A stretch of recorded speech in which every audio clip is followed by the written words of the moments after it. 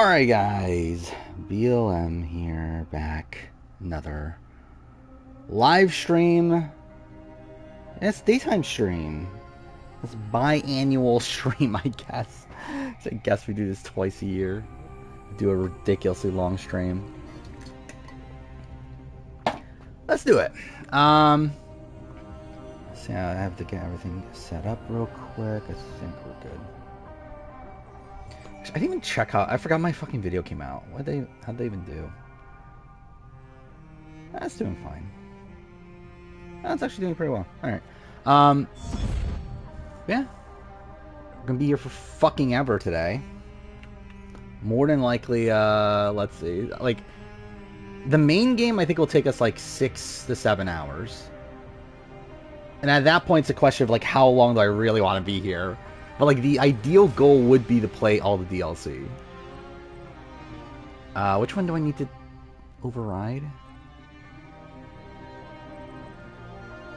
Yeah, okay, wait, this is the one. Okay, yeah. I tested the game yesterday. I think this is the one I used, so I need to do this one.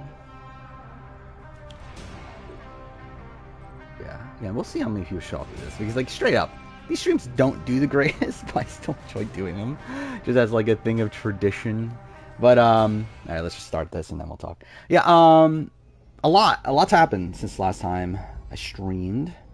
You woke up early for this? You wake up at, 1 p.m.? But yeah, what's that? Oh, hit him up. Thank you for resub. Didn't get the notification? Well, that sucks.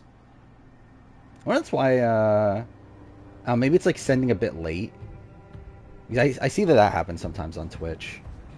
Didn't sleep until 6. I didn't sleep until 5. And I got up at like 10. So, yeah. But yeah, yeah, what was there to talk about? So, obviously, Big Brother. Not, like, a lot happening new. I mean, like, obviously, Cameron won HOH. Felicia is almost guaranteed to be home. What's funny is that by the end of the stream, the veto count will probably be done. So we'll pretty much know for sure if she's going home or not. What else happened? Well, Power Rangers Cosmic Fury, if anyone fucking cares. I binged out. Dude, yesterday was ridiculous, by the way. Yesterday was fucking stupid, like how much shit I watch. Oh yeah, I did listen to the On Fire podcast. That is also a thing. Yeah, yesterday, literally, I watched, I watched Challenge USA, got caught up on the Challenge USA review, watched BB25, the episode from Thursday, watched Buddy Games, which was actually, like, an okay episode, surprisingly. I watched the finale to Fight to Survive, which was actually pretty good. Like, I think Fight to Survive is actually, like, a decent show. Like, I think I have it ranked, like, 11 out of, like, 22 shows from this year. So that's something. And I binged all of Cosmic Fury. I did all that before, like, 6 p.m. yesterday. So, I watched a lot of shit yesterday. I also started work on the BB25 review, which is stupidly long, and I'm so worried it's gonna be, like, the most ridiculous video ever. We'll see. Like, just week 1 is 5 pages long. Which, to give context, my All-Stars retrospective, which, again, I'm thinking is going to be like 4 hours plus, somewhere in that range, that's 22 pages. So yeah, just week 1 is almost a fourth of the size of my All-Star retrospective. So, I'm so worried this is going to be a ridiculous video. But we'll see. We'll see. To be fair, I had like way more notes for week 1 than I did any other week. Actually, maybe that's not true. At least I know more than week 2 because I've like skimmed over week 2 notes already. Fuck, dude, week 3's long. Okay, no, I'm wrong. It's so long. I had 36 pages of notes. By the way. Mind you, Big Brother, usually a lot gets cut because I'm not going to talk about everything when it comes to Big Brother on like something. Okay, I did not mean to do camera. What am I doing? A fucking speed run? I do that during speed runs. Like accidentally picking the camera photo mode. Anyway, I did pick New Game Plus, right? I love how like, I didn't even pay attention to that. I'm pretty sure I did. Yeah, it is the longest season. So that obviously is going to play a factor into things. But I'm worried. I'm worried it's going to be so long. Yeah, Izzy boot week's going to be so long. Actually, I just want to look at this again. So again, like, week 1 is 5 pages. I just want to look at how long the notes are. Notes for week 2 is 5 pages. Oh, 1, 2, 3, 4. I guess notes for week 3 is actually the same. 1, 2, 3, 4, 5. Notes for week 4 are a little bit more for some reason.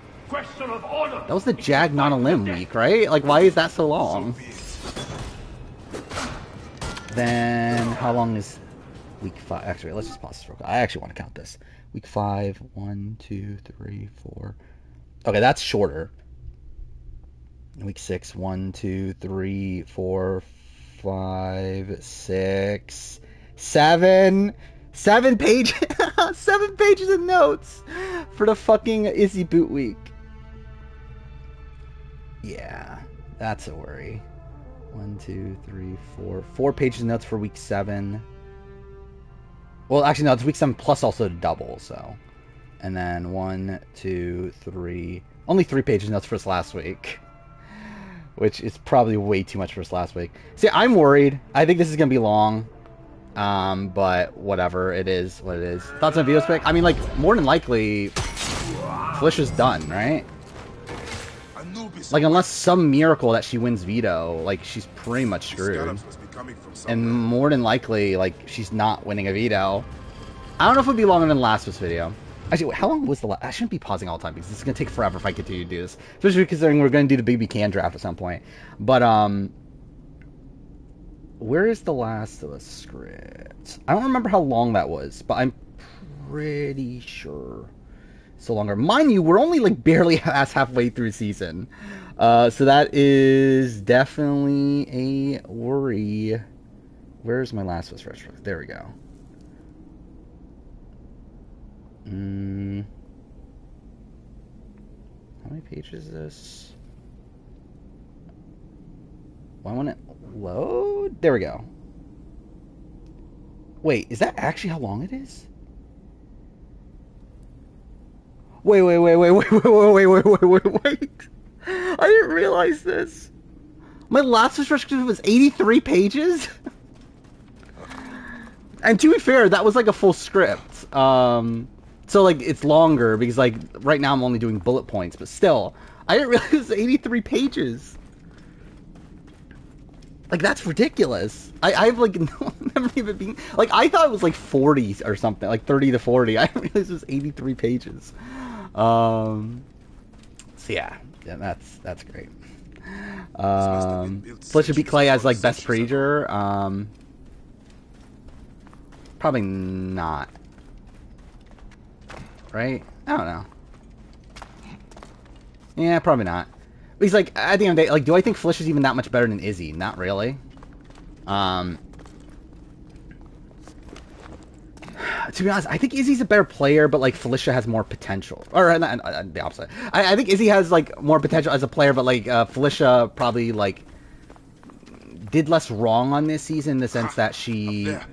like, obviously kind of gets screwed over a bit in terms of her initial positioning due to the Siri Jared stuff. And also Izzy wasn't even playing for herself. So, like, I don't know. Like, I think Izzy's probably the better player, but, like, I think Felicia will be higher on the ranking, but I don't know about how much, though. I think this season, I don't know, I think it's getting a little bit better.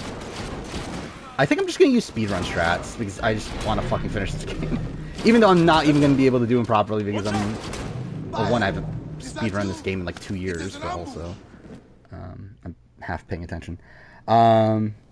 Since week 2... Yeah, that's still the trend. Cameron still's not gone through an entire week without some level of immunity. Or being on the block. Because even week 1, like, he had the nomination twist. Where through Heisen not using the veto, that essentially means he was immune for that entire week as well. Because he had no opportunity to be nominated. I've killed one of the masked ones. The Heron. I have Jared below Izzy currently on my player ranking. I think Flish will be above them two It's been a barely. long road. You need rest. No. So through that, I don't No think rest. she... Does she even make the top 10 Not until all the Preachers? masked one's guts lie baking in I the don't sand. know.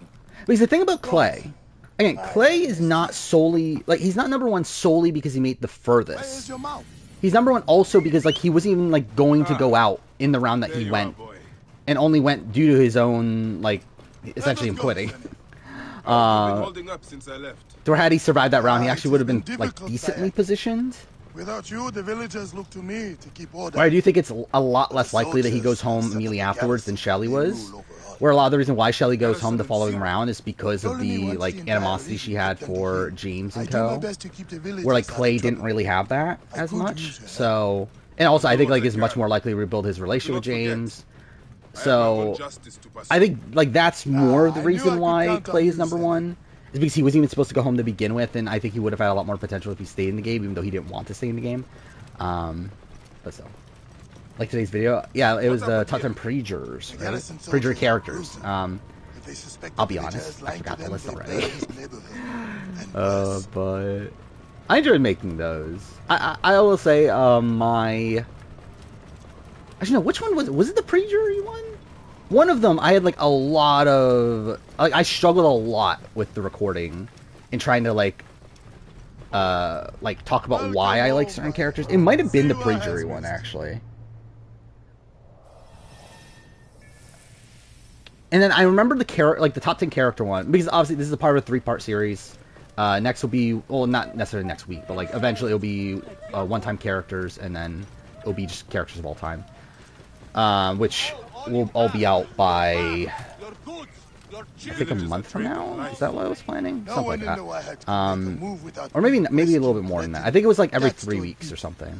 We all have learned to obey and keep our heads But down. yeah, I mean. I think it was a struggle to talk about characters as much as like because like players, I feel like one, I know like the way the players' games play out, and it's just like a lot easier to talk through. While with characters, it like requires a lot more like memory of what exactly they did. So like through that, it's like it's hard to like point out like every little character moment without having like just rewatch the season. So that's kind of like why it's a little bit tougher there. But... And I had the same issue when recording the favorite character video for Big Brother as well. I don't know, I just think like talking about characters are. Oh yeah, I am riding the Chocobo. I forgot all that. Obviously, you gotta have a Chocobo camel. Who didn't think that was a good idea? You watched Fight to Survive? What'd you think?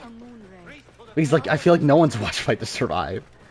Did you watch, like, to the finale, or did you just, like, start watching it? Oh, yeah, by the way, also, I did start Time Hotel.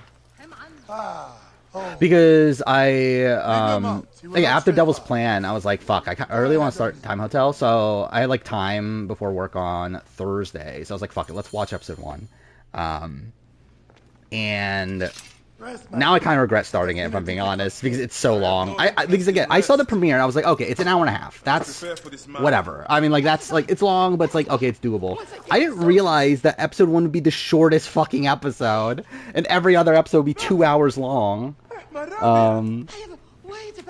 So, yeah, that's not great.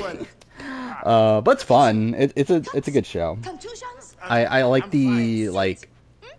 I like the usage of time as like a currency, and like it reminds me of like the movie In Time. Is that Justin Timberlake movie?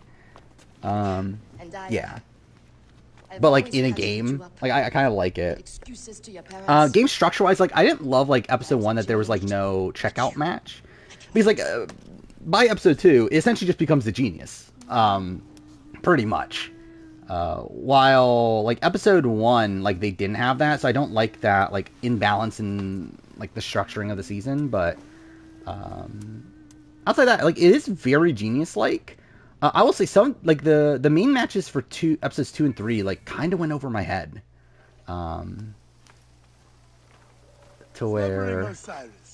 Yeah, I don't know. They were good, but it's like I feel like there were definitely points where I was just kind of like lost in what was going on. But I thought episode 1 was good. I think the Checkle games have been good. Did I mention I'm up to episode 3? Did I mention that? Either way, I'll yeah, obviously continue eventually. I think today was that or since last night, instead of watching more Time Will Tell, what I end up doing is watching the History of Power Rangers, because I forgot I never finished my rewatch of that. And too far, I was waiting till closer to when I do the Power Ranger season ranking to finish the rewatch. So I did that. Well, I'm almost. I had like 10 minutes left of the Dino Fury video before starting the stream. But see, I'm probably gonna record the Power Ranger ranking tomorrow, which that'll be out in a month or so, probably. Which that'll be interesting. No one gets out of the house alive. What else? Is there something? I feel like there's something else I want to talk about. Growing respect for Cyberpunk. That's cool. Again, I want to play it, like play 2.0 at some point. Play it on stream at some point. I didn't do a top 10 character of all time for Big Brother. I did top character of every season. I will do a top 10 character of all time video at some point, but it's not right now. Don't worry. Why didn't Wendy make an honorable mention? Because I don't like Wendy that much. I mean, she's fine. I don't know, she's not like a standout to me. I think I like her personality more so than like her on the show. Where outside of her and the chickens and stuff, it's like I don't feel like she's like that notable. Athanael turn. Okay, I did see that. I saw like Athanael post that like he like did an interview with Turner or whatever. But like I didn't realize it was because they lived in the same in the same apartment. That's really fucking weird. This would be shit if this was a speed run. I'm too far, I fucked it up anyway, but whatever. Did not mean to do that, but that's fine. Feel like it was the best case scenario for a type of show. It was, yeah, I agree. Like I think like it like Fight to Survive talking about, right? I like Fight to Survive. I think could have been terrible, and like I think considering it's like a more survival based show, I think it's pretty good. That does it. And I think the finale is like. I told you. I thought the finale was great. Like I thought the finale is like one of the best episodes of reality TV of the year for whatever it's worth. By the way, that was kind of a reference to Rob talking about how this last episode, Buddy Games, was the best episode of reality TV of the year. Which again, it was good, but I wouldn't say I wouldn't go that far. I think the finale of Fight to Survive was better than So you're telling me you do the not last have the episode of Buddy powers of a Games. god? But the real problem is Yeah, Chantel lived in the same apartment as Kevin Jacobs. Which I guess that is kind of the same thing, isn't it? Surely things would improve. I don't care enough about Amazing Race to even think about who the top contenders are. The truth, Who even won the leg? Was it the Asian couple? They're probably not winning now. Then I think Rob and Corey, is that their names? The deaf father and son. I think they're pretty well set up. Buddy Game's not like first 2 episodes were very meh. Like they're very challenge focused, and like it's a very like happy-go-lucky show for the first 2 episodes. I think that was fun. Like it's watchable, but it's not good. Episode 3 was actually good. Like, and that's because like there was a lot of like drama with one specific team. Where essentially like one person tried to play the game like strategically, and her team got upset at her for playing the game strategically, and that caused like a lot of drama. So that's something. Yeah, that's something I don't love about. I assume you're talking about Fight to Survive, right? Like I don't love the format of that. Yeah, essentially the main way to get people out until like the tail end is just for them to quit. That's not great. I must thank her. Oh, dear she, I know. Yeah, the pageant queens. They'll help you if you help them. Yeah, B4 player rankings this Wednesday. I don't remember how long it is. It's not that long. Probably like 30 minutes. I have it here. 31 minutes. I did not watch Hell's Kitchen.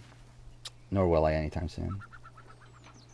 Thoughts on Puyo and Terran ranting about unbalanced I think it's... Yeah, it's true. This will work perfectly. I think it's a shame.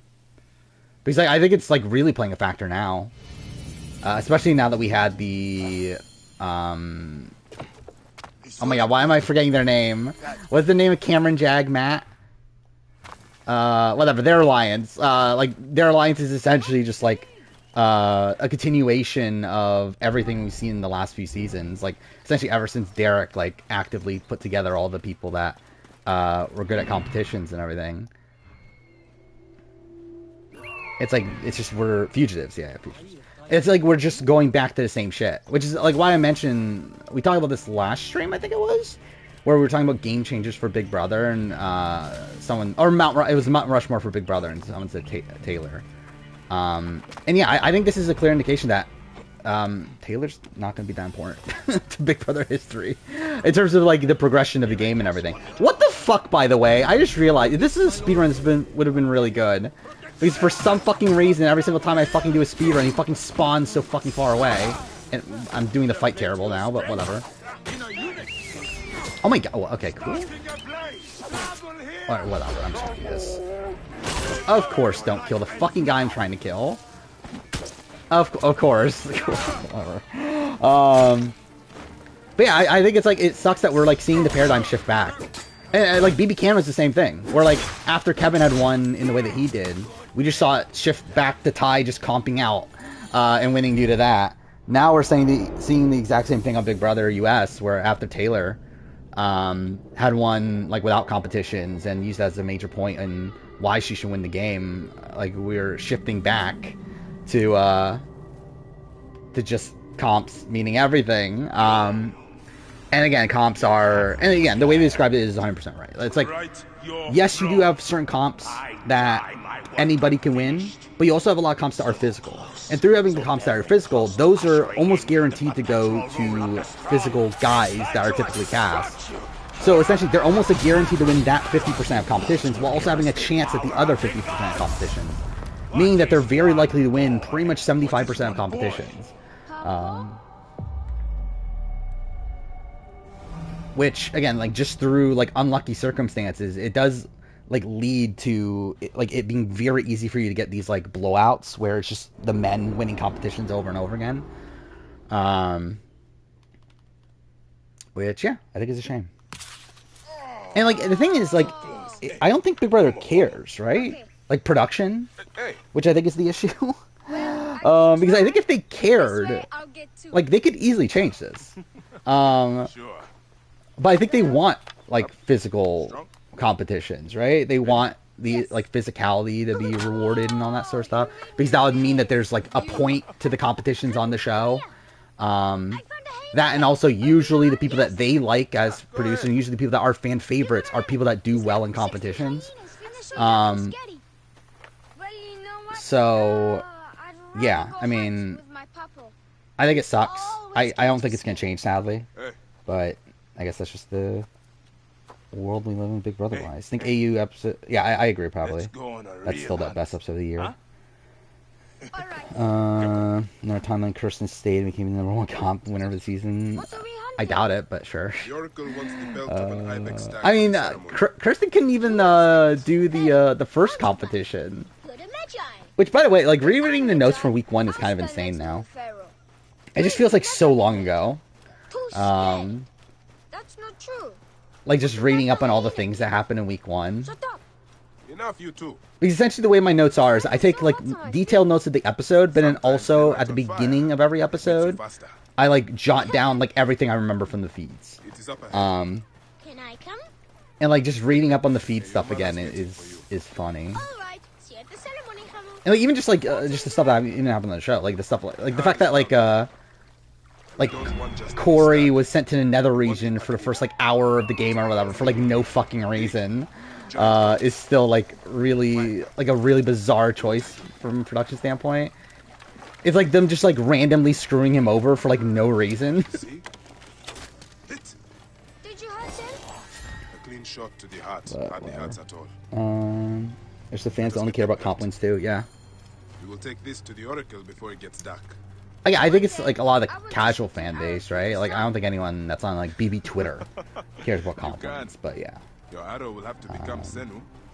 Sri gave up her game for Jared. Would that be considered the same thing as Clay? Yeah, pretty much.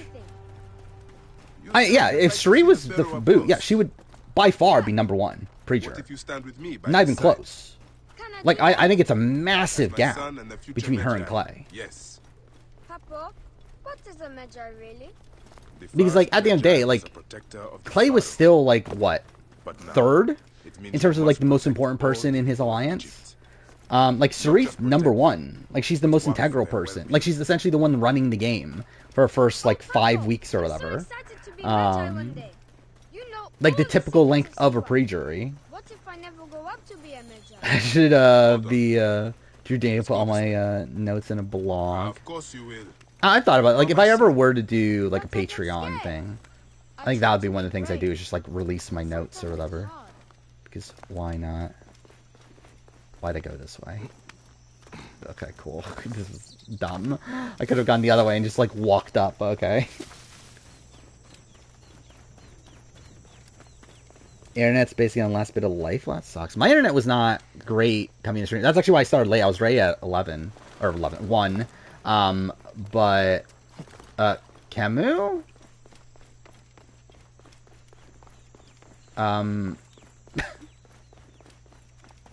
What is he doing?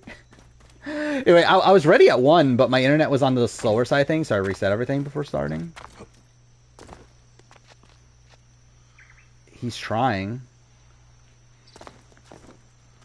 Oh, where'd he go? We came from over there, right? How the fuck did he get over here? What is he? Okay, whatever. This is fine. You want this? We can start the draft before 2. I mean, I guess we can technically just start the draft. It doesn't really matter when we start it. Is he coming still? He is. Okay, he's actually coming now. Let's see. Again, it's not like we had that much new to talk about. When I was about your age. And again, this is gonna take forever anyway, sometimes so we I might got as well. scared too. Your grandfather Actually, was a I'll well-known go to the Magi. thing first. That the He cutscene will play. wanted me Okay, to bring game. honor to the family when I succeeded him. Yeah? One day, he took me up this way. Yeah. At the top. So He said something to me. I guess I need to take off A single word. the people that are on here twice, right? Oh, I forgot. These people aren't in boot order either. I forgot because these people are ranked based on like how high I had them on my player ranking. Because that's where it came from. What did your father say? So that's gonna be kind of annoying. So how do we do? I think what we're gonna do. I don't think we're gonna mess around with the number. We're just gonna include Don't everybody, think so long. and then like whoever's left over is left over. Yes, It's like Papa. whatever. Yeah, I need to take off the BB Camp 5 people that are on here twice. So Netta, Trust me. You can. I will. Jump then. Kevin, Ika, Bruno, Gary, Cassandra, Come back. You're not ready. Dallas, I can do it, Papa. Cindy. I That- can. Should be 8 left, right? Yeah, okay. Shut up, you Those are the returning players, right? Help me. So That's Shanzira. yeah, these teams are going to be ridiculously big. This is going to be a stupid draft, Chenzera will be fine. I will but take care of it. whatever. Magi back! Go. Yeah, how long will this? Again, this will go like. I'm too far. If there's less people, it'll go by quicker. We'll just do what I say. But please. Go. Yeah, okay. So if you want in, say now. Obviously, like I'm not expecting anyone like, or like not expecting everybody to fully stay through the entire thing. So I'm indeed Magi here. Who summons me? if you're okay with doing RNG for the Follow end me. of your Said you only wanted to talk to draft, him. still join. So okay. So we got biggest party. We got Jack, Limemelon, Reviver. Is Menace still here? Menace. I assume Menace is in, right? Okay, yeah. This is everybody. 6 people. How many people is this gonna be? So. Okay, cool. I'm trying to select. There we go. So 164 people to draft from. Oh yeah, Sri still hasn't been picked for Vito. That's insane. I kind of forgot about that. So yeah, that is still. I mean, too far. It's not like she would have won them anyway, but still. Alright, Sword Quill's in. So yeah, that's 7 people. I guess we'll just go with this. So how's the draft gonna go? Let's see. How many people will be left over at the end? 3? That's fine. Should be Eric's record. Eric Stein. Because, yeah, I remember he didn't play in the veto for a while, right? And he obviously won the one that he couldn't do anything about. I need to adjust the zoom on my end because I can't even see everything at once. There we go. Alright.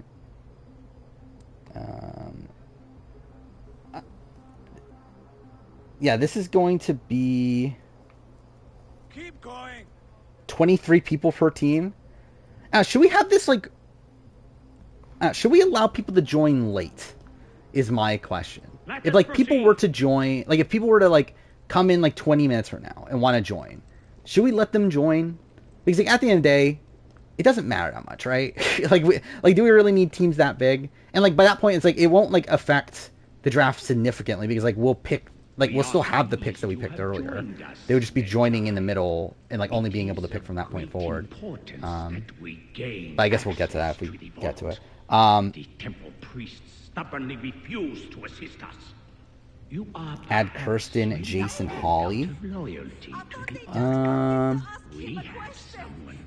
Yeah, who are the other people that, like, were in the running? You got Mikey. I guess you got Scott and Nate. You got the Veronica, was that her name in 4? That's not enough, right? To make it, like, even. I would say, like, if it were to make it even, I'd, like, just put everybody, but I guess it won't, so. I'll be okay with adding Kirsten. And then, who are the other? Should we do, like, Holly's boring, I feel like. So we're like, I don't feel like I would, I don't know. Like, is anyone excited to pick Holly? I don't know, we can add, like, Kirsten, we could add Jace. Because I think that's funnier.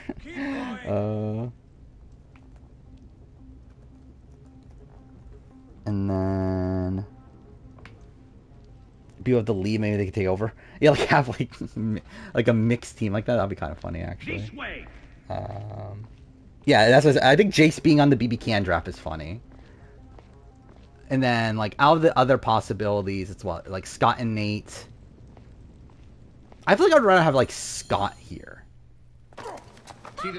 If I'm gonna pick, like, one of the other ones, I would rather have Scott. But also, it's like, I don't know, it feels kind of weird at that point. Because, like, again, I think, like, having Kirsten there is kind of funny. Having, like, Jace there is kind of funny.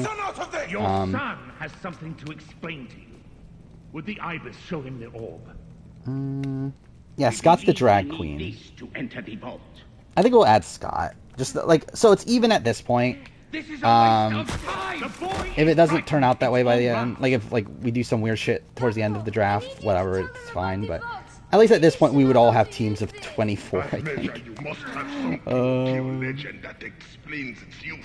I don't know anything about this vault. I just want to, wait, am I calculating this right? I just want to make sure I'm calculating this right. You will be discovered quickly. Wait, am I wrong? Wait. I think we need one more. Yeah, we need one more. Okay, I'm an idiot. I think we'll do Holly then. Because at that point, that means we got one from every season. That could have had an extra person. Holly Noseworthy, that's her name? I've never heard of Holly Noseworthy my entire life. Oh, no, wait. It's alright, son. No, someone's missing. Oh, no, I forgot. This isn't on boot order. That's why. Okay, we're fine. I was going to say, I thought, like, Laura from BB Can 7 was missing because I saw Mac, but I realized, oh, yeah, it's not boot order. Which, again, that would be kind of confusing, but either way. Oh, fuck, I forgot. Yeah, there are 2 Calmores. I mean, either, I'll just put Calmore, like, 9, Calmore 10. This foolish waste of time. I guess we'll add it on here. Out of time. Tell us. So, again, the actual, like, order of the people might be confusing, but obviously it's by season, in order seasons 1 through 11. Again, like, I'm not going to bother reorganizing all the people. Like, this is literally copy and pasted from my list of the BB Can player ranking. But yeah, okay, let's do draft order. How do you go for Jace? I would suspect not well.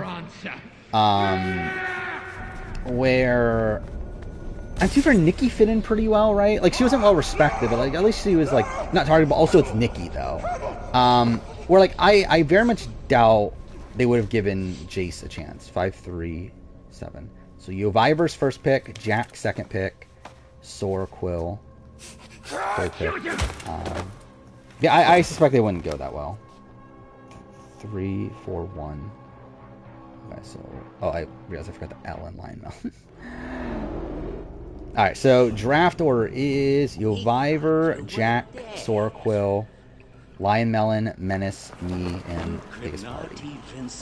Which, at the end of the day, the draft order doesn't really matter that much because there's so many people. Like, I don't think anyone's gonna get like a bad early team. Jason Dallas, yeah, I think I can see that. I can see him working at that side of the house, but that side of the house is, I mean, I guess both sides weren't doing that well, but yeah, I don't think he'll be that well integrated with like the Mitches of the world. By the way, love it that I'm talking over that. Yeah, Yoviver gets first pick. Kevin Jacobs. Should I keep first and last name? I guess we'll just do that for simplicity because like, there's a lot of like multiple names. So it's like, yeah, I'll just keep all of these. That's gonna bother me if I don't center this though. So let's get that done real quick. And oh, fuck off, okay. Readjust the size of the. Oh, but that bothers me now even more because it's so fucking. Okay, maybe I won't. Okay, I'll just leave it not centered for now. Either way, 5-hour journey, we'll see. All right, but it's Jack's pick now. Don't mean too much of I think at this point, like obviously, there's like enough good picks to where. But you are the protector here now. I'm always pleased to help. Okay, there we go. Anthony Come Douglas. see me when you are certain you are ready to go. Which, yeah, We will great drink pick. beers to our friends, I think like huh? above a couple people. Actually, I don't know. I think like Anthony's obviously like a more fun pick than Dane, right? Like obviously, I think Dane's a better player as a whole, but still, I think it's more fun having Anthony Douglas. Be sure. Anyway, Sora Quill is next. Siwa. There are others to whom I must deliver justice. What time are we at? 37 minutes. Fuck Especially me. the one known as the Snake. How will you find That's these not men? good, right? Aya has been tracking them in Alexandria. 37 minutes for prologue. I must find her. She said she would be visiting her cousin at the Great Library. Great library. And she said if you are coming to tell you one word. Yeah, I'm interested in seeing who's the last pick on this. Serapis. It might be someone like Holly at this point, right? Because like, who the fuck's picking Holly? Of course. I see. And Bike, do something we'll about see. that beard. Goodbye, my friend. Happy Maze Race Canada 9 is over? Yeah, me too. That way I don't have to watch it anymore. Who's picking Nico? Yeah, Nico's also another one. I wouldn't be opposed to getting a Maul like towards the end of the draft. Oh shit. But yeah, I have no interest in getting like Nico or Holly. Stat. Layla, wakey wakey. Who else is there? I feel like most Don't other make me people come are down there. like are there icky people? I guess like Kyle. Do people want Kyle from BB Can 8? Come on back. Pick Holly over Kira? I Layla, are probably you would with too. me? Dude, I like realistically I would pick Kira, but like I think it's just funnier for me to not pick Thing is, Kira. the fastest way to get your attention is to piss you off.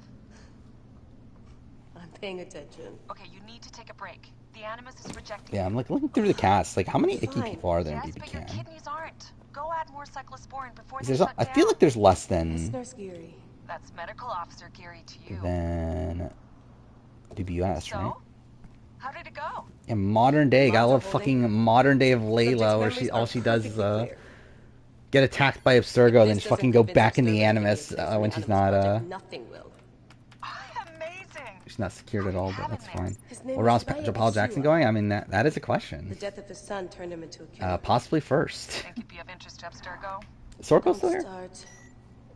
You know, they're Yeah, not going to be happy with how he handled this assignment. They know I don't work by Yeah, the obviously, I would love to Well, get Pop and Paul there's time to Jackson, set but I'm the also fire and then stop not on picking it. him super early, right? Anyway, none of this will matter if you're comatose. Maybe. Now go get that cyclosporin.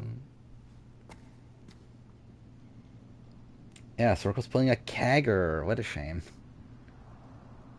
Should I do a timer? I should go back in, right? Still Oh, wait, no, looking I have for to the cyclosporin. interact with this first, and then I have to go back in. Right. Got Pick the Dane. cyclosporin. Oh, did you pick Dane earlier? I didn't see your pick. Either way. Forget the All right. alcohol wipe. Dane off the board. Next up's Lionmelon. Yeah, again. Oh yeah, obviously what impressive gameplay there. Of literally walking over to this, then walking back. Like in my speedrun, I'm pretty sure this is like a 15-second split or something. I'm literally just walking over, then walking back. When do I lose my mind? I think like 5 hours from now. This is so badass. Be careful.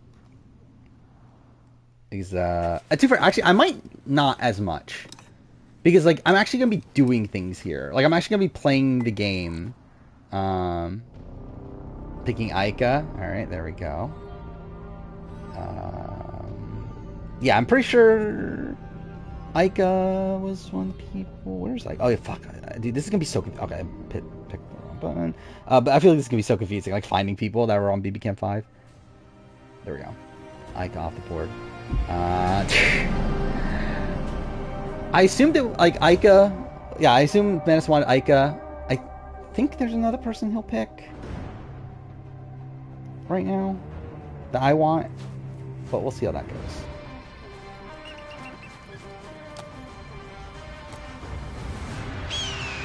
By the way, re-recording the or not re-recording, re-putting together a list of the BB Can winner ranking really reminds me like how shit a lot of BB Can winners are, especially older ones. Oh really? Oh, you're going Dem. Interesting. I didn't think you would go Dimitri. Okay. All right, there we go. Do I go with my person?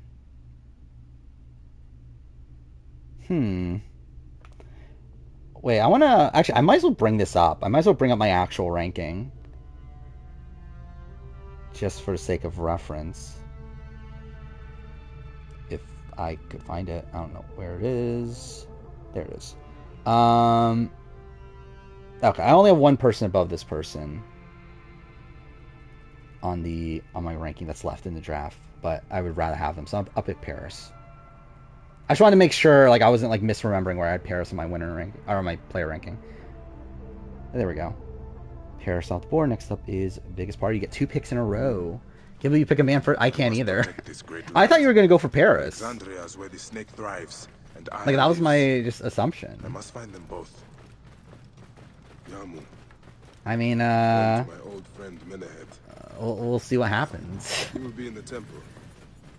He always is. And the thing is, like, again, I'll still be... I think no matter what, I'm still going to get someone I'm happy with in round 2. Or are you talking about, you were expecting Menace to pick Netta? I was assuming he was going to pick Paris the entire time over Netta. Yeah, BB Can, like, just has shit winners for a while. Especially because, like, I've gone down on John's game as well. To where it's like, yeah, the early winners are just not good. Like, to me, it's like, there's not a good winner until Paris, and even then, like, Paris is, like, still a little bit rocky. So, like, really, it's not until Dane you get, like, an actual, like, good winner.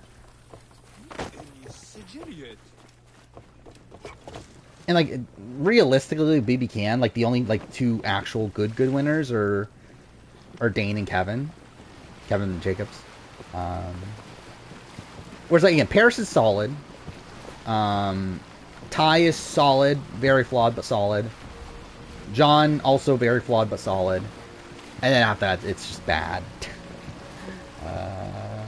John and Gary. You're picking Gary as a winner? Okay. Yeah, there we go. John Party and Gary. I'm surprised I'm getting Netta. So that's fun. But I get both Paris and Netta. There we go. So next up's Menace. You left Paris, but you were actually a Kayla stan prior to her being weird about Summer's eviction. I don't even remember her about Summer's eviction. Oh, you're talking about Kayla? Okay, I think I do remember that now. I was thinking for something you were talking about Paris and Summer's eviction. By the way, Paris is like kind of off the radar now, right? Where, yeah, like I feel like you don't see anything from Paris anymore. Where like she was around for like a year after BB Can 6, and just like she's kind of gone now. Introduced to Netta during BB Can 5, never liked her. See, I like Netta in BB Can 5. And the thing is, like, Netta isn't actually even that different in 5 than she is in 2. It's like more so just the context of it.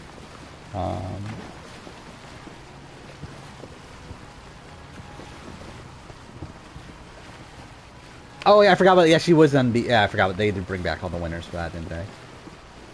But even then, yeah, that was just like a very minor cameo, and like she still wasn't like prominent like in the online community or anything. Forgot that she was in a love triangle with Jesse and Olivia. Yeah. I mean, like, it wasn't really even that much of a love triangle, right? It was just that Olivia also had a crush on Jesse, but like Jesse was a lot closer to Paris. God help me. I am coming for you, Aya.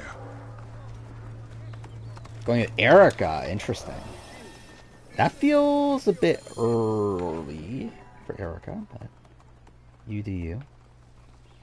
Next up's the Lion Melon.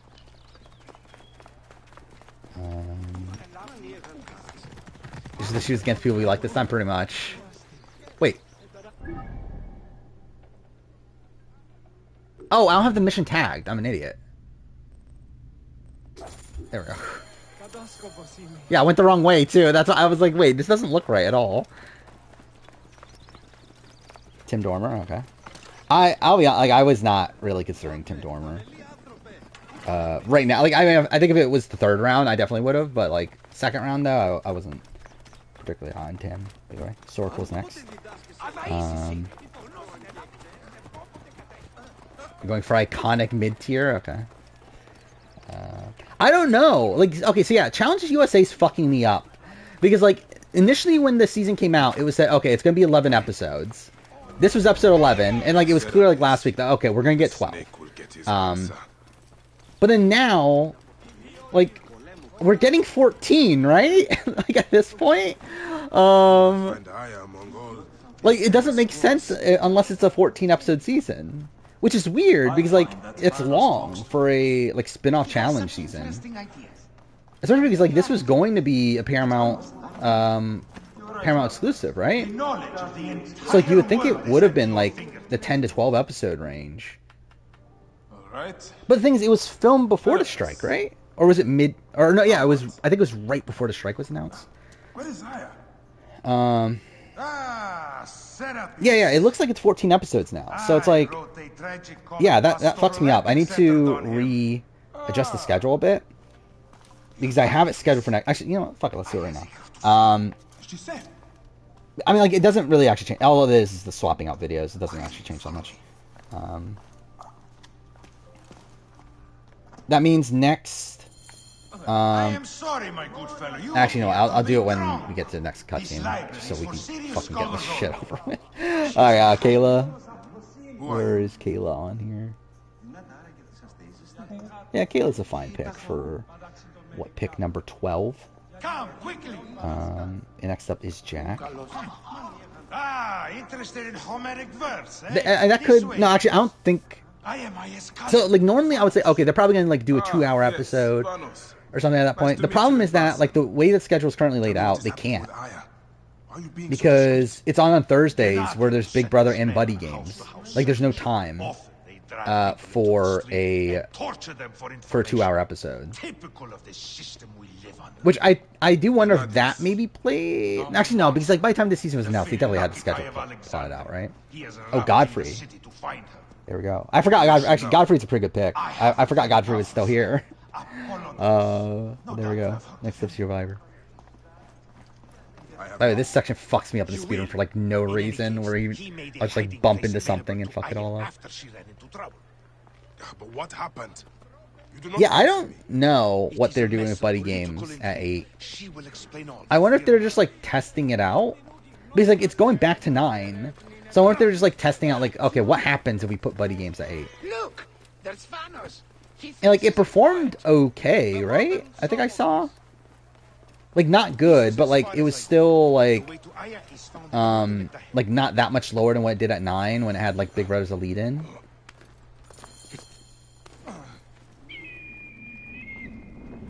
Buddy Games is doing like ratings wise. Like it's definitely a drop off from Big Brother. Alright, Kevin, Martin, and Johnny. Damn. I thought I could get Johnny back. But yeah, okay, so Kevin Martin. So you have both Kevins, and then Johnny. Next up is Jack. I will say, even though people call me a sexist, I feel like I'm the only non-sexist here, considering I'm the only one to have 2 women. And most people, like, I feel like, actually, yeah, how many women have been picked? 4 out of 12? 5 out of 12. Well, 5 out of 14. Yeah, so, yeah, I'm just proving I'm not a sexist. Take Sheldon, okay. I feel like that's a bit early for Sheldon, but where's Sheldon on this? There we go. Next up is Sorko. No, I'm definitely beating the sexist allegations. This is my redemption. Is the BB can draft. I think if I were to guess, I would say Buddy Games gets renewed. I don't know if it gets renewed beyond one more season, but I think he'll probably get renewed, just from the fact that it's like it's not doing great ratings, but it's doing like essentially what Challenge USA 1 did, I believe. I'm grateful that you did. We're mixing that with the fact that as Josh Duhamel, they also put a lot of like branding behind it. Not branding, a lot of advertising behind it. I think they want it to succeed, so I think they'll do at least one more season, but we'll see. Kiefer, interesting. I have missed touching you. I feel like I'm gonna get a weird pick coming up because I feel like there's a lot of people I still actually kind of want. Lymel next. Ashley Hayden or Christy? Ashley Hayden. That's not close. When he returned, you refuse to watch Buddy Games? I mean, it's not great. It's fine. It's passable. Had one good episode. Betty. Wait, is it your turn? Wait, did Lymel go? Yeah, Lymel go. Either way, alright, Emmett. Then I guess we'll give Menace Betty. Another of the masked ones. Yeah, I'm surprised Emmett dropped this low, but also I don't think I would have. Yeah, I wouldn't have picked Emmett no matter what until the 3rd round. I don't think, simply because I don't know. I don't love Emmett as a person. Fuck, this is brutal because there's a person like dude, I have 2 Persian women, and it's like, should I continue that trend? Because I can. He has informants everywhere. I think. Wait, is she Persian? Cleopatra. She's been I declared don't know a if she's criminal. Persian. I think she is, right? By her treacherous brother, yes. But also, there's better picks. She wants this snake dead as much as we do. And she trusts me. Nah, I'm not gonna do it. I'll pick She Mitch. gave me this to slit his throat. Alright, Mitch off the board. Next up, biggest It's party, an you get 2 picks in a row. ancient blade that killed the tyrant Stick with Xerxes. winners. A weapon of justice. I was not talking about Helena. Helena is someone I would consider, but I was not talking about Helena. So really, Helena's probably a better player than the person I was talking about. Maybe. Actually, I don't remember. I think the other person might have been higher on the player ranking. But they were around the same. I will go to the palace and discover who uses Sarah the and seal of Ty. There we go. and I will use this. Yeah, I mean, you have 4 winners, right? Oh, I mean, I will Gary. But close enough. Alright, now is where it gets a bit tougher. Do I go for that person? I think Helena's also a good pick. In addition to the snake, I will see what I can learn of this Gennadios and silence him. Is there no one's been picked from 11, by the way. I think it's the only season no one's been picked from, right? Which, like, My heart aches until Daniel I would see be you okay. again. Actually, I want to look at my player ranking. Who's the highest person left that hasn't been picked? Ooh, it's a wow. Adam Pike. So we've picked my top 15 already. Interesting. I don't want to pick any of these people. Like, I'm looking at the people that are top, like the top of the people that I haven't picked yet, and I really don't want them. Yeah, I was talking about Cassandra. I'll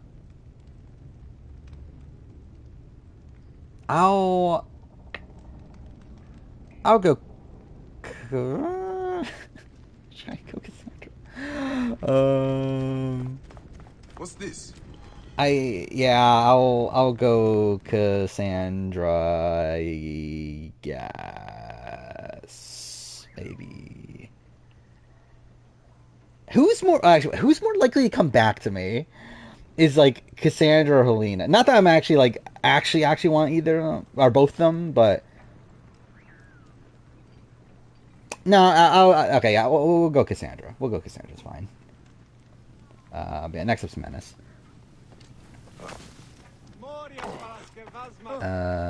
Okay, so I need to assassinate. Okay, over there. Queen Allie, there we go. Kenny's last name is Brain. Yeah, it is. Do I have it right here? I do. Okay. Yeah, I was thinking about Allie too, but I just feel like obviously Helena is a better player, so I was like Helena was more in consideration. But anyway, Lion Melon is next. But I feel like we're at the point now where like the game, like the big gameplay picks are gone. So now it's like more so picking like the more fun gameplay picks, like the people that aren't like the super dominant players or anything. Take Adam Pike. Okay, well you wanted the boring pick. Alright, there we go. Adam Pike off the board. Next up is Soraquill.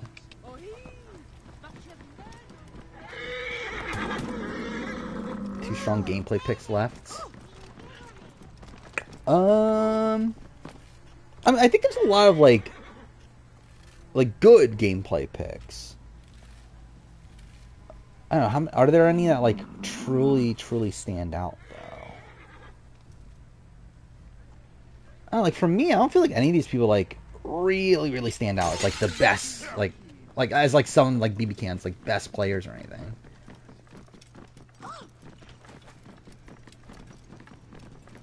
Like maybe like I think like maybe Daniel is okay, Helena's okay.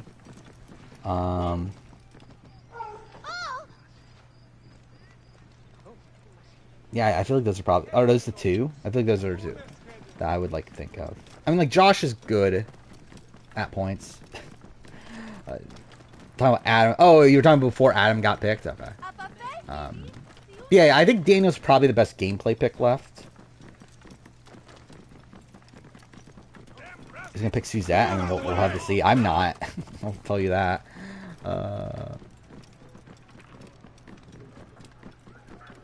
Yeah, actually, are you gonna go PAX Bros next round? That'll be funny. You can finish your winner list. Oh, this actually would have been good if this was a speedrun. It's fucking down here. Again, the fucking game's fucked me over the last speedruns I did. I was always like deep into the thing. I mean, I think you can have the PAX Bros. Victoria. Okay, interesting. Yeah, I think like, obviously gameplay wise, a bit early, but it's just fun at least. Actually, you got Kiefer and Victoria, so that's something. Wait, Jack's next. Move! Hotter! Oh, I could have assassinated him. That's kind of funny because I did not think it. I'll be able to. Oh, I forgot about Jillian. Yeah, I forgot about Jillian still being there too. But is she really a winner though? Take Daniel. All right. Yeah, you do have all black men. So that's something. I would have picked Daniel at this point. I think. Like Daniel or Helena, as I mentioned before. Anyway, next up, Survivor. 2 picks in a row. Oh yeah, we did. I forgot. Menace did mention that before. Did we talk about Boss Rob? But yeah, like Boss Rob is on Deal or No Deal Island for some reason. Don't know why. Really fucking random. But it's funny. May the hidden one walk beside you. Oh yeah, I did see this too. That yeah. So we're getting BBAU in November, which again, not gonna do a video on. I'm good. I don't have the time, even if I wanted to. I don't really have the time to with fucking because again, that'll be around the time that Big Brother ends. We have Challenge going on. We have Big Brother or Survivor, Amazing Race. I don't fucking care enough To be on there. Oh, is Claudia Jordan on too? That's funny. So again, it's essentially just the people that like some people thought were on the traders. Is that what it is? Oh, I forget Ty is still on here too as a winner.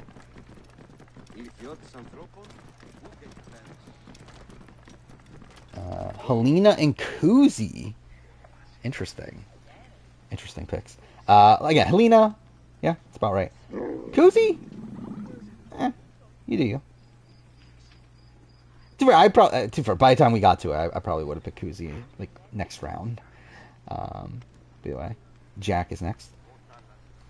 By the way, this the draft's not going that long, right? Oh no, we're only in. Okay, I thought we were like in round 6. We're in round 5. So yeah, we're only a sixth of the way through the draft. So never mind. I guess this is taking a little bit. But still, like I think it'll take like sub 3 hours. I think we're going through this like quicker than expected.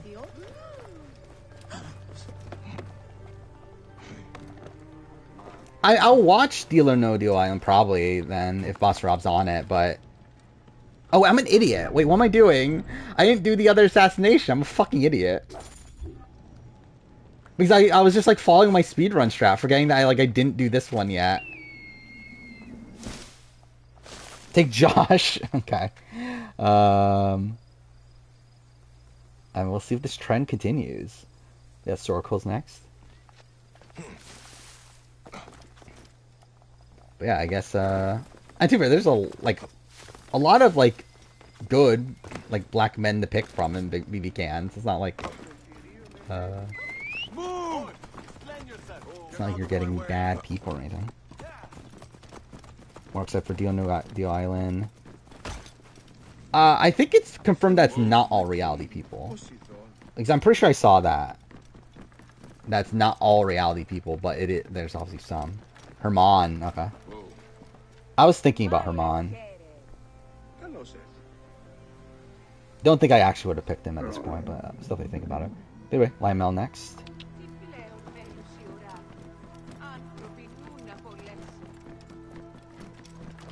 Wait, where am I going in? Okay. Hey, you! Stop! And choose Jillian. He took a biggest parties pick. Sure, you have Jillian and Emmett. What a combo. Next up is Menace. Is the crew chasing the magical... Oh, you're talking about in fucking Tales from Arabia? No. Not initially.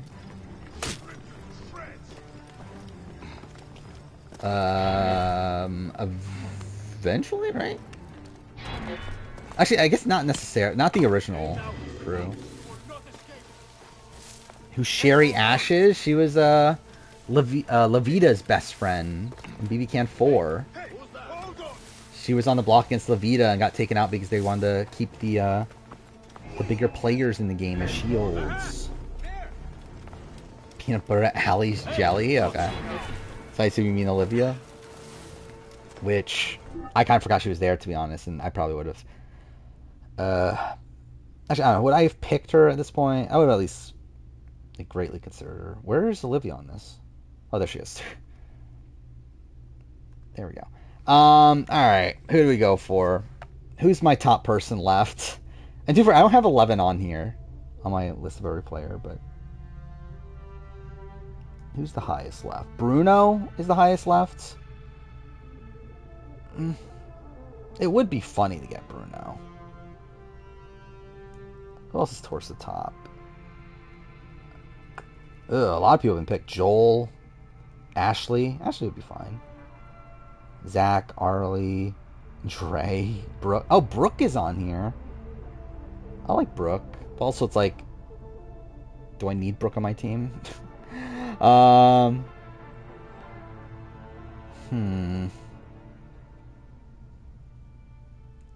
think I'll go... I'll go Bruno. I think it's funny to have Bruno. What are 3 people from BB Can 5? Pick Zach. I think I'm good. Next is Lucas Party. I think Bruno's fun. Like, is he actually that good of a pick at this point? Like, probably not. But I find Bruno's like streaming personality really funny because it's like he's like just trying to ham it up so much that I don't know. It's funny because like I think he's a better character on stream than he is on actual BB Can. Where on BB Can like he's kind of like blah and like plays like a really like boring type of game, like trying to play like a Derek style game. Yeah, on streams he's funny, so I want that. Anyway, Nick and Phil, there we go. Looks Obviously the important. greatest winners of all time, Nick and Phil. Alright, there we go. Who do I go for now? I forgot I got another pick, by the way. I probably wouldn't have picked Bruno if I knew that. Not that it really matters. It's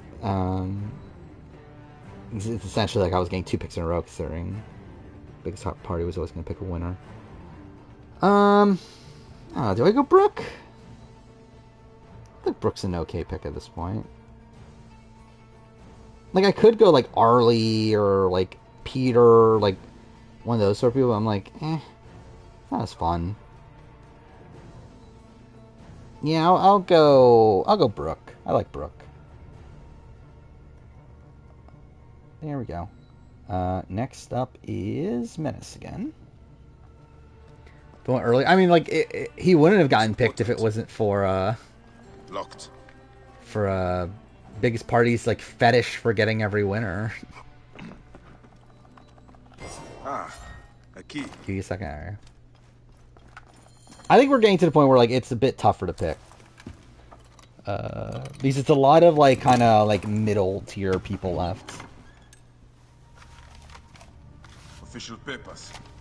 This just belongs to the Ship Royal Shell and Scribe Brooks of Heart. Yeah, I did too, to be honest. I was really disappointed that, nothing came of that. False bottom. Like, does anyone from BB Can 8 even talk anymore? Actually, let's see, like, what is Brooke doing nowadays? Is she still around? Esteemed Ibis, the Pharaoh remains I don't feel like you compliant see and is our puppet anyone... in all things. I mean, I guess you do see some of them, Act like, with during BB caution Can in season, but... Siwa. The murder You don't of see a the lot from Herald BB was Can but 8 the people. first. 2 from among us here in Alexandria have also been killed. Yeah, like, last post However, from Brooke on the her situation is under control. Instagram is Gennadios July is 2021, actively so that's over 2 years questioning the ago. bubbles. We commend your efforts, Ibis. What Long is life. this? Okay. I would have considered Dre by this point. The snake is your daughter. There we go. The Royal Scribe. Dre off the board. Next up's Lime Melon. I said that the Well, Royal yeah, Scribe Chris is Wiley like was there, but I'm the talking about, like, Rathaus. social media-wise. I will kill Even that Chris little Wiley, you don't kid see him on that social your media daughter's ever. Oh, what am I doing? I can fast travel.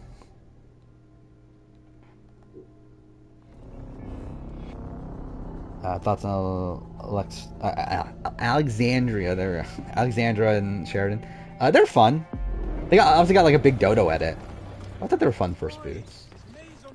Seemed terrible for the race, but fun. Oh, did they? Is that like they took out the House of Love subtitle? That's funny. Yeah, because like it was supposed to be this like Love Island style season, but then yeah, like none of the couples even lasted.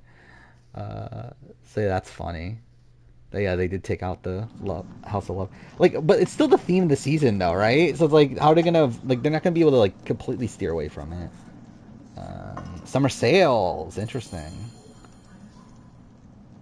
I would have considered her at this point too. Yeah, Circle's next.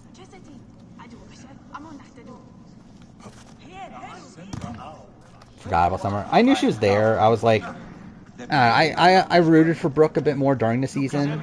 Like obviously Summer's like a bigger like character and everything. I was rooting for Brooke more, so I was like, okay, I'll go for Brooke. But if I had another pick, I probably would have gone Summer or Dre.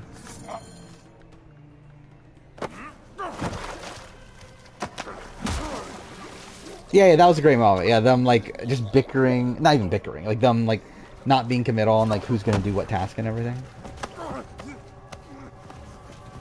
BBU, it's November. They haven't said the exact date yet, but they said November. Which, yeah. I think they'll probably like rush it out then, right? Because more than likely that means that they want to have it done by the end of the year. To where, yeah, like it only have, like even if it starts at the beginning of November, it only have like what, a month and a half or so. Because it's more than likely not going to run through Christmas. Well, you never noticed that, or have you not played? I guess like I don't know. Just assume everyone's fucking played AC Origins, but yeah. He accidentally cuts his finger off because they need a fucking excuse for why everyone fucking cuts off their finger in Assassin's Creed. Again, this is an origin story. William 5, okay. Again, truth be told, I think as time goes on, I do start to hate this game. I still love it because like my own like personal nostalgia for it, but this game is shit though. In terms of Assassin's Creed game. To where I dropped it quite a bit on my, like I made the tentative list for my Assassin's Creed ranking. And it was number 2 last time, it's number 6 now. But, oh well. That's the USA episode. It was good, right? I enjoyed it. Fun to see like Michaela trying to go after Tori and still not realizing, or still not like being able to do so. And then you have again, like I do that all the time. Just like I'm like starting a phrase and then like all of a sudden I just say a word that I see in chat. Like I don't know why the fuck I do that all the time. Tyler was boring. I don't think Tyler brought anything to the season. Which is funny because I was looking at the confessional count. He's like the 3rd highest confessional getter. Which is like funny considering how boring he is. Take Joel. Yeah, I think that was definitely my top gameplay pick left. Except the Reviver. But I'm loving Chris's story though. I think Chris's story is like really the, like Chris and Cassidy I think are like the 2 major standouts from this season. Where I think Cassidy should be on every season of the challenge. I say that and it's good to turn out shit, but like I would love if Cassidy became a mainstay on the challenge. I think she perfectly fits the challenge. Is she ever going to win? Probably not. But yeah, I think she could be like a really fun, like messy player on the challenge if she were to stay. Fuck! Alright. Arlie off the board, that's whatever, but Poppin' Paul Jackson? How dare you take Poppin' Paul Jackson? Yeah, next up is Jack. Cassie is a younger Ashley. I think like less like sleazy. But yeah, I can see. Actually, I don't think like competitively, like I don't think she'll do as well in the final. At least I suspect. But I think there's like aspects of it there. Cara vibes, like Cara Maria. I think like Cara Maria. I think like storyline wise, I can see it. Competitively, I think it's like Cara Maria is probably a bit more like strong, right? Like physically. But yeah, I can kind of see that.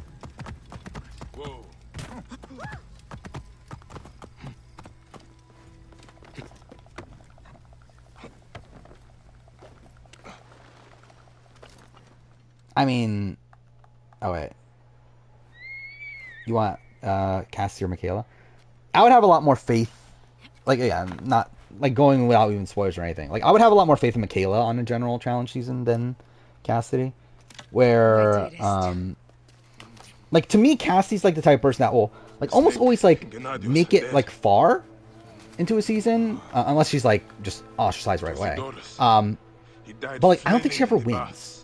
I wish I had. Like she kind of like fits in line with like, I mean, like essentially Cara if she didn't get like particularly lucky with like her specific winning seasons, and she like feels like this person that like I don't really see someone like Cassidy winning the challenge. My wife. Just like due to like body type and like all that sort of stuff. But I think Michaela definitely is like a major threat if she like coming back. Like I think like if she were to like be on like multiple seasons, I feel like she could be like a multi-time winner and like do very like I think she's like a Laurel type is what I'm trying to say, of like someone that like could do very well like consistently. Yeah, All Stars 4 pretty much is guaranteed next year, right? At this point. Oh, by the way, I missed it. Pick. Jack picked Anika. Your adrenaline and BP are Which, elevated, and it's affecting your heart rate fine. and hormonal markings. I probably should have considered Anika. I kind of forgot about her. What happened in there? Anyway, Sorkel's next. Aya's here. Who's Aya? Is Chris McGain good at it? I mean, good with like one episode of bad, right? You can feel her? I guess like 2 episodes of bad, kind of. Or like the episode where he like created the plan to get like the blue team. She's actually in this cave. Wait, what was the plan? Like to give the red team the win, or whatever. Like that was kind of bad. Yeah, that's kind of something like talking about USA like in depthly because like obviously I know the ending. If you do it there, well, get no credit. But yeah, then what was it? Last episode or 2 episodes ago was bad for Chris. There. What is it? But it's obviously like mostly been a sympathetic edit. How? Great. Wait. More fuel for what? Superhero complex. How did I never notice that? Have I never noticed that? When did that get there? Whatever. Oh, this is actually the modern day gameplay section. Found Aya. What a miracle. Jedson. Okay, yeah. Jed definitely seemed like one of the better picks left. Next up is Lion Melon. How far into the draft are we? I think we're 4th of the way. So that's something. She's down there. My turn for a leap of faith. Yeah, I got USA 2 is surpassed my expectations. Cool. Or like even this section, because again, this was the section of the game that I was like mostly talking about, where I feel like the season like kind of got stale. I thought the beginning too. Like I obviously seeing like Amanda and Polly go out early was a bit rough. Not yet. So when? But yeah, like this part of the season was also like part of where I'm like, oh, this seems boring. Because like it was like the same people going to elimination all the time. It wasn't the vets going in. So I was definitely like worried there. But yeah, I think it's turned out to be pretty good. Ashley Wood. There we go. Fine. Let me know when you get to the top. I think I would have gone Ashley if she got back to me. Yeah, Menace is next. I think USA is definitely better than USA 1. I think my debate is USA 2 or All Stars 2 for best spin-off.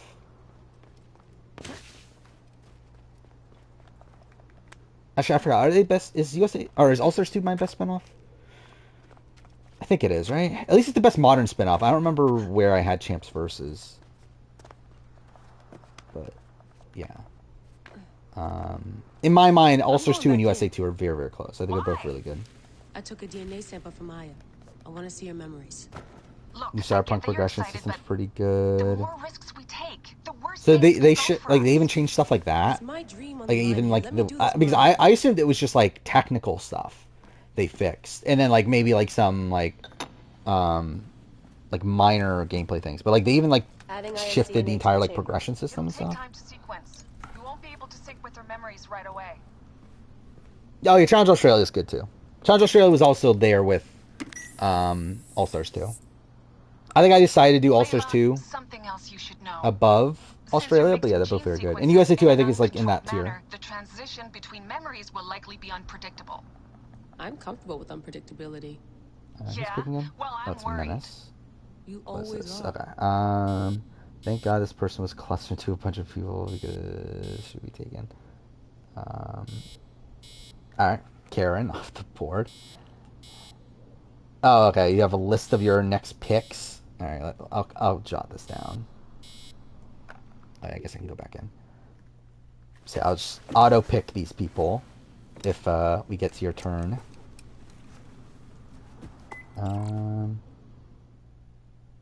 Okay, then I need to find Karen. Where the fuck is Karen on this? There we go.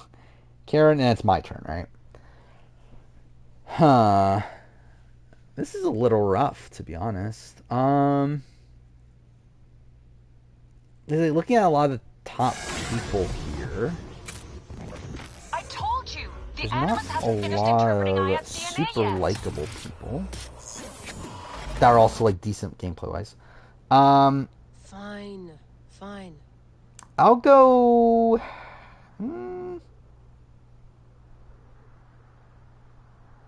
I'll go Heather. Yeah, I'll go Heather. BB can too. Yeah, next up is Picks Party. 2 picks in a row. But yeah, you can't take Menace's picks. That'll be funny. Menace's picks were Damien, Latoya, Brittany, and Moose. By the way, forgot Brittany was still there until I just read that out. He was the last. They are all dead. I know who my Justice next is done. pick is. And I think I'll get him. Because I don't think this is someone on... If there's Actually, no question, should I pick someone else? Actually, there's another person I want, though. He knows all. And where will I find this man who knows so much? Yeah, actually, no, I think there's someone else I want. But find his man first near But the whatever. hippodrome. I don't know if I can get both of them. Yeah, it's kind of an issue. I want both of them, but I know I can't. Or at least, I don't think I can, but we'll see. I'll tell Thanos that Gennadios is dead and meet you later. No, I'm good with my Heather pick. I just want... I'm talking about the next one after your picks. Enjoy the hippodrome. That there's like Don't two lose all people your that I'm money debating in on for races. that. Which I guess, to be fair, you could technically pick both of them right now. I don't think you will, if I were to guess.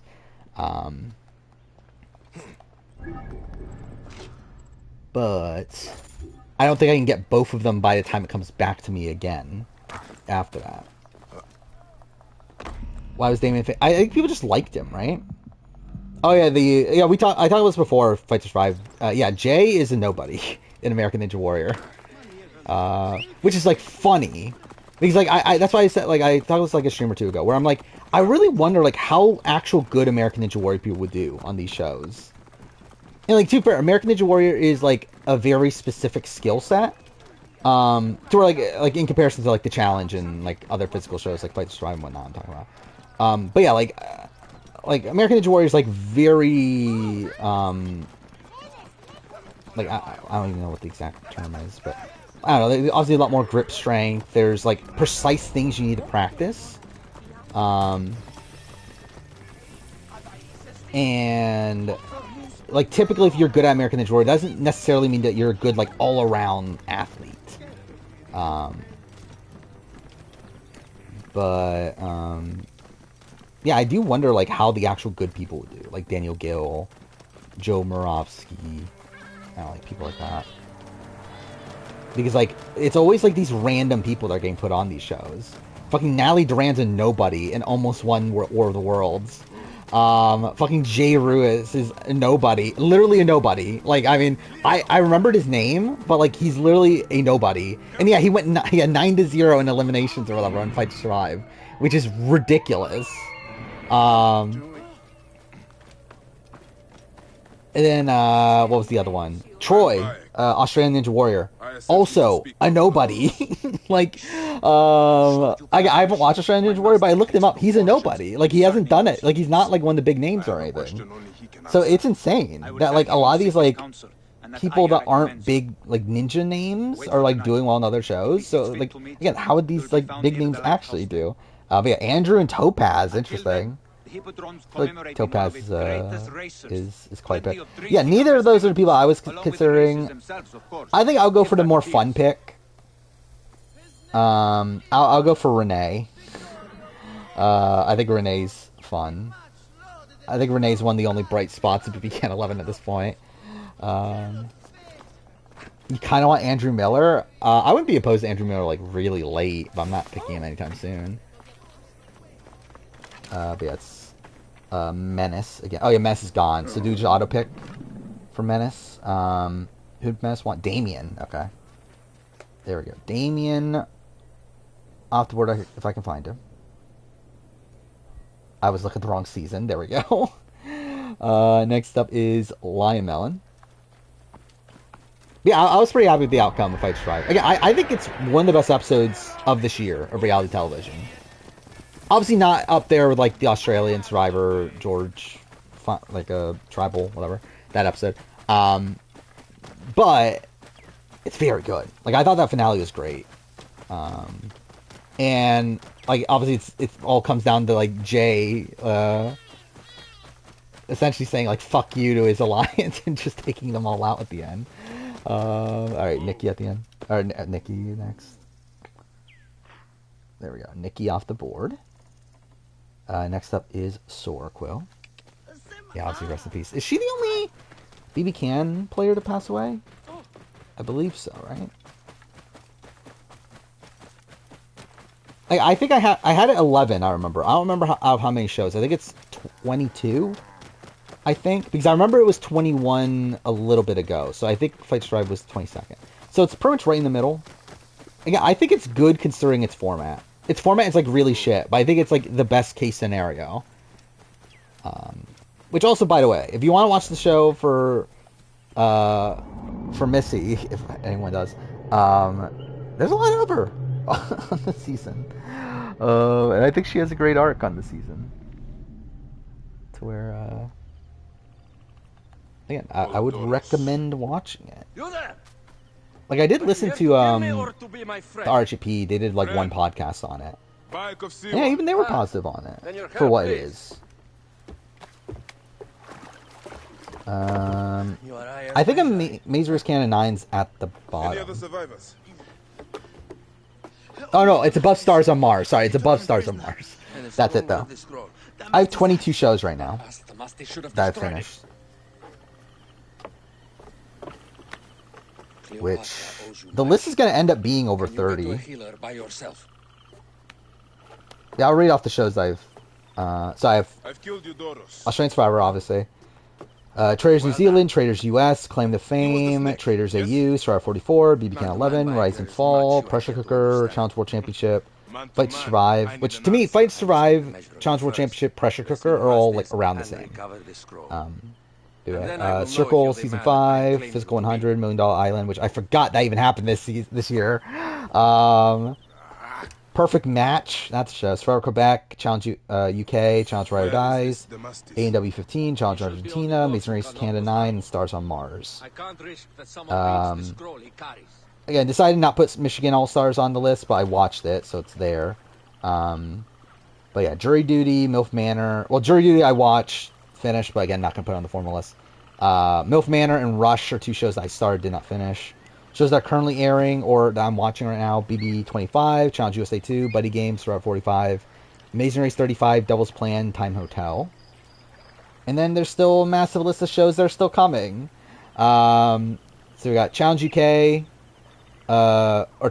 Survivor UK, fuck me, dude. Survivor UK, Challenge All Stars 4 is probably not this year, right? BBAU, Traders UK, Squid Game Challenge, BB UK, House of Villains. Probably not going to watch Bachelor in Paradise, Canada. The Goat. When's that coming out? I don't even know when that's coming out. But anyway, Amazing Race AU. Actually, when's Amazing Race AU start? That's soon too, right? But whatever. Challenge Battle of the New Champion, which I don't think is going to end this year, so that probably won't end up being on the list, but it's on the list of upcoming shows. Traders Canada, Traders Quebec, Outlast, I probably won't watch. Tough as Nails, Seasons 4 and 5. I probably won't get to it by the end of the year, but we'll see. Crime Scene Kitchen, I don't know if I'll watch that. Zombieverse, I still want to watch. Trader Spain, I probably am going to let go. All-Star Shore 2, I probably won't end up watching. Survive the RAF, I don't know. Surviving Paradise, I don't know. That's all the shows I have on the list. Claudia, okay. But I also love it, just like lost track of the draft. Which again, Sora Cool getting Claudia, that makes sense. I was still not anywhere close to picking Claudia. By the way, also, I love how Biggest Party didn't pick Ty. Like, Ty's the only winner left and didn't pick him, but okay. But yeah, Jack is next. October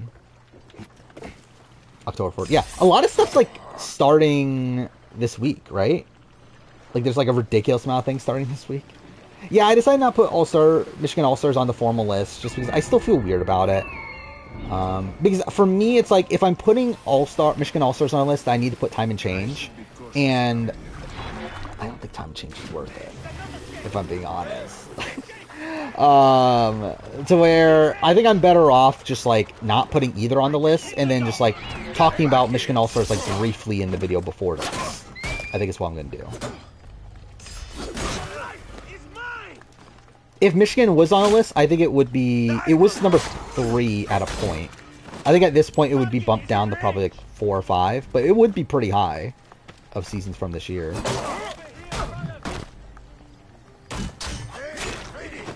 Because I was great. I mean, I think there's certain droughts for sure. I think there's certain points in the season where okay, it's a bit slower, but yeah, I think as a whole it's still pretty good. Again, Buddy Games is like not great, but I think this last episode was good. But I suspected that was just a one-time thing, though.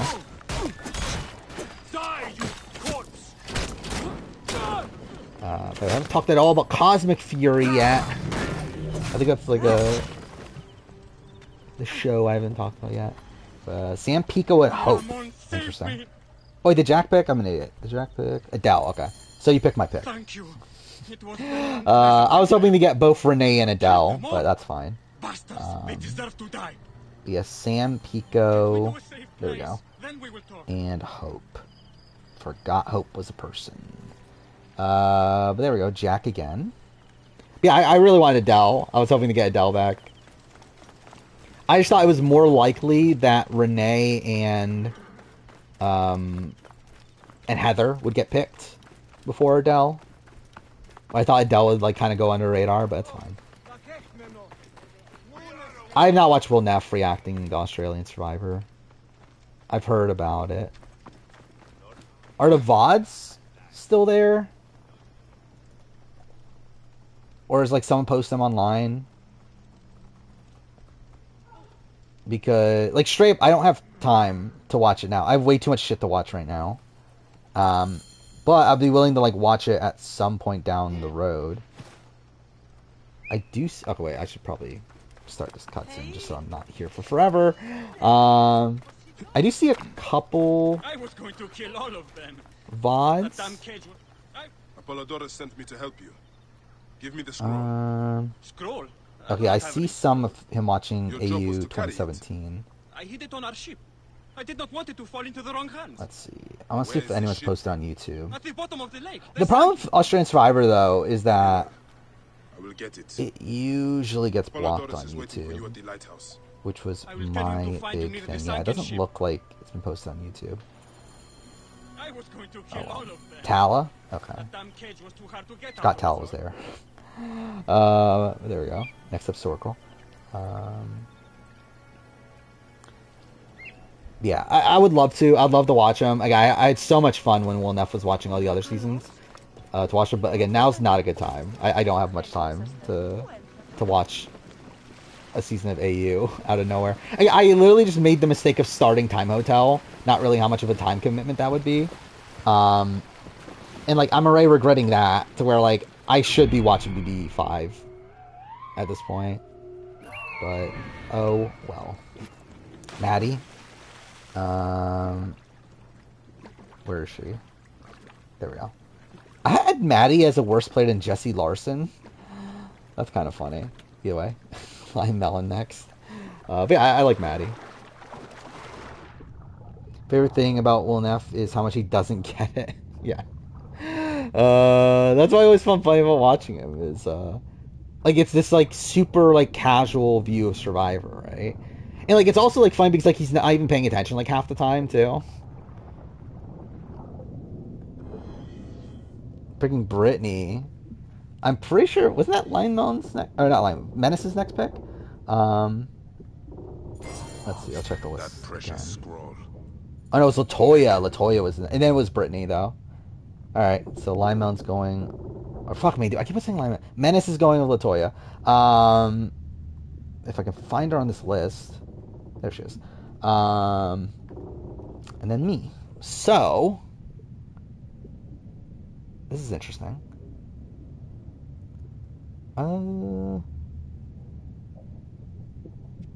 Who's the okay? I'm gonna look at my list. Who's the top person left on my list of player-wise, at least? I'm assuming we've picked almost everyone in the top good chunk of people. Derek Kessler. I'm not picking Derek Kessler. Peter and Alec are next. That's boring. Tina. Kenny. Dude, Dylan's way too high in this player ranking. Oh wait, fuck! I just realized I'm underwater. I'm literally gonna die in a second. Oh, I just realized also I can do this, right?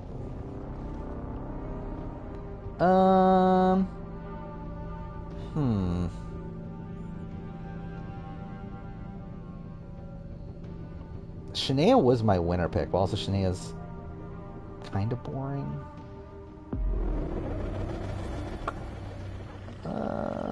I will go. Are there any like big characters I'm forgetting about? Because I feel like I might as well just go with like a fun character pick. Actually, you know what? Fuck it. I'll go Sabrina. I think Sabrina's a fun pick. There we go. Yeah, next up's biggest party. He's very entitled. He roots for exactly the opposite type of players you root for. Yeah. Yeah, I mean, like, Will Neff, I think, has like a very interesting view of Survivor, where, I mean, obviously, like, he favors a lot more of like the showmanship plus like challenges. Well done, And like, it's obviously not the view that I have, but like, I still think it's like interesting to see someone that has that view, especially because like the thing about Will Neff is that I think he is like a very like he's an intelligent guy, right? Like he's not like this idiot that doesn't like actually get it. I just don't think he cares to get it. Oh, we're doing a BB Candra. Like, you see the pin. It should be at the top of the pin post at the top of chat. That's linked to the spreadsheet. We're doing a draft of every BB Can player ever because I've had this draft set up for months and we just never did because of how long it would take. But again, this is going to be a long stream, so that's why we're doing it now. First you pick Ty. Alright, there we go. Everyone's favorite player. So all the winners are gone now. Having Paul should give you an auto win. It should, to be honest. I'm very glad he is dead. Normally what we do is do a poll. We'll probably, like, for winner, and then we have, like, a leaderboard, and then the top people in the leaderboard participate in the, like, season drafts before the season. So be it.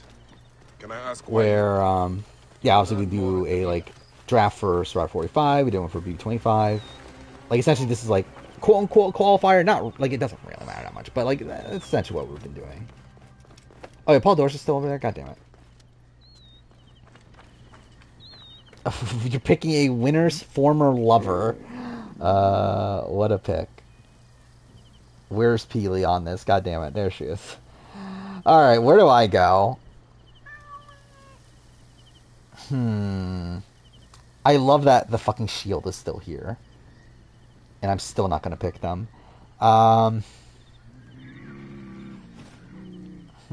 Chris Wiley is here. Should I go Chris Wiley?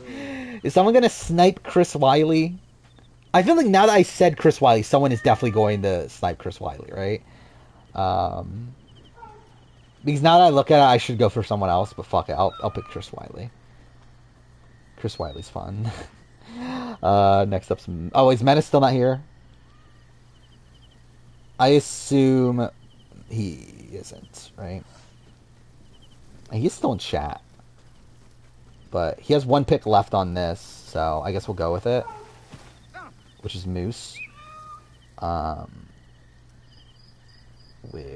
is Moose? There he is. There we go. Moose off the board, I guess. So yeah, next up's Lime Melon. Do you think you're going to pick any of the BBK 8 people? I think the only people I would have considered are Sheldon, Brooke, and Chris. Until later on, I think I would definitely. Wait, what if? Oh, he's still fucking back there. Fuck off. I got too far away from him to where he stops walking. If you do, that's annoying.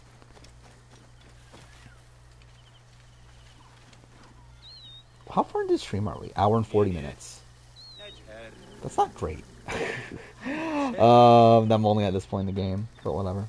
Yeah, Kevin and Peely did break up, which is a shame. Queen enjoys the life of high society. I guess like technically not that unexpected considering they were like on and off even before they got at least before BB Cam 5. She is an extraordinary woman, your wife. I know. Oh, you have more of a list. Before I can disclose all secrets. Yeah, we got through your old list. Say RNG after that. Okay. Yeah, see you later, Menace. Hopefully your work goes fine. Be particular. Let me give you some advice. When you approach the Queen, bend your knee in death.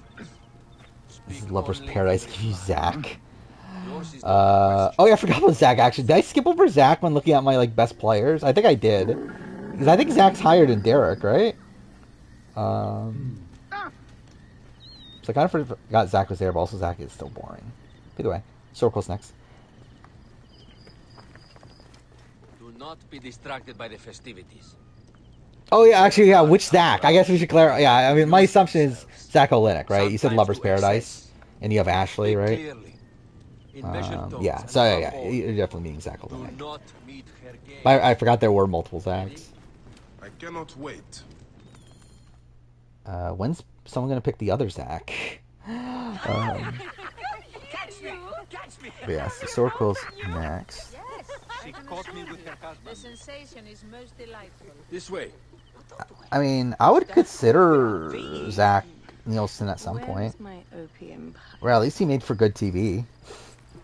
Not likable person at all, but Cleopatra, she'll sleep with everyone. With anyone. Gotta love someone that will As sleep long with as they everyone. agree to be executed in the morning. Like Xantivi. Is anything going on Big Brother wise right now? Satisfied Like with feeds his wise? bargain. Did they start the veto yet? Who is this? This should be fearsome somewhat soon, fellow? right?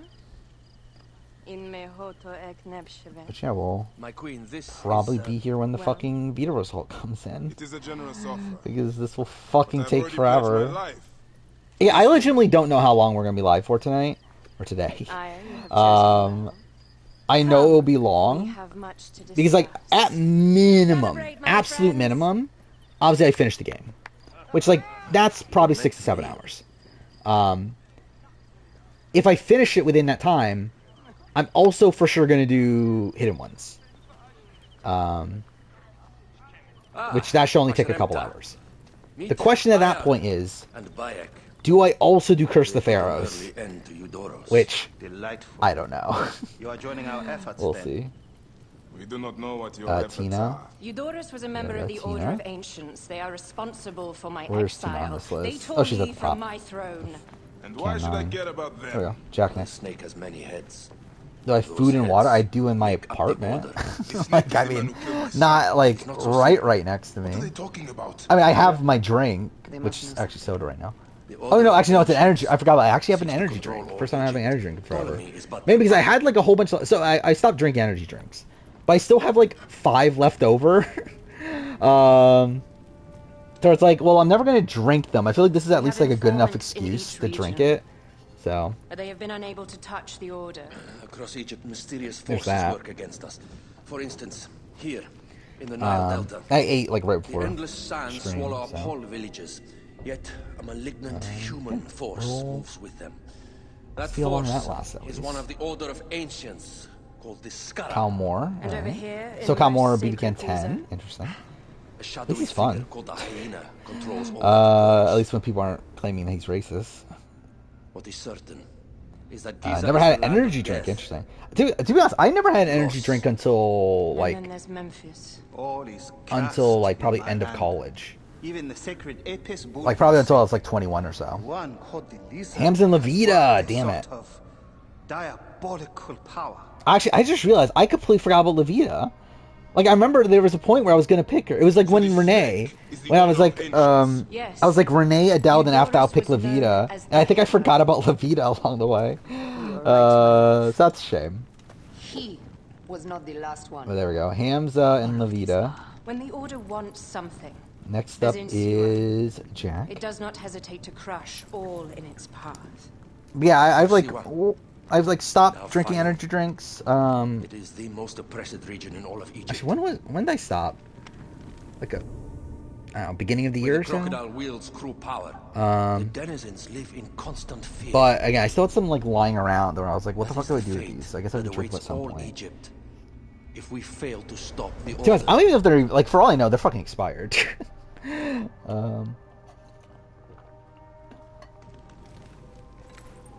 Where's We between need Levita and Spicy decisive V action. Levita? I'm too Levita was on like the time way for up, right? When she gets sniped out of the game. So at least there's that. Was the last pre-book game picked? I mean, who wants to pick? We still have We have Cindy. who killed Remu. There she is. Our sunshine. I've always still have Cindy below will Greg, weep with joy when we even though clean she up did of return those for figures. Weekend 5. That's kind of funny.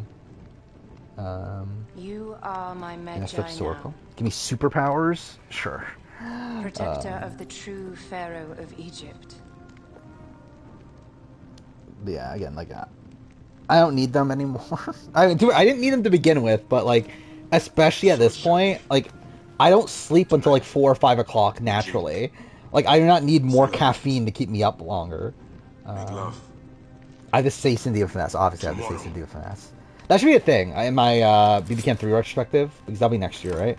I should just, like, every single time have the Say Cindy of Finesse.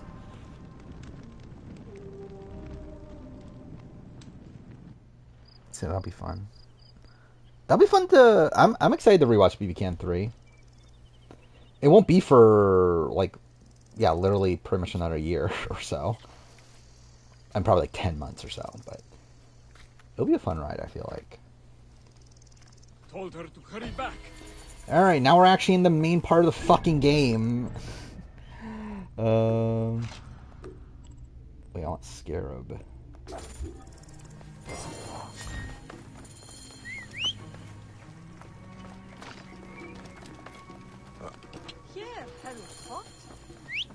Oh, it's called Godfrey. Godfrey McQueen's the lady. I think that's too much.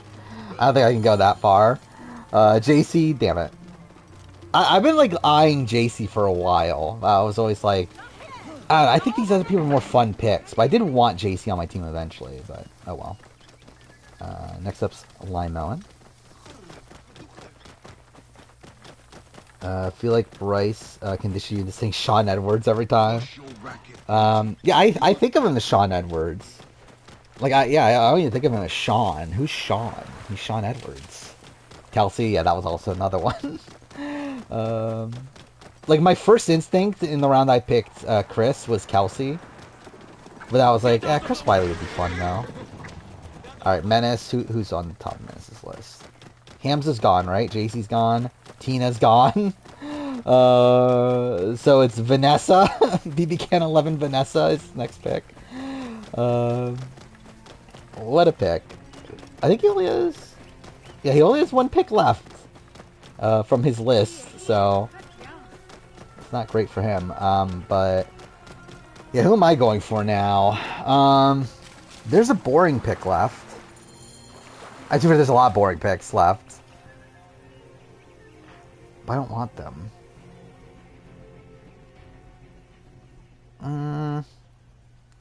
There's also a boring pick that was at least my winner pick. I'm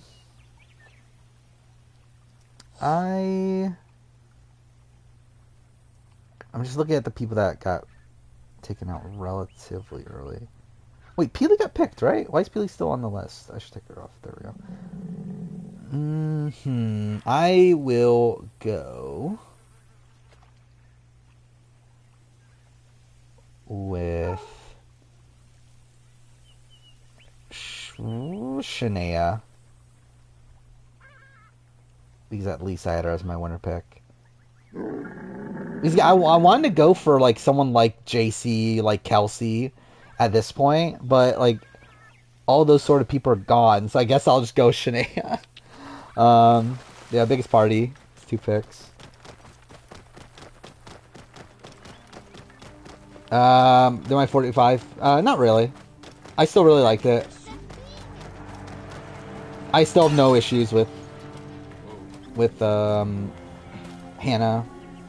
That was her name. With her quitting.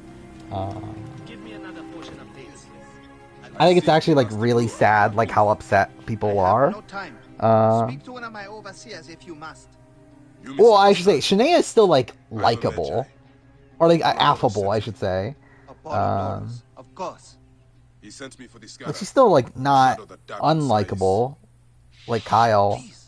That is an evil name to speak aloud. And she's like in the like archetype of people that I was like considering. Many confide in me. Trade is strangled, the soldiers run Do I have any rest of Nicole at 1? Not the time. Obviously now Matt would be number 1. And to be like, if it was like a few days later, Matt would be number 1. And also, if I did it the next week, like I probably should have. Like if I knew that the double, like the fake double would happen and everything, then yeah, I would have waited a week. But obviously I didn't know that, so and in that case, then Matt would have been number 1 at that point. So, like, I don't regret it for like when I did it, but like in retrospect, obviously, probably I would just do it a week later. Sure, Apollodorus told you. Tales mutilation, disappearances. Yeah, Felicia's doomed. Folk buried in the desert and left to die. Doesn't bus? That's not good. Trapped in the shimmering sand. By the way, your list is almost up already. You only have your last person. So if you want to add more people to it, you should do that, or we'll probably go RNG. Danielle and Dallas. Danielle Alexander? Is there another Danielle? I love how you, like, if that is the case, I love how you went from picking winners to picking Danielle Alexander. I'm literally going back and, like, just making sure that, yeah, that is the only Danielle. Okay. Interesting. Interesting pick. Alright, Danielle and Dallas. Where's Dallas? There we go. Alright. I mean, where do I go from here? Yeah, I also want to know why Danielle, you want some bad players. Okay. See, I think there's like a really, really fun pick left. But I don't really want her that much.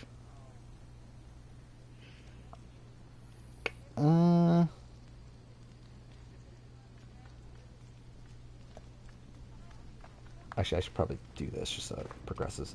But to be honest, I kind of want some BB Can 8 people, but I feel like they're going to drop.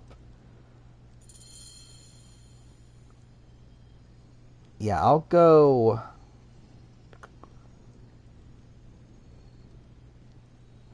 do I want... whatever, I'll go with that. I'll go actually...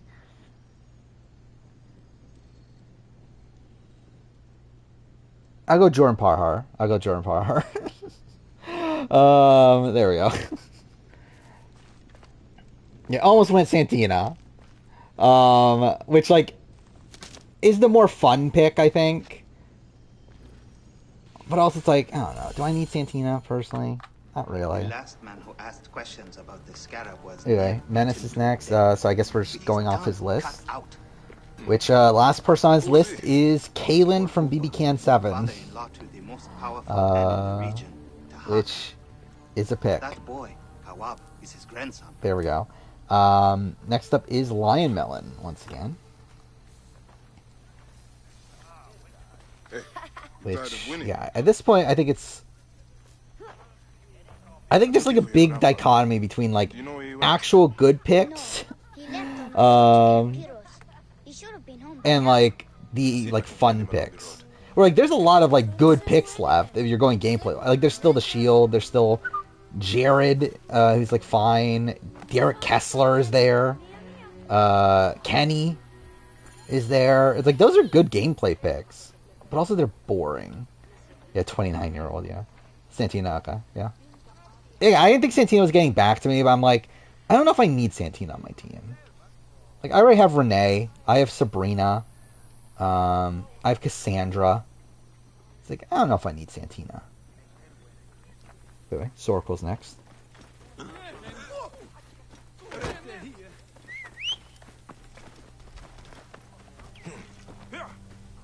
Yeah, I think my favorite activity in Assassin's Creed Origins, fucking going to a bandit camp and rescuing someone. Something you definitely don't do a billion fucking times in this game.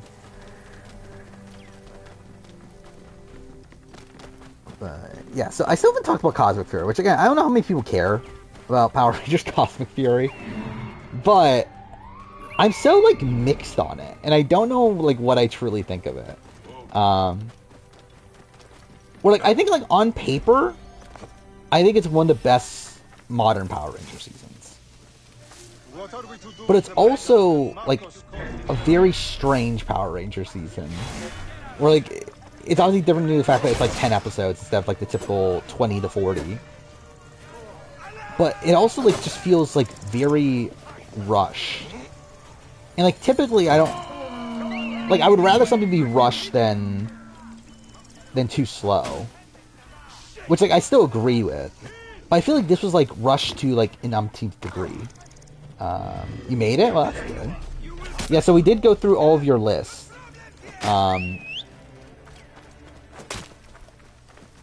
So,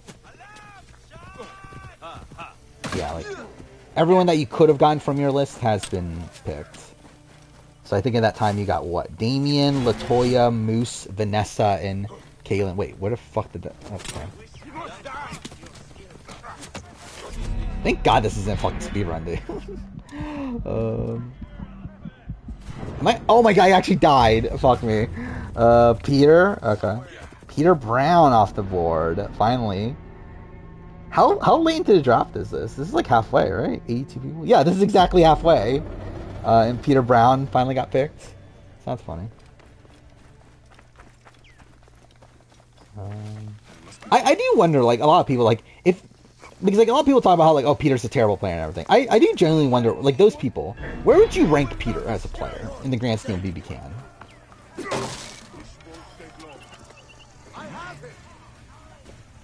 Like, do people, like, legitimately think Peter Brown's, like, one of the worst players ever?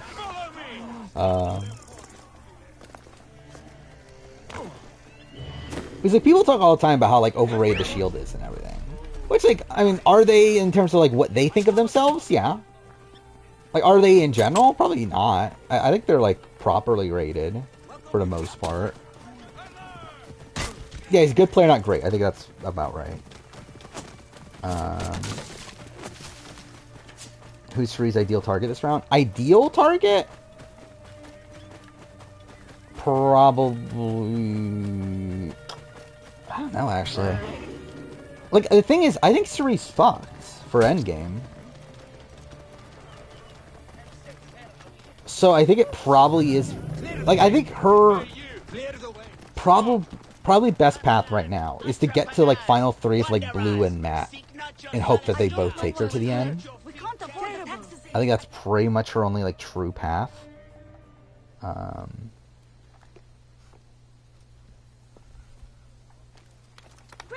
But, like, yeah, getting rid of Jag is okay. Corey is, like... I think my initial thought was that Corey's a bad target. I don't think it is, actually, when I think about it. I think Cameron, though, is... Actually, I don't know. Cameron wants to protect her, but also Cameron doesn't want to get her to the end. So I think I would say Cameron still. But Corey's not a bad target. And Jag's not a bad target either. Father, what have you done this time? And maybe you would say, like, get rid of Jag to separate Jag and Matt. Maybe that is the play. If she could do it. Go with Rowan. Yeah. I was thinking about Rowan. Scarab is nonsense. Everyone knows this. So next up, Survivor, 2 picks. I've seen someone in the comments saying that Shield should be below Topaz. That's just really wrong. It looks like the Scarab is summoning warriors. Everyone from that scene sucks except for Alec and Peter, obviously. That is where my husband is. But the city swallowed by the desert. By the way, I do take a dig at Peter in the BB Can 2 retrospective. Because it's funny. Like, his analysis of BB Can 2 is so funny. I'm sure he can help you. SD and Jace. Okay. Kind of forgot about SD. Also, kind of forgot that Jace was on this list. So, there we go. Jace Wiry off the board. What a great BB Can player. Next up is Jack. I'm not talking about the sideshow. I, like, bring up the concept of it, but I do... But Peter does appear on the season as a host of a comp at one point, and that's the point where, like, I do talk about Peter for a little bit. Which...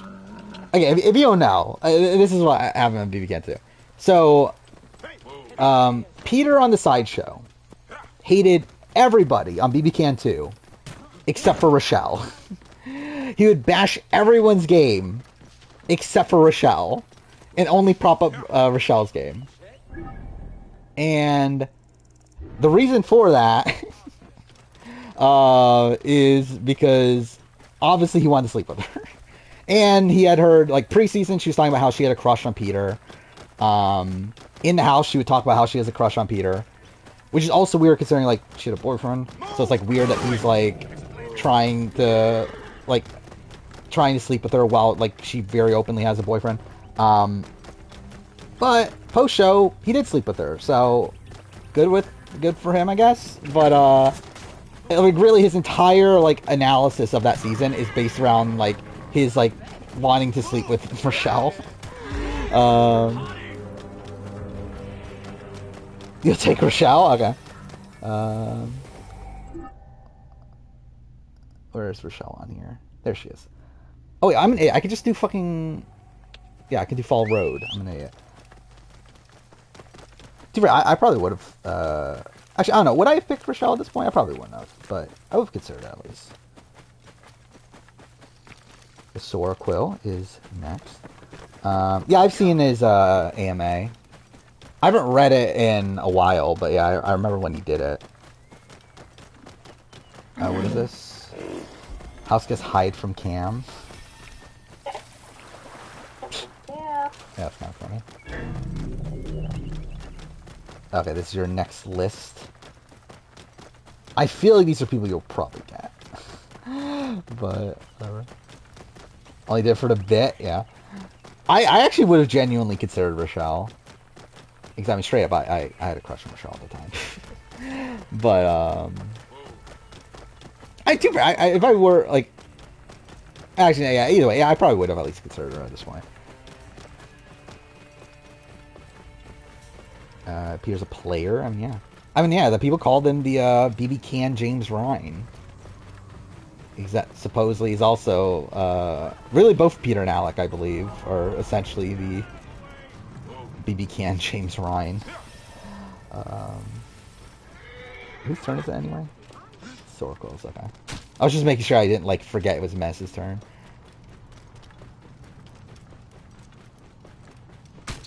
But yeah, I mean, the BB Can community, especially then, was, like, very, like, incestuous.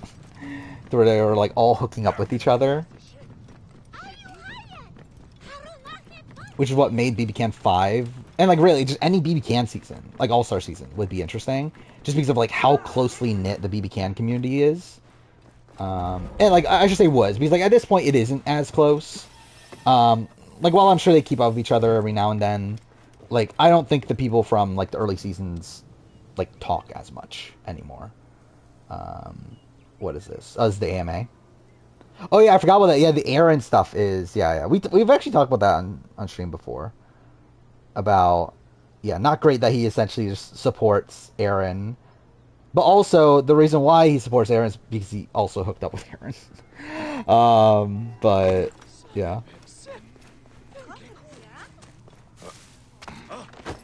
Master Tahaka. John Luke. My Interesting. name is Bayek from Siwa. I am indeed Tahaka, Grand Planner of Science and Steward of the Right. John Luke off the board. Your wife Next sent up me here. is Lion. She said you might know about the one called the Scarab. This is not the place to speak, for who knows who may overhear our words. Come inside and I will answer you. Yeah, that bothers me that some of these are so long. Well, I was going to extend all the tabs so they show the full names, but it makes the tabs? That's not what I mean. Columns. But yeah, the columns are too big, so it bothers me. Anyway, Lion Melon. Peter Brown hooking up with Aaron is the craziest shit to you? I mean, it's not that crazy. If you were there, if you were, like, in the community around the time BB15. Hello, Them Gamer. Proud of your work. I've run a draft there. We're over halfway. We have 81 people to draft from, and we have 87 people picked, so we're a little bit over halfway. Which it has been going on for around an hour and a half now, right? So I do not have the luxury of it will probably end up being around 3 hours. just finding the Scarab. Picking Showmaster, picking Jared. There we go. Jared off the board.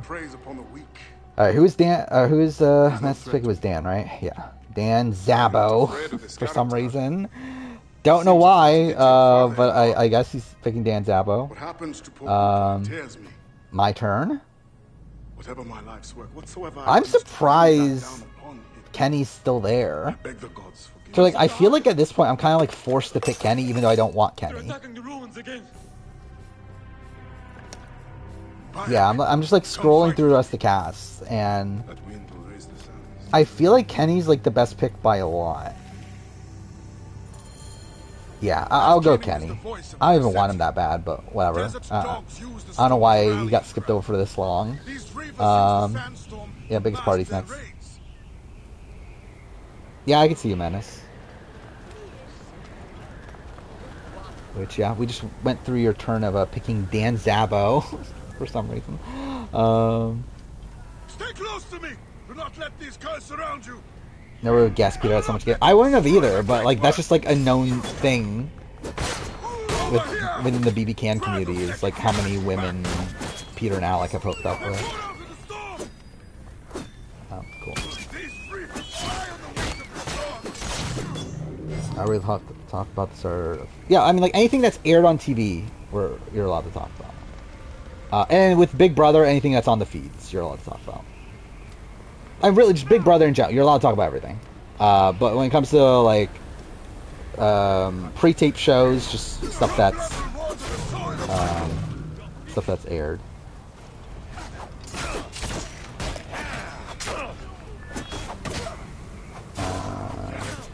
Pick Dan because you find him attractive, and is he gay?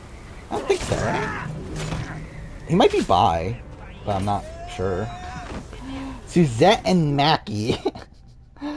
So you took. I love it. Like I even said when Menace posted his list and Mackie was on it, I was like, okay, you're probably gonna get those people, but I guess not. So yeah, Suzette and Mackie. What a team. All right. Who do I go for?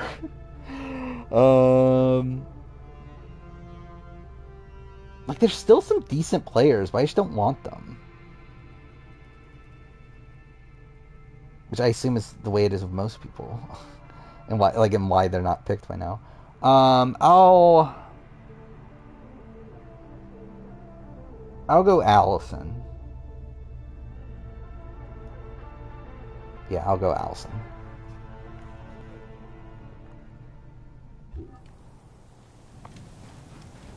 Oh yeah, and then Menace, right? Are you going to go through your list? Your list is Jess. That's the last person on your list that's eligible. From BB Can 10. So I guess I'll just wait a little bit since you are in chat now. See if you still stand by that pick. Mackie caused a plague. I mean, yeah, but he would also like plague your entire team. Is anyone gonna pick Derek? I don't plan on it.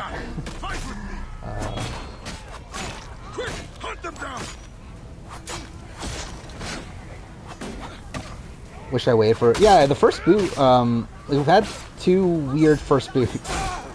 Like I've said this at time 44. I think Maddie would probably be. Like should be very high. I think should be number 2. I think is what I decided on, but she might be like 3 or 4. But either way, like she should be very, very high. I don't even know how to assess Hannah. Okay, not allowing you to see. All right, well I guess we'll go with Jess. Well wait, there we go. Jess off the board. Next up is Lion Melon, and definitely getting towards the not so great people left. Spears of Letopolis, rise up. If I was constantly to cover BBAU for RGP, would I do it? No, I wouldn't. I wouldn't want to do RGP like in general for the most part, but I would definitely not do BBAU. Yeah, like that's what my like. I'm still debating if like should Hannah even count as a first boot. Because like she wasn't gonna be, because if she is counted as a first boot, she'd be very, very high. Because like she wasn't supposed to be booted. Like she like had to ask for her to be, like she's essentially in the fair play mode. Probably less than fair play, just due to the fact that fair play seemed to be in a very, very good position, even if he didn't quit. Where like Hannah like still wasn't in a great position if she didn't quit. She just like wasn't the target.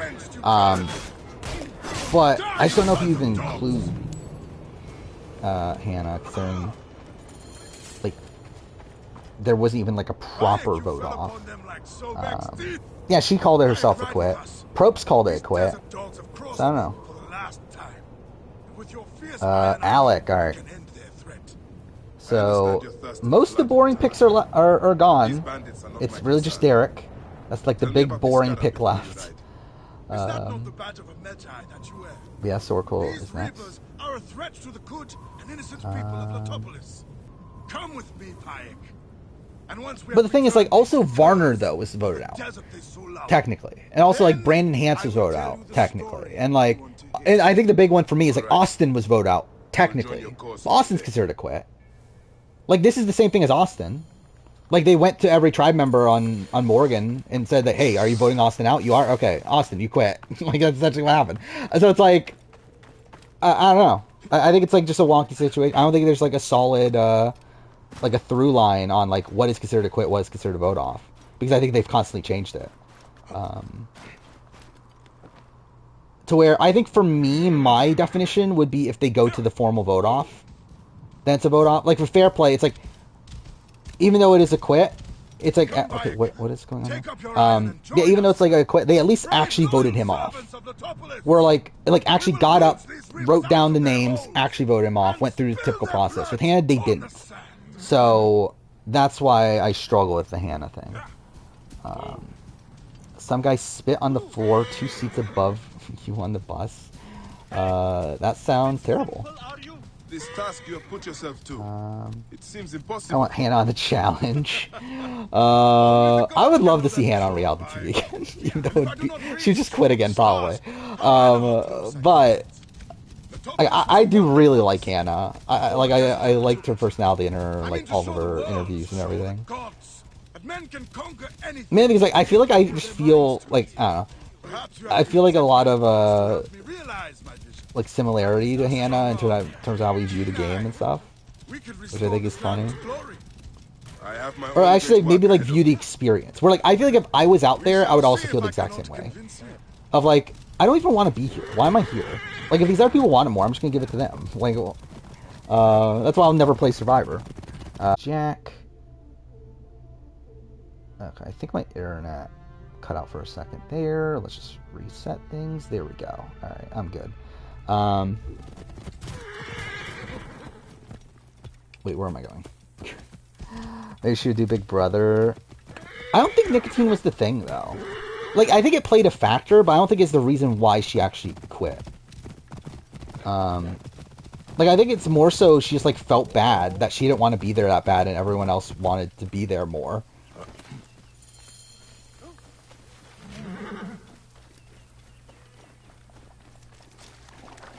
Like, I think just generally, I don't think Hannah wants to be in these games. Like, I think that's more of the factor than, like, the actual, like survival aspects necessarily. Fuck off.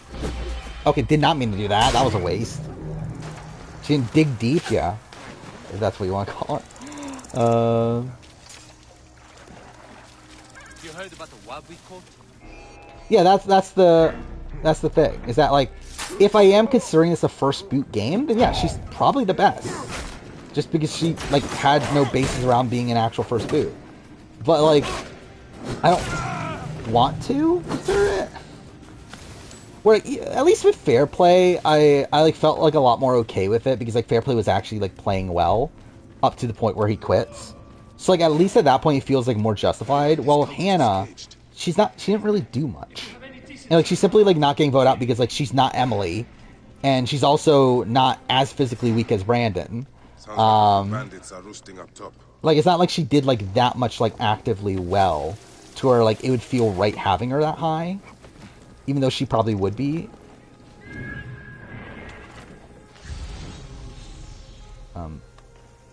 Where are they?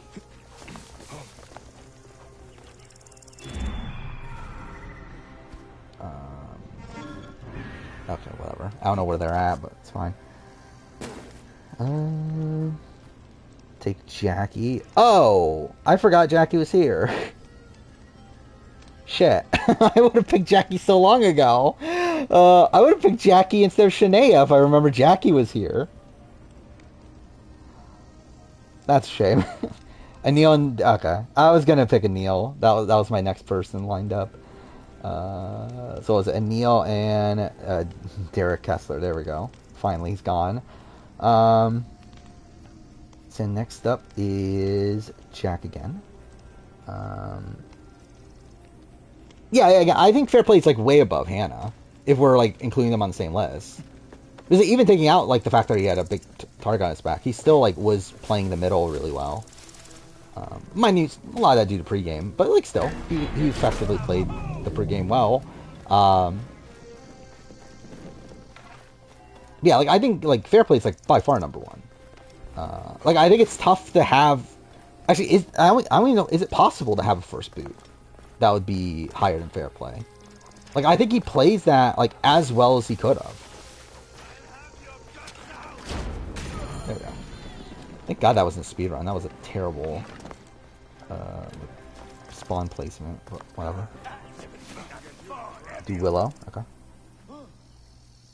Willow off the board. Next up is Circle. I think we're getting to the point where like I don't really care anymore about the draft picks. Like I don't feel like any of these like there's probably like some fun characters here and there, but I don't feel like any of these are like people that I'm like dying to get on my team. Derek looks like a mix of both Cal Moores. I can kind of see that. Like kind of has like the like hairstyle. Actually, I guess like yeah. I mean, I guess like yeah, just kind of like a mix of the two. This is so stupid. Like this is like the dumbest shit about the speedrun too. So you literally have to wait for him to run all the way over here before progressing. Are you actually taking Marty? I thought Marty would be like one of the last picks. Alright, there we go. Marty off the board. Next up's Lion Man. Yeah, who are... So, I'm looking at the... I want to see like the cast, like which cast we have the least amount of people from. 4 people from 1, 5 from 2, 5 from 3, 6 from 4, 3 from 5. A lot of 6 people. And I will tell you what you need to know. A lot of 7 people. Obviously a lot of 8 people. Even a lot of 9 people. How did you end up here? Actually, I forgot Brayden's still there. He's the only runner-up left? I thought the road from Memphis to Letopolis was safe. It is now. And I will ensure it stays so. You say you came from Memphis? Memphis is home to many priests. Was there a winner pick that I had on Survivor that was pre-jury? Aubrey. In Edge of Extinction. They were talking about like as in the videos? I don't think so, right? Oh no, Jason Linden. No, I picked Jason Linden. That was a bad strat. I find it so funny like how bad because I'm pretty good with winner picks. While like they don't necessarily always win, I still have like a good chunk of winners picked. I have a good chunk of people that like make it very far. But it feels like when I started the channel. Oh, yeah, and also Claire, yeah. Like, I had, like, a really, really bad stretch. Yeah, I guess Survivor hasn't been the greatest, actually, just in general. Recently. Like, I had a good stretch earlier on. Because I picked Wendell and Nick back-to-back. I picked Jeremy. I picked Michelle also, so that was also back-to-back. I think those are the only winners for Survivor, right? But still, I mean, that's 4 winners out of, like, what, the first... So, what, like, Kagion... So, I didn't start until Kagion, doing proper winner picks. I'm trying to count the season. I guess Game Changers I can't properly do.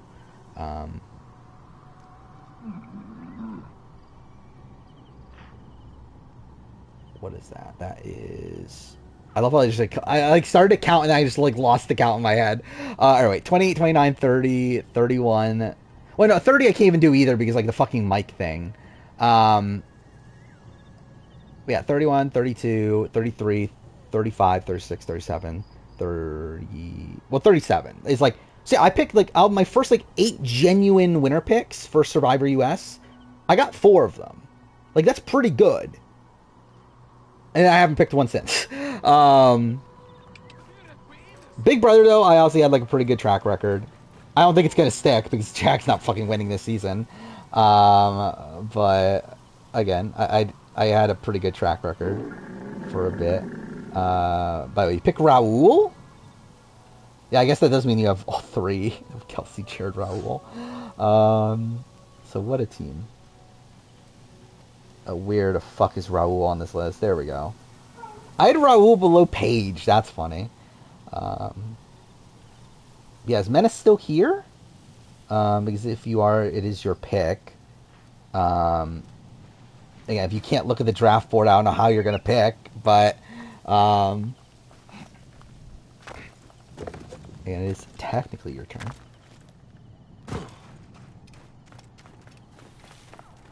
Bayek, did you see the sandstorm? By the way, this is... I feel like we're doing this too slow. Glad you made it safely, Maharet. Like, I feel like this playthrough's going slower than I thought. And to be fair, we are doing a draft in the middle of it. Vultures and a hyena But, and so so. much sand. Oh, I forgot to pick Dino, too, for SA. That's pretty funny. That is why we need so many to help us. Yeah, Our great Pia. work. And what do you promise them, Tahaka? What other winners have I Parcel picked? of land with a house to call their own. They must only help reclaim it from Emily the was your winner pick? That is all? Just... I would say, I thought Emily would be a lot better coming into the season than how she came off in the premiere. Or, like, that really took me off guard. We're like obviously, like, I knew that side of her was, like, potentially there. I didn't realize it would be that much, though. Like, I thought she would be able to rein it in a bit more. Because, like, again, there were a lot of these like, comparisons to Chaos Cass. And it's like, Cass can, like, be, like, a very aggressive person. But most of the time, she's very, like, passive-aggressive. And, like, she's able to, like, hold it in a lot more.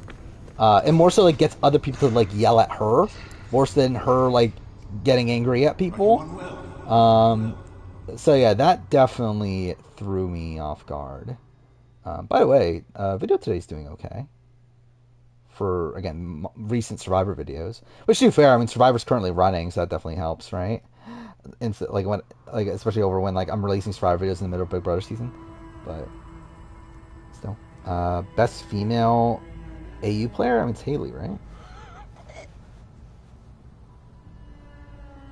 Is draft board big enough to have all players? Wait, where are you? Oh yeah, I forgot. Yeah, Menace is still gone, right? Okay, we'll do random number generator for Menace. Alright, how should we do this? I guess we'll do like 1 through 11 to pick the season. 3. And then... The thing is, I know who he would want from this. I'm failing you. 3. Please. Okay, so it went that way anyway. Hate me. So yeah, he's getting Neha. Which I think that's who he would want anyway. I would say like Neha or Risha. The outer darkness with the hidden one. Or John, I think anyone but Bobby or Greg. But yeah, I guess we'll give him Neha. Oh, it's my pick then. Ugh.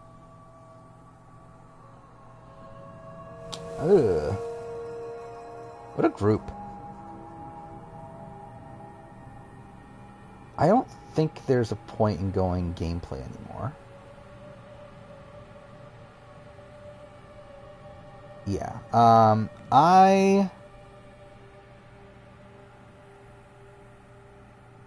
Okay, I'll go Liza. I think Liza's the most fun pick left. And then biggest party. You get 2 picks in a row.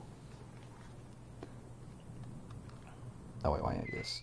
Yeah, I know Haley got voted and coming back into the game, but I think she's also still probably one of the better players in Australian Survivor history. Again, like if we're comparing this to US, she's not even top 10. But again, for AU, I think she's pretty good. Like straight up, I don't think anyone from AU makes the top 10 Survivor US list. Even SA, I don't even know if, like, I think if anyone, Rob Bentley, I think that's about it. I don't even know if Rob Bentley makes it. Which is why I've never done a global top 10 player video, because I don't think anyone makes the top 10. Yeah, Brayden. Alright, Brayden off the board. I love how, like, you picked Mackie, Suzette. Actually, I forgot you picked Suzette. Yeah, Dallas, Danielle, all over Brayden, but whatever. I don't think David cracks top 10. But also, I feel like I'm much lower on Brayden than most... Or, fuck me. I'm much lower on David than most people.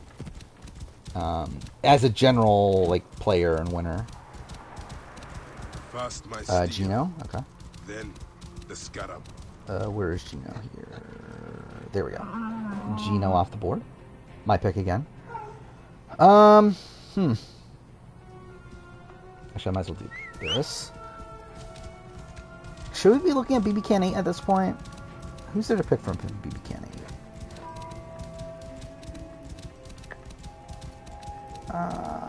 Hira's fine. Is he who I should pick, though? If there wasn't the ickiness with Tom, I would pick Tom. Because I think Tom's still, like, really fun TV. But, Sarah like, I'm surprised Sarah is still here. Like, I didn't want Sarah personally, but I'm, like, surprised no one picked her along the way. I think I'm gonna go with... Yeah, I don't feel that strongly about anybody, do I? I'll go with Hira. I think Hira's the most, like, likable person that's in consideration right now. Yeah, Mess next. Do we just random number generator? I think I'll set a timer for Menace's turns. So, like, if he ever shows up again, then that'd be cool. I'll do, like, a minute. See if Menace shows up.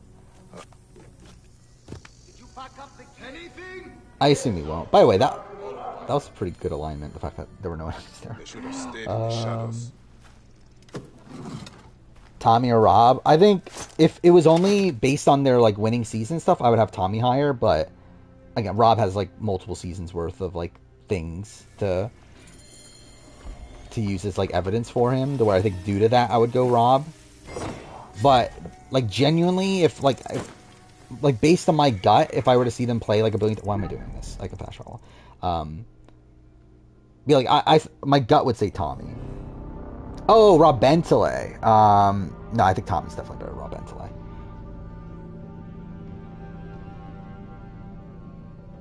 Yeah, for me, like, Tommy and Boston Rob is, like, close. Where, yeah, if it wasn't for Boston Rob's, like, multiple appearances, then I would go Tommy. Yeah, I said this before.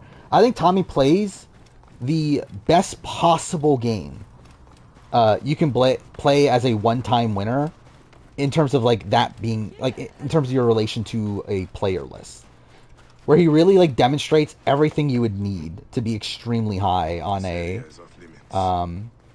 all-time player list in just one appearance on the show.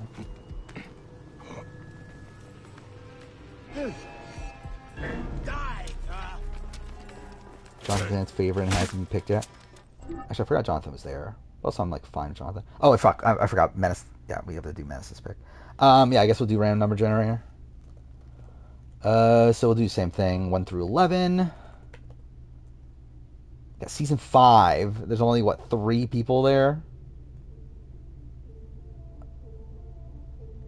Got Mark. Yeah,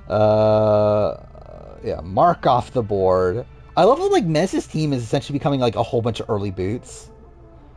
Like, what, got... Yeah, Latoya, Vanessa, Kaylin, Dan Zabo, Jess, Neha, and Mark. So what a team. Oh, yeah, I forgot, yeah, the not as bad Mark, kind of.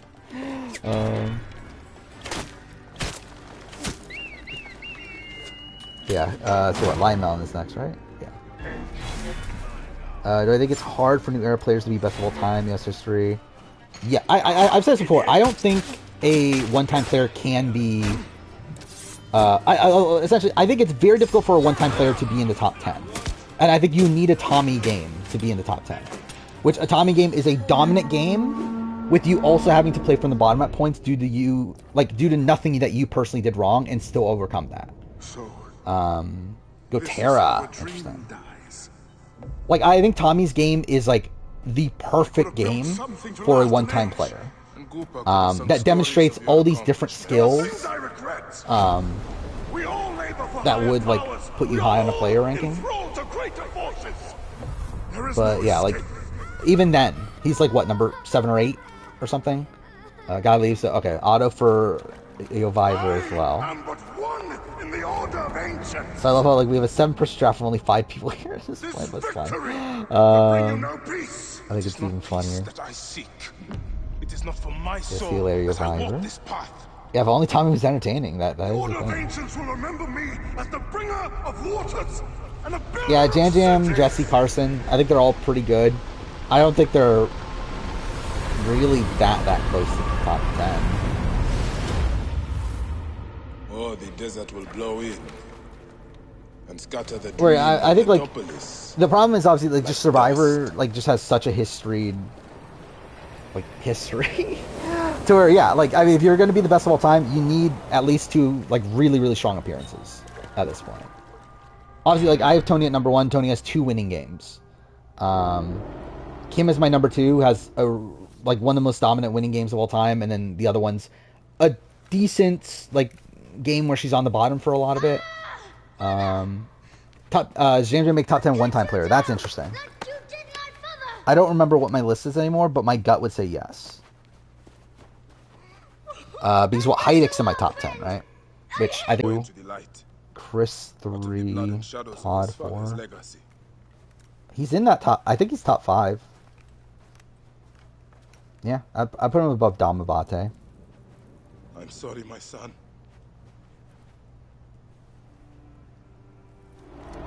My internet sucks. I'm seeing the stream right in front of me.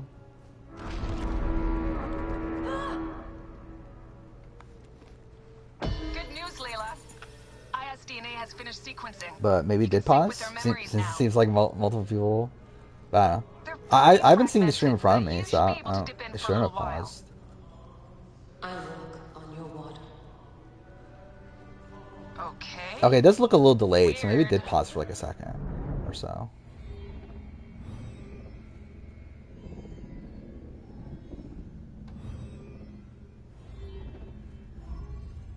Yeah, oh yeah, it's circle. Alright, it didn't crash, so that's good. This game's prone to crashing when you go to the naval sections. Go Jamar, interesting. Just like Yeah, the why not? Battle of Salamis, Captain. Next up is Jack. Here comes Themistocles. I guess I might as well keep the random number generator up, right? So we're going to be needing it. Yeah, so hopefully that's not a constant thing. Foxy, that's why are we delivering all this treasure? We Suzanne, could retire to alright. Lesbos with this amount of gold. I'll be honest, forgot she was a person, but she is fine. She's good. If that She's chest decent. doesn't make Give it to Ken 11. Bombay, this ship won't I had what, 3rd best player from that season, so that's something. Yurviver's not here anymore, right? So if we have to. we'll do random number generator. Back to work, We still have every season, right? Yeah, we do. So 1 through 11. We got 1, season 1. So now 1 through 3. We get 1. So AJ. AJ off the board for Yurviver. Then 1 more pick. So we'll do 1 through 11 again. Got 5. So Dylan or Emily. Wow, that was the last 2 for BB Can 5. That's pretty funny. And it's Dylan. There we go. Dylan off the board. At least we don't have to fucking pick Dylan at this point. Alright, yeah, so next up is Jack. Considering AJ. Strikers! I wouldn't have at this point. I'm surprised that like a certain person that's still there. But More speed! More speed, Zeno! Eddie? Alright. That's fine. Where is he? There he is. I don't know why I paused this. Like, there's no point in me pausing. I could just, like, let him go through. Yeah, Sorkel's next. Steady now. Rocks and rubble ahead. I'm not blind. I see these scaries. Your 3rd voyage. Already you bark like a commander. Let's see. So, yeah, BB Can 5's almost done. BB Can 1's almost done, actually. Although, like, those are the only 2 seasons that are, like, almost done. Or, like, I wonder why it's the case. Because, like, it's not like BB Can 1's cast is, like, that great. Well, like, BB Can 5 obviously makes sense because, like, most of them are returning. But it is really random that BB Can 1's the other cast. Where, like, every other cast is, like, 5 people left. Sails on the horizon. There. Those colors are not from Rome. Oh no, I forgot. Jace got picked already, right? I was gonna say, like, I don't think any of the extra people got picked yet. Play the duo of Min Lee? Why not? Okay, I don't need the pauses. There we go. I was kind of considering Min Lee, but I'm like, I don't know. Do I need Min Lee? But yeah, next up's Lion Melon. I think I know who I'm going with. Go Beth. Interesting. Alright. Beth off the board. Oh yeah, I forgot Menace is random number generator, so we got 1 through no, we're 1 through 11 still, right? 9. Okay. We can 9. Got 4 people. 2. Julie Vu. Damn it. I actually wanted Julie. Okay. Like, she wasn't the person I was referring to, but, like, I was probably gonna try to get her the following round. So that's disappointing. Do I go with my person?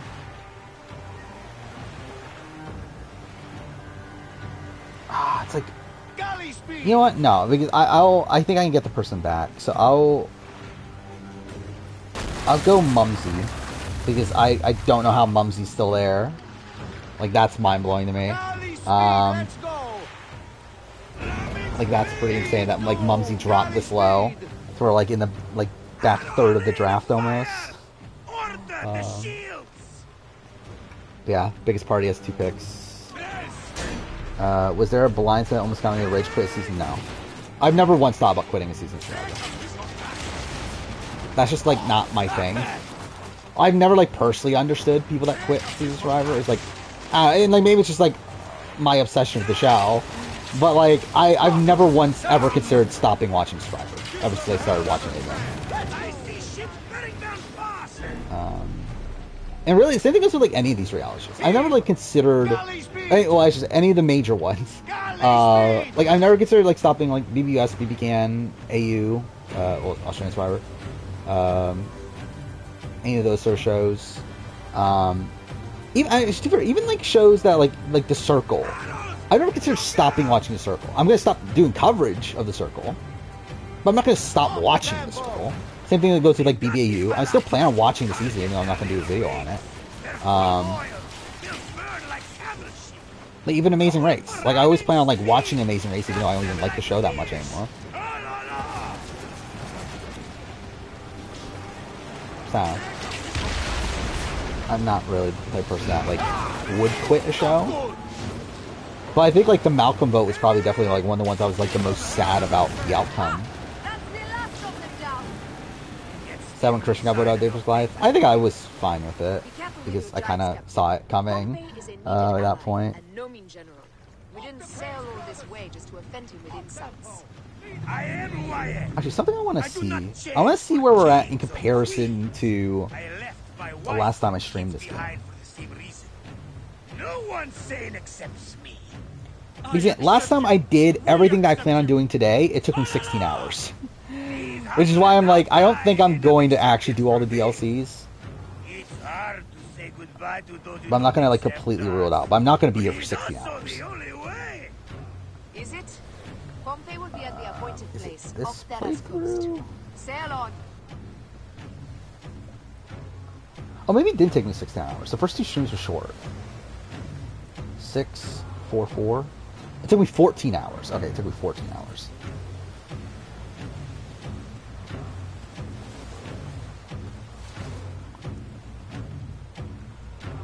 Oh, we're behind pace, though, for my last playthrough. Which, again, makes sense. Because, like, I'm doing the draft also, but still. Cat and a Nick. Interesting. I have considered 24-hour stream. I don't know if I could do it, though. I think I'd lose my mind. I think the closest I've gotten was to doing a stream, like, longer than what I am currently playing today, which is, like, a probably 10-hour stream or something, is the pressure cooker. Where if I was not sick that day, I would have done it. But I was not feeling good that night. But I almost did, like, an all-night stream on pressure cooker. Because I stayed up all night watching it anyway, but I just had like a massive headache. So I was like, I'm not gonna bother streaming this, but almost did. We're not here to protect Bombay. We're here to ride. But yeah, it's my pick again. So I'm gonna pick who I was going to pick, and that's Kirsten. Because why not? It's not like we have that many great people left. Oh yeah, and the Menace is fucking random number generator, right? So 1 through 11, 24-hour Survivor game stream. That'll be miserable. Got 1. It's a Tom Plant. Do I give Menace Tom Plant? Is that too mean to give Menace Tom Plant? Whatever. I mean, that's the way it goes. Tom Plant off the board. So BB Can 1 is now gone. First season to be gone here. Next up is Lion Melon. Yeah, I know. That's what, like, it's funny that, like, of all people, it's Menace that gets Tom Plant. Yeah, I know the anime streamed it. And then Puya and Taryn streamed most of it. Where, like, Taryn was live the entire time, but he also, like, slept in the middle of it. So it's like, doesn't really count. And too, I ended up going to sleep too, and like woke up at like the very, very end of it. But again, I would have streamed it though if I was actually feeling good that night. Let's speedrun shirts for any. Yeah, I did see that too.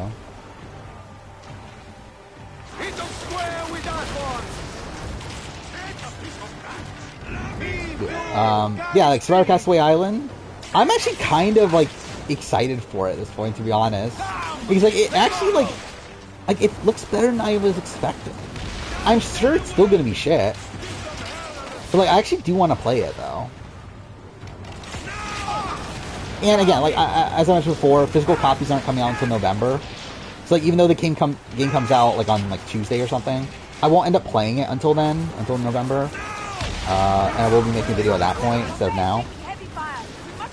But yeah, I'm excited to eventually play it.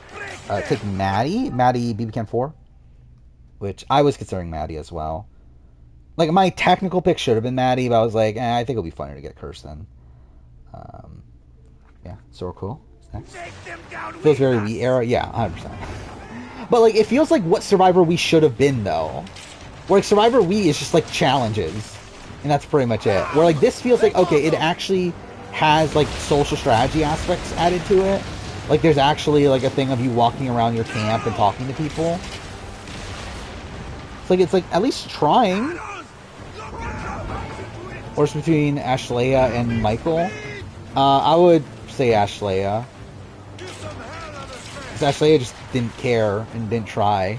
Where like Michael at least like did try and did like have some relationships.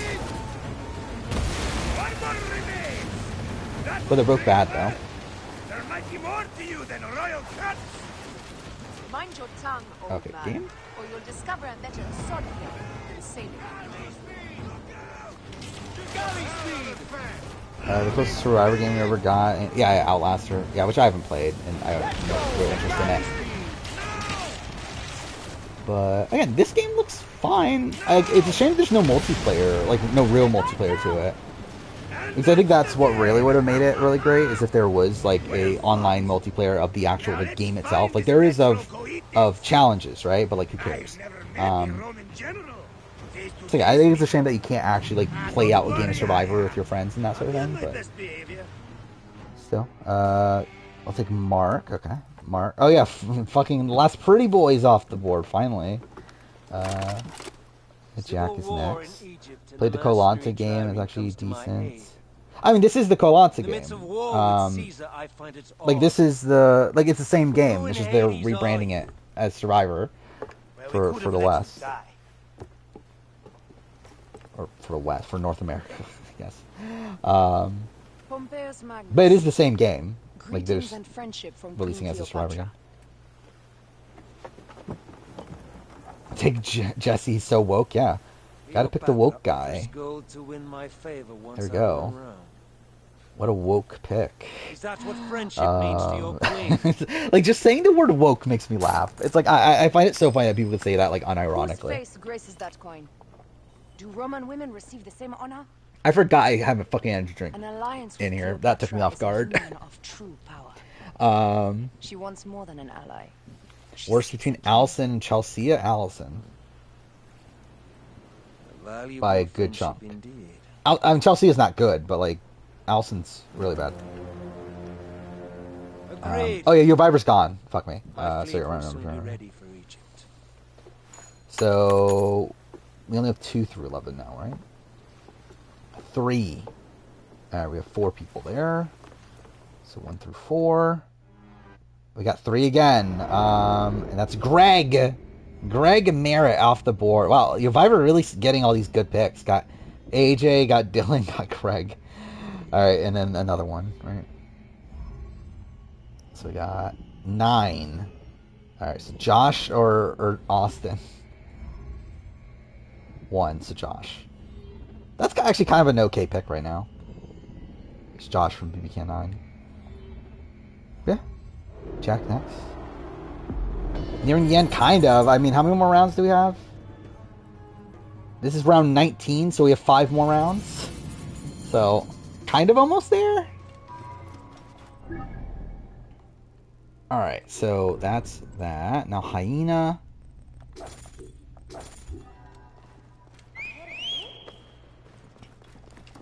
But yeah, this is not looking good, to be honest, in terms of like the pace getting through the game, because I wanted to finish this in 6 hours, and we're not really on that pace right now.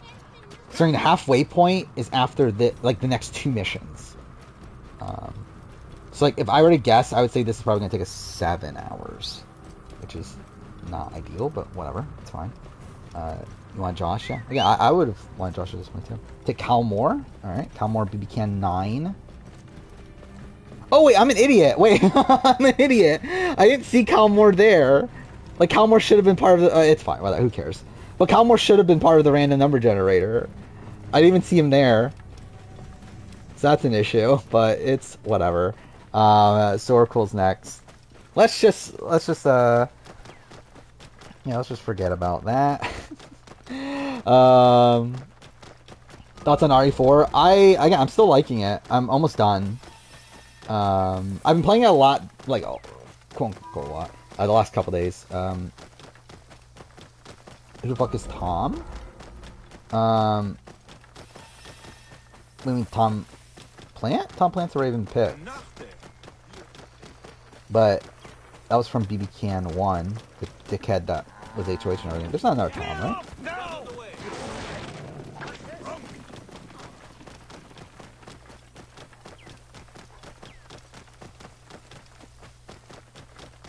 Oh yeah, I'm an idiot. I keep on like... Okay, either way, yeah, that's Menace. I'm an idiot. I was thinking of someone else. Yeah, so you got Tom Plant, which is like... Yeah, not the best pick in the world. Yeah, I reset my chat earlier, and like all the colors got mixed up, so like I'm getting like mixed up on who's who again. Because like I just like see a color and just think it's someone, and like not actually read the name.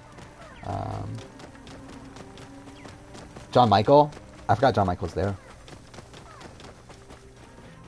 The BBK 9 people aren't that bad that are still left. Yeah, Lion Melon is next.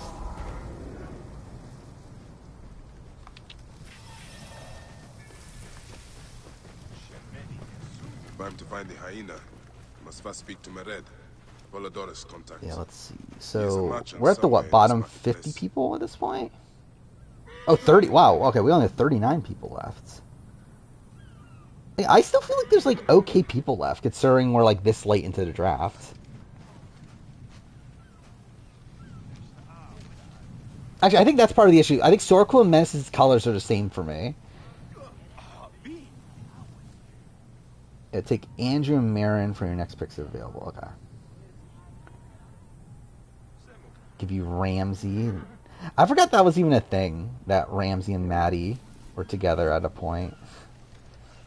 So yeah, Ramsey off the board.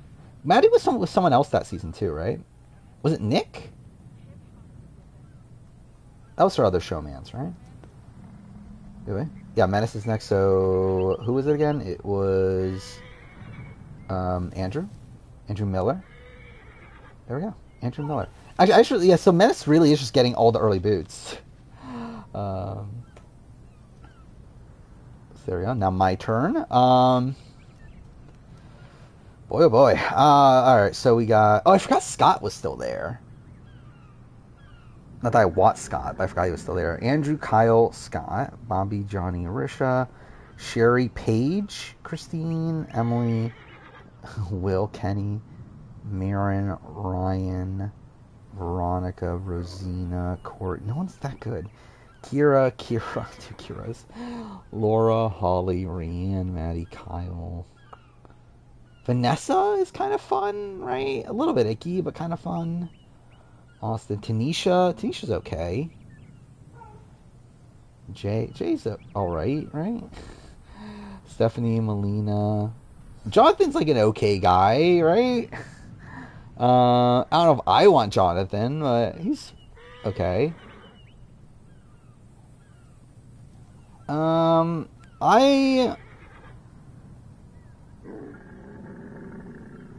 don't know. The thing is, like, Jonathan's probably is the pick, but he's also like a little boring. I'll go more fun. I'll go Maddie from BB Can 8. I think that's the more fun pick. So yeah, next up's biggest party. Better between Ryan and Hamza. I think I said Hamza, right? My video. I don't know for sure. Because was everyone that season? Was he? I don't remember that. Yeah, Jack's name is bothering me now because like Jack's name's a different color than what it was. I don't get like Twitch and like the color of names because I know like some like you can you can decide what color you want to be, right? But then there's like other times where like I refresh and all the colors are different. I don't know why that is. But anyway, biggest party's Jonathan. All right, Jonathan off the board. Makes sense. Delivery upon payment. And who's going next? You're going Christine. Yeah, you're blue. Yeah, you're blue on both of mine. So I have my phone and I have my laptop up with chat on both. Where like in the case that like something happens in my computer, I still have the chat up on my phone. Yeah, you're blue on both.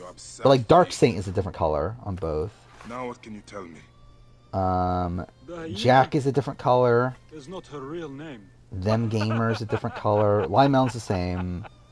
Menace is a different color. Sorkel is a different color. Where can I find her? Her name. Yeah, I think that's a favor.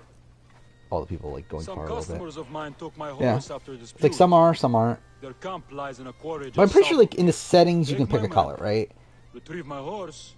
And if you do that, is that what it is? Like if you pick a color, it'll keep you that color, but then everyone else, it just does a random color. Pick Risha because you think it's funny. I would have picked Risha if she was in the last few rounds. I picked her. Didn't I pick her in something else? What did I pick her in? It probably was like the first boot draft or something, right? I feel like that's got to be what it is. Because when else would I be picking Risha? Like, when else was she even in consideration? Was it First Boots? It was First Boots.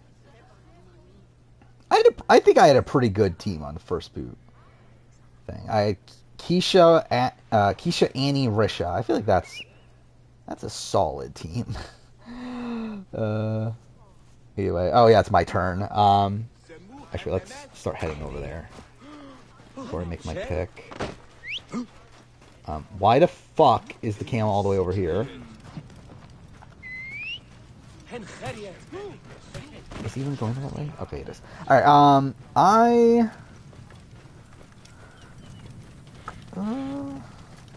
man, no one's like really screaming out to me right now.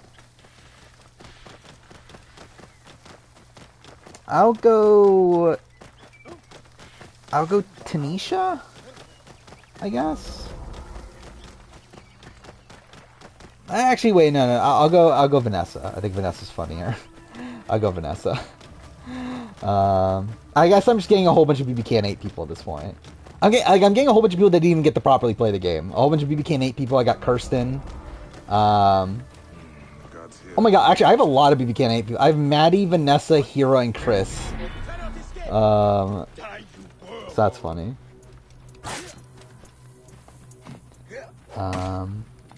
Yeah, oh yeah, Menace isn't here. Menace did have the list, right? What was the list? Marin. Marin's next. Where's Marin? There he is. Alright, Marin off the board. Next up is Lion Melon. 41, 44, who would I vote for? I actually literally just recorded my updated who would I vote for. Which won't be coming out for a bit, but the plan is to have it out immediately. Oh no, actually no, it's in the middle of 46, I think. That's the plan. It's something like that. But I recorded like 1 through 44, and then I'll wait for 45 to happen, and then I'll add it on, and then it'll come out probably around the time that 46 starts. Anyway, yeah, so I was talking through there. I'm trying to remember what I picked. I know Erica for 41. I think I said Mike for 42, but barely. I forgot. I actually die here, don't I? At points. 43, I think I went with Cassidy, but also barely, and then 44 Jam Jam. Austin's hot, but I don't know if I want her or Tanisha. Go Tanisha, okay. I'll be honest, I really forgot about Austin, like being a person that played Big Brother Canada. I'm trying to remember what she looked like. I know she was attractive, but she was... Actually, what is her ethnicity? Is she Persian? Because if she is, I should have picked her a while ago. Just because I'm snatching up all the Persian women. That's just my thing. I have a thing for Persian women. Let's see. Ethnicity? Oh, she's not even close. Really? That's what she... Wow, okay, that's random. I did not realize... She's half... She's half Chinese, half German Egyptian? That's so random. Like, that's such a random combination of things. He doesn't trust authorities. I knew she wasn't white. You can tell she's not white, especially just from her name. I can see a world where she was like half white. I'll take Austin. Okay. There we go. BBK 9 is off the board. Wow, that really went out of nowhere too. BBK 9 had a good chunk of people like a couple rounds ago. Yes, of course it is. Now it's the second season off the board. Yeah, next up's Jack. My word is my word. Play this stretch from talking about Austin, yeah, pretty much. Done with your games. All right. The hyena lives in a cavern just over those hills. Yeah, again, like the who would I vote for? Like next year, I guess it's probably. I think it's the first time that Them Gamer is here, right? But I've talked about this very openly on these streams. Essentially, next year I'm redoing a lot of my old videos. Because next year's the 5-year anniversary of the channel. My plan for it is essentially just redo a lot of the bigger videos I did in my first year.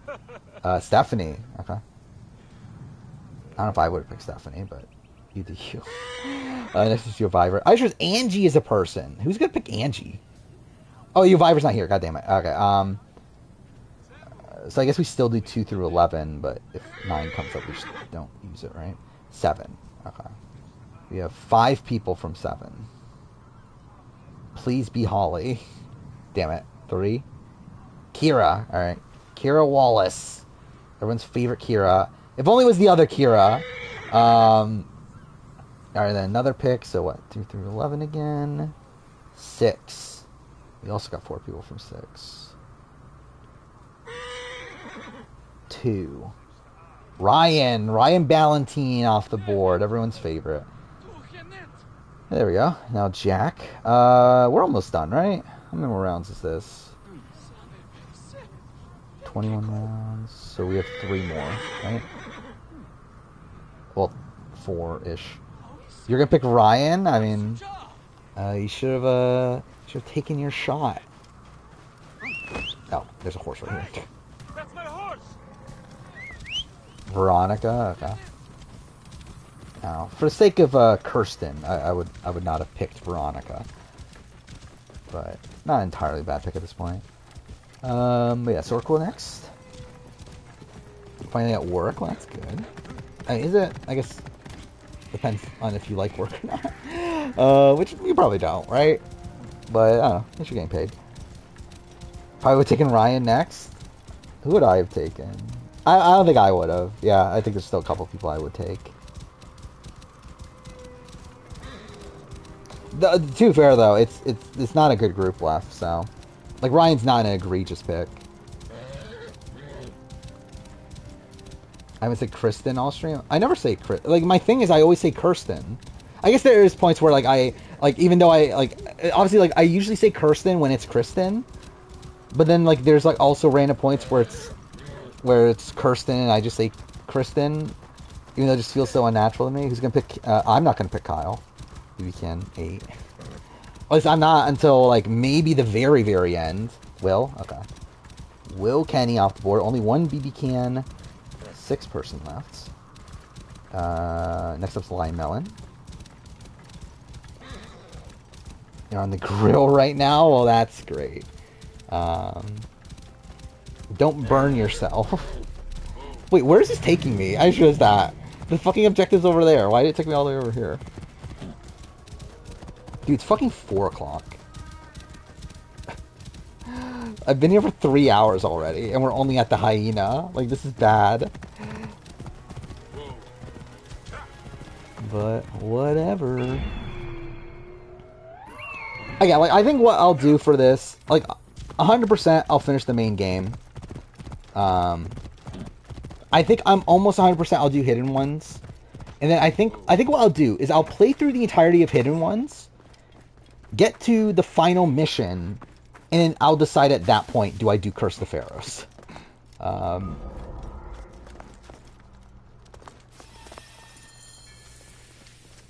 Take Bobby. What a pick. That means Johnny's the last BB Can 3 person. I think that's a shame. Like, Johnny's not that bad. Oh yeah, Menace, it is your pick now. So if you are here and can pick. You obviously have a very illustrious group to pick from. This is the hyena's lair. No sign of Khaliset though. Meret was telling the truth. Yeah, I need to figure out where she went. Wait, where am I? I'm in... Wait, what? Yeah, okay, it's this way, right? Queen Xena. Right, there we go. Yeah, you picked a lot of 6 people, right? Yeah, you got Andrew Marin. Now you got Rosina. So yeah, BB Can 6 is off the board now. There we go. All right, next up's me. Do I just go for fun? I feel like at this point I'm becoming the train wreck group. Like I literally have like I have Kirsten, I have Maddie, I have Vanessa. So do I just go all in? I think I'm picking Zach. I'm going all in. Zach off the board. Next up's the biggest party. Yeah, like at least Zach, like, yeah, there's some like not great stuff with Zach, but at least he's great TV. Like even though there's like icky stuff, it's like it doesn't get to like the really icky stuff with Zach. Wait, where'd it go? Oh, cool. There we go.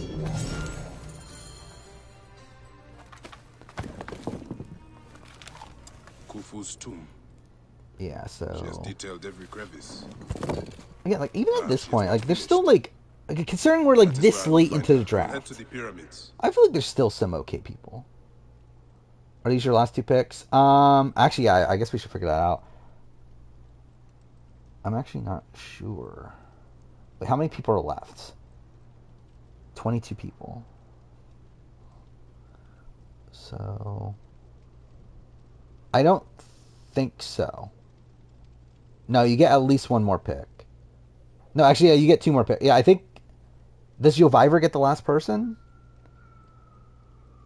Yeah, Yovivor gets the last person. So yeah, you still have 4 more picks left.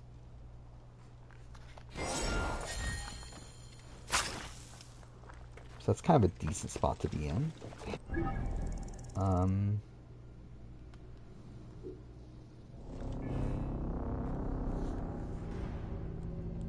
You like the Joe? I don't have to do shit. I love the grill. God damn it, dude. I just love like that's just a thing when I'm streaming, is that I literally just see words and then like just fucking mix them all up when saying them. I just love how that's a fucking thing. Which, to be fair, like I also like fuck up a lot when recording videos and stuff, which is why the recording process takes as long as it does, and why the videos or the audio is as choppy as it is. But so I feel like it's not this bad. You could take them all. I mean, like I would consider them all, but yeah, you could take them all. It's not like I'm dying for anyone at this point. I think this is the point in the draft where it's like, okay, let's just get this done with. Let's just get these last few people out of the way. Maul and Sherry, interesting. So my conundrum is that I feel like there's like an okay-ish gameplay pick. Actually, there's probably a couple, but like, no, they're not as interesting to me. Hyenas. Khaliset must be inside. To where I think I'm gonna go. I'm gonna go for Paige because I remember really liking Paige in the pre-season of BB Can 4. And that didn't turn out well, but fuck it, I'll pick her here. I'm not picking fucking Andrew. Yeah, Menace is next. Let's see how this goes. We're almost done. We have like 3 more rounds left.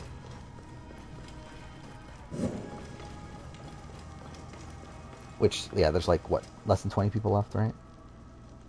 19 people left, so yeah. Hopefully it'll be done soon. Again, when we start this again, we start it at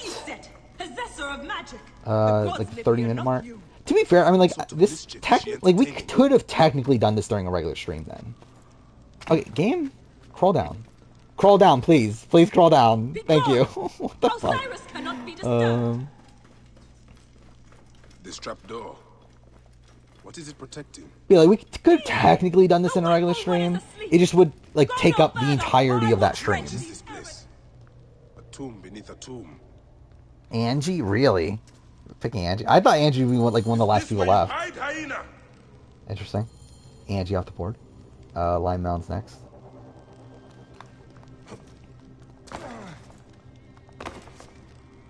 Yeah, I think I would have pretty much tried to avoid picking Angie.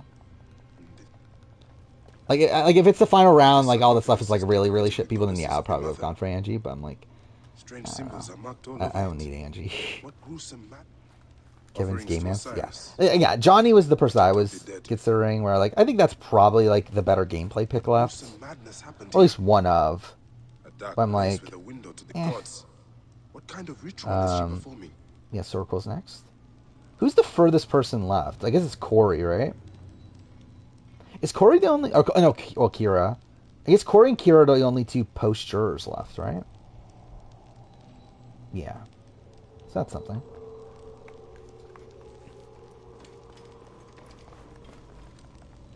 Still. What's left? This. Game? Thank you. This sarcophagus is decorated with wrong, Angie? She's just boring and didn't play the game. I just don't feel like there's like any reason why I would pick Angie. Like, it's not like she's actively bad. She's just nothing. Wait, what? I thought I interacted with this already. I I think I know what Dark Deeds Khaliset was after here. Khaliset was doing a ritual. She began by calling You to know what? Osiris Don't with these care. offerings. I'm just gonna skip this cutscene. Doesn't matter.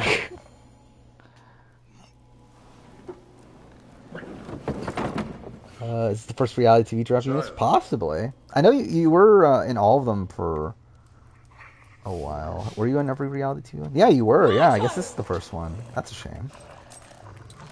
Yeah, I think you've only missed a couple of the like non-reality TV ones. Arrest is temporary.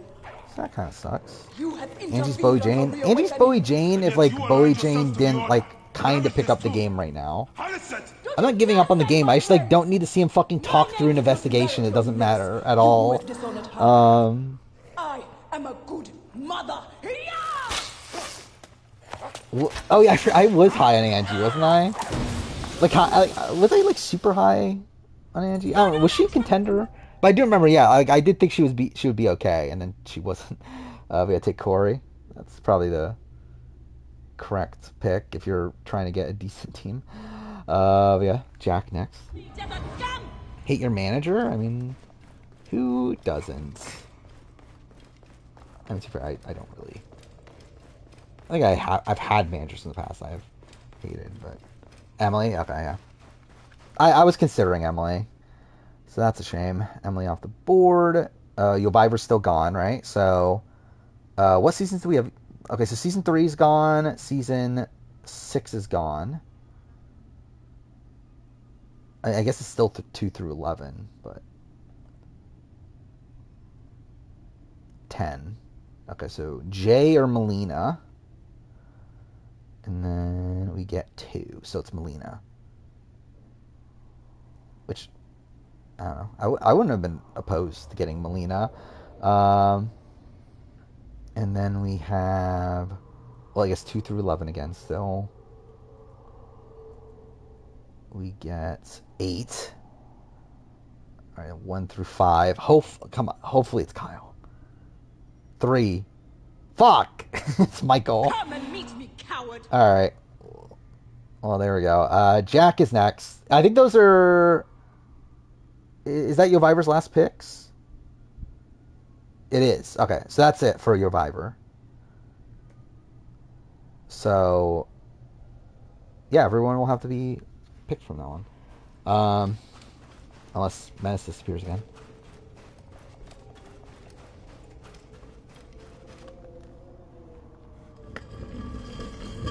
Yeah, like looking at the field, there's not really a. I mean, look, Jay is fine. Roberto is fine.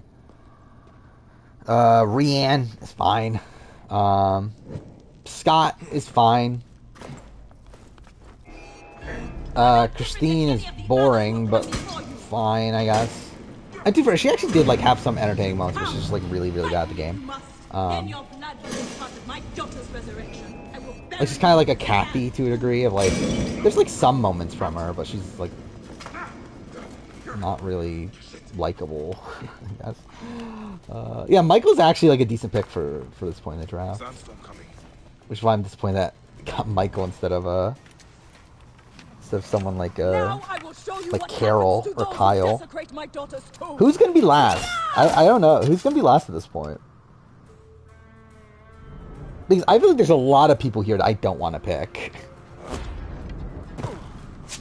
So who's going to be the worst of them all? Either way, Jack did pick Christine, so that's fine. Because I think there's like some moments of Christine, particularly her. Actually, who was it that she was arguing with? I don't even remember who she argued with. Was it Cassandra? Was it Levita? It's like one of those sort of people, right? I don't remember exactly who it was. But either way, she was fun at a point. Anyway, Sorkel's next. Probably stream all day, yeah. Yeah, I'll still be here for a while. I'll lose my mind, but again, the plan is to at least finish this in one of the DLCs. Don't know if I'll do all of it because again, I'll lose my mind by that point. And again, we're not in a good pace so far. Where the fuck did she go? Oh. How did she get over? Well, I guess she teleports.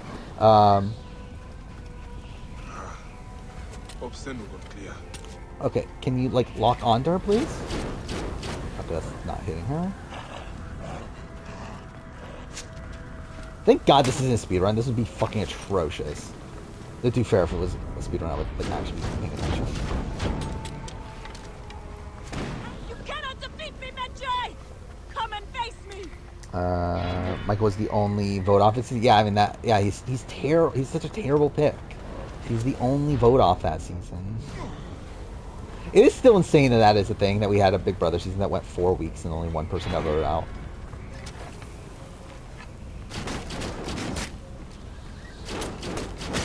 Please die. There we go. Cool.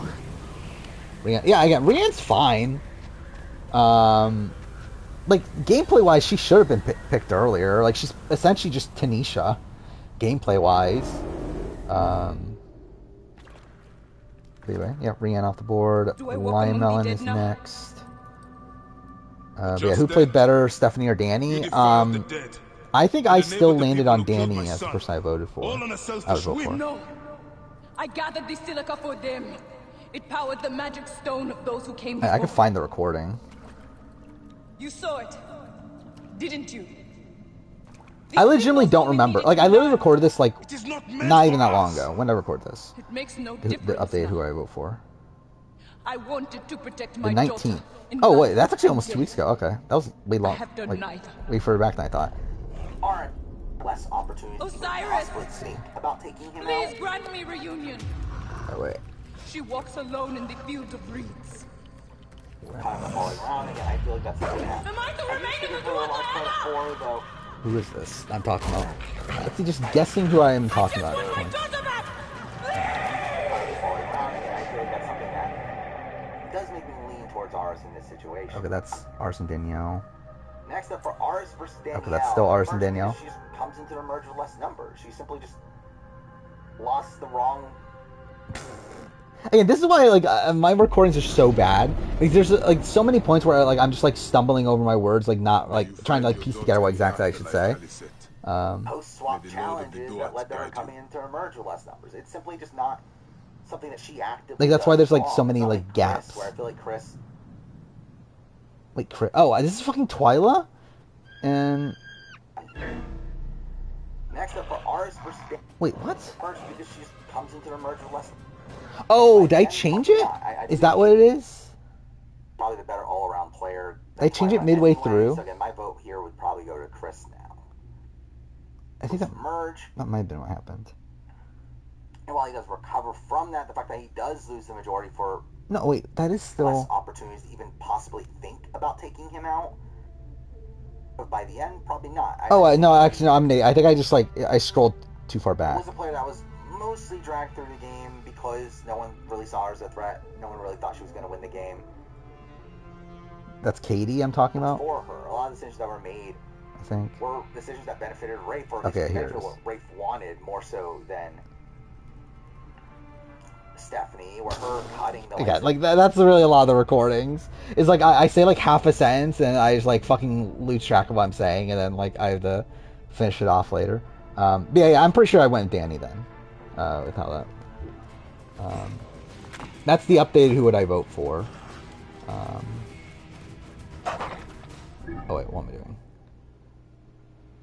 Oh, I can't fast travel.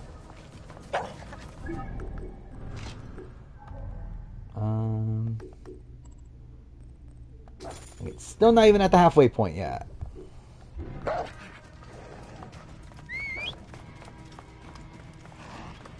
Take J. That's about right. I probably would have taken J. Which means who the fuck do I have to pick from? Oh, it's Menace. Oh wait, it's Menace's turn first. Here's everyone's player ranking: Russell, Parvati, Jerry, JT, Sandra. I'd probably actually I don't know. Would I have Sandra above JT? I'm not even sure. I don't think I'd have Colby that high. I think I would have Rupert above Colby.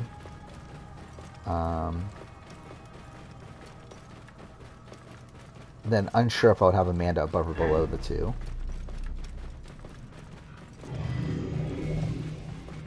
The rest is probably about right. Maybe. Yeah, I'm not sure what I would do with James. I think that's kind of a weird one. I'd probably put Courtney lower. I think Courtney would... Actually, I don't know. Yeah, because I think Courtney would be above Coach, probably. So yeah, maybe that. Maybe I'll put Suri above Courtney, maybe. But yeah, I guess that is probably about right for Courtney. I still don't know, like, would I actually go Russell 1? I probably would, but, like, begrudgingly. By the way, is Menace still here? Yes, then it is his turn.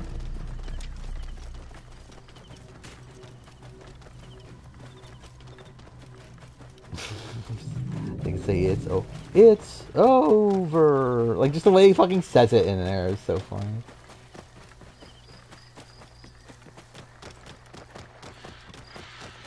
Like the way he like enunciates the over. Menace getting Andrew Gordon would be funny. I mean, alright, I think I'm ready to do a random number generator for Menace. Let's see, what do we have? It's still 2 through 11, isn't it? What seasons do we even have? So 2, 7, 8, 11. Okay, why am I pausing? I keep on pausing for like no reason. I can do fucking, yeah, I can do auto. Alright, went to 11 anyway, so Roberto. Well, that's kind of boring. And that's probably, like, if I were to guess, I would say that's probably high on his radar anyway, of someone to pick. That's a shame. Actually, almost all the women are gone, right? Kind of. I guess not necessarily. But anyway, my turn.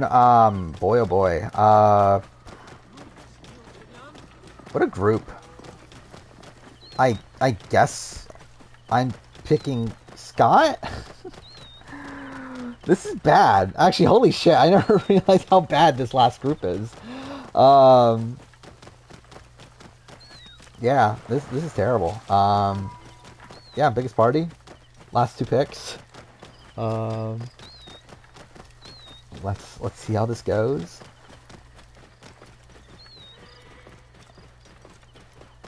Ah, dude, this is terrible. Like even like there's just like so many like problematic picks that mixing down the picks that like just have like nothing going on. It's like this is a terrible group. Cal Shore is like he's bad. I think he's probably like the worst of the. He's the best of the worst. In terms of like the people that are bad for like icky stuff, I think he's probably like the best of those, I guess. Or like did he do anything icky? I don't think he did anything icky. He's just a dick. He's like an asshole. Or like post show, he would like make personal attacks against people and everything. Against his like former players and stuff. But it's like I think it was actually wait, that was actually that's what it was. This is what I was remembering. It was like one of the things at least was he slut shamed Netta. That's what it was. Was that he did like a podcast with like John's ex-girlfriend, the one that John later cheated on Netta with and like caused them to break up. That they did like a podcast together and they were like joint like slut shaming Netta through that podcast. I think that's like the big thing I remember. Also, like I know the alumni hate him. That he would like he did like something weird that like made his cast hate him. I don't remember what exactly it was anymore. But I know there was like a lot of drama surrounding him at the time. But anyway, Laura, that's fine. Laura's probably the best of the people left, in the sense that like there's nothing like that bad. Carol, I got okay. I would not pick Carol. But that's fine. All right, my final pick. We got Andrew Gordon We got Kyle Shore. We got Kira. We got Holly Noseworthy. We got Kyle Rosendahl, and we got Nico. Yeah, I'm going Nico. For me, it's between Nico and Holly. Like, Holly's boring, or like not like it would be a boring pick because it's like, who the fuck is she? So yeah. Nico, at least, again, I feel bad for Nico. I think he was put in a bad spot. Yeah, he quit the game. But again, I sympathize with quitters of games. So yeah, I picked Nico. Yeah, Menace is next. Is Menace still here? Even if he was, what do you want to pick between these people? I think I thought you were going to pick between Kyle and Carol. Yeah, you at least avoided that fate. We forgot some part of the ritual. Carol's so bad. Microaggression, wanting to quit, double down when got voted. Yeah. Yeah, I did not want Carol. No, my lord. I thought it'd be, I thought Carol, Kyle Rosendahl, and Andrew Gordon. And like, I guess like the meme thing would be to leave Kira. But I thought those would be like the last few people. Okay, I'm assuming Mess isn't here, so we'll do random number generator. I'll just do 1 through 3 to represent the numbers. 2. So that's between Holly and Kira. High Priest. I think it'd be funny if he gets Holly. I'm sorry. It is Holly. Okay, cool. There we go. Holly's not the last pick. But she probably wouldn't have been. But yeah, we're left with this iconic Final Four. See a Lion Melon. You get to pick between these glorious people. But remember Holly, because Holly wasn't there. Like the way this played out is that by the time we started drafting and everything, like we needed to add 3 people, or like I was considering like just running it and just having people left over. But we were like, okay, well, we might as well just add some of these like people that didn't even make it into the game. So Holly was one of those. We added in Jace. We added in Scott from BB Can 2. We added in Curse. I guess it was 4 people. Do you pick Kira? I mean, that's probably the least bad of the 4. I mean, yeah, I think Kyle at least like, well, Kyle Shore. Fuck, there's multiple Kyles. Kyle Shore was at least like good on the show. So at least there's that. Imagine this is Final Four BB Can also just imagine. Like, I love how like it would also be like Andrew Gordon and Kyle Rosendahl. What a power duo that is. My wife's Sia can help. His house is to the southwest. But yeah, again, like I think Kira is like objectively the best pick here. I will kneel beside you as they strike us down. I mean, like if you're going gameplay straight up, like Kyle BB Can 9 or BB Can 8 is probably the actual best player left. But I mean, yeah, pick Kyle Shore. Okay, that's fine too. Kyle Shore off the board. Sorko, you have the pick between Andrew Gordon, Kira, and Kyle BB Can 8.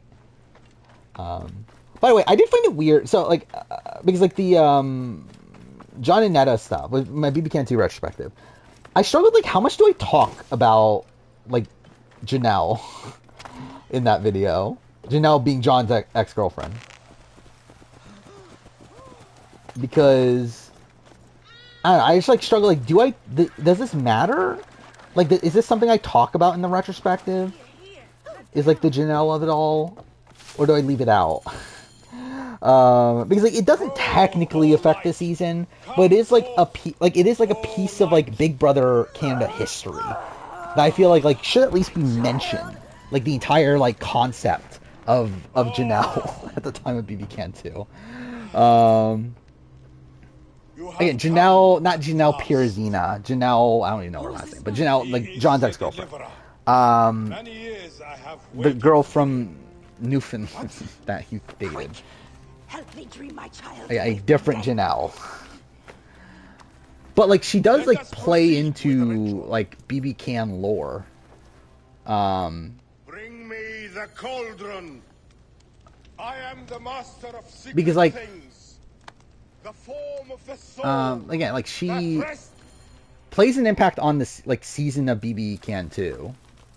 Like it plays into like kind of the weirdness of the dynamic between John and Netta, where like clearly like John is like emotionally cheating on Janelle, but he's also not. But also like their relationship's weird because like him and Janelle had only been dating for like 2 months. Like they literally hooked up for the first time at the time of New Year's. That I believe that was the story. Is that they like hooked up for the first time at New Year's. They started dating, and then he won BB Can in March. It's like they were barely together. Let your eyes be open. But like it's like John's like relationship with her and like how Netta handles that, like that plays a factor into like how their relationship plays out. Obviously, like by the time BB Can 5, that plays into Netta's mentality there as well, with her like kind of wanting to like separate herself from John. Like Janelle plays plays a part in that, obviously, considering that led to their breakup. You like for the other stuff I don't think is really relevant. Like there's other stuff of like she was part of the alumni community. This is relevant. I forgot about this. This plays into why Netta and Ica had like a little bit of a tiff before the season. I forgot about this. And this doesn't matter. Like this doesn't actually matter. But like, and I don't think I'll talk about it. But there actually is like some stuff that actually matters. Some kind of tool. Where like Janelle is a reason why is like what caused a little bit of a tiff between Netta and Ica. Again, I don't think it actually played that much of a factor on the season. But again, Netta was like upset at Ica coming into the season because again, Janelle was like a big part of the BB Can community. Like despite the fact that her and John broke up instantly and everything, like she was still there. Like she was still like talking to the alumni before, like during the filming of the season. She hooked up with a lot of people from BB Can, from what I know. To where like she was still around the BB Can community. Like she was still like friends with a lot of the alumni. And like when it came out that okay, John cheated on Netta with Janelle, like some people like still remained friends with Janelle, with like with Ica being one of those people.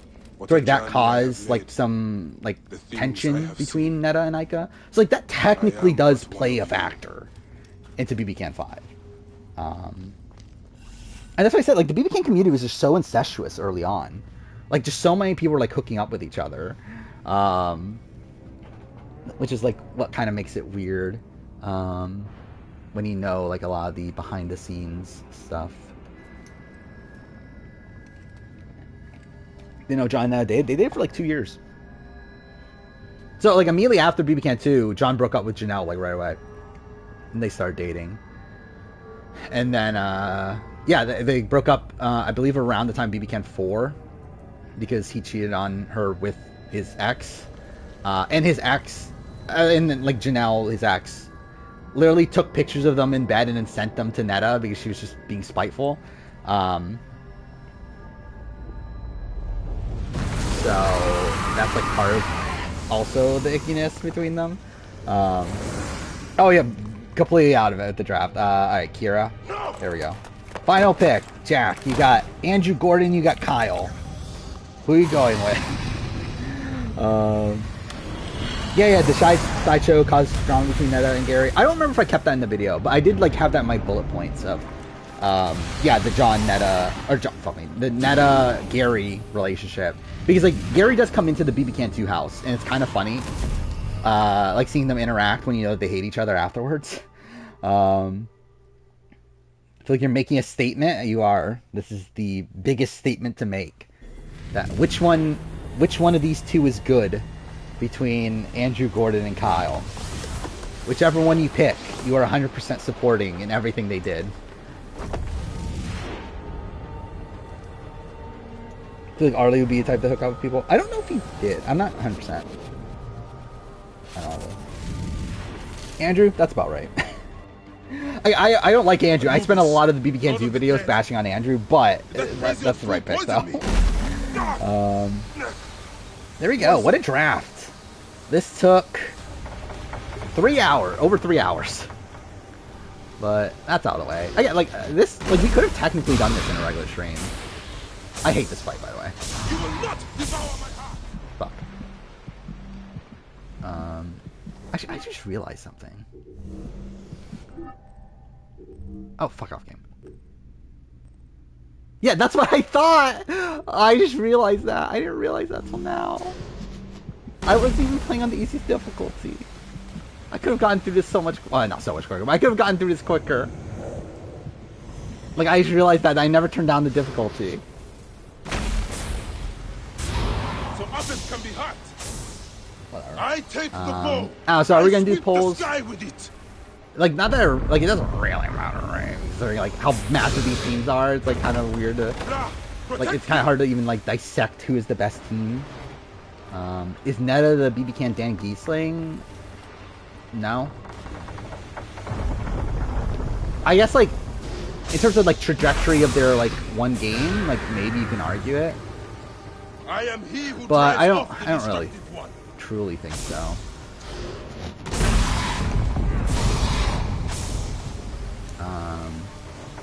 And two for like Netta's BB Can 2 game and Dan's BB 10 game are like pretty similar if you take out the fact that John cuts Netta, obviously.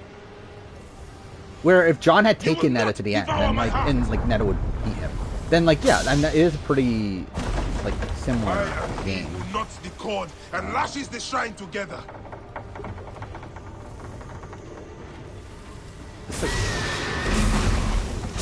You're back? Well, not much has really happened. We just finished the draft. Actually, you might have even still been there when we finished the draft. I take the bow.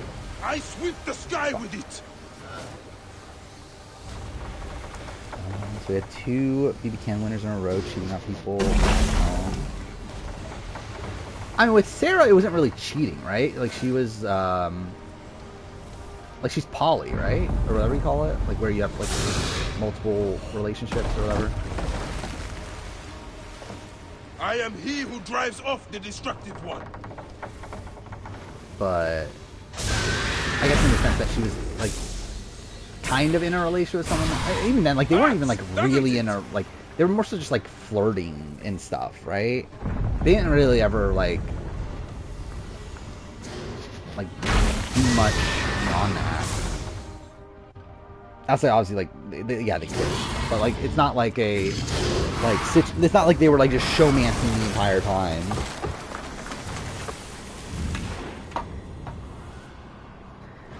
Yeah, should we do the polls? How do we do this? I think what we'll do, I think we'll do 2 polls. We'll do the first 4 and then the first 3.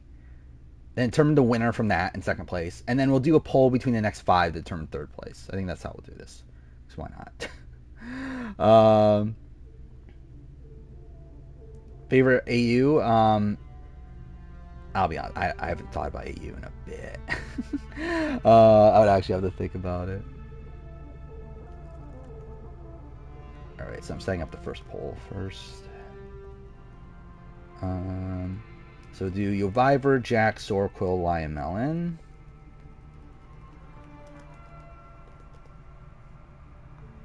Yeah, I feel like I have no actual personal investment in who wins this draft or anything. I don't feel like it really matters that much.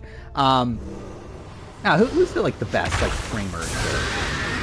I think with AU, like, a lot of the characters that come to my mind are, like, people that at least made the merge. But there's gotta be, like, good pre-merge ones, right? Let's see. BB, yeah.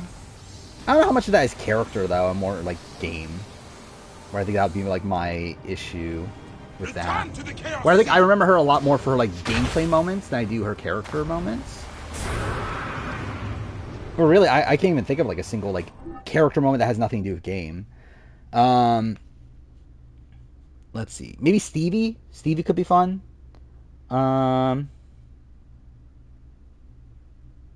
That's Rogue. Yeah, probably not. I won't include Rogue. Michael, maybe. Michael had some fun things.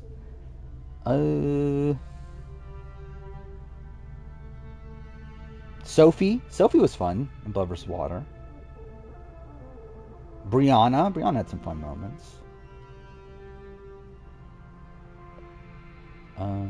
Joey's a big character, right? I think he's one that I struggle with like a character moment, but I think he had like a big personality. Was that Ty? Fuck me. Well, fuck it. I guess we're just moving them both on then. I don't care enough to rerun this. Who is it? Jack and Limelon? Because I needed to like find a way to get a third place anyway. So this kind of works out. Alright, then we'll do the other poll. What do we got? We got Menace, me, biggest party.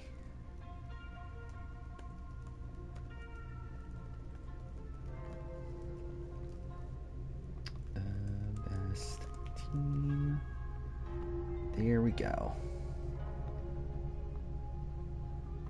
Yeah, who else is there? No one for Champions Contenders 2 because they weren't even on the show. 2 for like Ross would probably be in consideration, right? Even Stephen Bradbury was fine.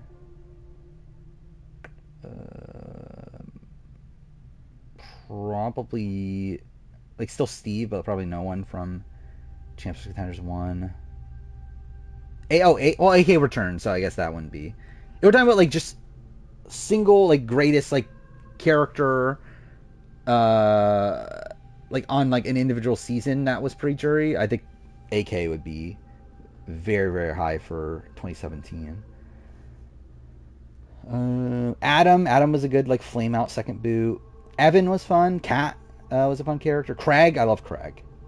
I think those are the people that would stand out to me. I would say like again, if AK didn't come back, he would be definitive number one. I'll say I don't really have like a really solid like this person has to be number one outside that. See, I don't really know exactly who I would pick. I have way too many spreadsheets open. I need to fucking close these. Fuck Avener, Ty. That's great. Well, whatever. I intentionally didn't say Russell. Russell would probably be there, but I'm like, eh. Whatever, we'll just run it with these four. So we got Jack, Lion Melon, Menace, and me. Actually, Menace got there for like all the really bad picks at the end. I guess that's part of the charm of his team. There we go. Let's see who wins this. RNG kind of ate. You got who'd you get from RNG? You got like Mark from BB Can 5, right? I don't remember who else. I know you got Holly at the end, right? Sandra's fine. I don't feel like she really. Oh, was she that entertaining on Blood vs. Water? I don't feel like nothing really stands out for me in terms of her on Blood vs. Water. Tom Plant's a shitty person, but he's also good TV though. At least there's that. But yeah, shitty person though, for sure. But I think out of the, like shitty people, like I think we got to the final three of like Tom Plant, Andrew Gordon, and Kyle BB Can 8. Like I feel like I was the top of those. I think he's like the most like affable of those three. I need to get to solid ground.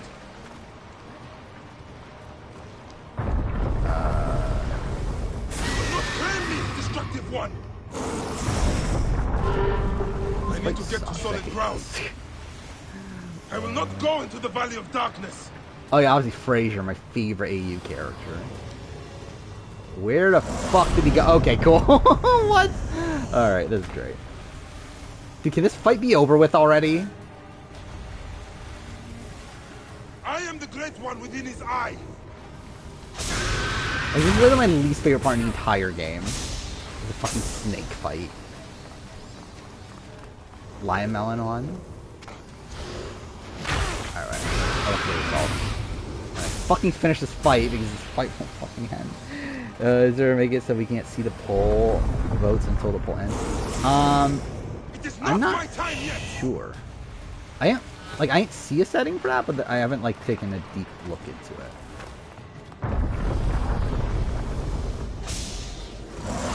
I think the only, like, unless it's like deep within like the other settings, there's none like when you're creating a poll to do that.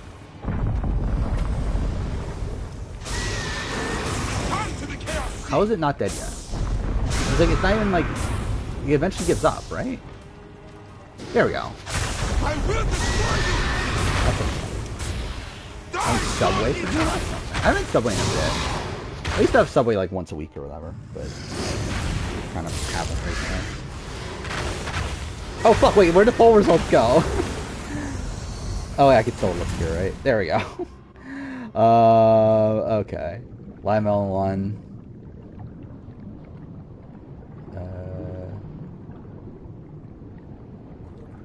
I guess we got tie for second. I'll just give Jack second. I don't care. I don't feel like running another poll to break the tie. It doesn't really matter to me. I'll give Menace a point too. Why not?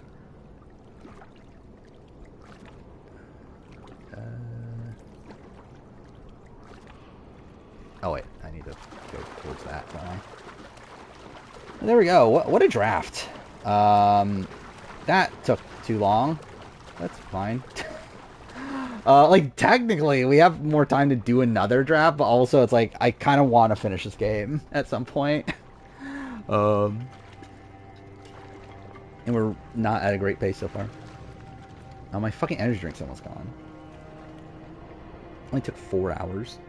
Am I going insane yet? Not really, to be honest. I think the draft was enough to, like, keep me, like, stable. But we'll see how this goes. The fact that it's 5 o'clock already is very worrying. Yeah, I think you have passed Sorko, because weren't you tied? Coming into this? And we could just update the leaderboard, because why not? Let's see, Jack. Jack's pretty high. Jack's at 7th place. Through the tomb. Dark and lonely ground. Which, considering he's only done 4 drafts, that's pretty good. I have come. I love, like, I'm so immature to wherever, like, I just, like, out of the blue hear the word come, I just laugh for some reason. It's like, I'm so fucking stupid, dude. Like, they happen all the time with fucking Ace, or no, with Final Fantasy 16, where, like, they just use the word come so many times in Final Fantasy 16, to where I would just, like, hear it all the time, and it would just, like, make me laugh every time.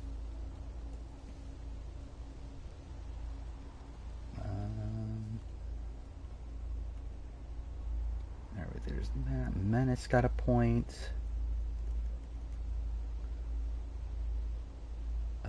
Where's Menace on the side of the leaderboard? I'm trying to update both at once. Oh, I passed Kegger. Kegger's not even in the top 4 anymore. What a shame. So, like, I would actually genuinely qualify for my own draft at this point. I don't have to force my way into my own draft. They are returned. There we go. From him who would close their eyes in darkness. My child lives. Praise to the gods. Sort it real quick. What do you see? Yeah, so there we go. So Live Mountain's official second. So Uiver's still first, obviously. Still 7 points ahead. Live Mountain second. Sora Quill third. I'm fourth. Kegger fifth. Julian still 1 win away from being ahead of Kegger. Oh, I guess not necessarily, because Kegger's more second places. But still.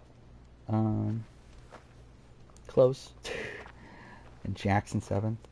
What happened to Dave, by the way? I feel like we haven't seen Dave in a while.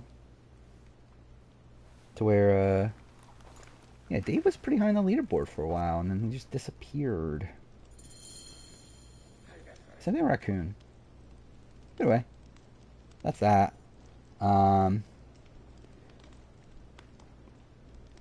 Yeah, probably. We probably won't do another draft, or maybe we do. Maybe it'll be like later. I thought we won't do one like immediately. How do I unpin this? Oh, there, unpin. I'm fucking. It literally says it right there, unpin. You're still in the top 3, Sorko. It doesn't really matter that much. Okay, where am I going? Wait, am I losing my mind? Okay, maybe I'm losing my mind right now. Okay, here it is. Cool. Me, dude. RDR2 member draft? I wouldn't be opposed to that. JD comment on my new video? That's cool. Did he make my top 10? I generally don't remember. I don't think he did he? Are you well? I love how, like, I literally just made this video, like, a couple months ago, and I have no memory of it anymore. Who do I have? I think he was honorable mention. Yes, he was. Brad made the top 10. That's who it was. Yeah, because this is the point where I got higher on 41 as a season. What afflicts you?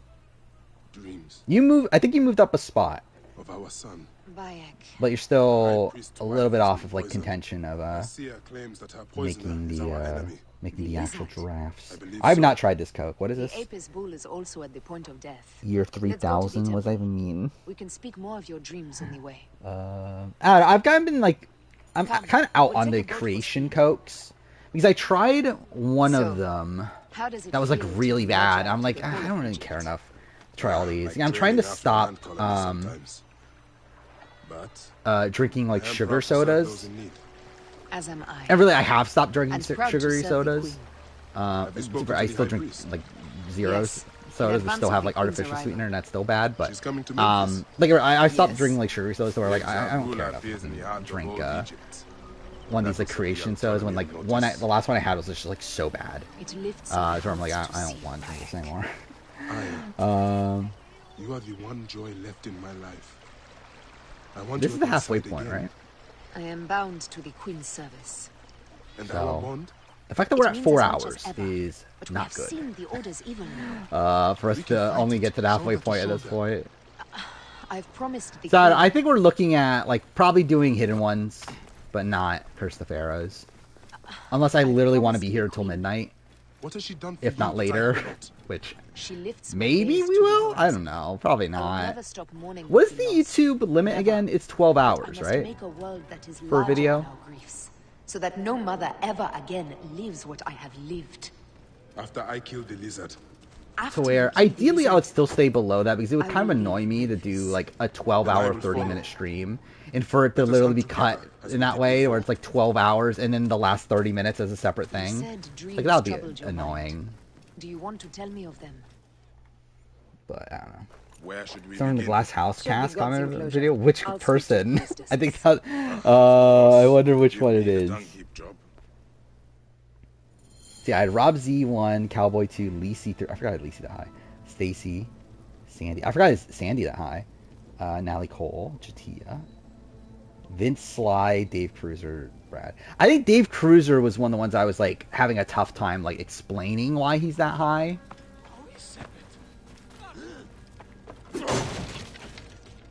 Peach pit and the necklace here. Let us. This is the sparkling water mixed with juice. Yeah, I've dabbled in the sparkling water, but I don't know. It's not my thing. You know, I know it is better for you this is a subtle way of poisoning an animal. Than sodas. But like I liked is it sparkling ice? Is that what those are called? We had to save Pantrates. Yeah, sparkling ice. Our brother. Like, I like those, but to be fair, it's like ripped him away from us as we walked in the market. It's pretty much like soda. I mean, we're gonna feed our brother to crocodiles in the sweet. We have not slept through the night. Like obviously, it's like technically so sorry. We had sparkling no water and everything, and through that like has like less like artificial stuff than sodas, but these are no curses. It's still very like soda-y to where Go to the Temple of Hathor without me. to where I love how like I saw a comment in chat and I just like fucking zoned out. But yeah, like that's like if I do get sparkling, like I have like 5 of those in my fridge right now. To where like if they're on sale, which they're not even that expensive to begin with, but if I see it, like they go like 10 for 10, like almost every week. Okay, I'll pick up like a whole bunch. I'll pick up like I don't know, like 10 of them.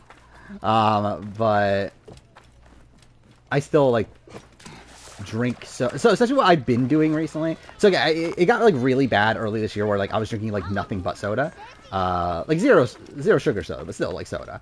Like at this point I'm like 1 cup of water, 1 cup of soda, like back and forth is essentially where I'm at right now. So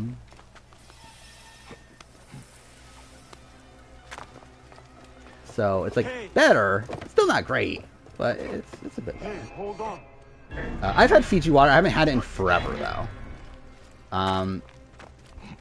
But I've never been like, I don't know. It bothers me to pay that much for water. Is my thing. I was like, yes, it's obviously healthy and everything, or healthier than drinking sodas and stuff. But like, it bothers me to spend like fucking like $3 on a bottle of fucking water. And it's like, I don't even want the water that bad. It's like, why am I not just getting like the cheapest fucking water? I mean, obviously, there's like some that are really bad, but like still.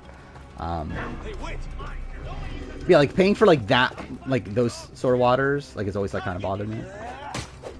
Fuck off, game.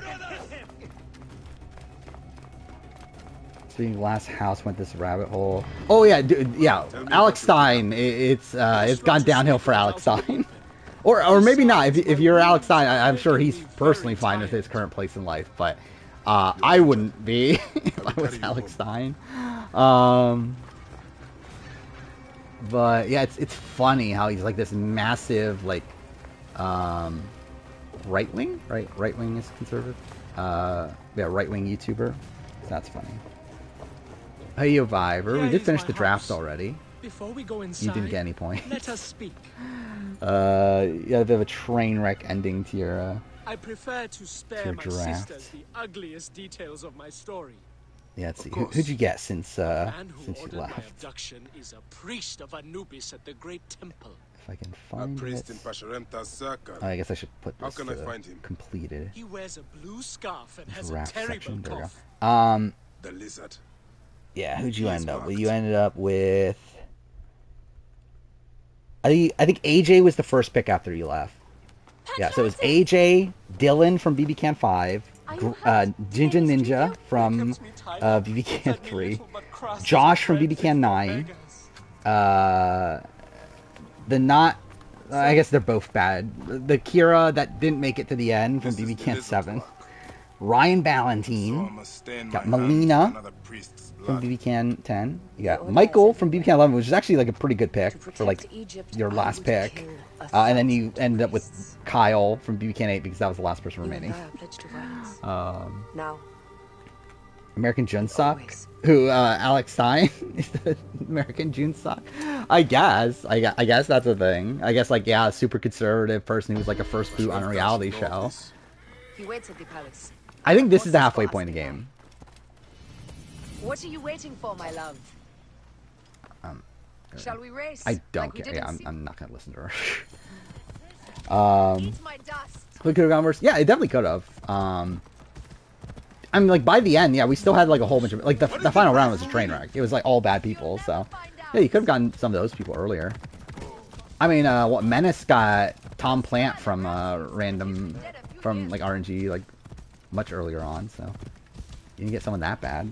You can't keep that pace. Try me. Dude, we're 4 hours in the stream. Like, am I really not going to finish this until the 8-hour mark? That's so depressing. Again, I've done speedruns this game in 3 hours. How the fuck is this going to take 5? Or how does it take like 5 more hours? We all have weaknesses. But whatever. Yes. And I have ADHD. I do not. I would not be shocked if I have ADD though. The queen is about to But I'm pretty confident I don't have ADHD. And my cousin is ADHD, and I not that much. But yeah, I would not be shocked if I had ADD. As they rule, the gods curse our land. What are the actual symptoms of ADD? Withholding the river's floods, but trouble paying attention, easily sidetracked, doesn't like or avoids long mental tasks, trouble staying on task at school. Actually, I don't know. I don't think I have these actually. Disorganized, seems forgetful. That's like borderline. Doesn't appear to listen when directly spoken to. Doesn't pay close attention to details. See, actually, no, maybe I don't have ADD. I don't think I have ADD. But I definitely am scatterbrain at points, though.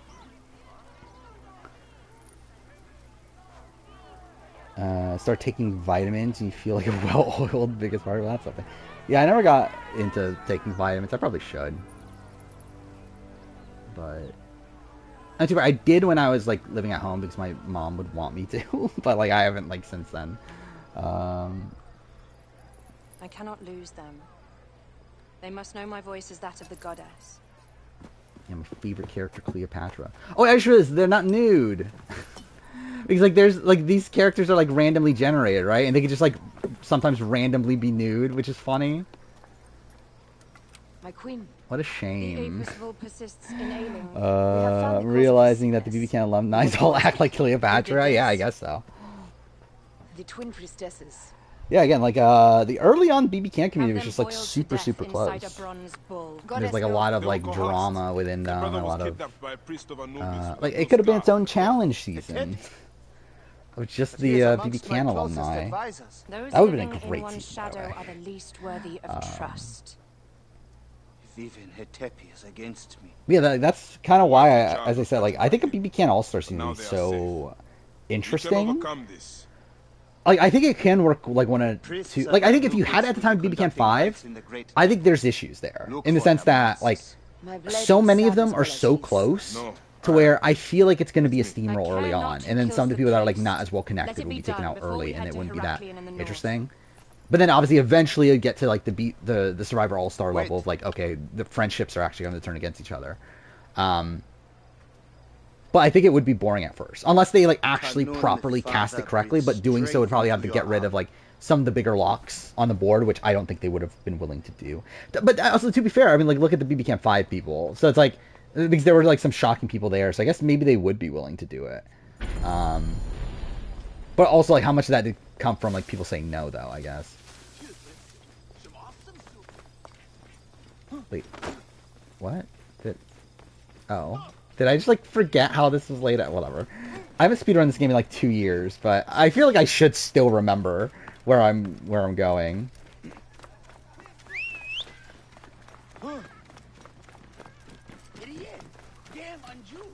But yeah, it was funny, like, following the BB Can alumni at the time.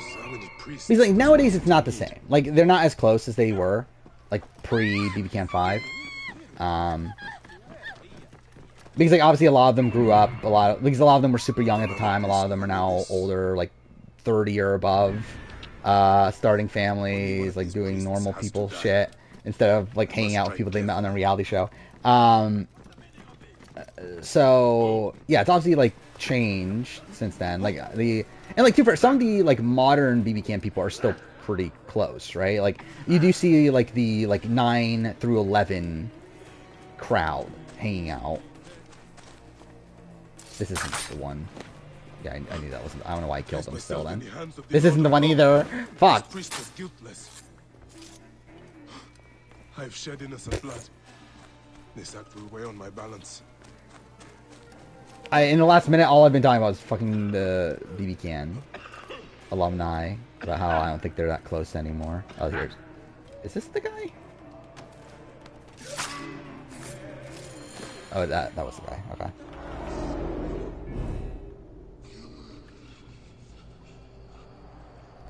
Yeah. Again, I don't know how the fuck we're only halfway through this. Yeah, this would be around the time that I would normally end stream. I serve the ways of old Egypt. But we've still got a lot to go. Fuck me, dude. Innocents mutilated. Children ripped from the womb. The high priest's name abused. His How's my name was mocked video doing? before you arrived.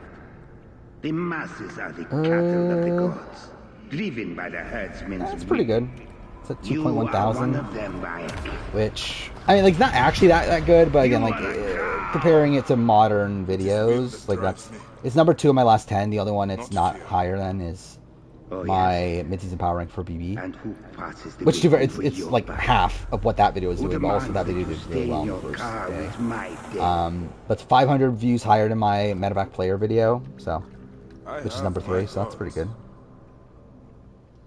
Now face yours. I want to try to see if I can compare it.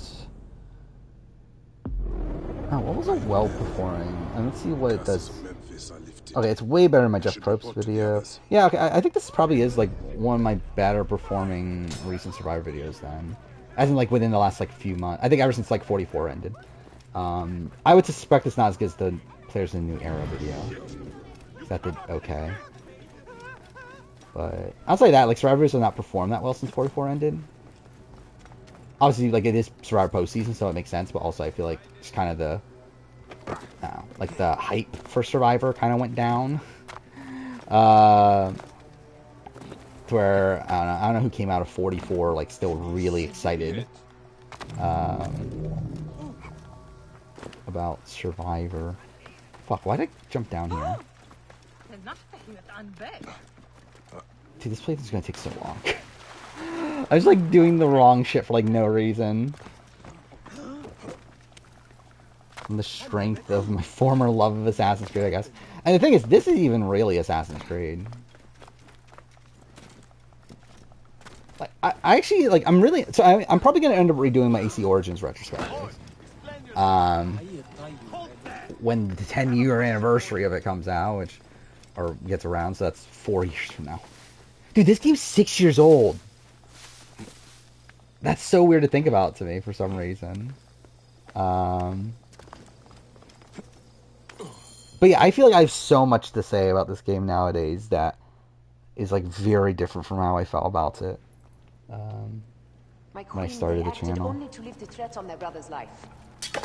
Hey, Sebi Debbie?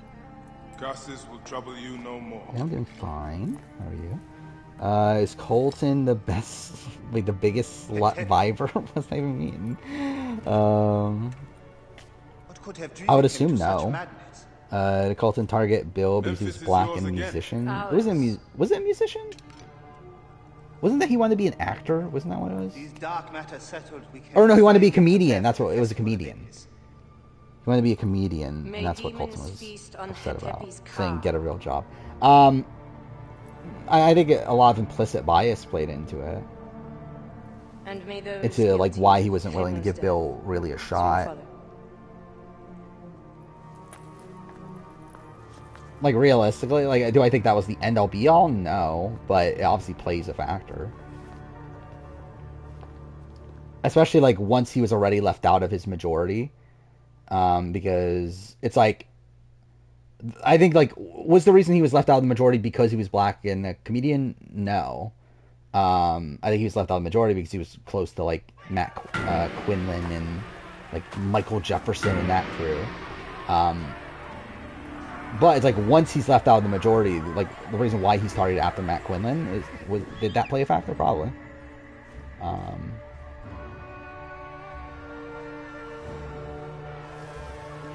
I think so too. Colton would have been. Yeah, I think it's likely he's the merch boot. I could also see where it's still Jonas simply because that's the easiest person to turn Tarzan on. By the way, that did not sound right. But yeah, like, I think that's the easiest person that you can get Tarzan to flip against is Jonas over Colton. So I can see a world where they still vote Jonas.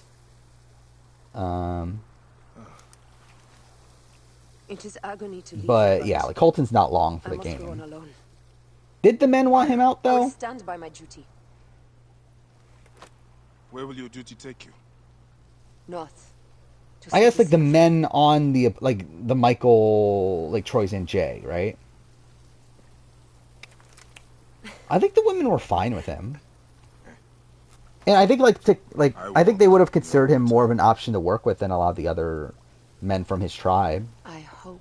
But also, I think they would recognize that, oh, he's, like, the bigger player of that side. So, yeah, I think he would be, like, the initial target. Let us take this. But I do wonder if they would have, like, been like, okay, we can keep Colton around. Especially if, like, Troyzan and Co. really want to go after Colton, it's better to keep Colton around. Because then they'll be more focused on getting rid of Colton than looking at us. Alright. Fuck me, dude. Okay, where are we at now? Okay, I think, straight up, I think at this point is, like, where I'm, like, starting to lose it a bit. Wait, why am I climbing this? I'm a fucking idiot. I need to go through here. Vito's still going? Okay. Oh, fuck off, game.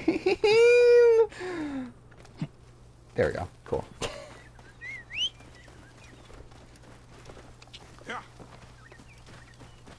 Probably the one who wants to split the votes between Colton and Jones. Would they have the numbers to split the vote at that point? Yeah, I guess actually I forgot about that. Yeah, Colton did have an idol. So I think even more so, they would have probably just put the votes on Jonas then. Like, actually, or at least I should say they would like have the intention of getting Jonas out in that point. Like, they probably would still put the majority of the votes on the Colt. If they could split the vote, I think they would split it where Colton would have the majority. But I think there's also a route where, like, they don't think they have the votes, so you just put the votes on the onto Jonas as, like, a safe vote.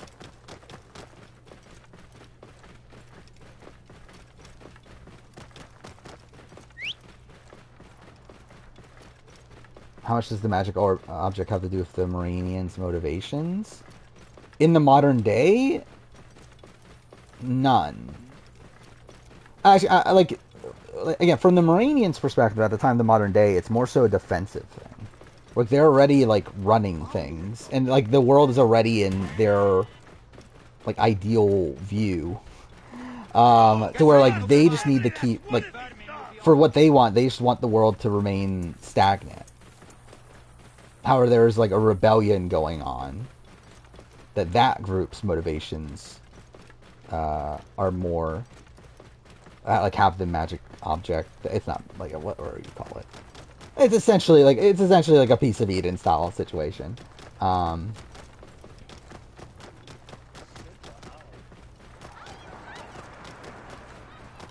Templars, I mean, actually, isn't that dissimilar? But it's also like, I don't think that was intentional though. But I think in a way you can look at them as having a Templar-like philosophy of wanting order.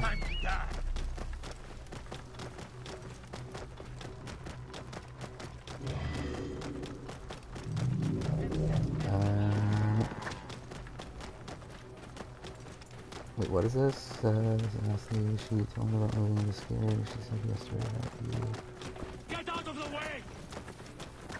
Wait, why is that nasty?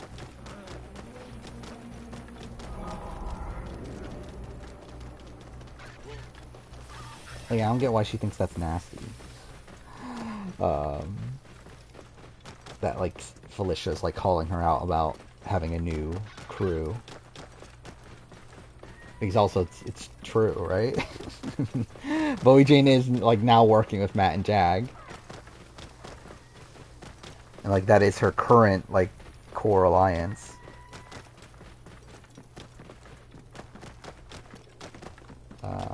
By the way, also, I don't think we talked about that. I'm still a bit unsure if I'm going to stream tomorrow night or not. I did say I was going to. But the more I think about it, the more I don't really want to. We'll see how I feel tomorrow night, but, like, I don't know. I'm not, like, dying to stream tomorrow night. Especially if, like, this stream's going to go for as long as I think it is. I wouldn't be opposed to, like, streaming on, like, Monday or something. But also, it's like, is there a point? But, yeah, I don't know. We'll see how I feel about tomorrow. Seems I'm not the first visitor today. But if I do stream tomorrow, I will be starting Watch Dogs. Which is something. I'm planning on doing a video on it. I'll be honest, I don't even know if I, like, am that dedicated to doing a video on it. Nick, he's not here. But that is... Okay. That was something. A letter left behind by my informant. It looks like he fled, but the soldiers caught his servant. Yeah, I'm still not, like, 100% sold on, like, doing a video on it, but I'll at least play the game and then decide if I'm going to do a video on it. Do I think the futures will stick? No. I think they'll target each other within the next 2 weeks. Is the rebellion the remnants of groups the Marines were running away? No, it's not. At the beginning of the story, the group they were running away from is out of the picture.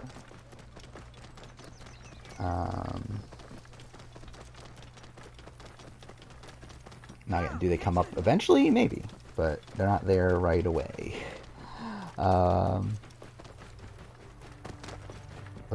Yeah, I think again, I'm obviously gonna stick for this week, obviously because Cameron's HOH. And yeah, I think obviously the plan's Felicia or Mimi win veto. Blue's going up. Probably Mimi goes home, but definitely if Felicia wins veto. Obviously, otherwise, like Felicia's going home if she doesn't win veto. If if Felicia wins veto, Blue probably goes up. There's a chance the vote flips on Blue. There's enough ammo there for sure to get the vote to flip on Blue. Will it happen? Probably not. I think Mimi will just go home. Unless Mimi does something serious, which, knowing Mimi, she won't. By the way, also, really funny, like Tara mentioned this on the live feed update today, that, like, Mimi was, like, doing the rant in the storage room, talking about how, like, okay, I'm going on the block, I need to just continue doing what I'm doing because it got me here. It's like, yeah, it got you on the block. What do you mean? Yes. What is that? It's so disappointing that, like, it does feel like that is just Mimi's game strategy. It's just to do what she's been doing. Where, again, like, the assumption is that, oh, she's gonna, like, start playing hard towards the end game. It's like, no, her plan is just to do the same. Her plan is just to do this. Yeah, I think it's a shame. It's so funny looking back on her intro, and like she literally says that I'm gonna give main character energy. It's like, since when? Fuck. Actually, this isn't the speedrun strat, is it?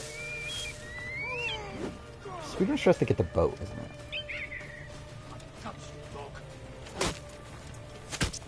Oh, that would be so funny. Yeah, Blue and Jared both being. I think, like, based on Jared's exit press, it does seem like he's planning on sticking with Blue. Based on the fact that he's, like, very resolute in the fact that him and Kenzie were. Okay, cool. That was shit. But him and Kenzie were broken up. Okay, cool. I thought he was gonna fall off there for a second. But yeah, it seems like he's sticking to his story that they were broken up. Which, to be fair, like, he did claim early on, and I don't think that's out of the realm of possibility, that they had just, like, broken up right before coming on the season. There we go. Gods, thank you. I don't even care to listen to this. Who cares? I just love when he jumps off the boat in the middle of nowhere. It's so funny. This would be bad speedrun-wise. Because I would ideally want to be over there, right? Blue is not the target, but Blue is the, like, backup. Like, Blue is the replacement nom. By the way, also, Corey did decent-ish work yesterday. Matt and Jag are back on board with Corey. Jag in particular. Oh, wrong boat. Jag in particular. Where Jag wants to go to Final 5 again with Matt, Jag, Corey, America, Bowie. Is Jag's current plan. I don't think Matt is on board fully, but I think he agrees that Cameron's a target we should get rid of somewhat soon. Yeah, they're starting to lose a little bit of trust in Blue. Again, there's so much ammunition to use against Blue, to where because, like, Blue literally told Cameron that we need to get rid of Matt and Jag sometime, which is like, why? Why are you saying this? Like, why are you telling Cameron this? Like, this is idiotic. So, yeah, I mean, it 100% can't blow up on Blue. He belongs to a group that is destroying Egypt. Jag's a terrible player, can't stand the guy victiming himself, constantly bully. I mean, from his, like, point of view in the game, I can understand it. Like, obviously, yes, it's very, like, a one-sided view of things and everything, and, like, it's not a great look, but I can understand why he thinks that way. I stole a ledger from a Greek magistrate I suspect of corruption. It should reveal the identity. And what's funny, too, is that if you look at, like, outside the game information, like, if you look at, like, the game from an outside view, I think you could argue that Sri Sai things are bullies. The thing is, not to Jag. Like, I think they are to the Bowie. That is why but obviously he doesn't know that. It is for my daughter, Shadia. But I do think, like, Sri and, like, Felicia and Izzy's treatment of Bully is terrible. Bayek, take a look around my ship before you go. Okay, how do I want to do this? I guess we have to go on boat.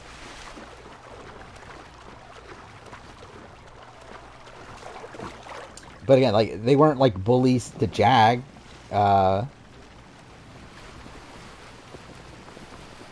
But again, I can get how, again, if you look at this from, like, as, like, the game, what happens in the game is personal, I can understand how he has that view.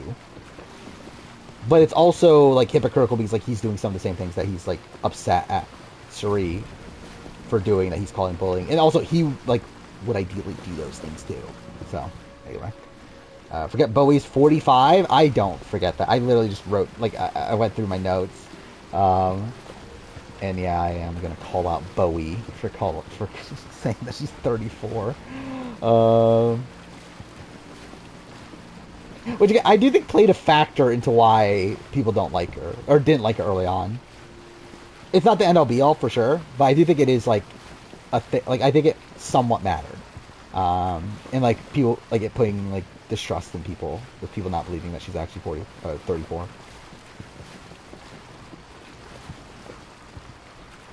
Alright, do I fast travel? Not that, I'm not speedrunning. Why do I care?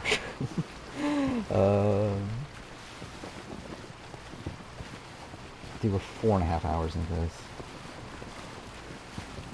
Can the location show up, please? Jury phase is only 6 weeks. There we go, finally. Oh wait, fuck, was that too early? Wait, what?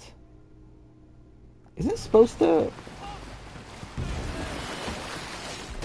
Oh, okay, cool. Well, that's great, too. Was it not? Oh, wait, it wasn't the right location, right? Whatever. Yeah, I'm actually surprised... There. Wait, no, not that one either. Fuck. Wait, no, it was that one. Yeah, there we go. Now the... Whatever, this is a clusterfuck. Anyway, yeah, actually, I'm surprised it's that long, still. That we're still getting 6 weeks. Because this pre-jury's felt so long. Where like it felt like it was like the majority of the season, but it's actually like barely over half. Which is weird. Assassin's Creed Origins eSport, obviously. Obviously the very intense speedrunning community for Assassin's Creed Origins. Do I still have the best console time? There's only like 3 people that have done console. So like it doesn't really matter, but like... Yes. Let's see. I haven't checked speedrun.com in a while.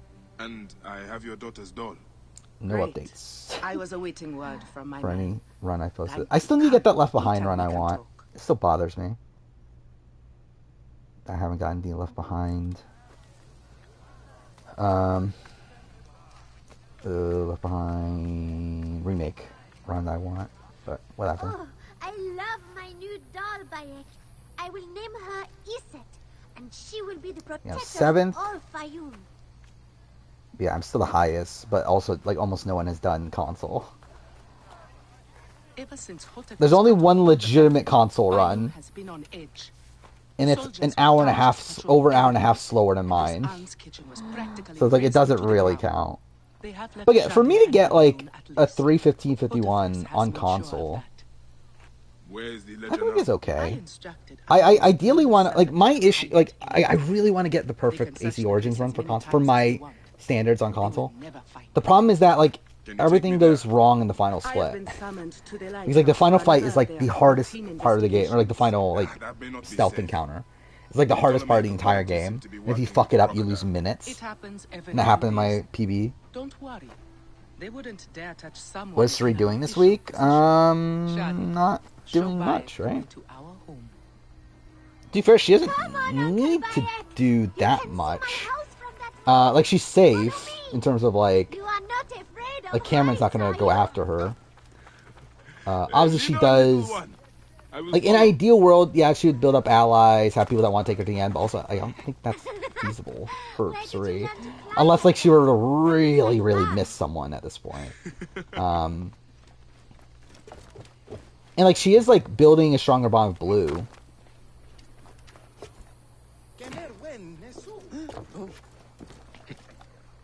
Does the rebellion win by the end? Which rebellion? There might be more than one at a time.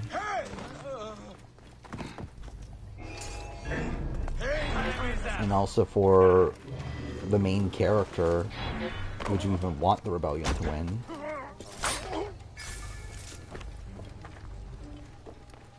Oh, I'm an idiot. I'm a fucking idiot, dude. Okay.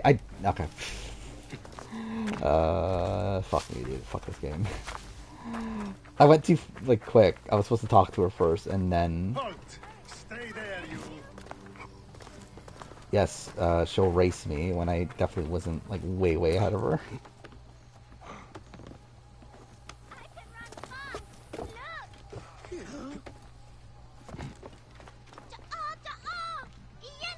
Here we go, right? I come up here a lot. Main character is Baron Morania? Everything yes. looks so beautiful. Well, he is a Baron of Morania, and his name is also Baron. Don't worry. Uh, We'll look after them. Where is your house? but On the hill there. See yeah, it? Yes. And soldiers. I did consider changing the name. Actually, I think I did officially. Like last time I worked on the story, I did change the name to the Baron of Morania. It might get dangerous. Like I remember, like my first few titles were the Moranian Sagas.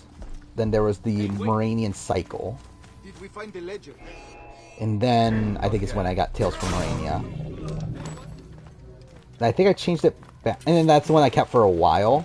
But I think eventually I changed it back to the Moranian Cycle, and then this would have been good speedrun wise. And then I seem to have changed at the very end to the Baron of Morania. She has the ledger.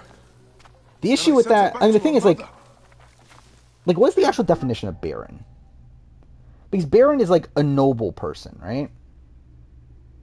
A member of the lowest order of British nobility. Yeah. So, like, technically the entire, like, because again, the series runs through, like, the entire history of, I guess not the entire, well, it's not just the entire history of Marine, but, like, still, like, the, like, runs through the bloodline of a singular family, all of which being barons of Morania. So I think that's why I changed it to the Baron of Morania, where, like, even though it only is, like, actually relevant to the, like, the actual, like, again, the first protagonist's name is Baron, but, like, the, like, protagonists throughout the entire series are also technically barons of Morania. Damn all this! You're not in the lighthouse. I need to get there now. Nick. Get now, Baron was actively interested in the Moranians. That's why they go for a few cities near the end. I mean, let's see. So, the first half of the story is before Baron even goes to Morania. Well, essentially the first half of the story. I mean, like, this is like literally the beginning of the story, so it doesn't really. So, first half of his story, I should say, is the journey to Morania. That was the that's the name of his like book, and the reason for that is because again he was. Okay, how much in detail do I want to go on this?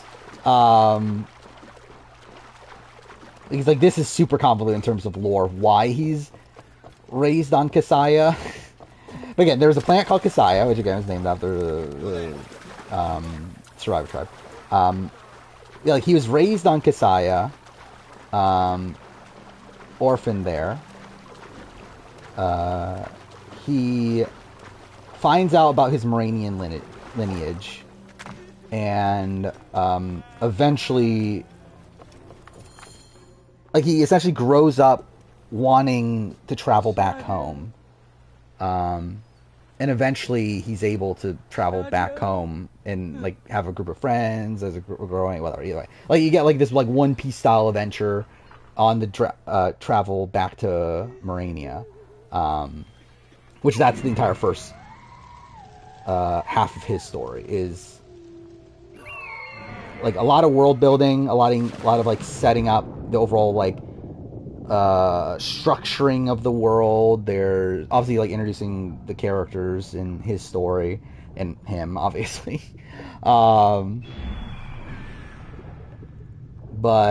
a lot of like it's kind of this like vehicle, like this traveling back to Morania is this like is this vehicle for you to like really add to the world building of it all. How am I liking the game? I've played it a billion times, but yeah, it's a game. And this is literally me just like deciding to play it all in one shot here.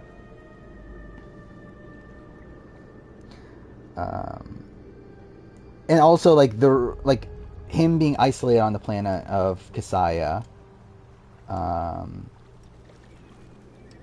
which is a I don't even know how to describe it. Like essentially, it's a planet that's like isolated from. Like it's a planet where a lot of misfit's not the right term. What do you call it? Like a lot of like it's essentially a planet where it's a very like authoritarian society, and it's a lot of I don't even know what the right phrase is.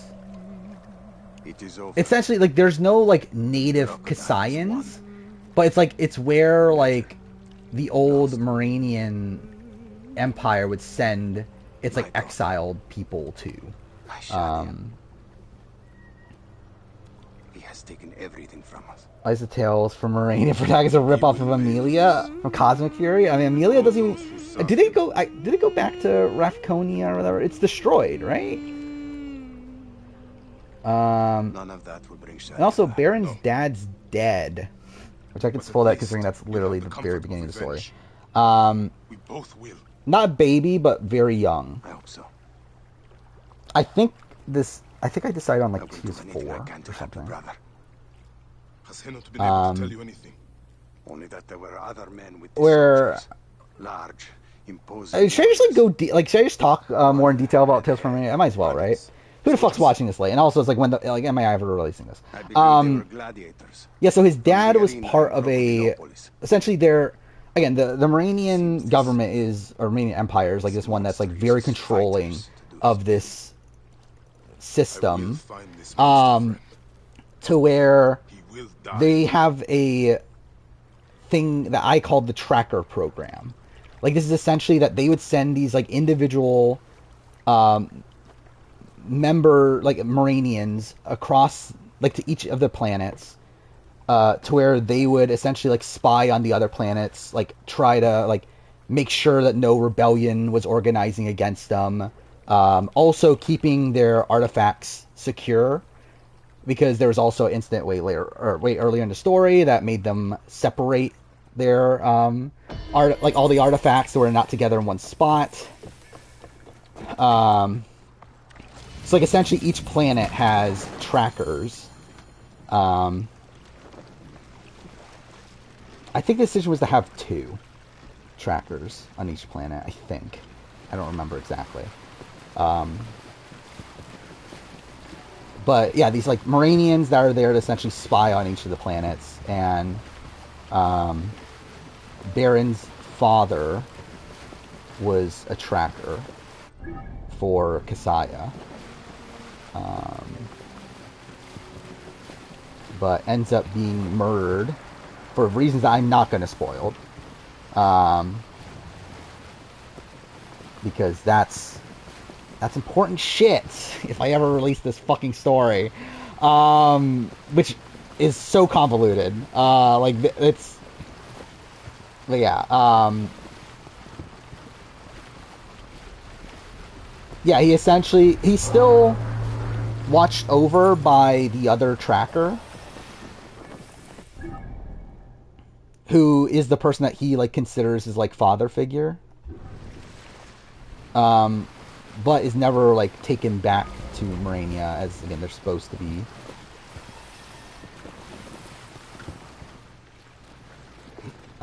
Stuck like the trackers are supposed to like remain at their posts at all times. I think there was another reason. Well, then also like Kasaya also is like a very difficult planet to get out of. which plays into what the entirety of the first arc is. Because of how like authoritarian Kasaya as a planet is, because Kasaya is also like a planet that was able to mostly escape the influence of the Marinian Empire.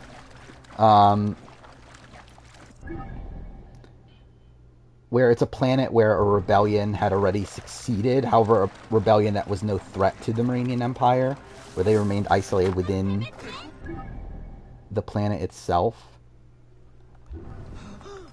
So Marinian never took action against it because they just didn't look at Kasaya as a threat.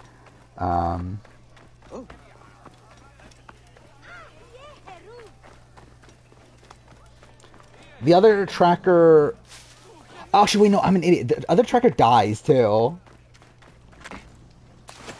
The other tracker still raises him for, like, a few... But does die before the beginning of the events of the story. Kind of forgot about that until now. Oh, wait, I'm trying to tag this. That's what I'm doing.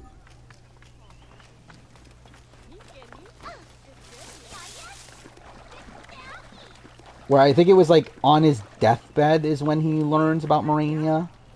And then spends the next few years trying to plot how he would leave Kasaya and get to Morania. And there's a certain inciting incident at the beginning of the story that leads to him being able to escape Kasaya. They say... Anyway. I mean, the artifacts were made by those who came before. And by those who came before, I mean those before the people that are claimed to have come before.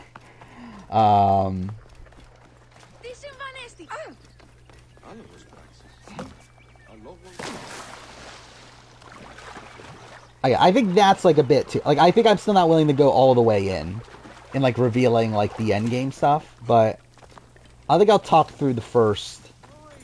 Like, I'll talk through Baron's initial story, at least. So the crocodile recruits from this place for his... Are you the owner? They're not actually pieces of Eden. I am the owner. But, like, they're reminiscent of that. I only want entry to the arena. Like I said, that was obviously the inspiration behind them. Was, again, I obviously wrote the story when I was, like, super in love with Assassin's Creed. Like, Pieces of Eden were definitely, like, in my mind. You cannot afford it. Now piss off before you scare away someone who can. Sir, this man wears a Magi badge. Okay, you know what? I don't care about this conversation. I'm gonna skip this. So, I think I'm not gonna skip actual cutscenes. I think I'm gonna skip these like really monotonous ones. Why are they doing the crocodile's bidding? I need to get inside and learn more. But yeah, essentially the first story is the traveling to Morania. To where along the way, like, Baron finds his, like, crew and, like, all that sort of stuff. There's, like, a big event that happens when he gets to Morania. And then... Oh, fuck up, I didn't mean to do this. Skip this, because this isn't a real thing. And then the second half of the story takes place, I think it was 2 years later. Where that's more so based around facing off against this rebellion and securing the Marinian artifact. Is that what I actually called it? I think that might have been what I called them, just Marinian artifacts, but I think I'll probably like create a different name if I were to properly write it.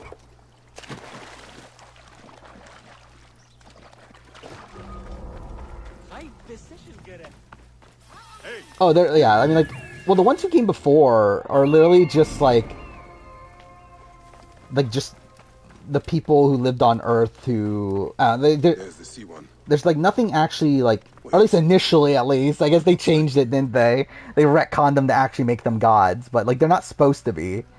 They're just supposed to be, like, normal people who are, like, a high-tech civilization. Which, to be fair, is not that dissimilar. It's just that, like, the context behind them is different in my story. They're not just this group that, like, had a high-tech society, it crumbled, and now they're gone. Shit, it's good to see you. What are you doing in Fayoum? I heard this was a good place to prosper. I still find it so funny, like, thinking back on Assassin's Creed lore. The fact that they fucking killed off Juno in the comics is still so funny. I heard the call of the arena.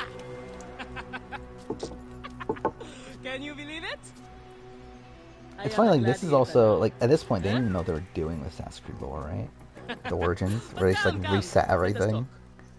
And drink. This is after they got rid of Juno.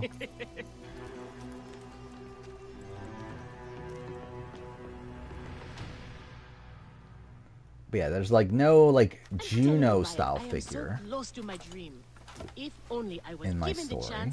I know I could become champion. Like it's not like this like the people who came before are like extinct and there's like one that was able to survive somehow and they revived themselves, try to revive themselves and that's the thing. Like, that's not an aspect of the story. I was turned away from the arena doors. But then there's a So you reason have for that. finally given up trying to put the world to rights. Good. Such things are impossible. Felix is slow to Facial trust animations are outsiders. fucked. But do not worry. With my backing, we'll soon be fighting side by side. I wonder how much of it I would change nowadays though. And in the Tales from morning, Marine, we can yeah. go Just to the because arena I for got the like I proper would introductions. very much write things differently. Because at the time there was like so much inspiration from Shonen that I think would mostly be taken out nowadays. And like I think at the time also like I felt this like want to like keep everything like so structured in a way that I think it kind of it would probably like ruin the actual product in terms of, I think it would like lead to like pacing issues with things of like why is this thing going on for like too long.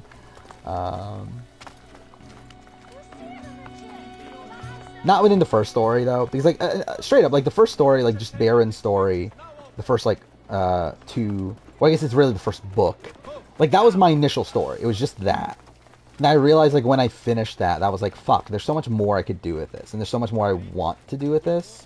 So that's when I extended it to where it is like now, or at least why I plot it out now, which is was it 8 books? Is what it would be. Which I think I would be resolute in that. I think I would still keep it that way. I would still structure it that way, especially because like there's a reason why it's that way, from like a plot perspective.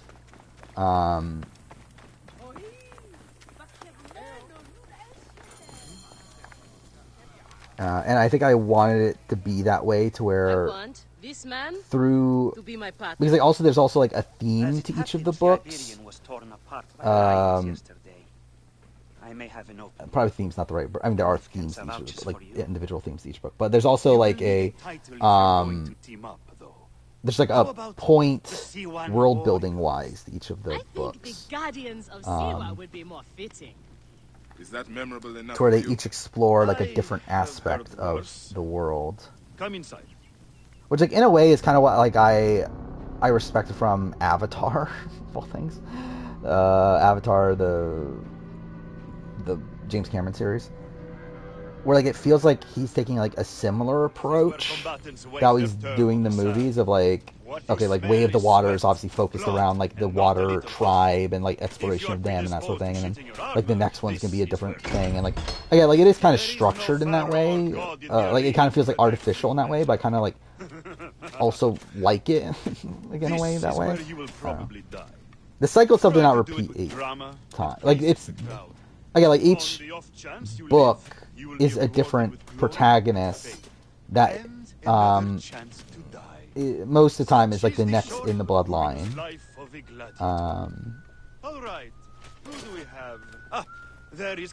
But there is overall, like the overall story involves a cycle that happened that happens constantly previously within the timeline. He's not much more than a bedpan now. He trained the novices. Is that armor from Ptolemy's Well, in Vision, Tales from Marine, like Most of the fighters cannot afford their own armor. I think. In any case, it is soon ruined. I don't know why I would think of it now. I think now I probably would be like. I think my initial thought was like Speaking of authenticity, in the arena, you use was the like Mass weapons I Effect. give you. There are no exceptions. I don't know what I would do now. It probably still would like be very Mass Effect-y, I feel like.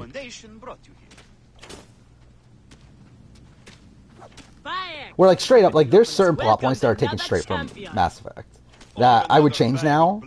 But at the time that I wrote it, like it's essentially just Mass Effect. Like there's literally a genophage Actually, that I would still probably keep that, but I would like change it up to where it's not like a direct like rip off of the Genophage.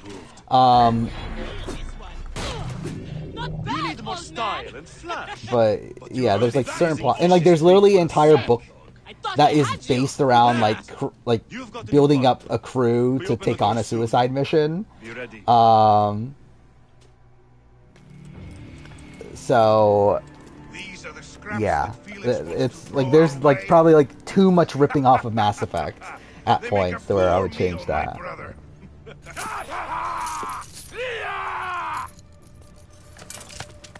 I mean, the thing is, like, the cycle is like more of a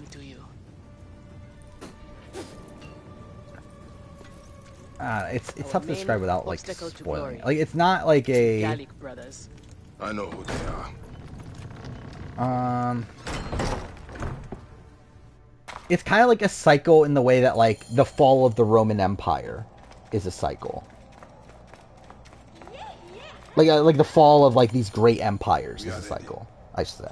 Like it's like a cycle in the way that like at least up until like modern day, where it doesn't seem like it's going to happen again, but we'll see. I mean, but like where like these empires would like continuously rise and fall at around the same point in time.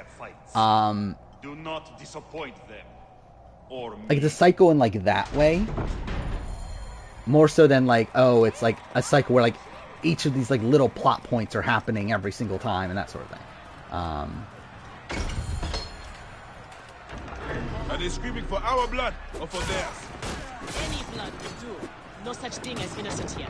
Do not stake your blade, brother. They certainly will not. Everyone here knows But yeah, in an ideal world, I would love to like actually like properly like plot it out again, because I would do it so differently. But I still stick by like some major aspects of it. Like a lot of like really, I think like the general like overview of what the story is and what it means and that sort of stuff. I think I still stick by. I just like handle it a lot differently. A whole new world of opportunity, my friend. The best gladiators are sent on special missions.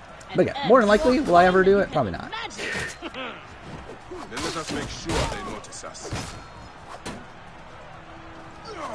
Where I think like, oh yeah, like a major thing that I did like the first time around was I really wanted to show like everything the world had to offer.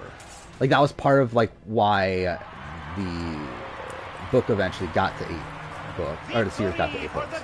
And I think that aspect of it I don't want to do. I still think I want to explore,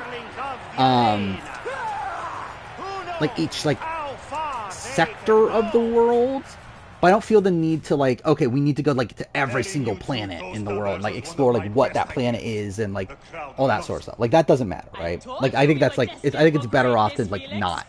Like I think you don't need to have every little thing in your story be in the story. Fuck, my drinks. It is a good start, but you're not contenders. I think we'll do this fight and then I'll probably go off and like get a drink for a second. But yes, there were other empires before Morania. That is part of the cycle. What do we need to do to face them? Gods and peace, not you too. And also, this might like this would be a big spoiler. You're able to piece together what it is, but there are still many empires alongside Morania. If what Kensa says is true, that are controlling their worlds in the same way that Morania is. There might be evidence here of the jobs the Gallic brothers did. Maybe even the identity of their pit. Consider what Richard Hatch did to Sue and All-Stars a sexual assault. Yes. I might finally get my shot at the Gallic brothers. Did he like intend on actually doing stuff with Sue? No, but still sexual assault. What about these other contracts you mentioned earlier? Oh, they're righteous. Morania does not rule everything, but they made it so that they do rule everything. You will have to ask Felix about if those. You catch my drift. The best way to reach the crocodile is to beat the Gallic brothers. As if I needed more reason to slit the throats of Shadia's killers. Felix. No, not through tracker program. It's before that. And we talked about a part of it in the past. You would have much more how to do to earn your way in. And she's outright saying it. There's dimensional travel. God noble is to fight. That is it. You earn your gold in the pit, or you do not earn it. Then that is what I will do. Jeff answered terribly to Sue. We are ready. Finally. Kind of, but also he didn't really get much of an opportunity to respond to Sue. Put on a good show. Like really, I think Sue was like gonna do what she did like without Jeff. Like she obviously just like needed to like express her feelings. Like Jeff like barely even got to talk. Now again, I do think like his questions that he asked following that, and like the responses to it were not great. Only when Felix can get them. They are much But like I don't know if I like volunteering for it. if I have fault with like how Jeff handled that situation, as I feel like that's just a difficult situation to be in and to know how to handle that on the spot.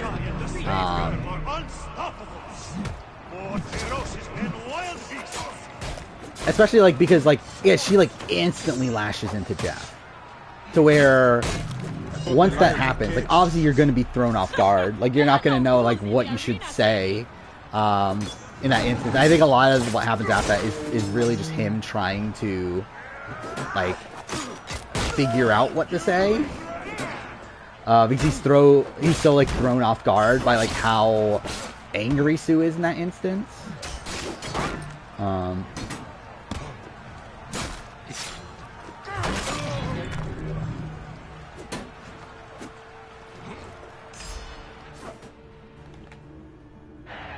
Cross-dimensional contact.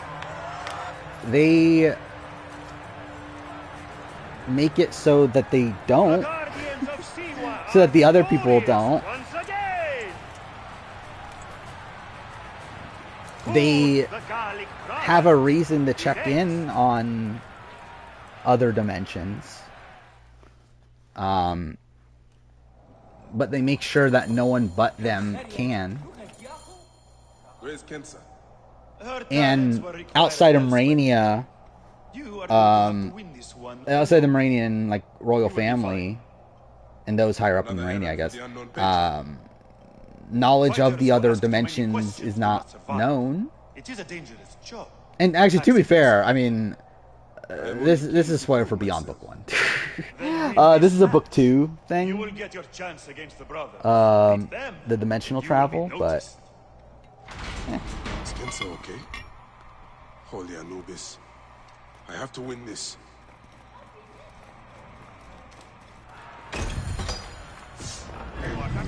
Even Boss Rob was like, calm down, Jeff. Really? I mean, Jeff just says, I mean, like, Boss Rob just says, like, oh, we don't know how she's feeling or whatever. Colby has a bad response.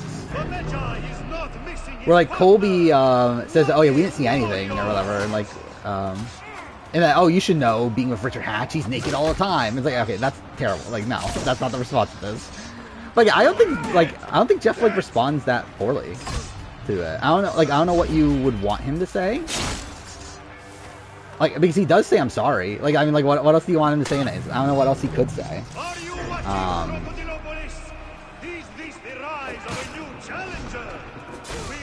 Especially because, like, it's not really on Jeff. Like, I think it's on production as a whole. I don't think it's on Jeff, especially because, like, at this point, Jeff was even, like, a high-up producer or anything. Like, I think you can blame it on Rich. I think you can blame it on Mark Burnett. I think you can blame it on, like, whoever else is, like, higher up. But I don't think Jeff is the person you blame for the Hatch-Sue incident.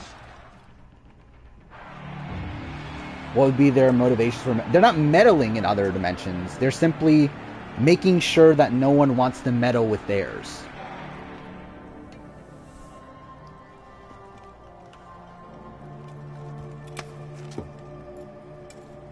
I am sorry I left you to fight alone, but I hear you did me proud.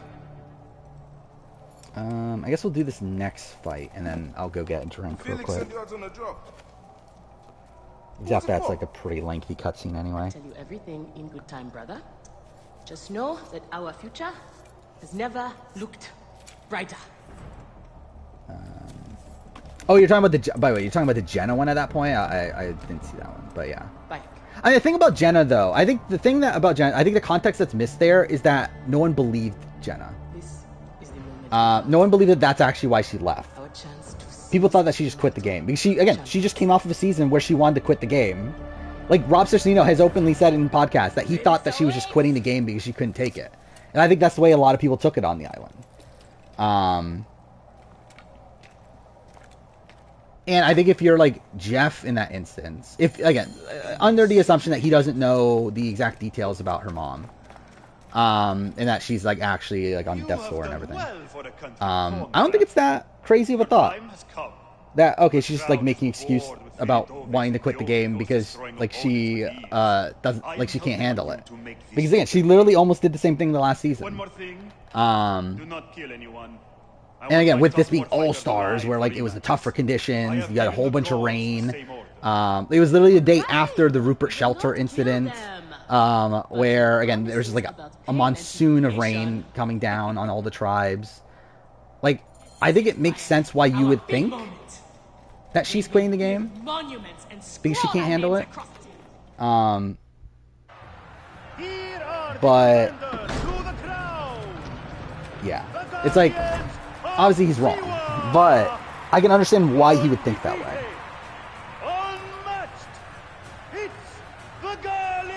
Yeah, not the greatest, like, fake excuse, right? Like, if she was faking wanting to leave, that's probably not the excuse he would use. But I can't understand why he thought it that way, and I can understand why, like, Rob Cicino thought of it that way. Because you literally just saw the season where she wanted to quit.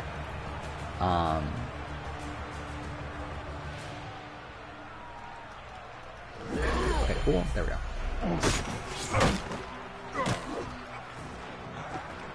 Yeah, I do think, like, he handles the Jenna situation a lot worse, though, than the Sue situation.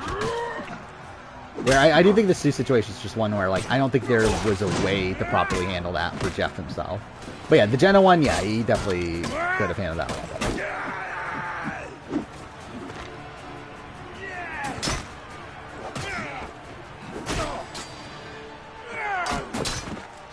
Jeff's biggest dream is casting an entire tribe of quitters and elonging them like long. Is that? It would be funny if they did a quitter season. Alright, as I said, I'll go get a drink, and then I'll be back, so I'll probably be gone for a minute, so, yeah.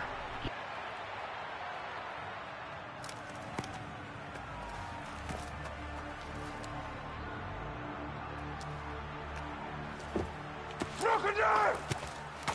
The Gallic brothers are defeated! You killed the child called Shadia! That is the least you deserve! The lighthouse!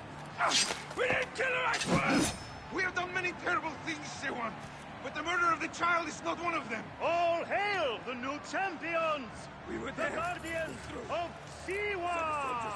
Capture the gun and take her to Berenice! To the crocodile! It was she who drowned the child, took a book from her, ordered a stone tied to her ankles, and pushed her in the water.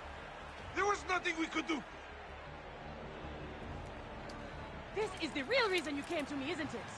To uncover this patron, this crocodile. Bayek, why didn't you confide in me? Huh? I would have helped you. You're a mercenary, just like them. I couldn't take the chance. What fate awaits the fallen? No. Will it be life? Bayek. Or death? You know me better than... Death. Bayek, you have to know!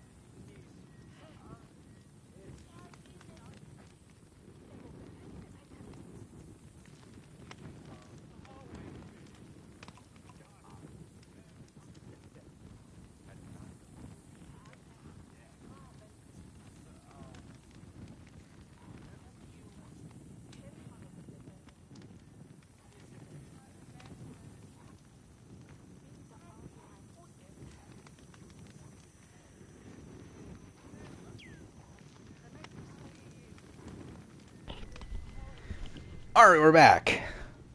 So I got a drink and went to the bathroom. So hopefully we're good for the rest of this stream. I thought the cutscene was longer though, straight up, but whatever.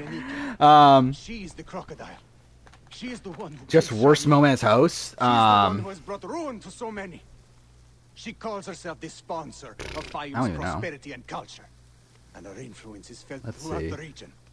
Her wealth comes from her. I mean, there's like dickish moments. Is there like an icky moment the largest in all of Egypt. from Probes? Like I'm sure there is, but it's like arranged a symposium with others of influence. what's the most? I mean, like obviously like the like brushing off the Ted and Gandia stuff and like making a joke of it. That's not good. There's probably something worse, That right? is where I will Probably. find her. Thank you for everything, my friend. What will you do now? Who's the Nicole Franzel Tales from Morania? I wonder. Canute and I must mourn in peace. Farewell, Bayek. Once you have done What would that even mean? Like, what would that like legitimately? What would that mean to be the Nicole Franzel of like a scripted story? By the way, we're 5 hours into this. I'm only at this point. It's bad.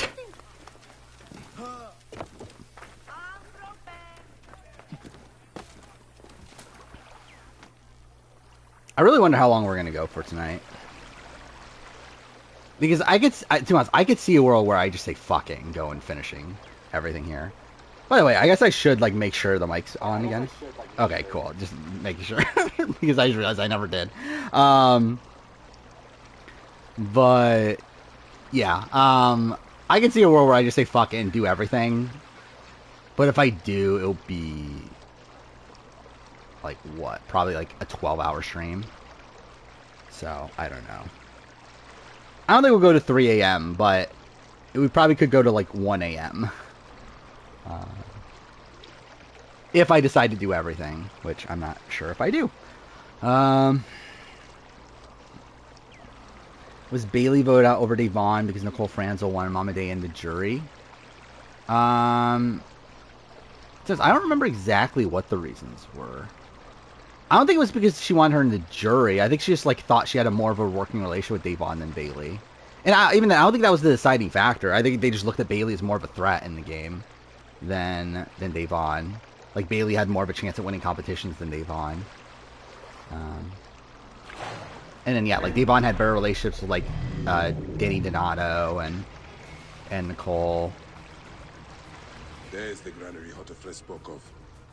The crocodile must be inside. So I don't know.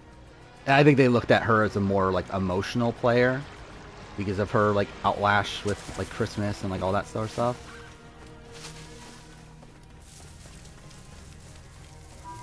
And like her personal game information and that sort of stuff. So I think that also played a factor. Probably is like they didn't think Bailey would be like a rational juror. Actually, no, that was a thing. I remember that now. That was a thing. That they definitely were worried about Bailey on the jury because Bailey didn't vote for Tyler. And then they were like, okay, she's not like a rational juror. Well, like, Devon voted for Nicole, which showed her like not being bitter. I must be careful now. See, I remember that was a thing. That was like the jury, like how they voted in previous seasons, like did actually play a factor into that. Yes, my lady. Wow, that was actually okay. Well, I fucked that up, but that was actually almost kind of really good. Perhaps I was always meant to die at your hand. I do not want to kill you, Kensa. But look who you serve now. Fuck. Wait, where'd she go?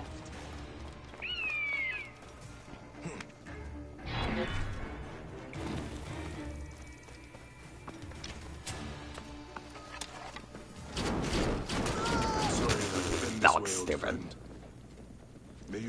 Game? Oh, fuck off! Okay, cool. Of course the thing didn't show up until after this guy showed up. There we go. Alright. But yeah, I think if we go that late, I probably won't stream tomorrow then. I think that would be almost guaranteed that I'm not going to stream tomorrow. If I do go that late. Which, again, like... The child you drowned! I think there's a world where I stream another day. I don't know. Again, I have this entire week off, so it's like... I'm not, like... I don't have to do anything. Mind you, I do want to... I'm going to try to get my BB5 rewatch. Probably not, like, all done, but, like, mostly... Like, at least get, like, a good start to it across this week. And I want to get a good head start on my BB25 review this week as well. I did. Like, those are my two, like, goal. Well, that and also the Power Rangers season ranking, which I'll probably record tomorrow, and then I'll probably edit right away. But for now, all that matters is Shadia. that you killed Shadia. And the last word you will remember is her name, Shadia! Oh, fuck, we have a naval mission now, don't we?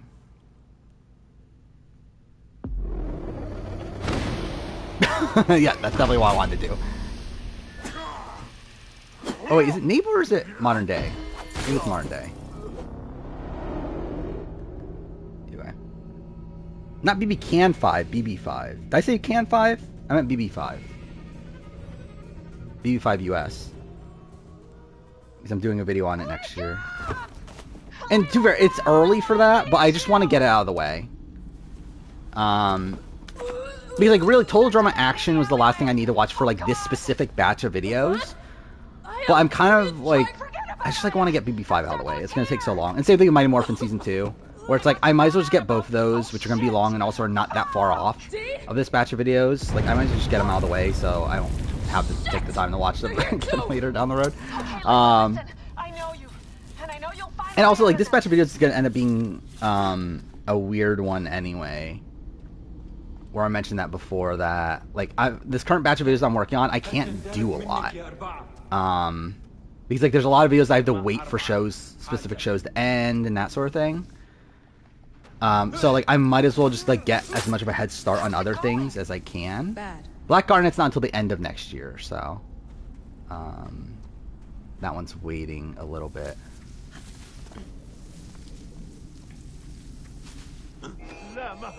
Game? Cool. Yeah, like, essentially, like, if I get all these things watched now, then for the next batch of videos, all I have to watch is Vanuatu,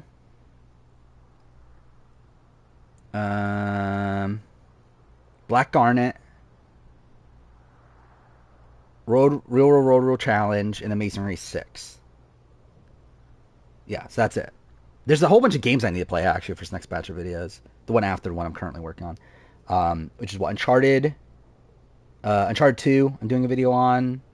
AC Rogue and AC Unity. And Tales from Borderlands. Which, yeah, I think I already have this on the schedule of, like, games to stream. Yeah, so right now the plan on games to stream... Actually, wait, let's just do this so that we're not wasting time. But yeah, the list of games to stream, again, Watch Dogs 1, 2, and Legion, just for the sake of it, I guess. Like, 1 I'm actually doing a video on. I wouldn't be opposed to 2, and at that point I'm like, fuck, I guess we'll just do Legion just for the sake of it. Then, yeah, there's a couple games that I kind of want to play. In, like, Control, Jedi Survivor, and Cyberpunk. Those are games that, like, I kind of want to play. But not 100% on when I'm going to play them. Then I'm going to play Yakuza Like a Dragon before Like a Dragon 8 comes out. I'm going to play FF7 Remake before Rebirth comes out. And, oh yeah, I forgot Witcher 3 is also on this list of games to play. But anyway, in terms of, like, the next batch of videos, what I'll have to do is I'll play the entire Uncharted series again. Because I want to play Uncharted 2, and, like, at that point it's like, we'll just play all the other ones. Because I haven't played them. At that point, I haven't played them in 2 years, I think. Then we'll do the typical play through the Ezio trilogy, because I do that every year. And after that's a debate on, do I just do Rogue and Unity, or do I also replay 3 and 4 before Rogue, considering Rogue is, like, the conclusion to that trilogy, which is like, fuck, I don't know if I want to, but I might. But yeah, so it's like, it might end up turning out to be an almost entire Assassin's Creed series replay, up to Unity at least, but it also might not. And then, yeah, the last thing is Tales from Borderlands. Like, that's currently what I have on my, like, list of games to play. This is a fucking stupid moment, by the way. Waiting got me nowhere. So I built an animus that lets me access anyone's memories. But yeah, again, like, so I want to finish those 2 shows in particular, the BB5 and Mighty Morphin Season 2, just because they're 2, like, longer shows, lost all and also longer shows that are like relatively soon after the current batch I'm working on, because like BB5 is literally like the next video on the schedule after the batch of videos that I'm working on. So it's like I might as well just do that anyway. And then Mighty Morphin's like a month later. But it's like also like kind of why not? Once we get to Vanuatu, at that point it's like kind of a rabbit hole of like, okay, there's other like season retrospectives that are like pretty close to it, to where like, why am I not just doing all of them? And if I were to do all of them, it would really just like slow down the process of making the videos I'm currently working on. But I just feel like it's like worth doing BB5 and Mighty Morphin 2 right now, when I'm kind of like waiting a bit until Big Brother ends before like doing a lot of the Big Brother stuff, because I still need to do the Big Brother ranking, the player ranking of every player. There's like the Big Brother season ranking, winner ranking. Was there another one? But anyway, I'm waiting for like that stuff for those videos. I'm waiting till the end of Survivor 45 for a whole bunch of stuff too, like the penultimate juror ranking. Actually, I think I'm actually waiting till 46. Now I think about it. For like the winner ranking and season ranking, because those will be after 46 actually.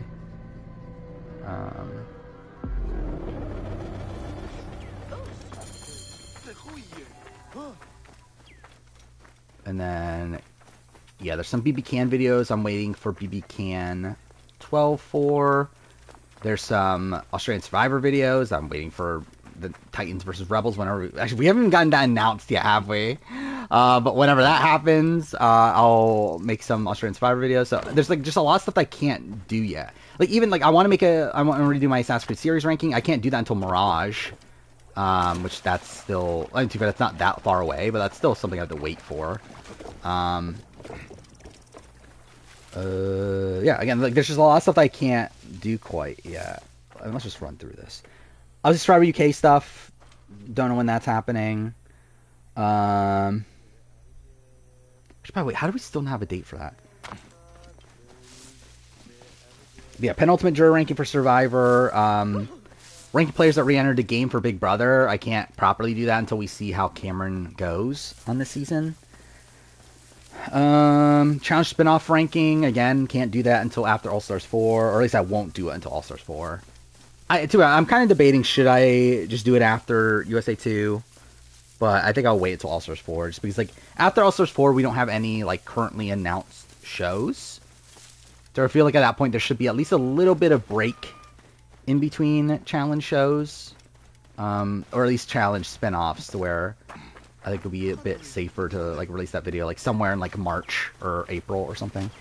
Yeah, then obviously the ranking of every Big Brother player.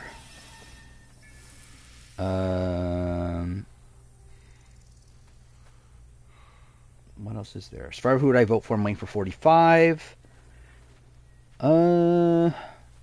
Predicting who Jeff Probst would vote for. I'm also waiting for 45. Some of these I've recorded. Like, with those, I've recorded everything but the 45 portion. Australian Survivor, who would I vote for? Again, waiting for Titans versus Rebels.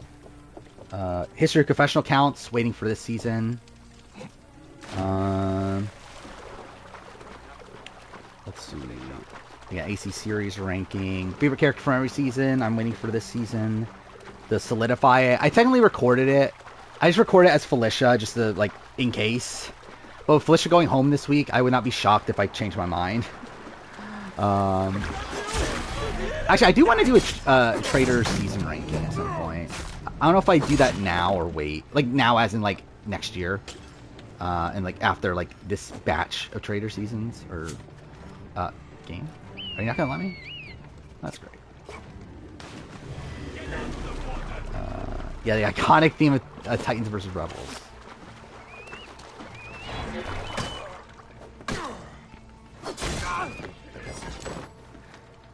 Was Ted voted out in Thailand because of race? I think it played a big factor. And I don't think it's the sole determining factor, but yeah, I think it definitely played a factor. Yeah, what else is there? Obviously, year in gaming I can't do yet. I need to write the Total Drama action video, so that's something. And eventually I'll need to write the Watch Dogs video. I need to... Oh, fuck off. Cool. Obviously, I would need to eventually write the BB5 video and my Morphin Season 2 video. Again, by write, I mean, like, plot it out more so, but you get the point. But yeah, Survivor Winter Ranking, I can't do until after 46. BB Season Ranking, can't do until after BB25. Survivor Season Ranking, can't do until 46. Favorite Tribal Council for every season. As of right now, that's going to release after 46, so, yeah. Worst episode from every season, also that's after 46, so while I've recorded some of it, again, won't come out until after. I think that's actually it. Oh no, then Big Brother Winner Ranking, BB Can Winner Ranking, I'm waiting until after, BB Can 12. Australian Survivor Penultimate Juror Ranking, obviously the video that everyone's... Also, I did record the Survivor South Africa Penultimate Juror Ranking, which... is surprisingly not ridiculously short. But it's funny how, like, I just don't give a shit at the beginning of the video. How'd that go, actually? I wanna really, like, because I think I forgot if I kept the recording of my initial intro. Where is it? Because I think I might have not saved that one. Let's see, what is this? Alright guys, I'm here back with a new video, and in this video, I'm continuing on my series of penultimate juror rankings for some reason. Where again, I guess it's just the thing I do, is that when I do every ranking of a... when I do a big ranking of a Survivor US? Is that when I do again, this is what recording is like for me. Oh yeah, like my recording process is so fucked. And here we're doing it for Survivor South Africa, which I'm sure so many people are excited for. Yeah, that's the intro to that video.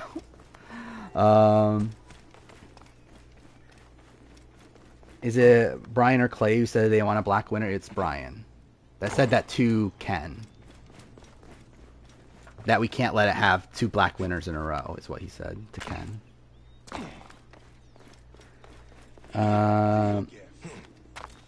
Rank reality TV years. Again, that's on my list of videos. I don't think I have like a ranking of like all the years, but I think the plan was like a top 10 years or something like that.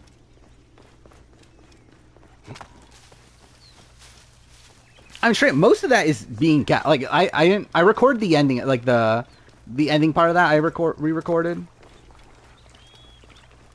like to be like a bit more like sarcastic of like, I mean, I guess like that one's sarcastic, but like more of like a straight face sarcastic, than that one, which is like so openly sarcastic. But I'm keeping most of that either way.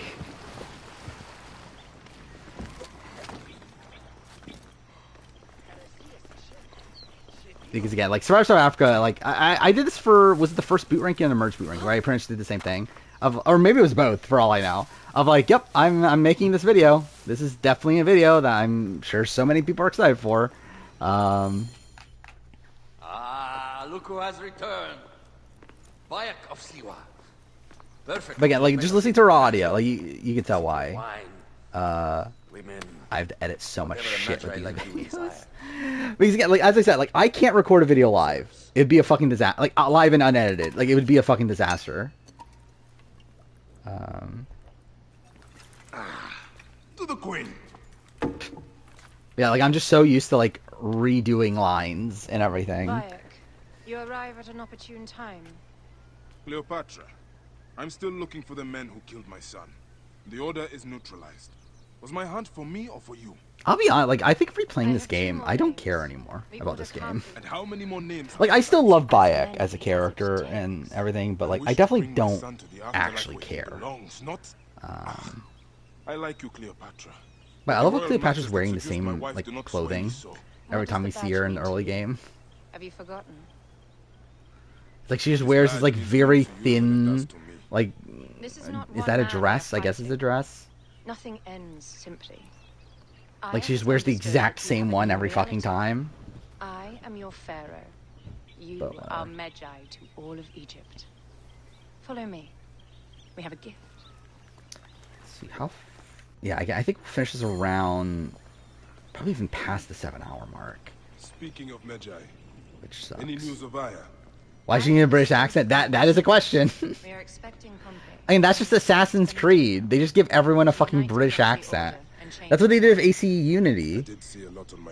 Where in Unity, obviously it's in France, and like instead of giving everyone a French accent, they just gave everyone a British accent, despite the actors themselves being like Quebecians or whatever. So like they obviously like could do a French accent, but they were like, nope, no, we gotta make them British. And that's just Assassin's Creed for you. They just make everyone fucking British. Which again makes like the initial concept makes sense, like in AC1. Like they go out of the way to explain why Altair has an American accent and everything. But then they just like cool. But then they just like don't bother explaining, like it doesn't really make as much sense for like other Perhaps he is the masked one that forced my son's death. For other instances? Come on, there we go. Yeah, it's just the Animus. I mean, that is pretty much the explanation. The Animus translates it. Here is your gift. It is in the order of ancients like Septimius. But it's like, in this instance here, it's like, why does Cleopatra have like pretty much just a British accent? Well, like, these two don't. Septimius killed your son, and I don't give a shit. Shit giving is my job. I do love Bayek as a character. I just wish he was given a better game. Or just given a better story. But straight up, I enjoy the game of Origin. Is it great? No. But like as like a Witcher clone, I think it's a solid one. Enough for you. As Assassin's Creed game, that's another issue. But like if we're talking, like if you played this not knowing anything about Assassin's Creed, I feel like you could still like enjoy this without thinking of this as an Assassin's Creed game, which to be fair is part of the issue. Well, it's funny that this is still like more connected to Assassin's Creed than fucking Odyssey for sure.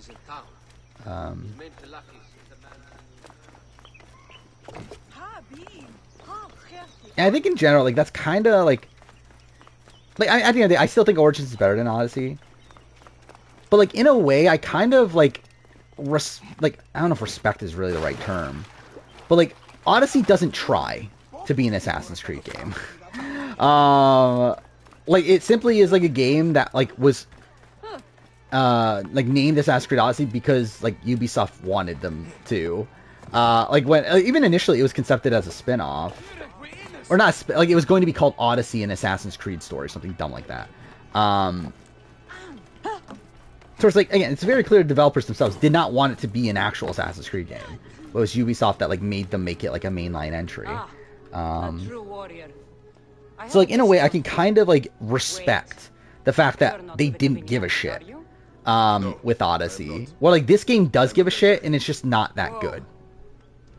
And it's a terrible origin story for Assassin's Creed. One that doesn't even make sense. It's a complete retcon. Cleopatra.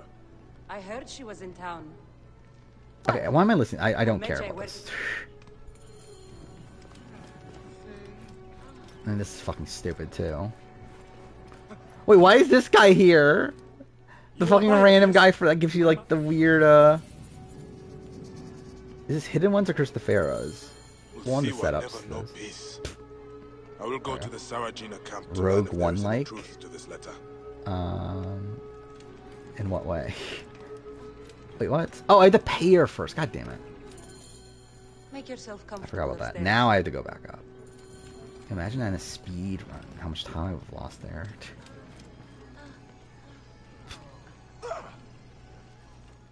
Okay, skipping this too because don't care.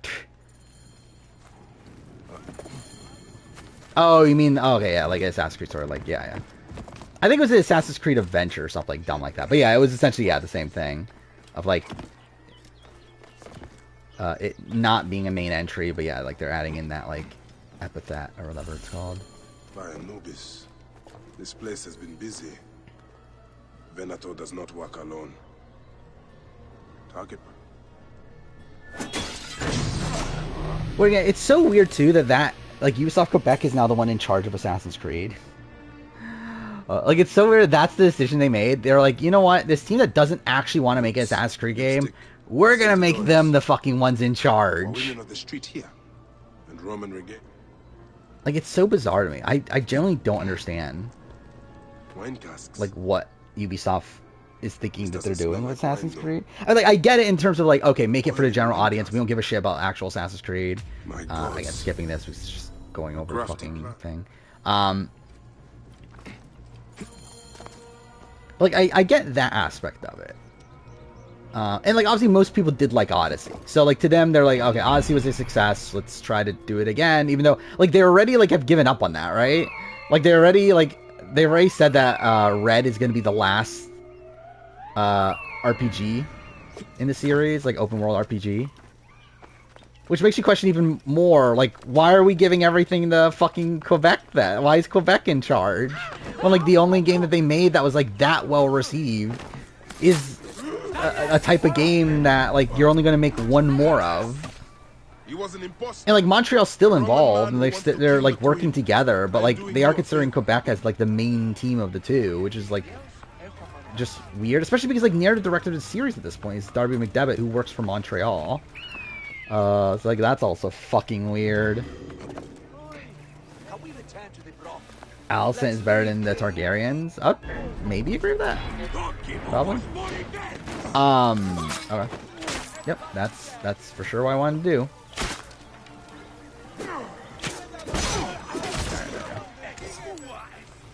I really like the speed. I fucked up. Like I didn't do the speedrun strap. I really like the speedrun strap for this.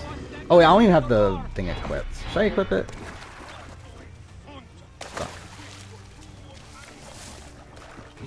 Where like you shoot him from all the way over here with the Predator bow.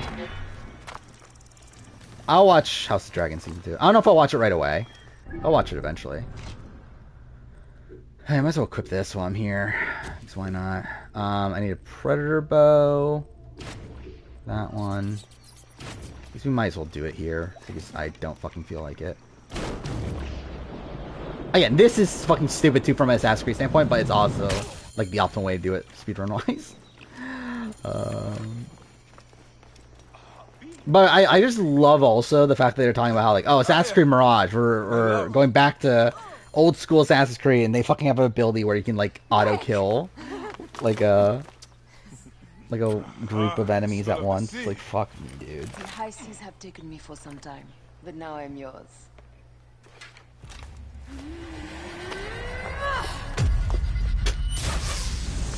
Why? That looked janky, right? Why'd that look so weird?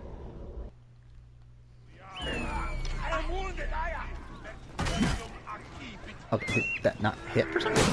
I have the wrong fucking sword equipped. I got this, my love. Fuck. Fine. No, that's fine.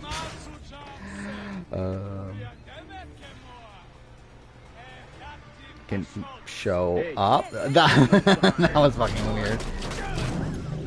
There we go. Did not mean to do any of that. That would have been good speedrun wise. The last part of the fight at least. Oh, you want me to? I almost skipped it like it was a speedrun. Just a flesh wound. I am fine. Nothing hurts anymore. My mind is a riot. 5.5 hours into this. All I have is that I am pushed further. One more attempt to snuff me out. Who sucks more between red and blue? Red. I do not need rest. I think red is like one of the worst casting choices in Survivor Big Brother history. I was like, he just brought nothing to the table. Cyberpunk's still really janky, really? Okay, that's a shame. I mean, too far. It's like with a game like that, it's always gonna have some jank to it, right? I think that's like obviously the fundamental issue with like open world games is that you can't like fix everything. But hopefully it's like polished enough. I don't know. Like it's kind of like the Bethesda issue where like Bethesda games are like never going to be actually polished because like it's very, very difficult to polish a game of that scale.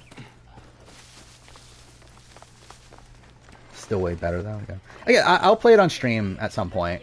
in the relatively near future. I'll say by the end of the year, I would like to play Cyberpunk on stream.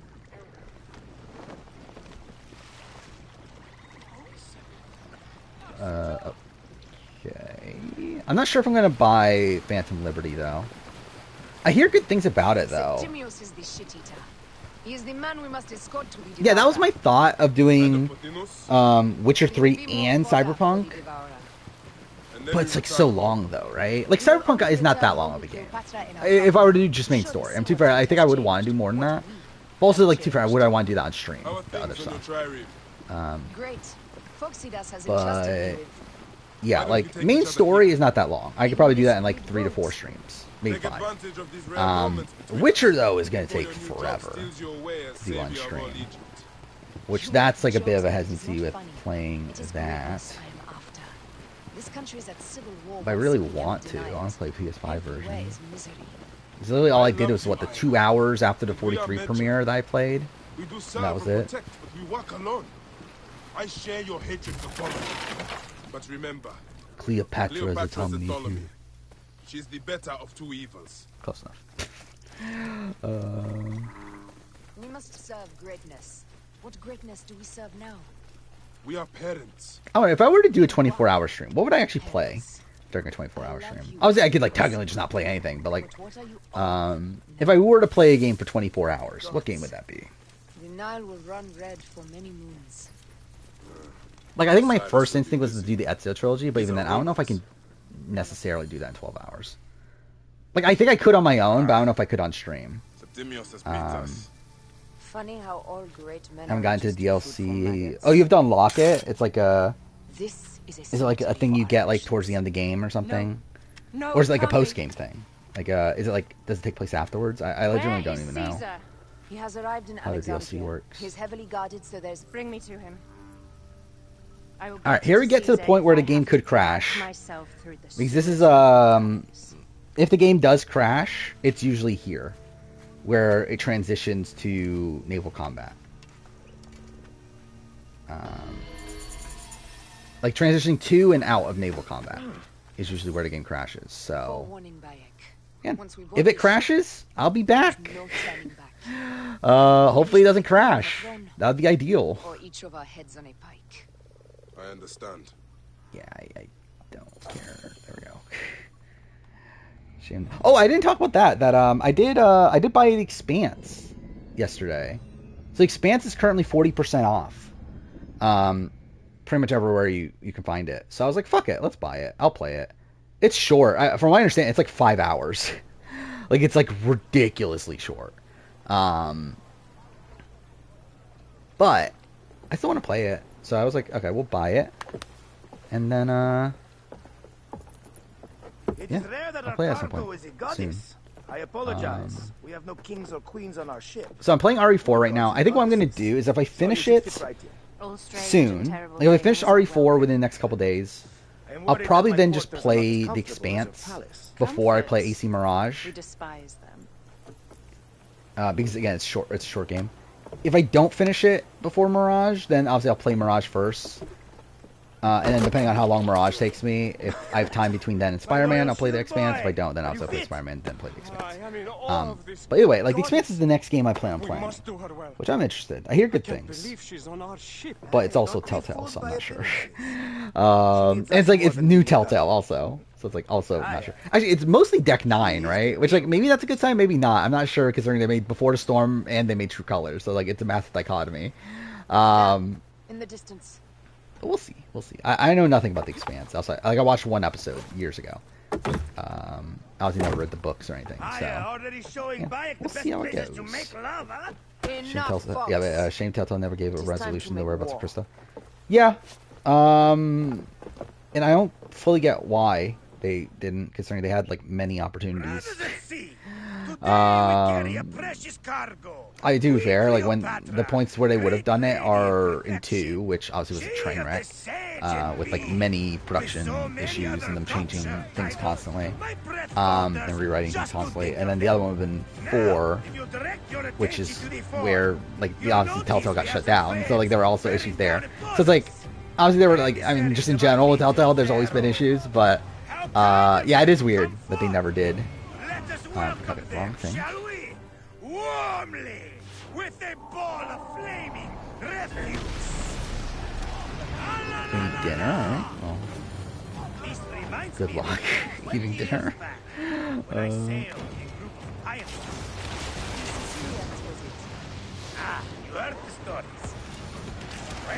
That was super easy. There's that. Crystal's probably shot, as we've heard. I mean, yeah, like the fact that like she never comes back in the story, I think the assumption is that she's dead. Like I think that's just the easy way to explain it. From like realistically, it doesn't really matter if they're not going to explain it. But if you want to bring up like a headcanon of it and everything, I think the like common headcanon would be that yeah, she's probably died. Because otherwise, then like, why not answer it?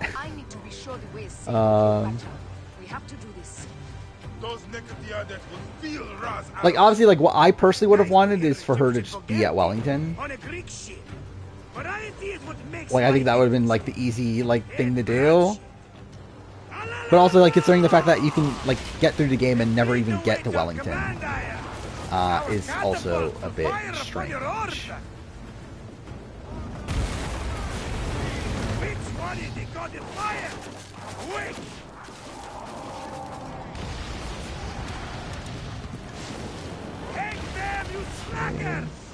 How much damage the fucking firework thing does?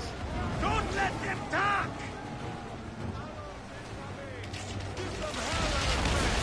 But yeah, it's a shame a lot of what happened to Telltale, and, like the fact that they couldn't get their fucking act straight, like ever. Where like even Walking Dead season 1 had like many issues with production. It's like it's a miracle they even made as much shit as they did, and the fact that they even had like any good games at all, considering how much of a disaster they are as a company.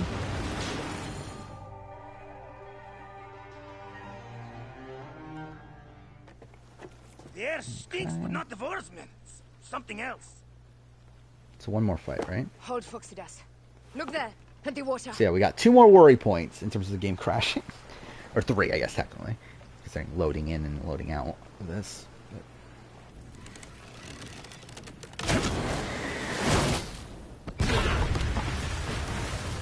All the Jane ending chooses. I mean, they had to ruin it by even fucking wanting to have Jane in the story to begin with. I'm no foxy general with bottomless Roman coffers. Those were my men. Stop it, wrong button. Easy, Foxidas. We're not done yet. Our catapults will do their work. We'll make them pay. Yeah, I mean, I have my Walking Dead Season 2 video is done. It's not coming out until like the end of the year still, but obviously I talked through a lot of that, of like why Jane is such a shit fucking character, why Arvo sucks too. To be honest, I hate Arvo more than I hate Jane. I probably actually hate the character of Jane more than Arvo, but I hate what they do with Arvo more than what they do with Jane. Where I really just think like the entire like Arvo arc is just so contrived in the story to where like it's simply just there to make you hate Kenny because they feel like because they like base their entire story around this like notion of like, oh, is Kenny a monster? Like, can you side with Kenny, who's like this much of a monster and everything? It's like, yeah, I don't care. Oh wait, what? Oh, I thought it was done.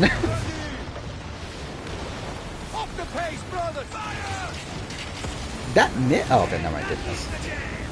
I thought the international are filming India. It's interesting.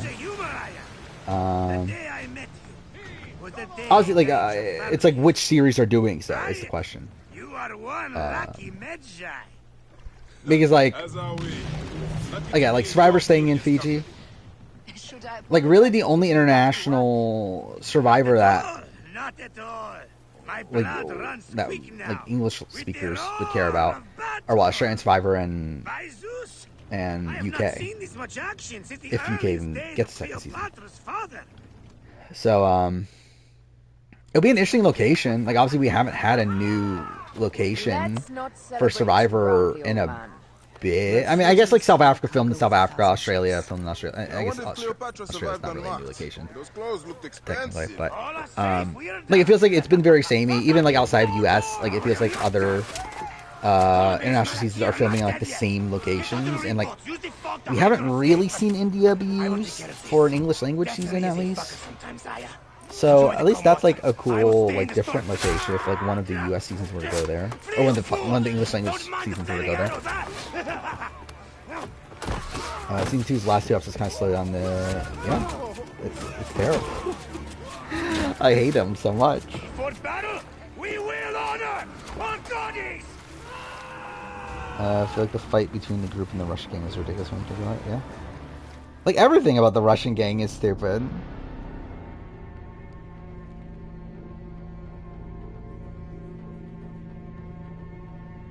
Actually, now I think about it, what is the actual point of the Russian gang outside of like showing like how like I get the point of Arvo. By the way, good, didn't crash. But yeah, like I understand the good point of Arvo. But what is the point of the Russian gang outside just reintroducing Arvo? But also like, why'd you even let Arvo leave to begin with? I guess they need a way for like, well, no, because Rebecca was gonna die anyway. I guess they need like a big cliffhanger for episode 4 and like an action sequence. Is that really all it is? Yeah, I guess they need to have his sister killed. I guess that is the thing. Yeah. So yeah, I guess it does still play into Arvo's arc. Oh, really? Arvo's arc is Kenny's arc, though, technically. Because, like, essentially, again, the entire point of Arvo's arc is to dehumanize Kenny. Or show Kenny becoming dehumanized. Is our queen alright? I'm fine. Listen to Carolina about these good locations. I'll be honest, I don't remember the locations themselves that well anymore. Let me do the talking. It's been a while since I've like done a full rewatch of those seasons.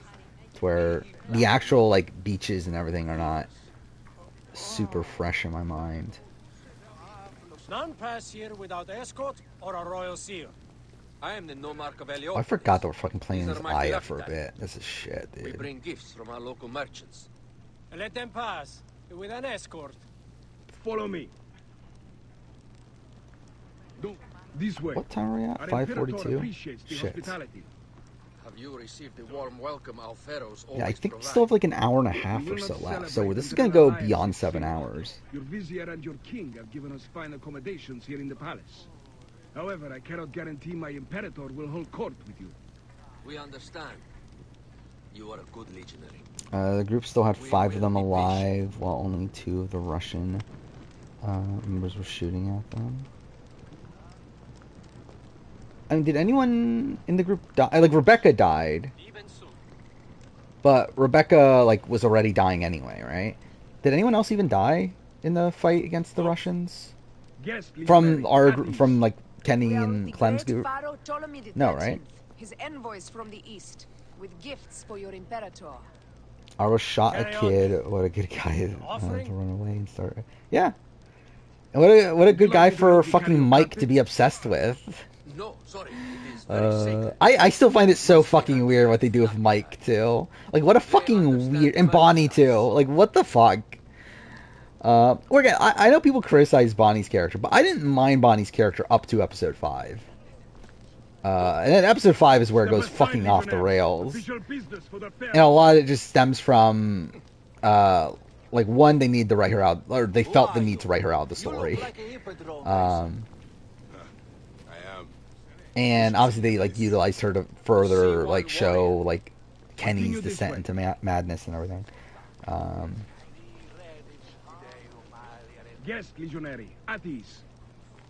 Yeah, like, the entire, like, Luke's thing is dumb. I still, like, it still bothers me, they fucking, just, like, midway through season, we're like, nope, fuck Luke, we're gonna make it Jane. We're gonna add in Jane just to fucking make her this, like, big sister figure for Clem so that we can have this big choice at the end against Kenny. Instead of fucking Luke, the guy that we set this up from the very... It's so fucking funny, dude. The first 2 episodes where it's, like, so clear that the entire story is based around this, like, conflict between Luke and Kenny. And then in episode 4, they just drop it. Like, nope, now it's Kenny and Jane. Actually, that doesn't even really come until episode 5. Like, it's more so... Episode 4 is, like, more so setting up Jane as a character, but then, like, there's not even, like, the Jane-Kenny rivalry until episode 5. It's so stupid. Offering a cigarette to 11-year-old Clem? Why not? But yeah, it is dumb that Bonnie gets upset at you for not helping Luke and everything, and like lashes out at you later on if you do and all that stuff. And my kingdom to pieces. Great lady. Like I still, it's so stupid. Like the fucking scene where Mike and Arvo and Bonnie leave. Fuck me, dude. And like he fucking he shoots fucking Clem. And they're like, "Yep, we need to leave with this guy. We need to this is a guy that's worth betraying our entire group for." To be fair, they're leaving the group more so because of Kenny, but still, it's like it is funny. That's like legitimately an approach they thought was good. I wish to hear both. Actually, I should turn on the light. It's starting to get dark here. Oh my god, dude. What time is it? It's like what, 6 something? Fortinus and Septimius gone. We missed them. It is. Oh my god, it's almost 7. Fuck me, dude. Wait, okay. I need to plug this back in. Queen, we will be able to act from within. Crush the network. Tomorrow, our queen will have turned flattery into progress. Hope Luke Bonnie will at least see a couple. Will at least stay a couple seconds and say sorry to come. Yeah. You truly are great Magi's. I don't remember how in depth I went on the season 2 retrospective in terms of like different outcomes. Because like my season 1 video is longer than my season 2 video, and I think intentionally, like I didn't want it. Even though I could probably like complain a lot more about season 2, and it could have been a longer video, I like intentionally wanted to make it shorter than season 1 at least. So I think I did go like a little bit less in detail on like the like minor changes like per like choices and everything, like the ramifications of them. But dear one, thank you for coming. Let's skip this. But it's still a long video. It's still an hour and 40 minutes.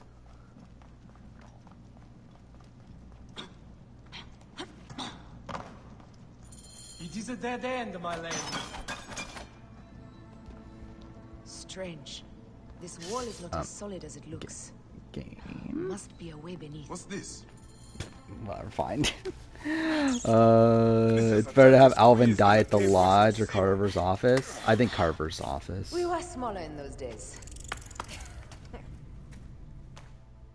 I mean, I think by a lot for me. I don't know. It's like, well, actually, yeah, I would agree. I think Carver's office though. I was gonna say like maybe it's better to have him die early on so that he like it really like intensifies the threat that Carver is. But they do that anyway by having him like beaten up and tied to the chair and like all that stuff. And I think his like final moment of like helping Clem at the end, even though it's like pretty minuscule, I think it's at least something.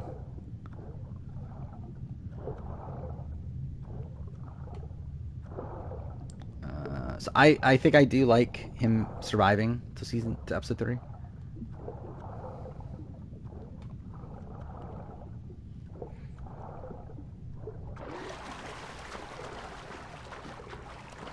Yeah, he took out the option to shoot Mike. I don't know why. I don't know. I guess they didn't want Clem. Did they like just not want Clem to kill? Like one of her like. Okay, cool. It feels like that's happening a lot in this playthrough, by the way, of like weird like collision things like that.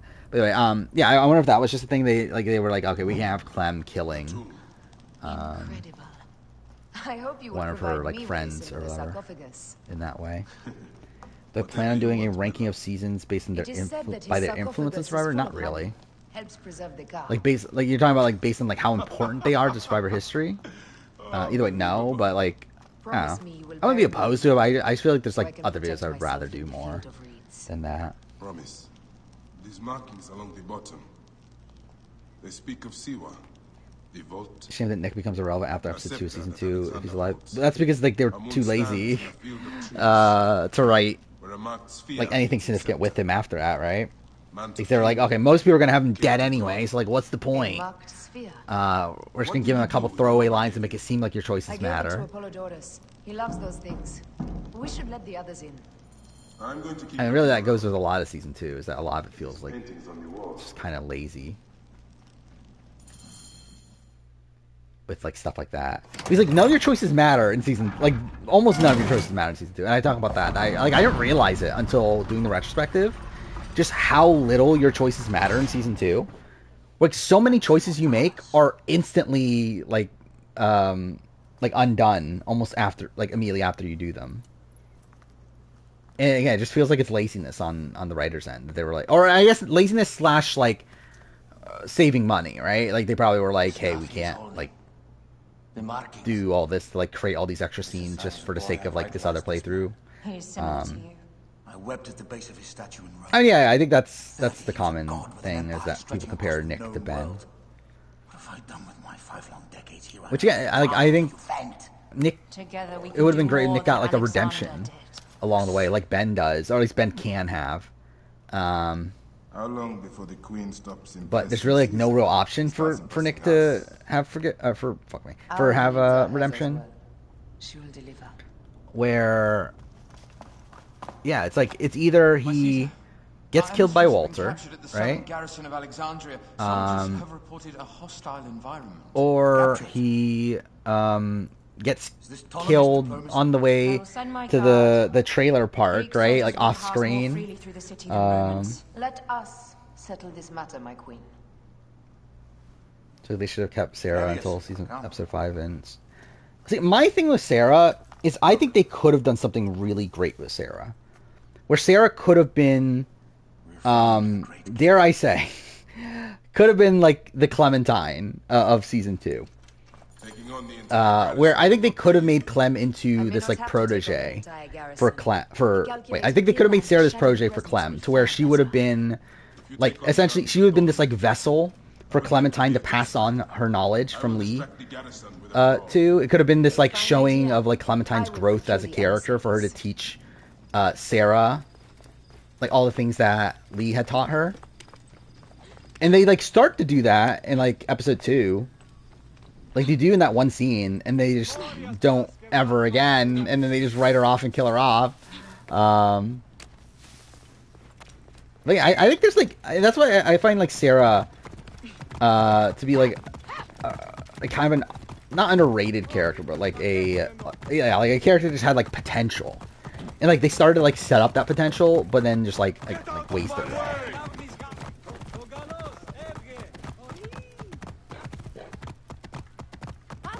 Even ask the leader of Mike means nothing. Yeah. That is funny, actually. Yeah, you could literally say, yeah, like, fuck Kenny. Fuck this guy. I want to go with you. And he's like, no, we don't want you. Stop right there. Hey, fuck, I fucked that up.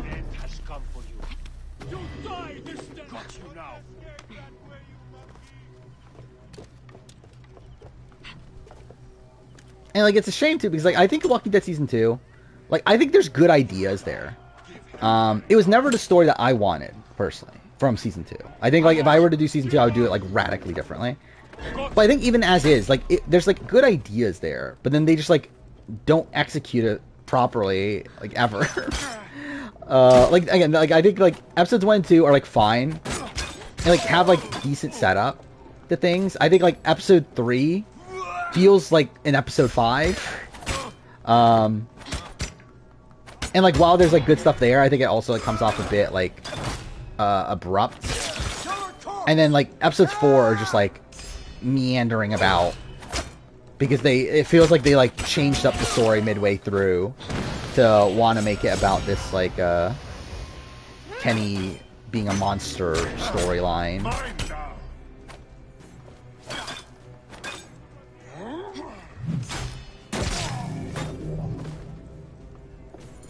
Like, if I were doing Season 2, I would want it to be, like, based around, like, what Clementine learned from Lee. And showing her, like, kind of, like, utilizing what Lee taught her to navigate through the war, which I don't feel like they do that much of. They kind of do in Episode 1, very minorly. But then it's kind of dropped, like, pretty much after, like, the first half of Episode 2. New Frontier's complete bullshit. Which I'll do a video on that at some point. That'll be funny. This guy may have more valuable. I love that we have to fucking carry this guy out for like no reason.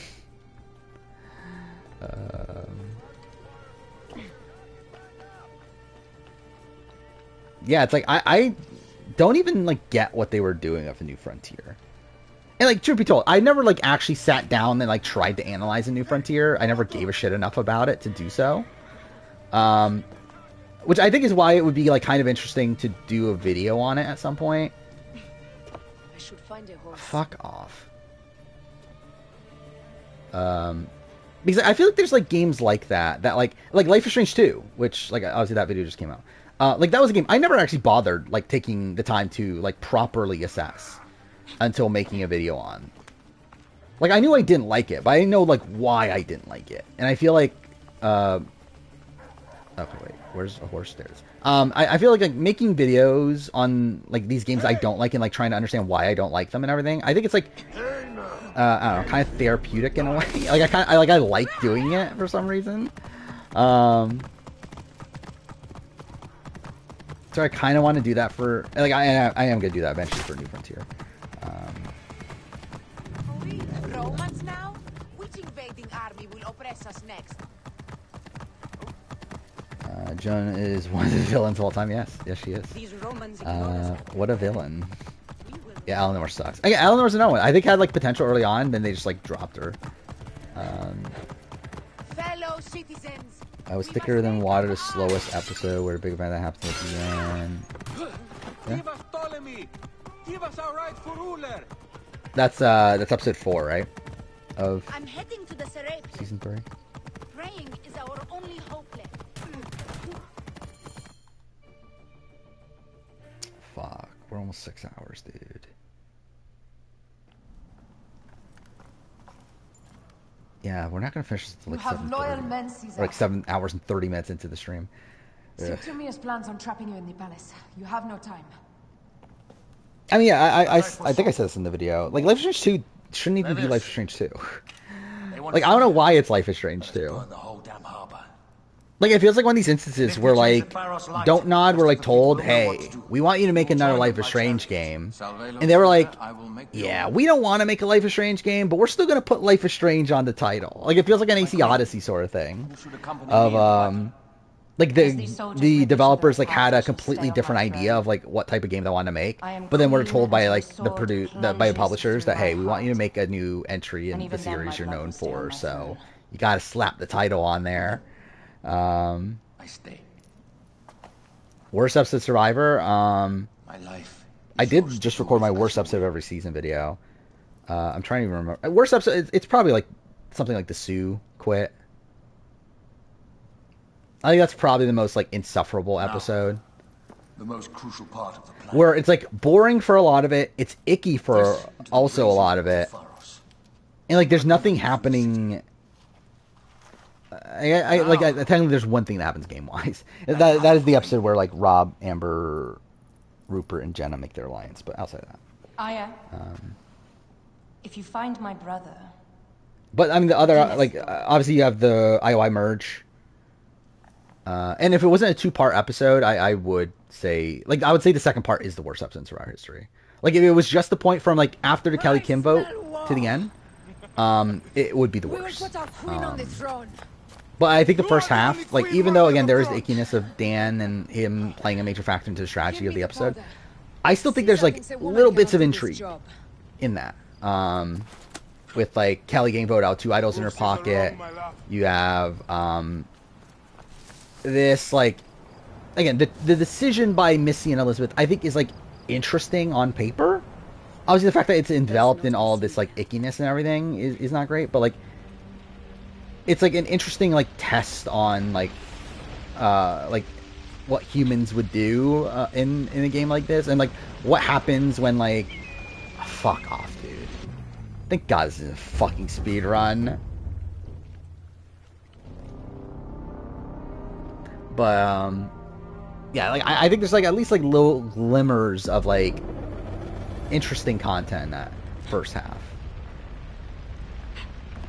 to where like again it gets bad when like they dive into it, into like when like okay Missy and Elizabeth like lie to Janet about not feeling uncomfortable by Dan, and we have like the confrontation with Dan. We have like Jeff and Dan at Tribal.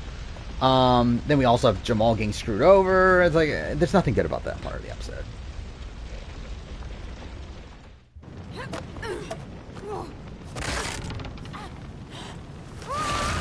Life Strange episode 2 is forgettable episode. So. I mean, yeah, I have a Life Strange episode ranking coming out. I don't think a single Life Strange 2 episode is top half. I don't think. It's for years before. I mean, yeah, like the list, like if you've heard my opinions on the series, it shouldn't be surprising that like the top half of the list is almost entirely season 1 in True Colors.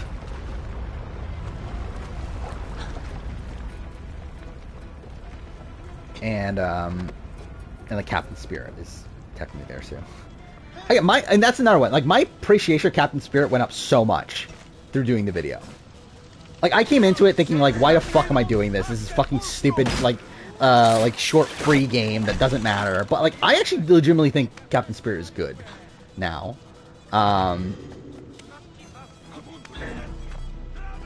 Like I think Captain Spirit is a better like game than Life is Strange 2. And I think it's more Life is Strange than Life is Strange 2.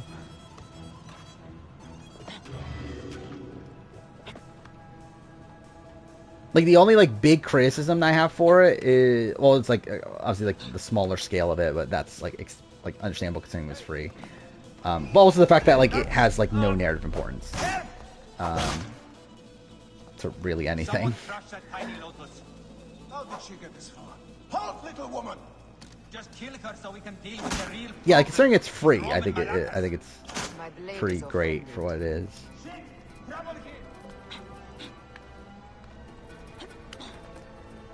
See, I personally love True Colors. I love True Colors because of the character of Alex Chen. I do think I think from most aspects, it is kind of a worse version of the OG game.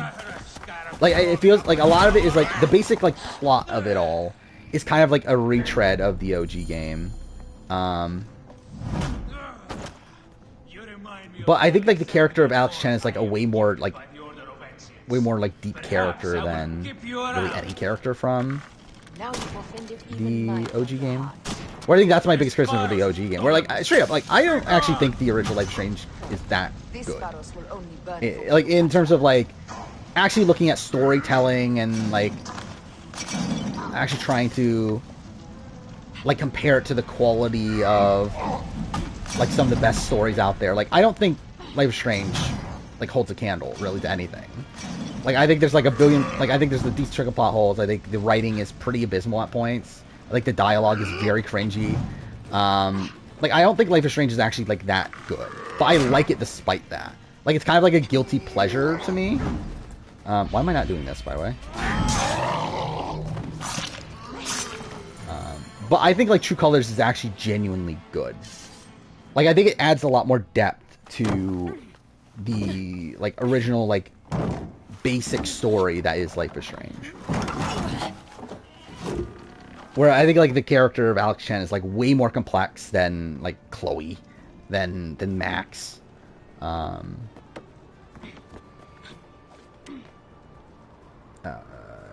Game. Okay, can you not climb that? Thank you. Fuck me. Yeah, no clue Chris got hit by a fucking car. Yeah, that is funny. Yeah, it's like it's so stupid. Like again, like it is like it makes sense with the themes of the story. Like I get what they're trying to do there, but it's also so heavy-handed. How in Zeus' name did you kill my That's like, this is the ramifications of you not knowing what to do with your powers and everything. We gotta have the fucking friend get hit by a fucking car. So yeah.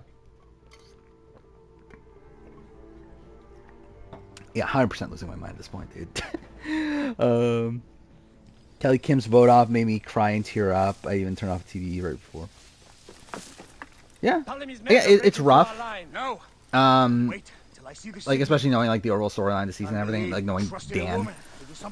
I still think like I wish it was like I wish they didn't vote for Dan. Is my take. Like I wish it was a world where Kelly and Co didn't decide to like put away the game for a round and vote out Dan. Where I think if they had gone through their original plan and go for Missy, and it was like a 7, it was like what, 8-5, but whatever it was, like between Kelly and Missy, and Kelly gets blindsided with 2 idols in her pocket, I think it's a great vote off. Like it's fantastic for Kelly to get voted out with 2 idols in her pocket at the merge after she had become like such a major player coming into the merge. The issue is obviously the fact that like her, like obviously the treatment, like her treatment from Dan and everything, but then also the fact that like it ends up being this vote in the, like the battle and the vote at the end is between her and Dan, and like most of the players in the game side with Dan over her. Like that's rough.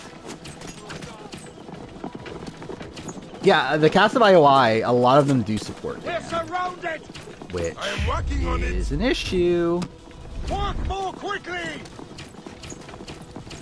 And to by support Dan, I don't know how many of them are saying that like, hey, he didn't do anything to Kelly Kim. Like I don't think it's like that.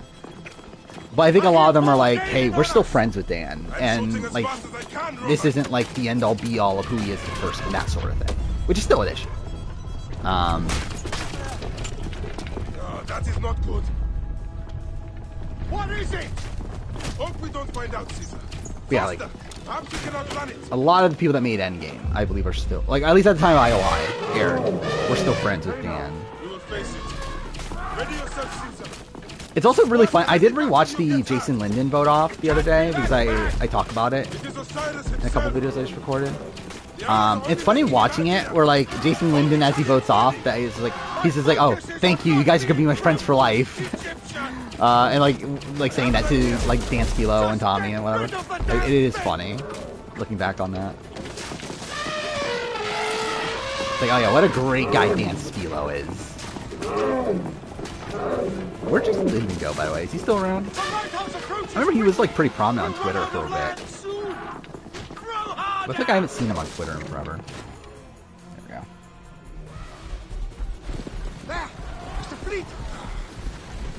I think Elaine is the top contender from IOI to come back. I don't think Kelly. I don't think they. If I were to guess, I don't think they would want back because I don't think they want to bring up the controversy again. And also, I don't think Kelly herself wants to come back. Janet, I think they're fine with, but I never got the sense that they love Janet. They love Elaine, though. Elaine is 100% top person to come back from IOI. Like, really, at this point, in my opinion, I think top people to come back is Elaine by a lot, and then maybe Lauren. I think everyone else is probably out of it at this point. And even Lauren, I think, is very unlikely, even at this point. So, like, I really think it's just Elaine. Maybe Tommy for, like, a Winners of War 2.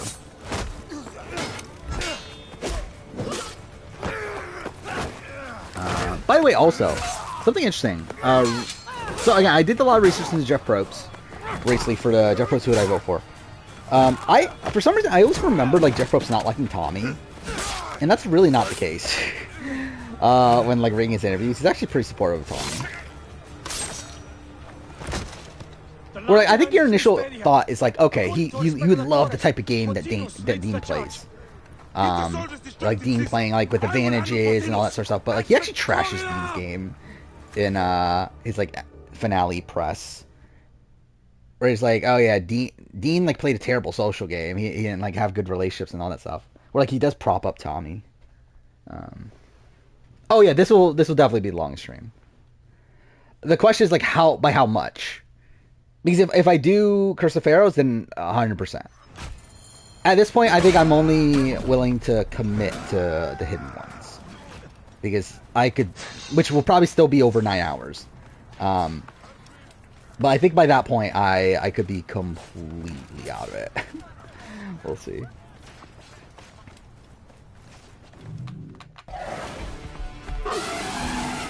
Thought Kelly would win after Fantastic Mission. Was it that good of a move?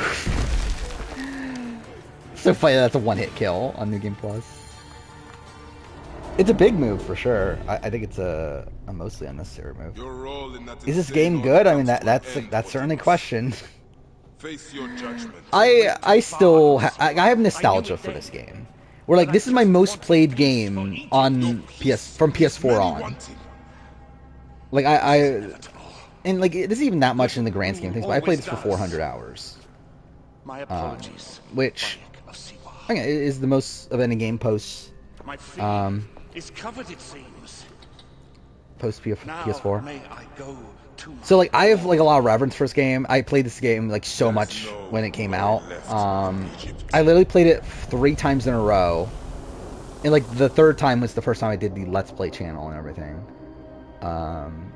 Like I 100% completed this game like 4 times, I think. No, 3 times. Good. So I have a lot of reverence for this game. Is it actually that good? No.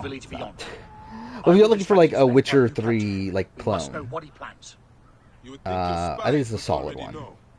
But obviously, don't expect like the greatest story in the world or even good side content.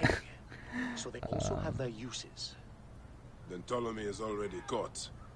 I will finish the rest. But I think like the overall open world's really good. The combat's solid. I mean, it's obviously like a watered down Dark Souls, but it's solid. Last time I checked out Spoiled Survivor, 44, end of 44. I literally did it on stream. At the end of, it was the last stream before the 44 finale. It was one of the Life is Strange 2 streams. Everything else was like, I was kind of expecting at that point, right? The fool finally comes. I can look it up real quick. You will see your god soon. Okay. Finally fought. Yeah, this is such a stupid fight in New Game Plus. By the way, also, I feel like there's someone that's sabotaging my Life is Strange 2 videos, and it's really funny. Which I don't really care, but like it is funny that that's the case. That it seems like there's someone that's like going out of their way to like dislike, or like it seems like this because like it's very strange that it's only every Life is Strange 2 video. Literally every single one of my Life is Strange 2 streams on my VOD channel. Yeah, most have like no likes or dislikes. And like some of them have like just like 1 or 2 likes or whatever, no dislikes. Life is Strange 2 is the only one, like every single stream of Life is Strange 2, every VOD, has 1 dislike. And then, literally the exact same thing, my Life is Strange 2 retrospective. 1 dislike in Captain Spirit as well. So I find that funny. I wonder if there like is like one person who's like super upset that I don't like Life is Strange 2.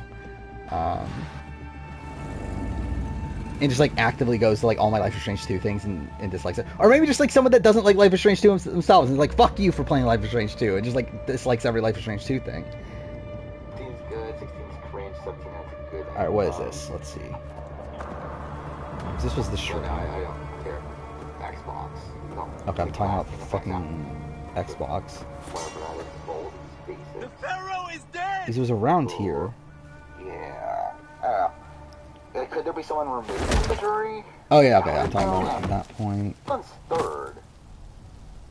Oh yeah, okay, because like yeah, we were confused over why Karen got third. I am going to react to the spoilers of Survivor 44. Yeah. So if you don't want to be spoiled in Survivor 44,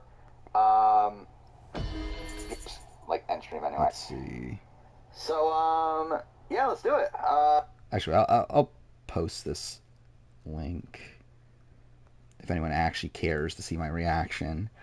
Everything for which we have worked for so long Actually, how do is you now ours. We have defeated like add the time? our enemies. Only I can lead Egypt I fucked that into up. a God damn it. new era of prosperity. Ah, fuck, I lost it now. What was it? It was like 4 hours, 16. So,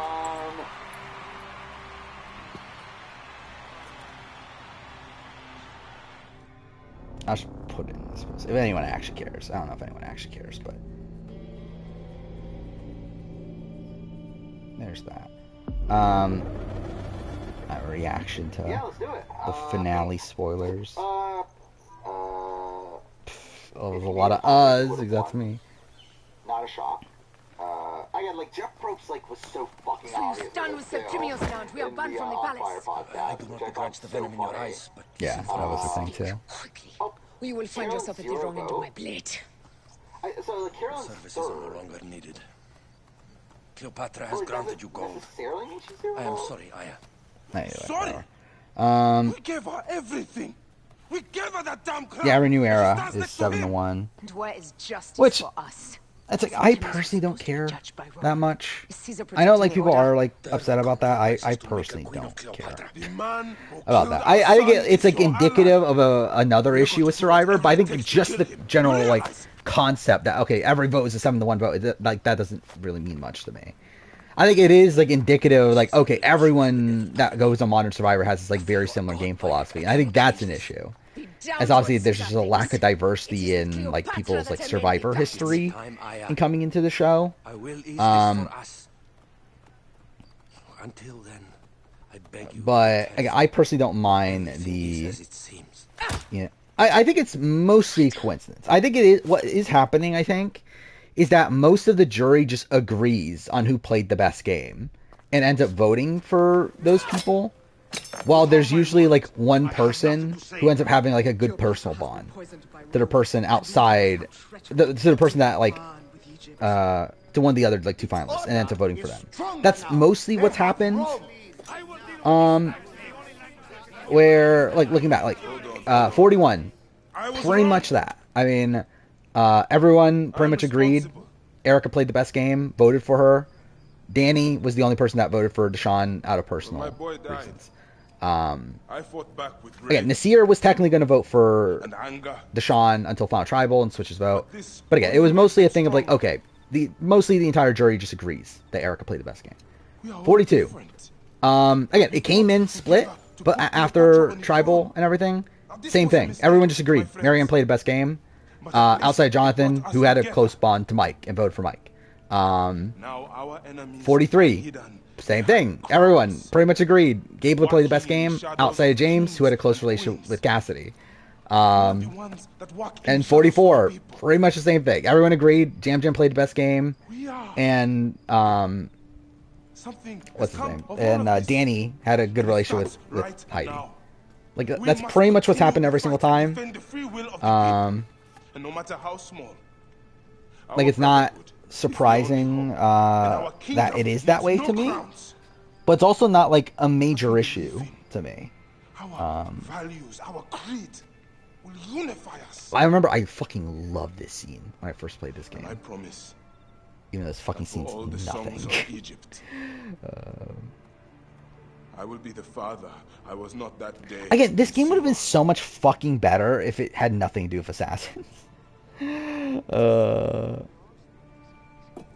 Because it does tell, like, an interesting story about a man overcoming the grief of his son, grieving the loss of his son and everything. You were right. But the fact that it's, like, so convoluted within, like, the history of Assassin's Creed, when, like, none of the rest of this game has anything to do with the foundation of the Assassins outside of just saying, hey, we're the hidden ones, and I guess now the hidden ones later become the Assassins. Why? Indeed. Yeah, it's just kind of dumb. And, like, the DLC, like, Hidden Ones does, like, something at least. It does set up one of the tenets. But, like, none of this has anything to actually do with, like, the philosophy of the Assassins. Oh, wait, fuck. I have to talk to her first. God damn it. Fuck this game. Why does that matter? Why do I have to talk to her for a second first? I guess because, like, they wanted to make it so, like, oh, you're not forced to do the mission right away. Get your manager for passion? Well, that's not good. The rest of our land. Carson and Jesse. I said Jesse before. I probably still stand by it, but like, things. I think Jesse is a better player.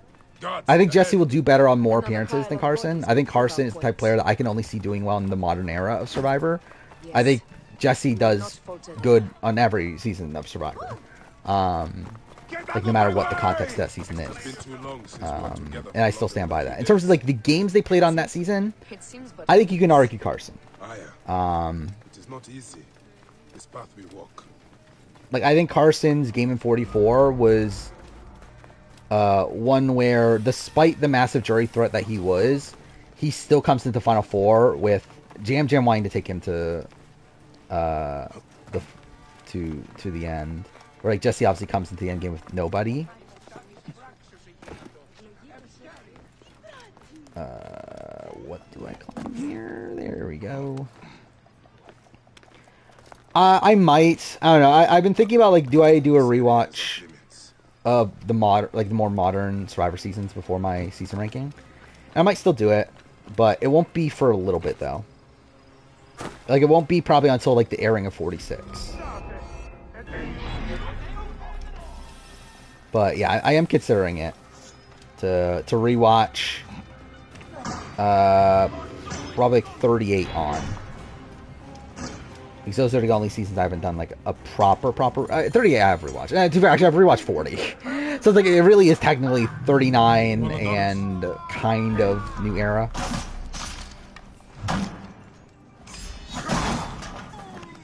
So I haven't done like a proper rewatch. Though to be fair, I've rewatched a lot 41. But I haven't rewatched like the entirety of it. But again, never rewatched IOI. You will live, fool. Flavius was behind the door. So yeah, I'm thinking of rewatching those seasons. Flavius killed your son. They were here. Jesse pulls off better moves. Carson's more well-rounded. Yeah, I mean, I think Jesse pulls off like a bigger, flashier move. Is probably the answer, right? Or it's probably the way to phrase it. Like better move is like, I think the thing is like Jesse was in a worse spot.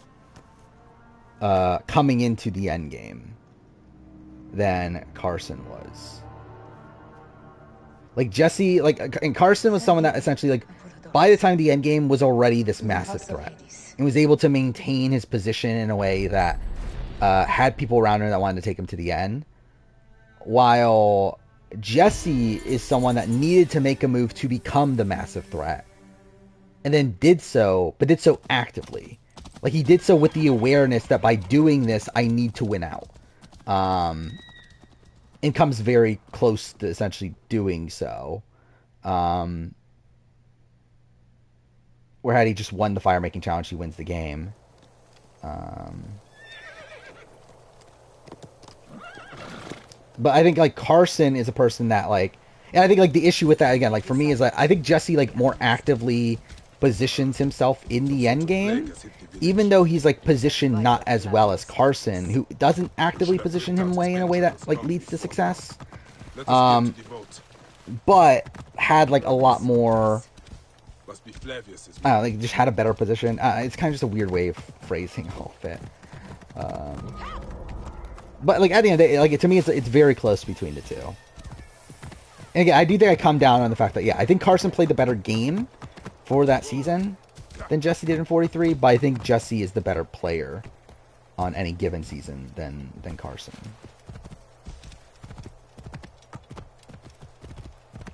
Shelly Moore was the best player, BB13. Yeah, she's the highest on my player ranking. Yeah, I mean, I talked about Cosmic Fury like briefly, but like, I'm a little bit conflicted on it for the most part, because like I do think it is. I think for the most part it's good for modern Power Rangers. I think just in general it's tough for me to connect to modern Power Rangers because I'm fucking 28 years old. And a lot, like obviously the show isn't made for me anymore. Like I'm not the target demographic. And like they're not trying to, like they're not fully trying to appease me. I mean, like at the end of the day, like they are also, like they are trying to get like sucker the old fans back in and everything. Through like having a lot of references to the old show. They fucking have fucking Billy as the mentor. It's like they are trying to sucker in older fans. But like at the end of the day, it is a show still made for kids. But yeah, I enjoyed it. I think that or Dino Fury season 2 are my favorite modern Power Ranger seasons. As in like Neo Saban era on. I'm Unsure which one's better. I think this was probably more consistent just because it was a shorter season, didn't have any filler. Kind of. There were definitely points in it when I was like, okay, is this necessary to have a fucking rock show? And like stuff like that, but still.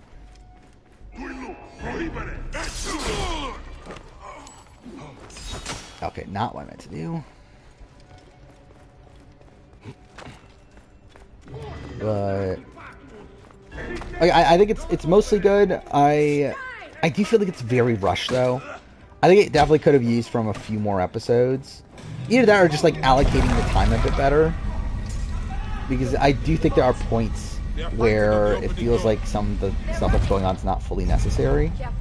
And because I think we like lose out on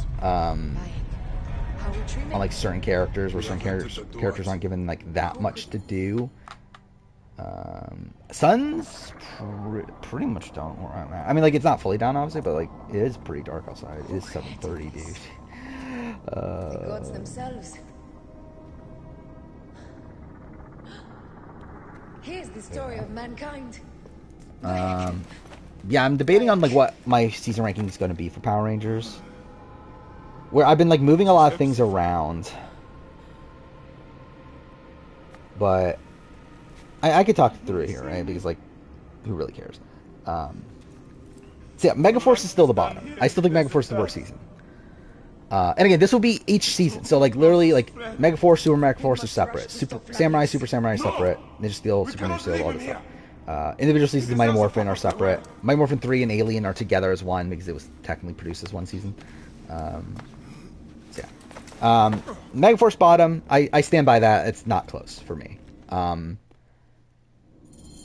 Then I have Samurai, and I'm like, I don't know. I think Samurai's bad, and I really hated it at the time.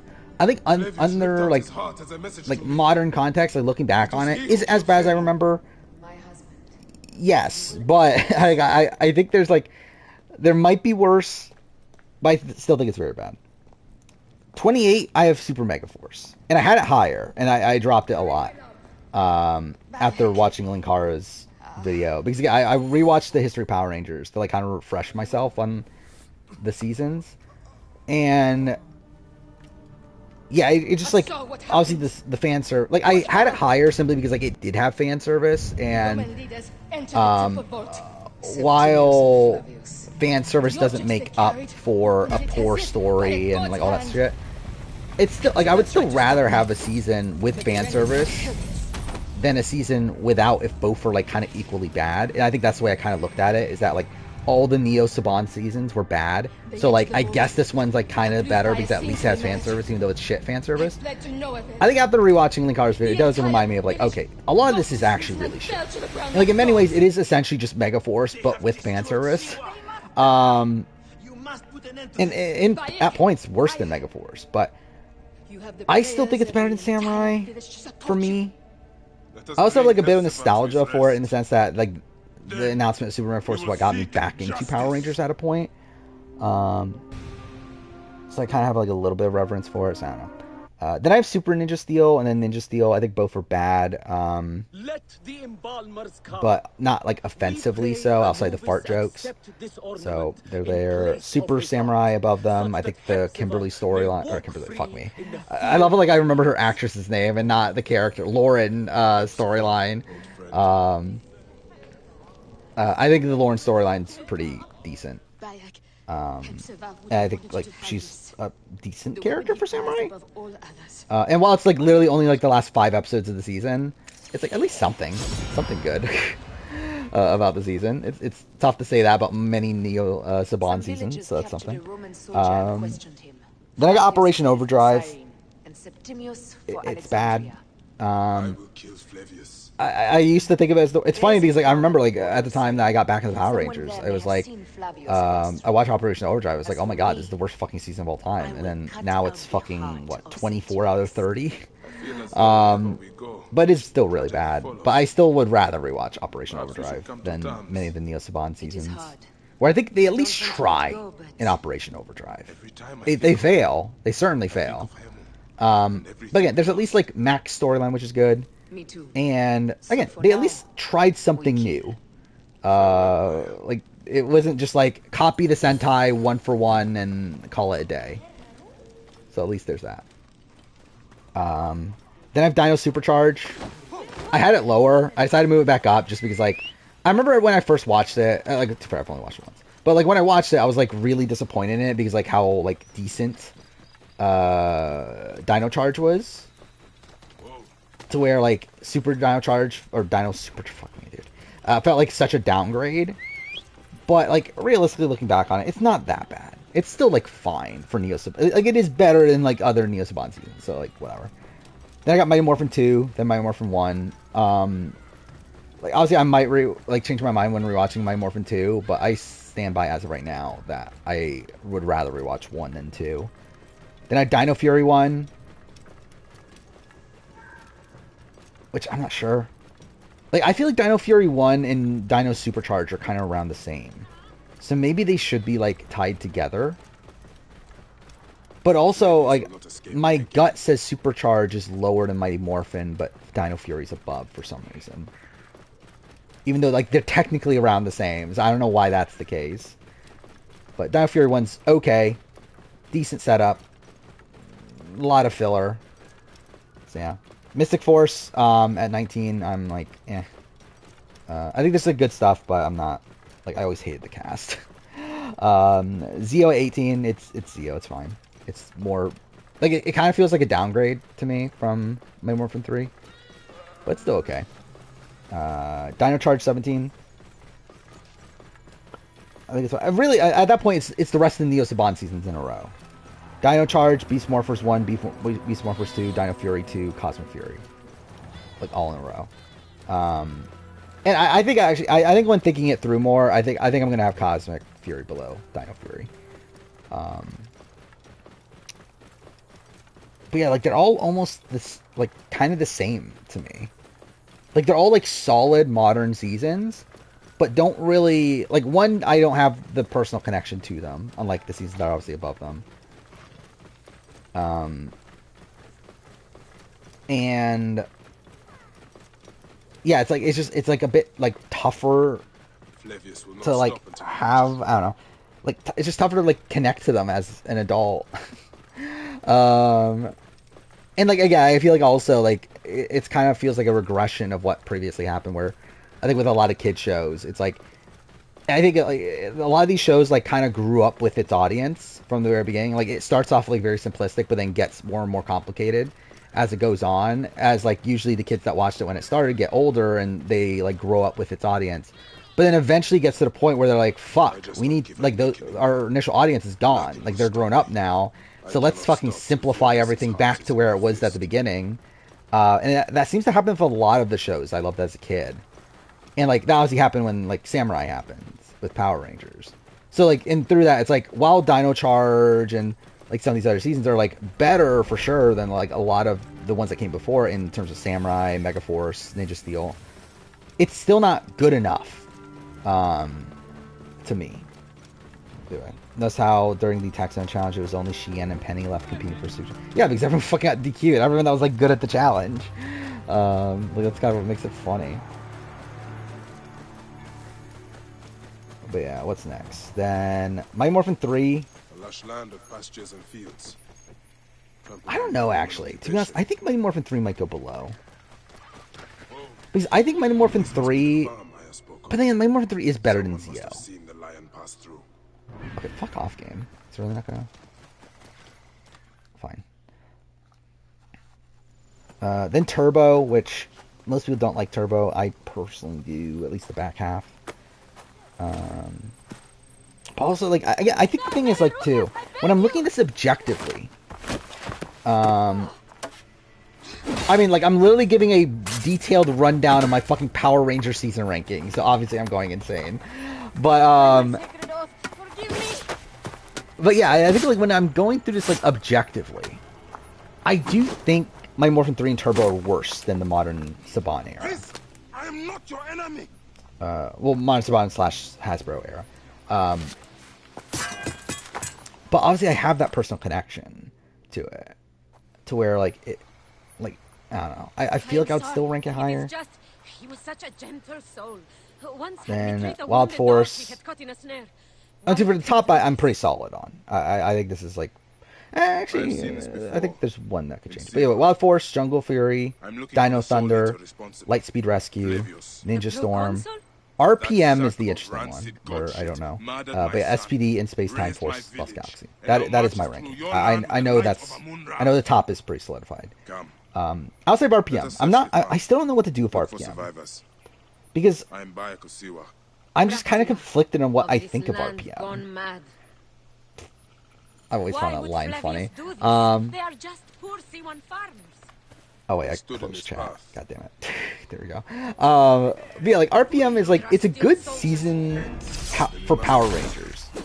Like it's actually like a weird thing. Okay, it's a good it's a good kids show season of television. Is it a good season of Power Rangers? Don't know. Is it a good season of television in general? I don't know.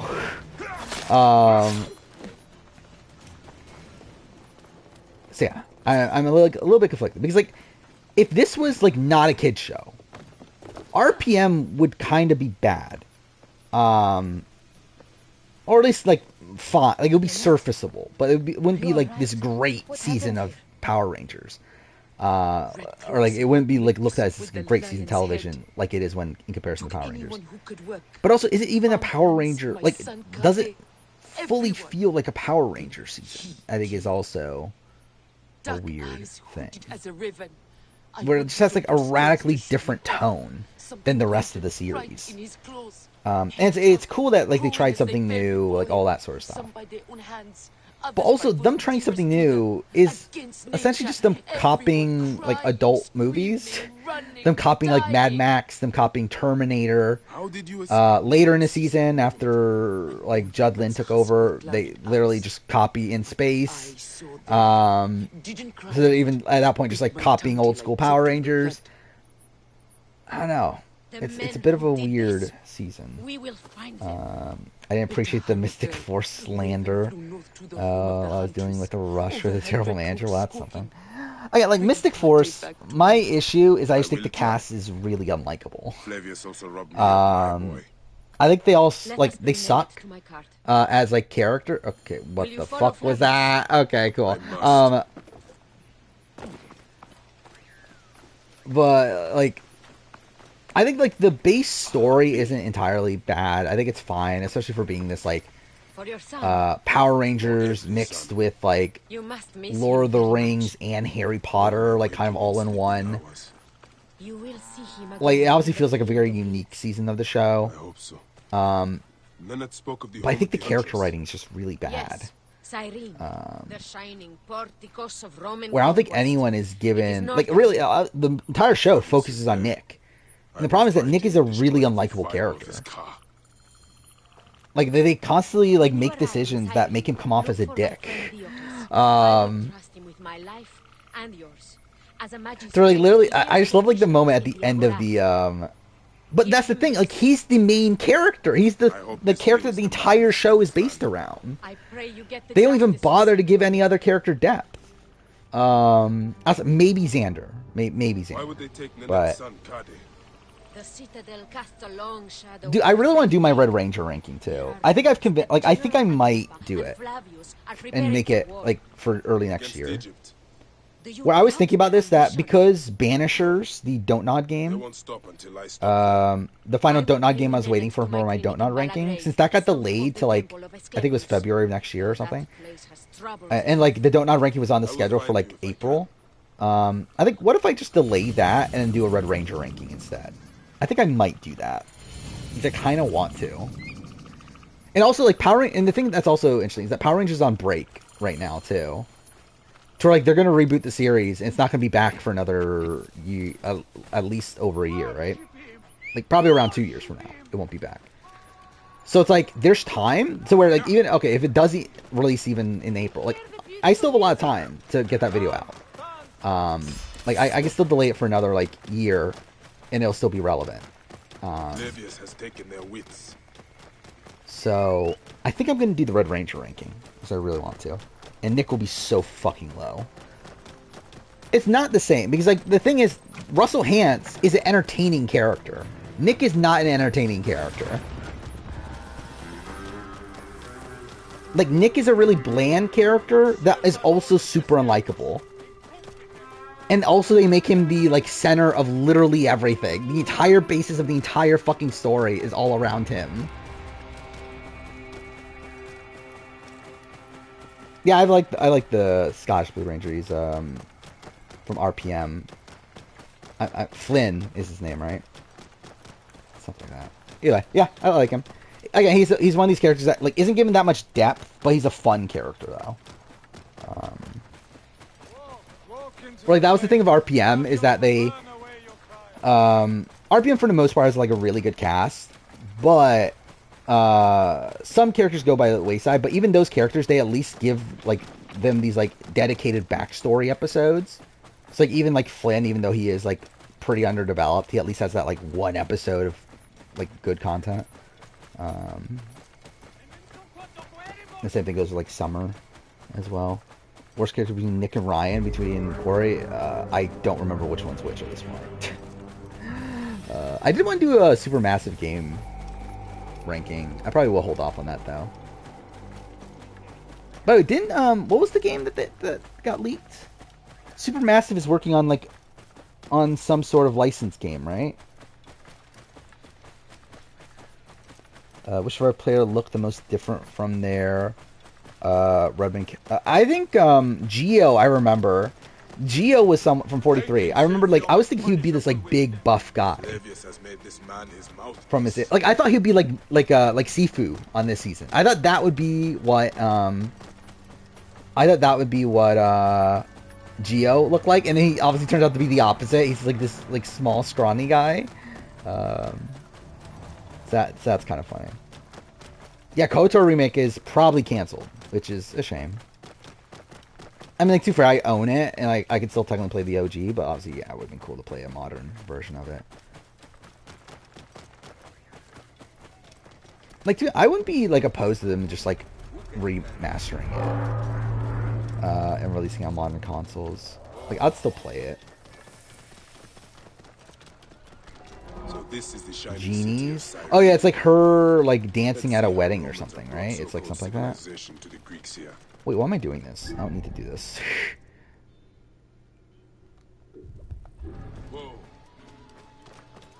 Actually, why did I even mark it? I know where it is. I don't know why I even bother marking that. Whatever.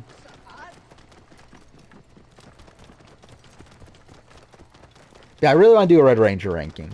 I don't even know what the ranking is, to be honest. Like, I haven't thought about it, like, in forever. But I would love to do one, though. And I don't even know what to do with the modern Red Rangers, either. Like, that's gonna be fucked. Actually, which ones would I even include? I guess it's just, like, every, like, main Red Ranger from a main series. Right? So, like, I wouldn't include, like, Lauren. Because, like, she wasn't really a main Red Ranger. Like, she was a Red Ranger for, like, 2 episodes.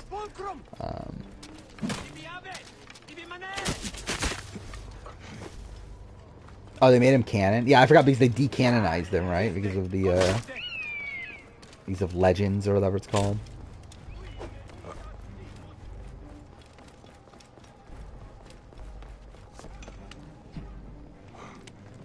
Alright, here we go. Final boss battle. Only for there to be more boss battles after this.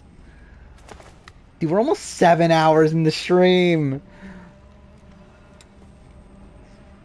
Do you think I can't feel you sulking in the shadows? I fucking love Flavius, dude. He's such a bad character. It's so funny. I have followed the path of murder and madness all the way from my homeland. Break. I mean, yeah, I said, yeah, this is one of my biannual daytime streams.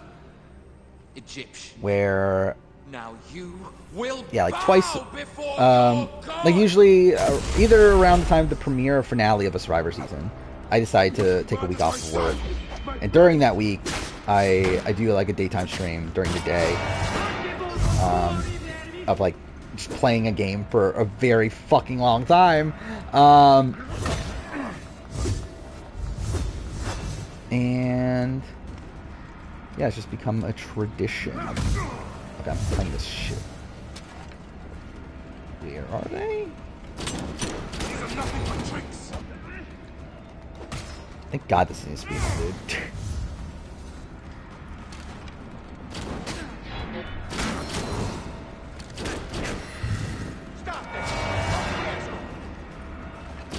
Oh.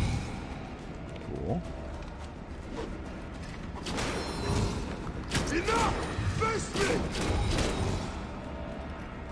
Where is he? Why didn't you kill me when you had the chance in Alexandria? Fuck. You should have joined the order. Alright, let's hope You need us. There we go. How the video's still going? I mean, what are we thinking the video comp is here? Oh fuck! I hit the mic. Oh, I'm an idiot. I have to fucking confirm assassinate. But yeah, like it's. I know it's themed. It's a sponsor challenge, right? From The Exorcist. So it doesn't mean it's like a timed competition. Is it? Okay, the game is flickering there. That looked weird. That's the one thing I do not regret. It's only 11 a.m. for you. Okay. I will never give you peace. Your son's death. 11 a.m. Where are you? Me. At 11 a.m. Caesar, even. I had Rome. Like right now, it's 11 An a.m. empire of 1,000 sons. Oh, I guess okay. I guess that would make sense. Come on, finish me. Like it's 11 a.m. probably beyond where we are, so where I am. So that would be 15 hours ahead. Yeah, Australia. Okay, that's what I was thinking.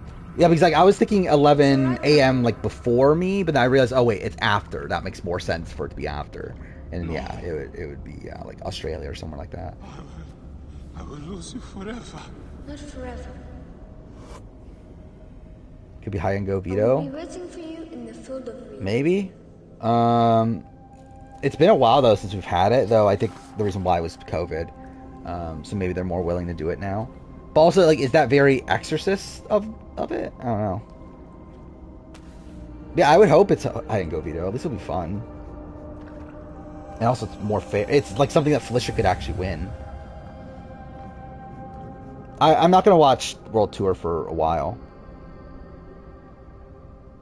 Like probably a year from now will be when I watch World Tour. Yeah, like it's a scary thing video. It's sponsored by the Exorcist movie or whatever. This relic should never be found again. Cool.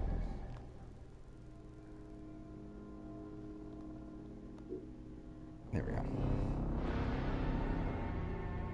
You know what wins championships? Exorcism, obviously. That classic line. Everyone knows that.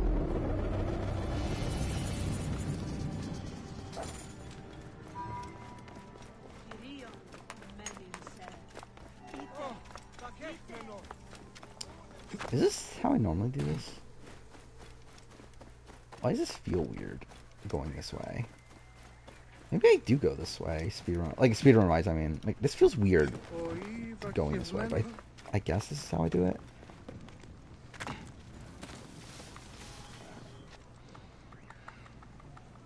Lower on Sam as a player after listening to Annabelle's deep dive. I suspect that would be my case as well. I mean, like, it very much seems, like, based on what we've heard, that Sam was, like, a very sloppy player. It has been too long. But it's just that, like, I think we just had, like, really massive idiots in the end game that he got close to. Put yourself through the pain of watching action. Only now, I'll watch World Tour. I just won't watch it right away. Man, the way I have to watch things now is I have to watch things when they're like relevant in terms of like when I'm making a video on them. You waste your energy. Brutus, my favorite fucking character. Thanos never ceases to speak of your exploits. I have assembled a group. This is Brutus and But Cassius. yeah, like right now, I started Time Hotel and I really regret it, but I'll watch it all the way through until it's done. Then I'll probably start BB5. Actually, no, I need to watch. I wanted to watch Laser's FF15 or FF10 playthrough. I forgot about that. I watched like the first like 6 hours of it, and I did not go back to it. But I do want to end up watching it. So maybe I'll watch that again. I don't know. And then, yeah, then I'll watch BB5. Now I might just jump right into Mighty Morphin Season 2 and get them both out of the way. Like, yeah, just get them out of the way. And then, after that, I mean, we'll see. I don't know what exactly I'll watch. But those are like the two big things for, Time Hotel's good. The issue is that it's long. And it's much longer than I expected. Where I came into it thinking, okay, the premiere is like an hour. Or an hour and a half. And I knew that. I was thinking, okay, that means every other episode will be at most an hour and a half. Probably like an hour, right? Like, if the premiere's an hour and a half, they have a lot to set up, then, like, every other episode will be shorter. Turns out it's the opposite. Every other episode's longer. Every other episode's 2 hours long. And there's 10 episodes. So that means it's like 20 hours worth of content, which was not what I was expecting. Like, I was expecting it to be, like, 10 to 12. Yeah, remember the BB Camp player draft? That was the stream. That was 3 hours ago. I literally have a notification on the side that tells me when the last poll ended. So that was 3 hours ago. Started stream 7 hours ago. So, yep. That is the thing. I mean, I think, like, that's kind of taught me, though, the BB Can draft, that if we really wanted to, we could do, like, one really big draft on just any random stream. It doesn't need to be, like, a stream like this. Because we got that done in, like, 3 hours. I think the issue... Actually, I think an issue would come from, like, just more people. Where I think this was obviously benefit from the fact that it was less people. It was only 7 people. And that makes it easier to... I love how the horse is just standing there. But yeah, it makes it easier to, like, get through picks a lot quicker. Where, like, if we have, like 10 to 14 people like we do on the normal draft, then that's going to take longer. And that's, like, kind of the issue. But something bigger has called. Oh, yeah, that's also... Yeah, 2 people weren't even there for a lot of it, too. So, yeah, we also did random number generator, so... Only now we are letting yeah. go. Let the gods decide. Did you just do the BB Can draft again? I don't know if I'm ready for this stream. We must sacrifice our personal lives for the greater good. Oh yeah, if Kegger was here, it would be fucking forever. Was for a reason. Thank God Kegger's not here. So in public without killing. We must work in the shadows. Actually, I'm kind of surprised Kegger isn't here, to be honest. Greece also. Kind of. I'm not surprised that he's not here right now, but like, I'm kind of surprised he didn't pop in at one point. All will fall to the Isn't that Kegger's like big thing that he's like, oh, why do you stream so late? I always fall asleep. Assassinate only those who deserve it. And like he's always telling me to stream on Saturdays. Stream on a Saturday. During the day. It's not even here. Cold, calculated, poets of the kill. I am fine with this. Yeah, this is also a moment I was like, oh my god, this is so fucking great at the time this game came out. And I was just like, really shit. I am not a husband. I am not a Magi. I am a hidden one. I love how like it like tricks you into thinking it's a good scene. We are the hidden ones. Because like the playing of like Ezio's family in the background, you have like them talking like assassin-y sort of things. What are you of now? A new creed. A new creed. I don't think I've ever streamed a RE game. I don't know if I want to stream a horror game, if I'm being honest. Like, even RE4. RE4 is, like, by far the least scary RE game, and I still get, like, jump scared at points. Like, I just got through, Actually, no, I'm still there, technically. I'm in the, like, when you're rescuing Ashley in chapter... Is it 13? But I could look it up real quick. But, like, the, like, room where you have, like, the 2 monsters chasing after you, you have to use, the thermal thing to kill them. Like, I just got through that section, and that section jump scared the fuck out of me. Because I like, yeah, they...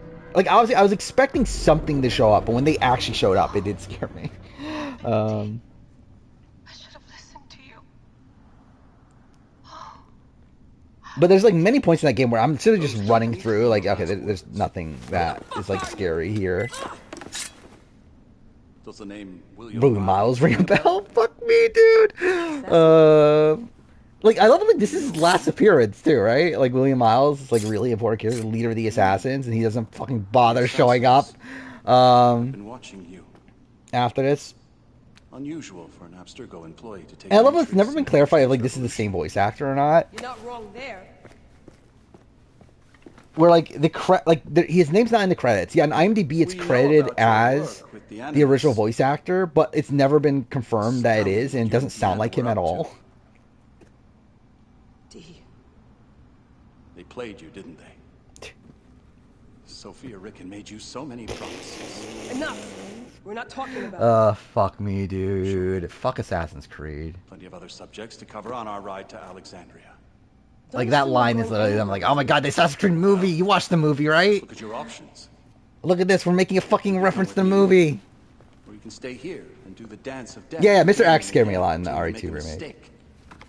I'm happy there isn't, like, again, I think, like, for me, that's a bit much. Like, when there's, like, literally a character chasing you down, like, for most of the game, and he can, like, show up at any point. Again, like, it's a great game mechanic and everything, but it's not for me. Our version of it. And with us, you'd always have the freedom to do things your way. I said your name is here. Did I? Fine. Let's do this. That doesn't mean I'm on your side. Good enough. What a great character William Miles is. Does the name William Miles ring a bell? Yeah, in RE3, I don't even remember if I got scared in RE3. I'm sure there's definitely... Oh, your real name? That's funny. Like, I'm sure there's points in RE3 where I got scared, but, like, nothing's, like, screaming out to me right away.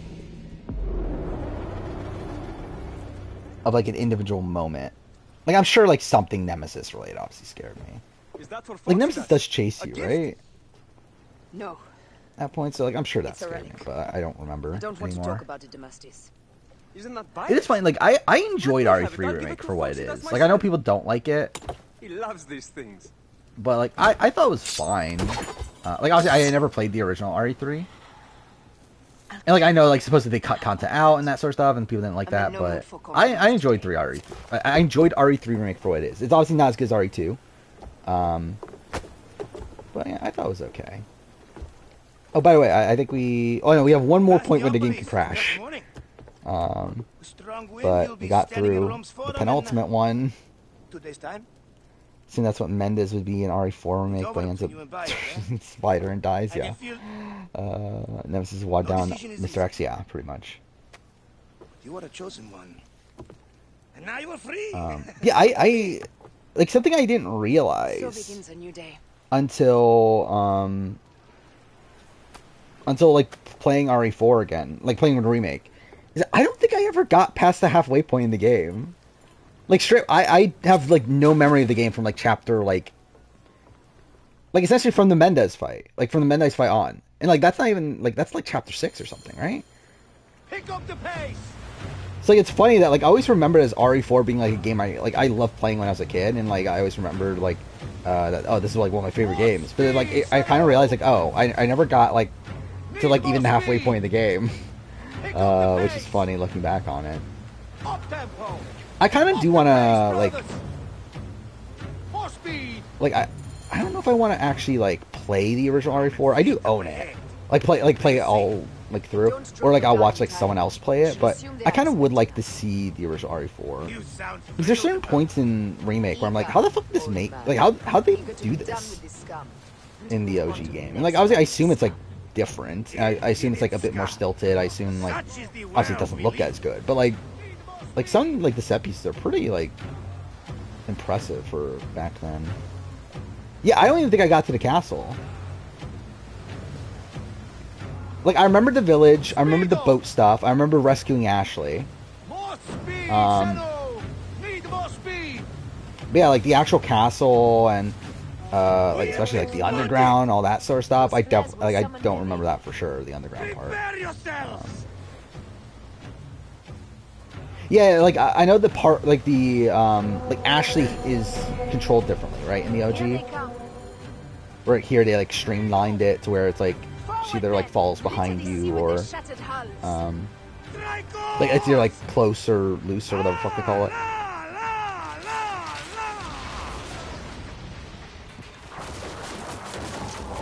And then like there's no health bar for her anymore, right?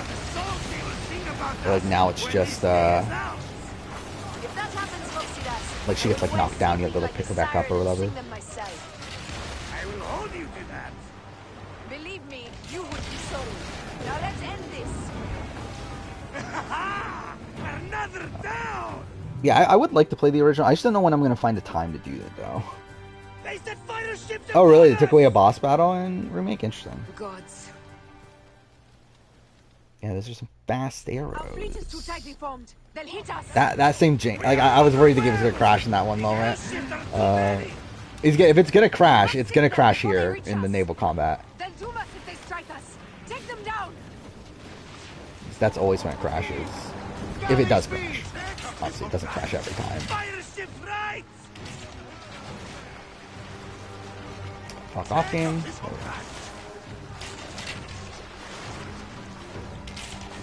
More fighter ships close. By the gods, they're everywhere. But I do wonder, like, what are they gonna do from now on? Like, obviously, like RE9 has to be in the works, right? Like, I mean, it's been like that document leaked a while back that had RE9 in development, which is like surprising, obviously. But like, are they gonna continue on with remakes or what? Like, are they gonna do an RE5 remake? Is that something they would even do? I don't know. Like, would they redo RE1? Like, obviously RE1 already has a remake. And it's still, like, fine. But also, like, it's... Like, RE1 remake was before RE5, right? So even though it's a remake, it's still, like, an older RE game. It's like, would they redo that? I don't know. Oh, did they tease the RE5 remake? Okay. Again, like, I don't... Like, is there a point? I guess it's like, why not? People are gonna buy it anyway, right? But, like... And, like, obviously, it just makes it easier to play, but... Like, it is weird when, like, the... Like, it felt like with 2 and 3, there was, like, a purpose to it, in a sense, in the fact that, like, 2 and 3 were not available to play on modern consoles. But then we got to 4, and, like, 4 is available to play on modern consoles, and that was kind of weird, but also, it's, like, it's one of the most, like, iconic games of all time. And, like, people love RE4. So, like, it makes sense. But RE5, it's, like, people don't even like RE5.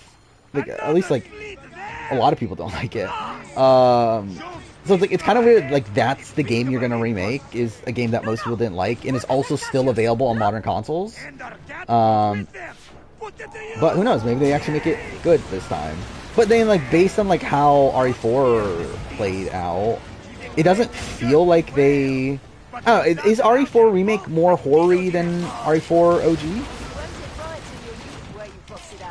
Or is it the same? Because, like, obviously that's, like, a criticism, right, of RE5, is, like, how action-y it is, and it's not really, like, Resident Evil, like, horror and that sort of thing.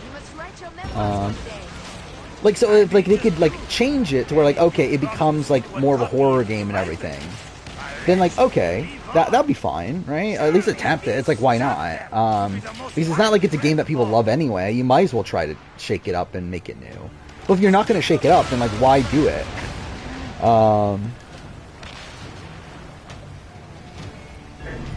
Really, I think OG is more horror. Actually.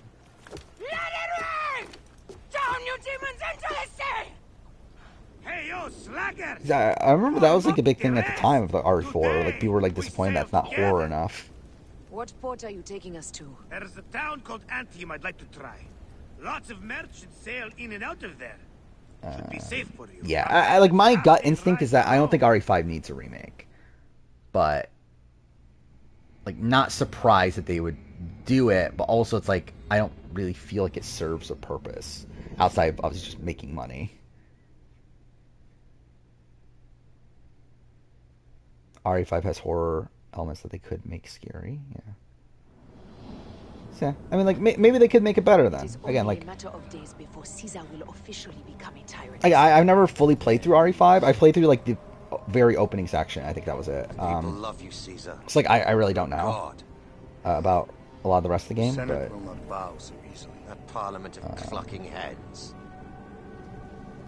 Let me be your wolf. Yeah, again, I think it would be cool if they could actually make it a good game. I just realized this, by the way. We're going to finish this around the 7.5 hour mark. Do nothing until I give this. When did I finish this in my last playthrough? Because I think this is like well behind. Okay, 2.5. Alright, so...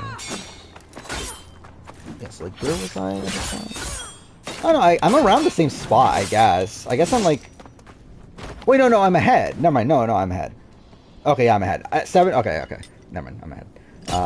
But barely. I'm only like 20 minutes ahead of my last playthrough. Even though I've been trying to rush it this time, and I wasn't rushing it last time, so that's a bad. But also, we did do a draft, which like obviously last time I didn't do, so it's like whatever. But... Fuck this fight, by the way. Also, really bullshit fight. I hate this fight. Like this in the next section, like lose me runs like all the fucking time in this game, which is why I stopped fucking doing runs in this game because of how bullshit the end of this game is. I command eyes. I control. Because like the end of this game is like so much fucking harder than the rest of the game, and it pisses me off how that's the case. He's like I could have like a great run coming in, like I could be like 10 minutes ahead coming into this section, and then just like lose all of it.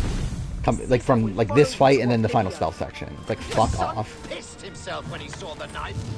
I will feed your heart to vultures. You have I've been doing okay honor. so far. You stole everything from me. I'm gonna win AFB. I think there's a serious chance. Scurry away, little one. You should have taken a chance. Hopefully there's not another issue for that. Flavius isn't here to save you. Is that my notes? I just realized that. Is that my notes for... That's gotta be in my notes. For week 2. I guess I'll check. Wow, this would have been fucking good, dude. This is bullshit. Why can't I get this in a fuck... Okay, well, I guess I fucked that up. But, like, why can't I get this in a run? Like, if only I got that last shot. If I got that last shot, that would have been really fucking good for a speedrun. There we go. Fuck off. Fuck this game.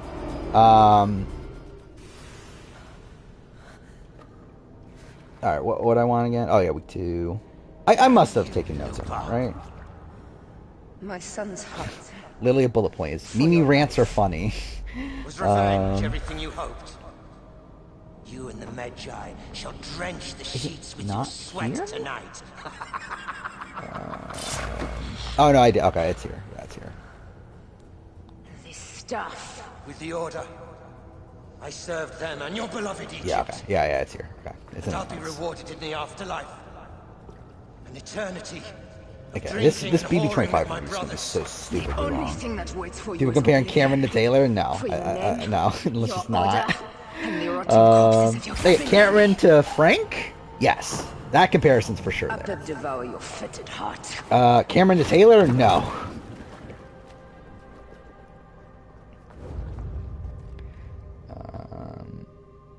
Yeah, I already, I did, like, I actually, like, wrote out the section about Cameron in my video. With the rest of the Senate. About how fucking creepy Cameron is. Because, again, like, essentially with my reviews at this point, it's mostly bullet points of, like, just the points I want to hit. However, there's specific parts of the video that I actually do, like, write out if it's, like, something that I feel like I need to write out. And, like, that was one of those. Wait. Okay. She didn't pick those up. Because I ended up talking about it in week 1. At least the Riley stuff part of it, at least. But it's still one of my favorite clips, though.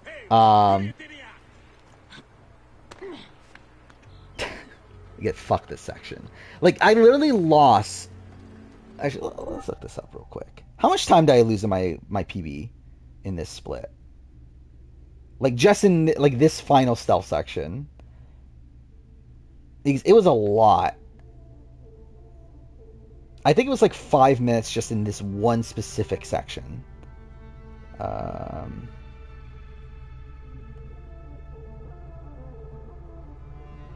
on. And like I had like a sub 310, I remember. And I lost it all here.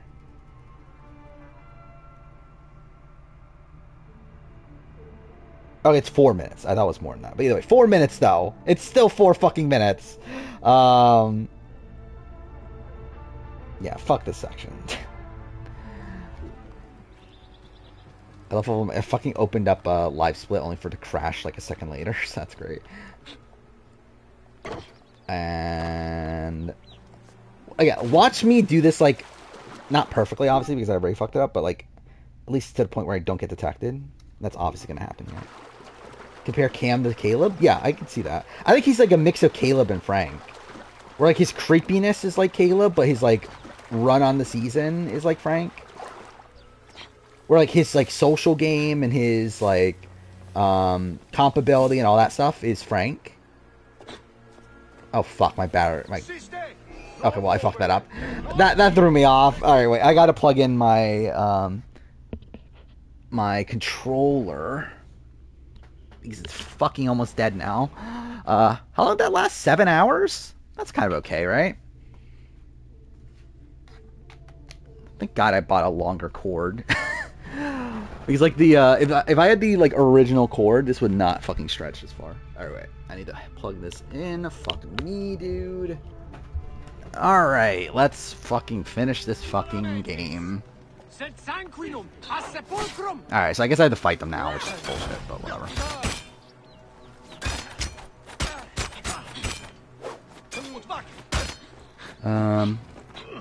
Yeah, I think like in terms of like creepiness towards women, yeah, that's Caleb.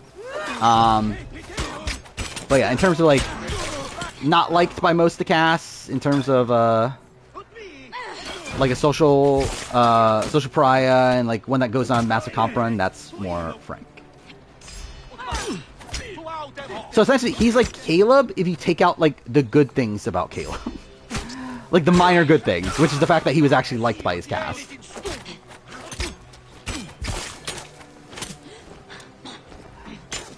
The thing is, like, can Cam win this game, though? I think that's the interesting thing.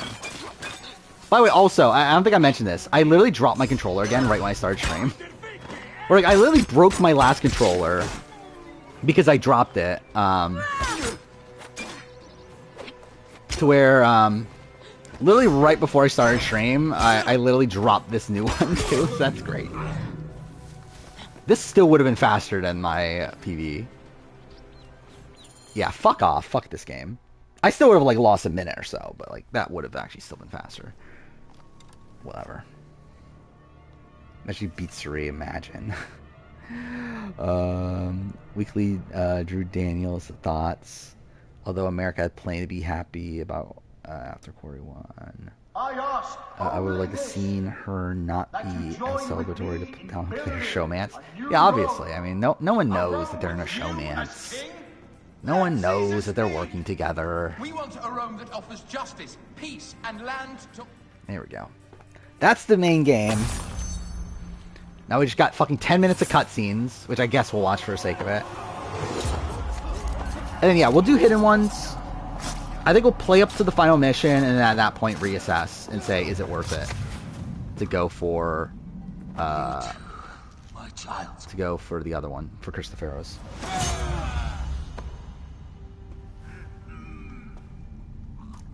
Realistically, will I? Probably not. I don't think I will. But I at least want to give the opportunity to, like, potentially change my mind. The tyrant is dead. You are free now. Oh my god, dude. I'm looking at my, looking up the video from today. It's still doing about the same. It's the best video outside the BB mid-season power ranking. It's still 500 views above my next highest Survivor video. But it's also under half of what my BB 25 mid-season power ranking did, which is funny. But that's In the end, it is impossible. Does anyone agree that BB 22 is the worst season ever? I have it worse. The worst season outside BB1. I think it's what I decided on. There's a new tweet now. Rome is eternal. She will never fall to you or your kind. Let's see. Oh, wrong spreadsheets. I'm trying to find my update season ranking. It is taken. That I did. Which again, I haven't recorded yet, but I did make the list. Oh, do I not have it on there? Fuck. God damn, I actually have to find it. Requiescat in pace, Caesar. Haha, you get it? It's a reference to Ezio! Yeah, I do have it at the bottom, outside BB1. I forgot how low BB16 is. In 23. Do you know what Dude, people are gonna be so upset. Like 100%. People are gonna be so upset when my Big Brother season ranking comes out. And like, how dare you have 19 above 23? It's gonna be funny. Which I won't see any of it, but they are gonna be upset. Check out JD's comment.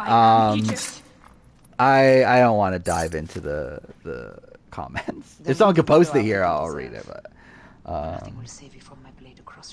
I'd rather just not look. You are the last of the forest. See, this is my thing with like reading comments. I feel like with me, it's like either go all in or not at all.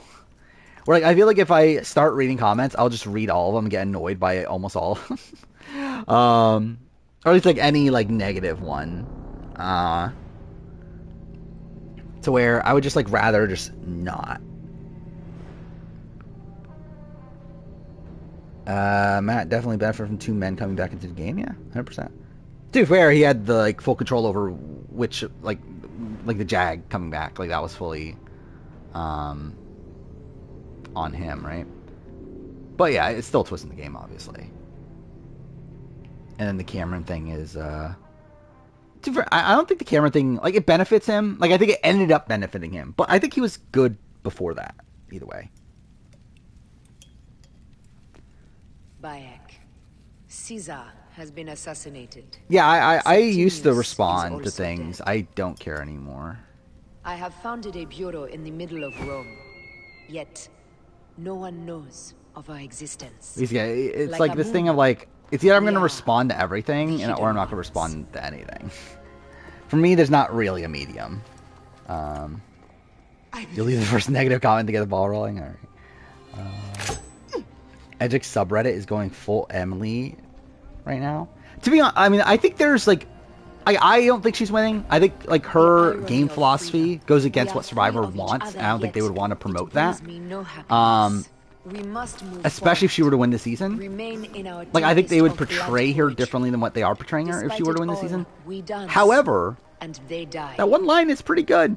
The line of, that, like, oh, it's either that, I forgot the actual line. But essentially, like, her saying that I want to either win or, like, it doesn't matter, win or be first boot or whatever. And it's like, yeah, she wasn't first boot. So, that's something. So, like, again, like, if that line comes true, then she wins. The problem is that is reliant on her being a reliable narrator, which we already see through the premiere that she's not. We already see in the premiere that she talks about how, oh, Sabaya and Caleb, they definitely have an advantage, when we know they don't. So, like, they're portraying her as an inaccurate narrator. So, again, I don't think there's much substance to that, but I could see where you would think that there is. I don't want to go home by myself. I'm scared. He's scared. Should we take him to the bureau? No. Look at this character development for Ed Bayek. He walks the kid home. I fucking love this moment when I first played this game. Ah, look at that. Let nothing grieve you beyond measure, for your life is short and time will claim its toll. Do you think Kendra's out of contention? No, I don't. I'm no longer who I was. I think, like, I think they would have cut that no matter what. Simply because they don't have enough time. Like, when it doesn't, like, play a factor in anything, they simply don't have enough. I don't even know why they did it. I think it's idiotic they even tried to do that in the premiere. Like, when they knew they had a 90-minute premiere, what the fuck are you doing adding in this twist? I have killed Aya. Like, you already struggle with, like, doing 90 premieres normally. How the fuck are you thinking you can do a 90-minute premiere and also have this entire twist based around someone, like, visiting the other camp and have to set up all that? I don't understand how they thought that was a good idea to begin with.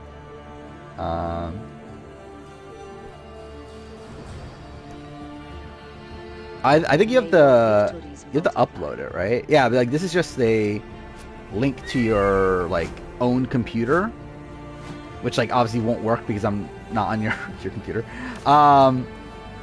Okay, like, is there a way you could, like, just copy and paste the text or whatever?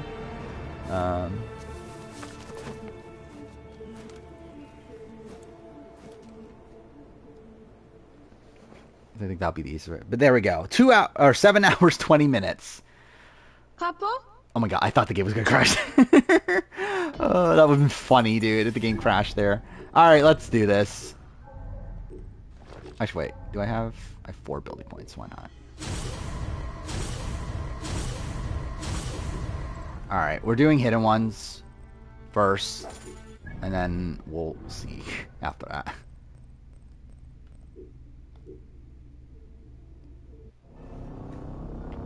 Bayek, I cannot convey the sorrow with which I write to you. The Sinai is in Yeah, who was supposed to go home? It was Emily. We got confirmation. Emily was going home. Killed in a massacre. I am solely responsible. And that played into why Hannah like quit. Because she was like, well, I feel bad for Emily and I don't want Emily to go home. So I'm going to quit so that Emily can stay. This is my favorite video game DLC. I don't know. I'm probably no. I mean, it's not. But blackest night. I'm even conflicted on like how much I like this anymore. With grief. How a mouse like I think it's still my favorite Assassin's Creed DLC. Of blood. Like I do like this being like an epilogue to like Bayek's character. Even though again I don't think they do enough still. But I do like this like this like coda to Bayek. As silent as the sea. But again, is it my favorite DLC ever? No. I mean, I think like Blood and Wine instantly comes to my mind. What else is there? Let's see. Best DLCs. What comes up? Citadel's pretty good. I don't know if it's like. Yeah, I think I like Blood and Wine more than Citadel. The shadow who is. Oh, Left Behind. I like Left Behind more than this.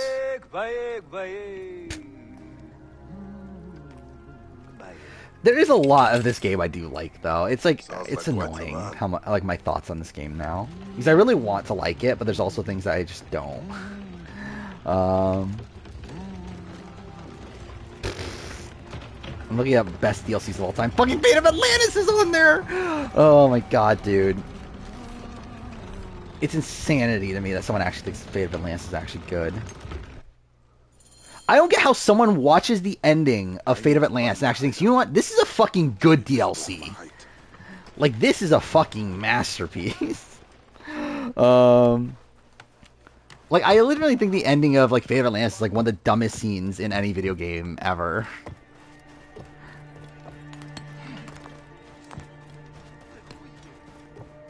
Cuphead. Yeah, I never played Cuphead. And to be fair, I don't know if I would personally like it. It's not my type of game. I feel it's the type of game that I would play for like 30 minutes, get frustrated at, and then never play again. But I've heard very good things, obviously. But again, I just think in general, like, me and games is kind of like this weird thing where, like, I kind of like games despite them being games, which is like this kind of, I don't know. I have this like weird relationship with video games at this point. Where I feel like I enjoy video games that don't try that much to be video games. Okay, I have to go through the back.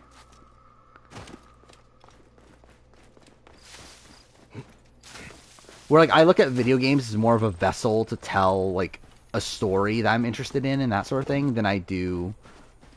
Wait, where is this again?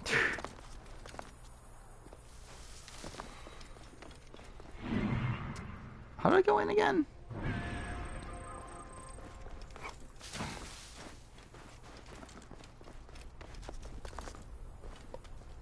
I don't remember. Oh, there it is. Fuck me. This is it. Yeah, like I like video games as like a means to tell a story than I do like actually like video games. Which obviously is like a very different view of video games than most people have, and yeah. Such loss of life. Favorite fully gamey game? I don't know. Let's look at my list of favorite games of all time. Your message was urgent. These are the swords Like obviously, like most of them are like story-based games or games that like do have a focus on narrative. But I do want to see what the top one on there This that is isn't. Gamilat, leader of the Nabatean rebels. So yeah, this is the list I made earlier this year. Got Last of Us, Persona 5, God of War, Final Fantasy 7, which I don't even know why I put it that high, considering I haven't actually played the game itself. Whatever. Witcher 3, Last of Us 2, Horizon, Forbidden West, Mass Effect 2, Walking Dead Season 1, AC Brotherhood, Uncharted 4, AC 4, Red Dead 2, which Red Dead 2 move up. That's too low for Red Dead 2 at this point. Life is Strange, AC Origins, Uncharted 2, Nier Automata, Spider-Man, Wolf Among Us. That's way too high for Spider-Man also, fuck me. Wolf Among Us, Plague Tale Requiem, F7 Remake, 13 Sentinels, Hitman, Hitman 2. Is that the answer? Hitman 2 is the highest on here? Let's get to it. I guess that's the case. But yeah, Hitman 2 is the highest, like, non-story based game on here. Is that actually my like actual answer? Probably not. Because I do have like games like Super Mario 64, Yoshi's Island, Smash Melee and Brawl, Pokemon Fire Red, Leaf Green. I guess that's kind of story focused, but like, I feel like that's not the reason you play Pokemon though, is for the story. But like I do have those there, and like I kind of like left them out of the top, even though I have a lot of nostalgia for those games. And like those are the games I grew up on, but also they're not really games for me anymore. And like I still have this reverence for them, but I do feel like it's like difficult to call them my like current favorite games when I would not enjoy playing them now as much, outside of just the nostalgia factor. I should go meet Tahira about the quarry. Yes, I need to hear about the quarry. That's why immortality is the GOAT, I guess. Yeah, I'm gonna move up RDR2. I think it's like possibly top 5 at this point for me. I gained like a lot of respect for it through doing the retrospective. Hey, Gumball, have I lost my mind yet? Yes, I think I lost my mind like 2 hours ago, at least. Like we did a big like BB Can draft, like a draft of every BB Can player. I think following that, which that was 4 hours ago. I think I lost my mind at that point, but I think it was like a slow decline. I think now it's like going like straight down. Bayek, it is time to dispose of Rufio's lieutenant. Yeah, like I think like yeah, like my freakouts at the end of the main game, because now I'm playing the DLC, but I think that's like the full decline of like revisiting the ending of Assassin's Creed Origins.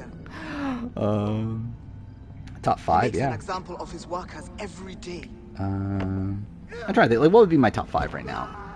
I think Last of Us, Persona 5, God of War, Witcher, Red Dead. Is that my top 5?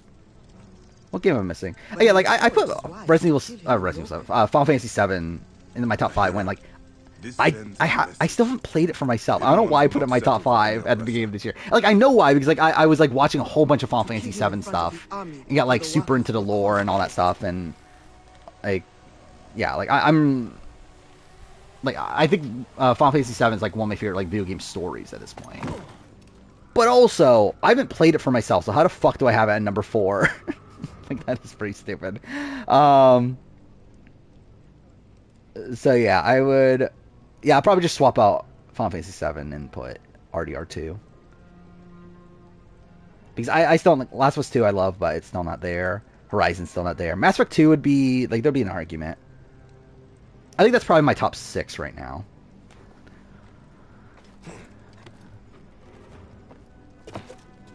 I need to play Mass Effect again, though. But I don't know when I will.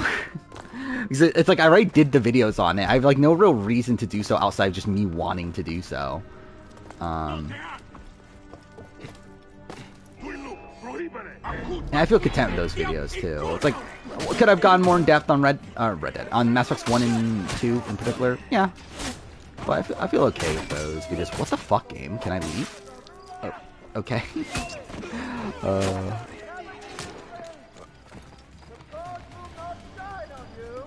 Dude, we're 7.5 hours. Okay, we'll see how long this DLC takes. Wait, I just realized the longest stream before this is only... oh, no. Fuck. I jumped to the wrong thing. I'm an idiot. That was me being dumb. But yeah, it's just the longest stream ever is 5 hours or 8 hours 55 minutes, right? That's not to draw attention here. Oh, cool. Whatever. Oh wait, why'd they put me here? This is such a weird spot for them to put me.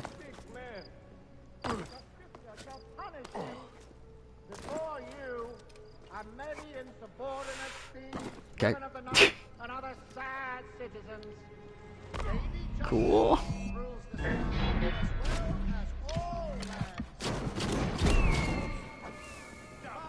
Okay. Let Osiris maul your car in eternity. Wow, I actually got that. Okay, cool. Yeah, so we're only like an hour and 25 minutes away from breaking that. Which means that, like, we're for sure beating that. Because, like, I'm not finishing... At least I don't think I'll finish this in that time. So, again, the question is, when I get to that point, am I also going to say, fuck it, and do another 3-hour DLC? The order is eternal.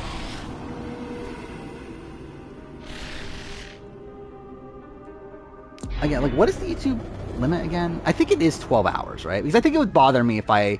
like, do like a 12-hour... Okay, cool. But it would bother me if I did like a 12-hour, like 30-minute stream. And then this gets uploaded in like a 12-hour video and then a 30-minute video. Like, that's kind of dumb. I need to regroup with Tahira. Oh, the lady puts me right there. I fear more Romans are on the horizon.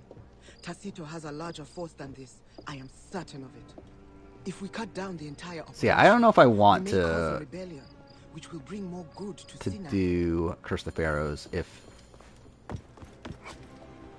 You know, I could do Curse the Pharaohs and like skip all the cutscenes though. Maybe I should just do that. Because I've done a speed run of Curse the Pharaohs. I'm pretty sure it only takes like an hour. Or something like that. Right? Something like that.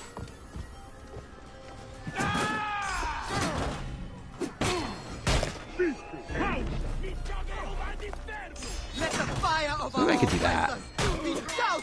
At least I play the game. Or play the entirety of the game. I don't watch all the cutscenes, but also it's like nothing really happens to Curse the Pharaohs anyway. And the thing is, like, even though I'm losing my mind, I'm actually like not that tired. Is like the thing. Like, I don't feel like I'm like ready to end stream, or like that I need to end stream. As of right now, at least.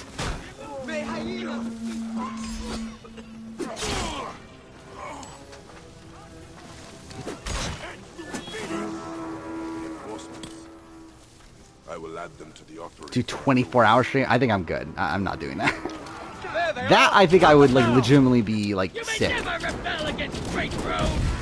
wonder how this will go, because like I remember the day after I did the first ever 8-hour stream, I remember I was like sick the next day. Like I like really did not feel well at all.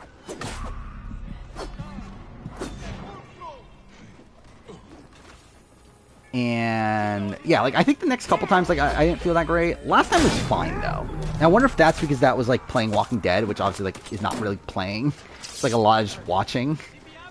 And I wonder if that like made it better. I'll just fight not that.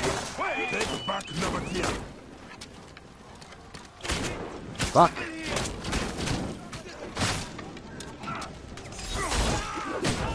Okay. What is going on right now? There we go.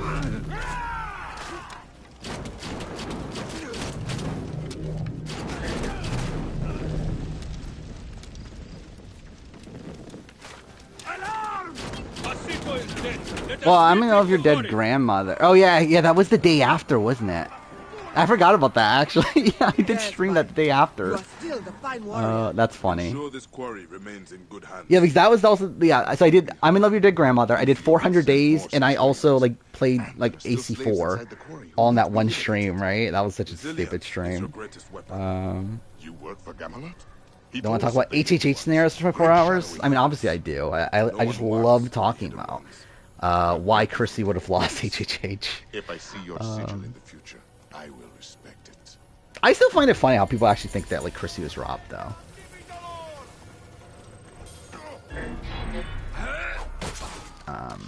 Wait. The mission's done, right? Yeah, okay.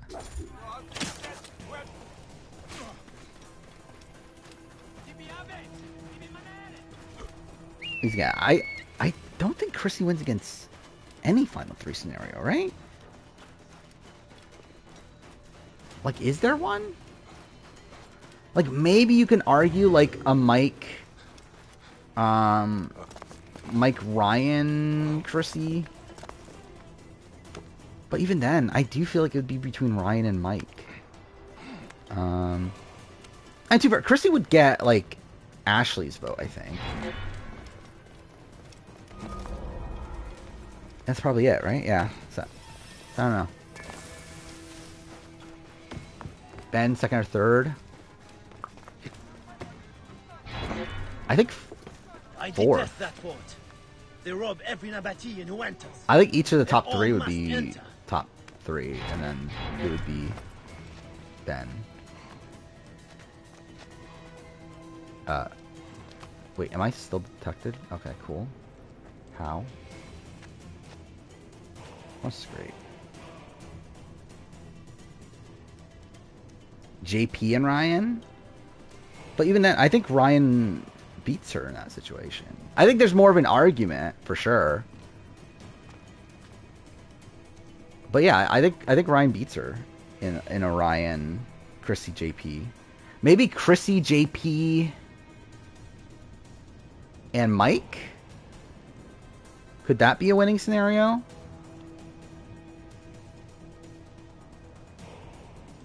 Okay, game?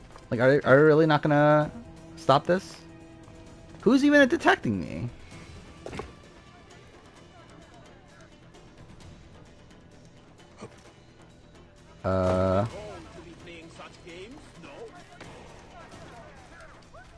He's all the way over fucking there! How is that guy detecting me? Oh, this is so stupid.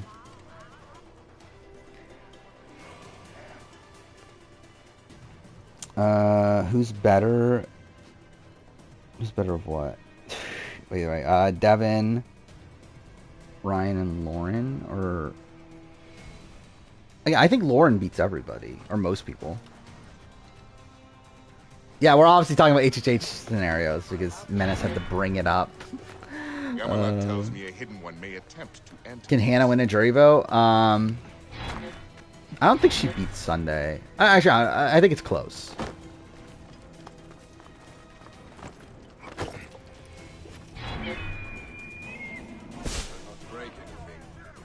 Are they fucking serious? Are they really, like, not gonna stop? Like, how? Like, how is this guy still detecting me? He's all the way over, like, he's all the way over here. That's so stupid. Like, what a fucking dumb game. That would be suicide. Oh, who's better of those three, you mean? Of Devin, Ryan, Lauren? Yeah, Devin's number one for me on the HHH player ranking. Tahira said you would come. Who is my target? 2, I think, is interesting. I'm Pelios. He oversees all commerce on the peninsula. You will find him below. Actually, yeah, is Lauren above Ben? Maybe Lauren is above Ben. I think it's close. My top 3 were Devin, Ryan, Chrissy. But maybe Lauren is up there. I don't know. She gets out of the game, obviously. I think she plays poorly to get out of the game, though. There you have a problem. He dresses exactly like his. But even then, they were all still voting out Ben. And if Ben goes home, she's in a good spot. Did she have more control than Ben? I am certain. My partner went in. I think she had around the same amount of control as Ben. It's just that she was better positioned within her own alliance. Find your partner.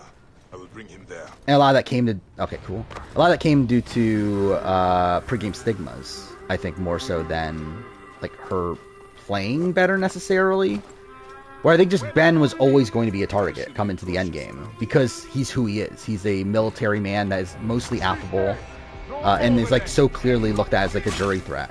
While, like, Lauren is, like, someone that most people don't really look at as a threat on most seasons.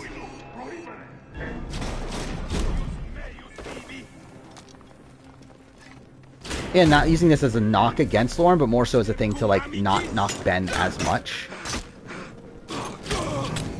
Right, I think Ben's first half of his game is actually pretty good. Which I think is what makes it so tough to assess him as a winner. I just hit the mic. Where is he?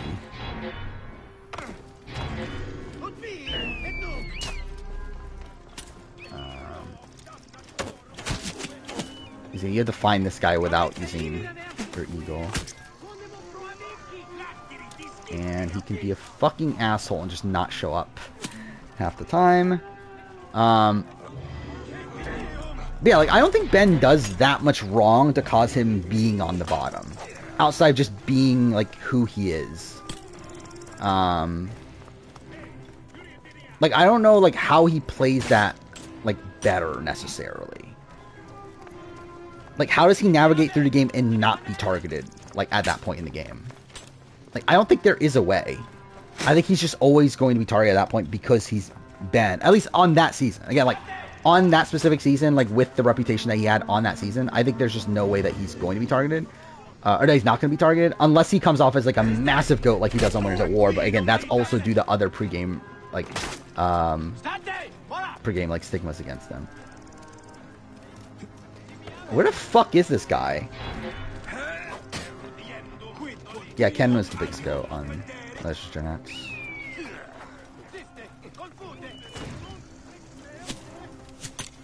By the way, the winning scenario for Hannah is probably Will Hannah Ken. Where I do think it would have, like, I do think people would have had a tough time voting for Will just due to how young he was.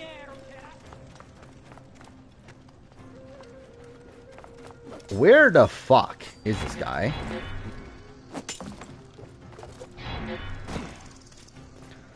It'd be nice if this guy fucking showed up. Alright. In proximity. Okay, not here.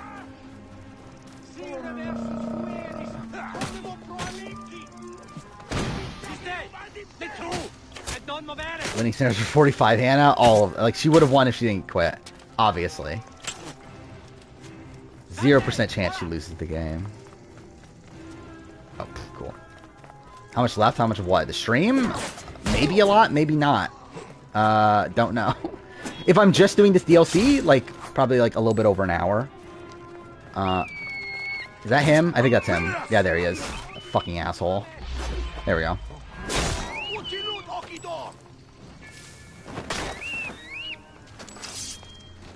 Okay, and it won't let me do it. That's cool. No, game, please. There we go. Cool. There we go.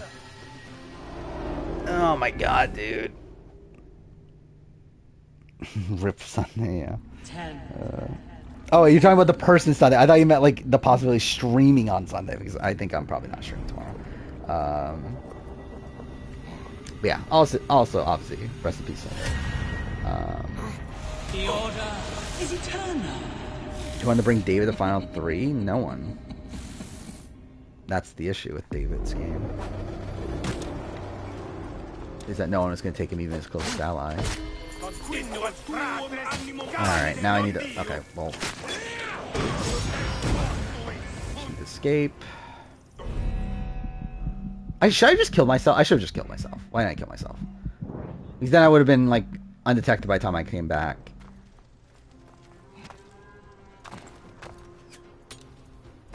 Thinking, why was I laughing? Yeah. Again, like, wrong. I read that in the wrong context, obviously. Can I fast roll now? No, I can't. Damn it. I should have killed myself. It's not to fucking wait. Oh, wait, there. There we go.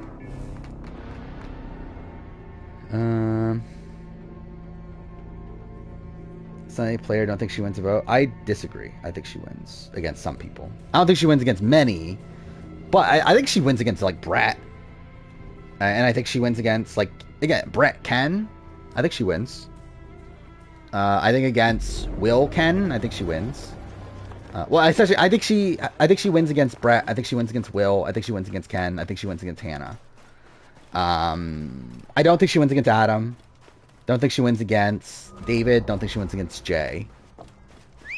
But yeah, I think she was like a middle of the road jury threat on that season.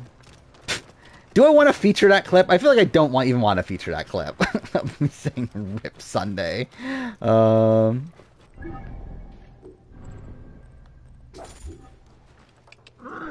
wrong button. There we go. That's what I meant to do. Yeah, she was purple on the show, but that doesn't mean that she had no win equity. That just means that the editors didn't care enough to put her on the show. That has nothing to do with how she played the game.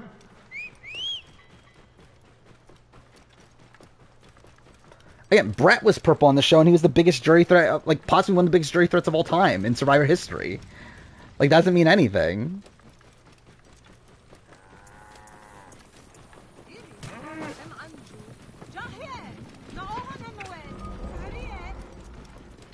Is Hannah third on play ranking? Probably.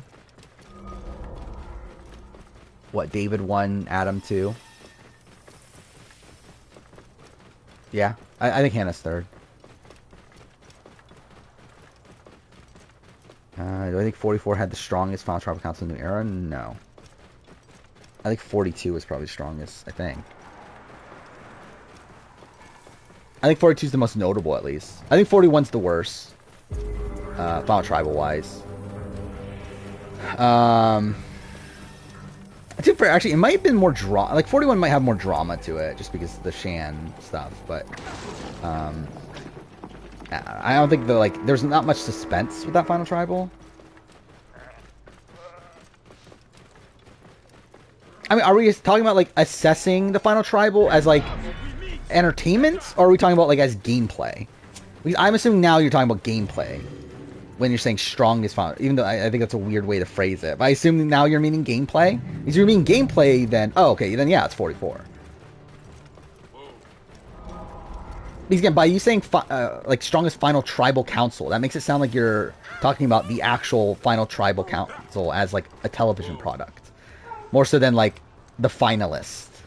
Or, like, the final... Like, I would say, like, I would phrase it like, is that the strongest Final 3? Or something. I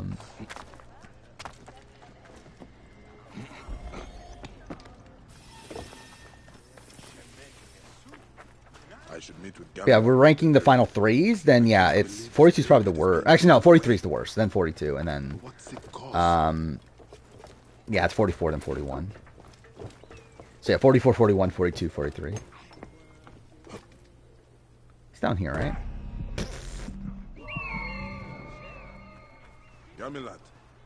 Favorite character, Gamelot. I actually did like Gamelot at the time. I'm talking about Brett Closer, obviously. Like, again, Brett LaBelle was not the biggest jury threat of all time. Like, I don't even think he, like, I think he barely wins a scenario in the end game of that season. Like, I think he only beats Hannah and Ken. I don't think he beats anybody else, does he? Yeah, I legitimately don't even think he beats anyone else. I don't think he beats Adam. I don't think he beats David. I don't think he beats Jay. I don't think he beats Sunday. He might beat Will, but that's far back. Yeah, Romeo really tricked everyone with that fake idol. I mean, everyone, dude, I find it so funny that Romeo still sticks by that story, too. Like, he still thinks that people believed it. Like, even after, like, people on the show are calling him out for not believing it, and then also, like, are just saying, like, at Final Tribal they don't believe it, saying at, like, post-show they don't believe it, and he's still, like, sticking by that story. Let's get this, Tamos. This is our best chance to kill him. Away from his camp. We must take him now. If we kill him, we will be seen as legends. We'll be legends. I will fight beside you with By the way, I did put together a rough draft of redoing my Survivor Legends cast. Because I'll probably end up redoing that video next year. Just because I just legitimately wanted to see, like, who would I, like, think that they would cast on a Legend season right now. And it's funny. Because I don't think many of them are legends, but I think they would, like, do it, though.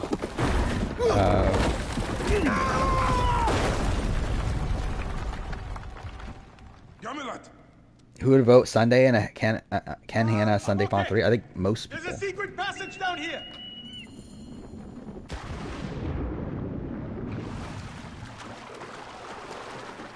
I think the question is who votes Hannah. Amazing, isn't it? Because I think who votes Hannah, I think it's maybe Michelle. Maybe. Maybe Taylor. Maybe. Chris is voting Sunday. Jessica, I'm really unsure. I guess she didn't like Sunday though, so probably not a Sunday vote. So yeah, she probably votes Hannah. Need to find a way through. Then Zeke, I think votes Sunday. What of this pyramid? A failed venture of the heart. Who's after Zeke? 8th place was Will. Will votes Sunday. I guess Sunday's not there anymore. Anyway, I think the general perception is that Sunday was a better player than Hannah and Ken. I don't think people respected Hannah while out there. While I think she had like some personal connections that I think would have ended up voting for her, I don't think she actually like gets the majority of the votes most of the time. She's simply because she wasn't respected. Stay on this platform while I find a way to move it. Yeah, my favorite puzzle in all of games. I'm ready. In place. I have to fucking lift this guy up because he can't fucking climb. Can't climb a fucking simple thing like that. Like, what is this guy? Brandon from Survivor 45?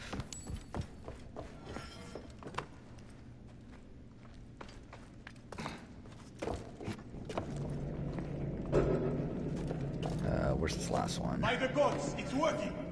I'm rising like the sun. Fuck Owen? Why fuck Owen?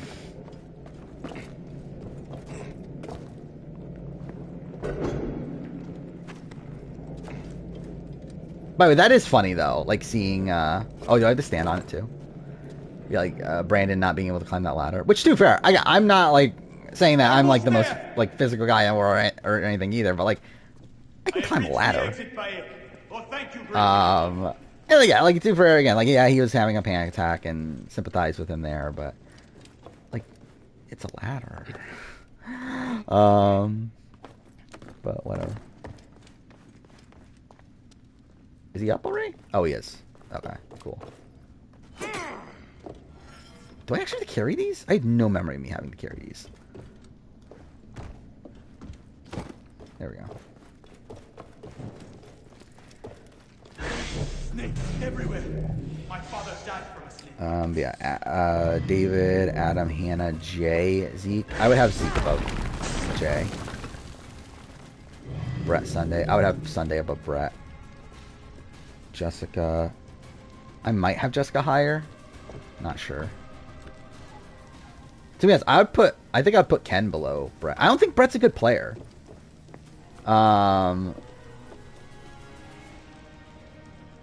Wait, what?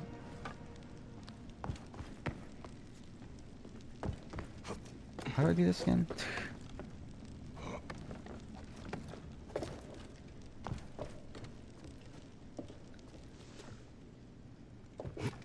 Wait, am I being an idiot? Wait, it is moving this, right?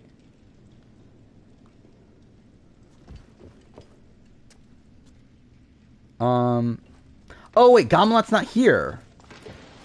This fucking asshole. Come on, my Senny. Fuck him. What's this guy? Fucking Riley from Left Behind? Is there such thing as actually bad winners? Stay on the platform. Yeah. Oh, yeah, like I think just because you win doesn't mean you're a good player. No, I think there are certain players that are very unlikely to win, and through that, like, obviously, yeah, it's like, if you win, you have to be at least, like, a certain caliber player, more than likely. But, wait, it's this. I'm an idiot. I have to do this. But, I mean, again, someone always has to win. Like, it's a game where someone is always going to win. And through that, like, again, like, a lot of luck can play into things where, like, you can just end up at the end and win. Like, it doesn't necessarily mean that you're a good player. But again, there's like certain people that like, are they ever going to get to the end? No. Is Wendy Jo ever going to get to the end of the game? No. Is she ever going to get to the end and win? Especially no. So like you have to be like a certain caliber player to have like the respect to win at the end for sure. But I don't know why I climbed down, but whatever. Yeah, I don't care about falling in there because I don't think we have to. Bayek, I think I may have found the shards of stuff. I should go back and get Gamilat. Don't care. Okay, I guess I do have to go with him. Fuck me.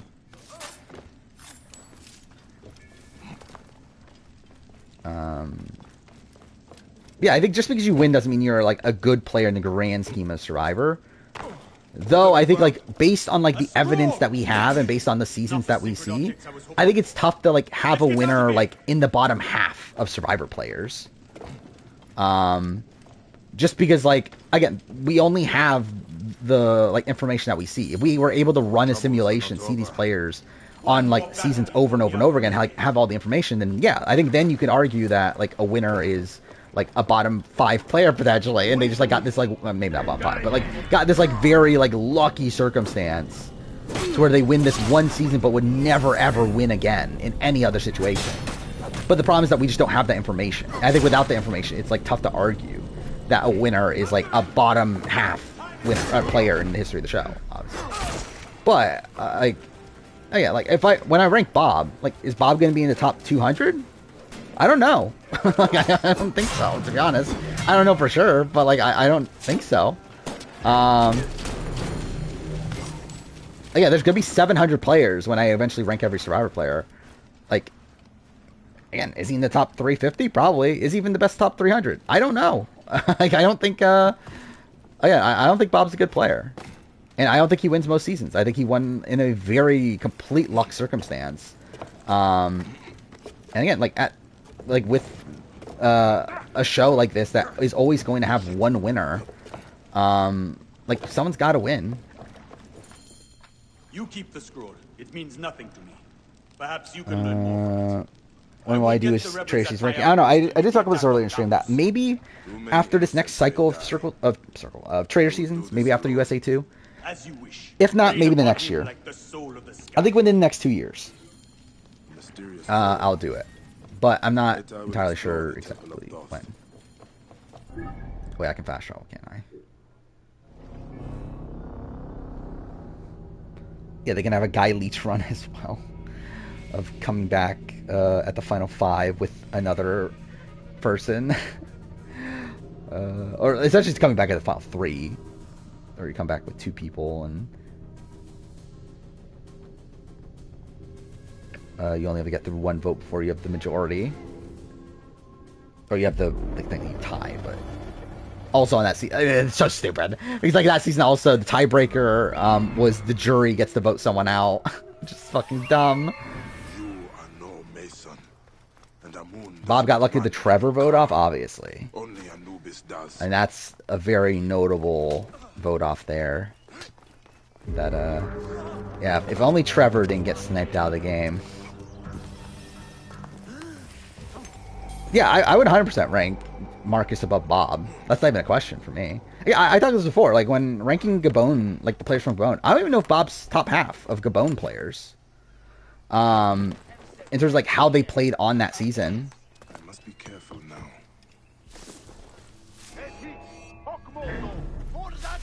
Like, he's probably, like, barely there, right? I think we, like, ran through numbers. Actually, no, I think I decided he was, like, number 10, didn't I? Like, we ran through it at one point, and, like, yeah, I just really don't think he played well on that season at all.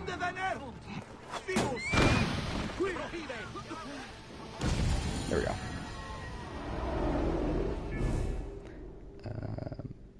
It's funny, that guy was even the best player to come back, yeah. I'm too more, like, I think just naturally Guy would have won anyway, and it was because of, like, Justin having a pre-game relationship with Gabrielle. That was, like, the main reason why they were close to begin with. But then also, obviously, with, like, the mortgage gate. It was a mortgage gate, but, like, the same thing. Like, offering to split the prize money and everything with that, like, situation. He loses respect. And Gabriel didn't want to, like, Gabrielle. There we go. Didn't want to support that.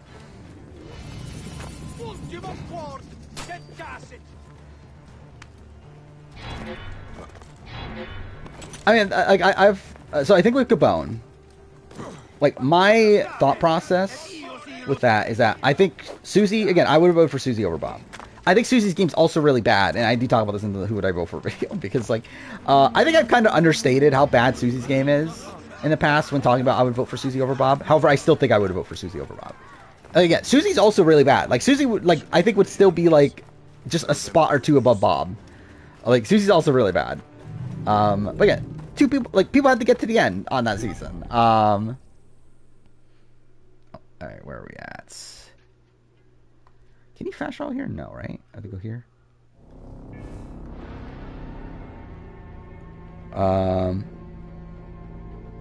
Yeah, so I think Susie would be very low. Sugar is above Bob. Maddie is above Bob. Ken is above Bob. Crystal is probably above Bob. I think that one's like a little bit more hazy. I think the problem with Crystal is that she had like pretty much no win equity. I don't know who she wins against. Where I think her best case scenario is essentially Susie's scenario of like getting 3 votes. Yeah, I don't know who Crystal votes or gets the votes from. But I think I would go Crystal over Bob, but that one's a bit closer. Kryn, I would go above Bob. Considering again, Bob was on the bottom of his Onion Alliance the entire time and was okay with going to the end with them. Randy, I would put above Bob. I would put Charlie above Bob. I would put Marcus above Bob. And I think I said before, like, I would argue that Jackie is above Bob. I would even argue Ace is, like, potentially there as well. I don't think I would end up doing it, but I think I could argue Ace as well. Yeah, again, I just don't think Bob played particularly well. As promised. Which do I think Matthew 44 is honorable mention to be top 10 pre-juror? No. And the reason for this is that we actually, I don't think I've ever talked about this on stream actually, but through exit press from 44, it seems like Matthew actually wasn't that good. Like it seems like the edit may have like overblown Matthew's position to a degree. Losing their lives. Where Matthew seemed like dead to rights coming into the merge, based on like things we've heard from the 44 cast, both from like Carson, from Jam, from people from Rat 2. Like it seems like Matthew was pretty much like dead to rights coming into the merge. He was going to be like a mergatory vote if he got to the merge.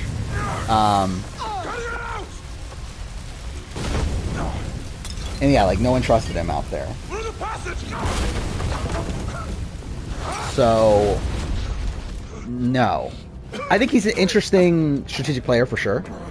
I think he definitely has like good ideas on the game. But I think in terms of execution on 44, I don't think it was all there. Based on like what we've heard from post-game stuff. And I just don't think we ever got to like fully see it, obviously, because he gets medevaced. Or technically he quits, right? Technically.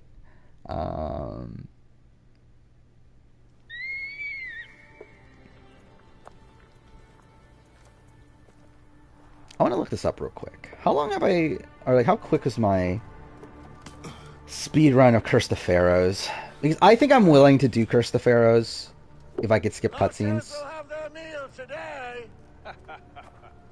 But I want to look up how long it takes.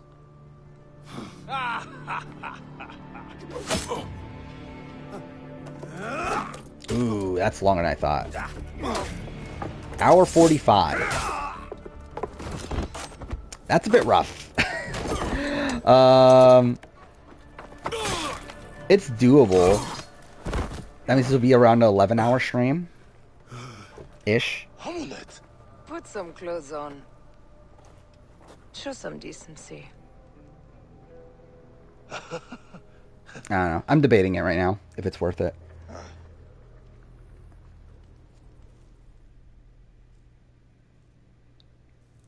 And you attracted too much. Or I kind of want to, just for the sake of like having played the entirety of the game. Right now we need to find Tahira and but also, I think I'm starting to feel it. To be honest, I think I'm now starting to feel it. But there are centurions everywhere. I don't know. Meet me at the far side of Fort Costa. All right, this is the bullshit mission.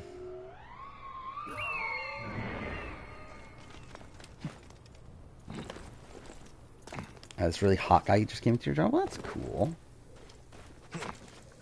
In the words of Joy Rodriguez, you guys should totally hook up. This place is heavily guarded.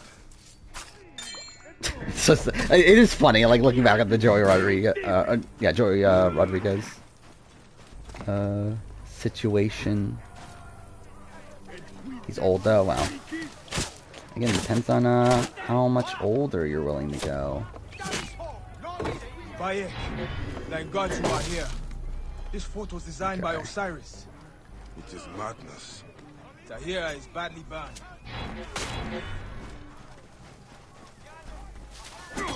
I came to realize the other day that Heisem is kind of hot. Yeah, I can see it for people that are like into like slightly older. I mean, like he's like what 45 or something. Like, yeah, people that are into that like age. Yeah, he's like super athletic. Yeah, I can see it. By the way, loved his interview with the RGP. Seemed a little bit self-congratulatory of himself, I will say. But he was great. Is he 47? I didn't think he was that old. Leave me a bow, and I will fight them to my Isn't he 45? I think he's 45, isn't it? Isn't he the same age as Bowie Jane? My body is on fire. God damn it. The blood of Romans. Okay, game. The only thing that eases this pain. Alright, so put her over there, then come back. PS4 forever. Yeah, I want Heisem to do a challenge too. I think that'll be fun. Stay with me, Tahira. Fight it. Do not give up. How am I still on stream and video competition is done? I don't know. I told you it was good. This is gonna be a long stream. This is gonna be my longest stream ever. Like at this point, it's guaranteed to be my longest stream ever. Okay. So now we'll head back.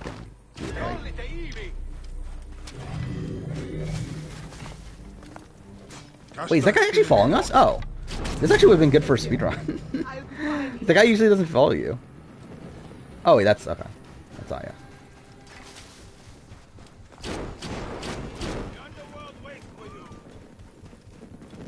Is he coming? Please? No, lose detection, please. Please? Okay, he's not gonna do it, is he?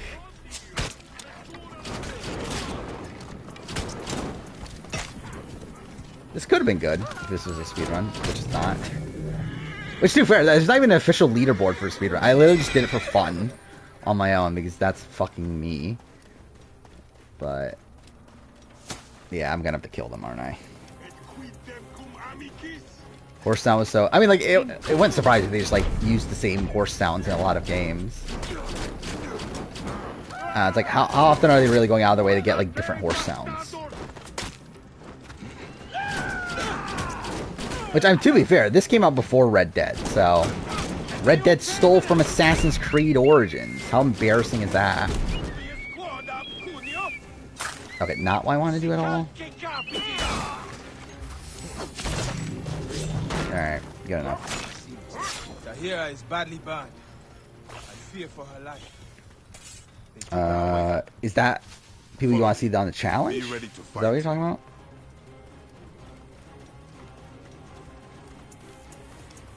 What is this link?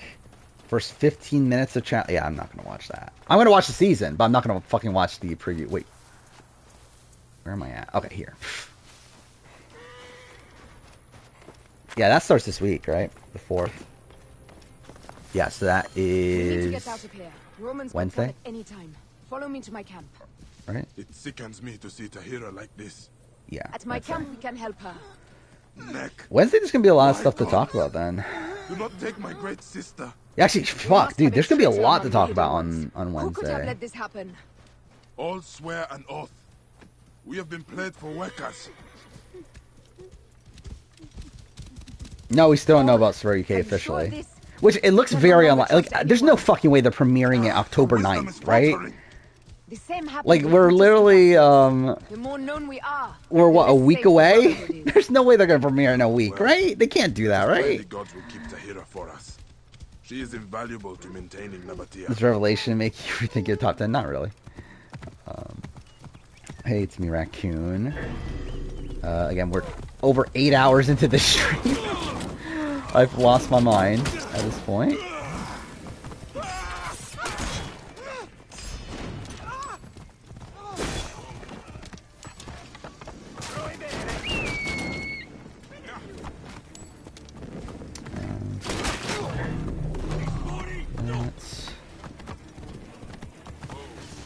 Anyone else?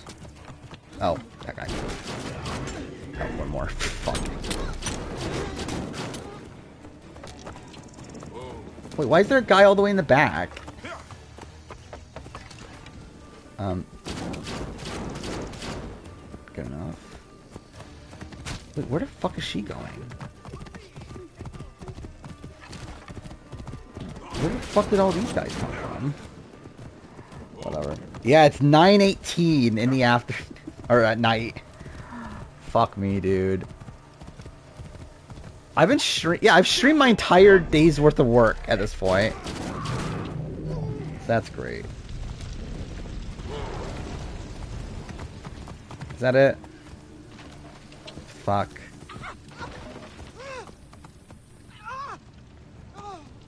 Please just continue going. Thank you.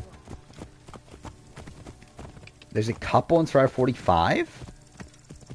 Like an actual couple? Like post-show?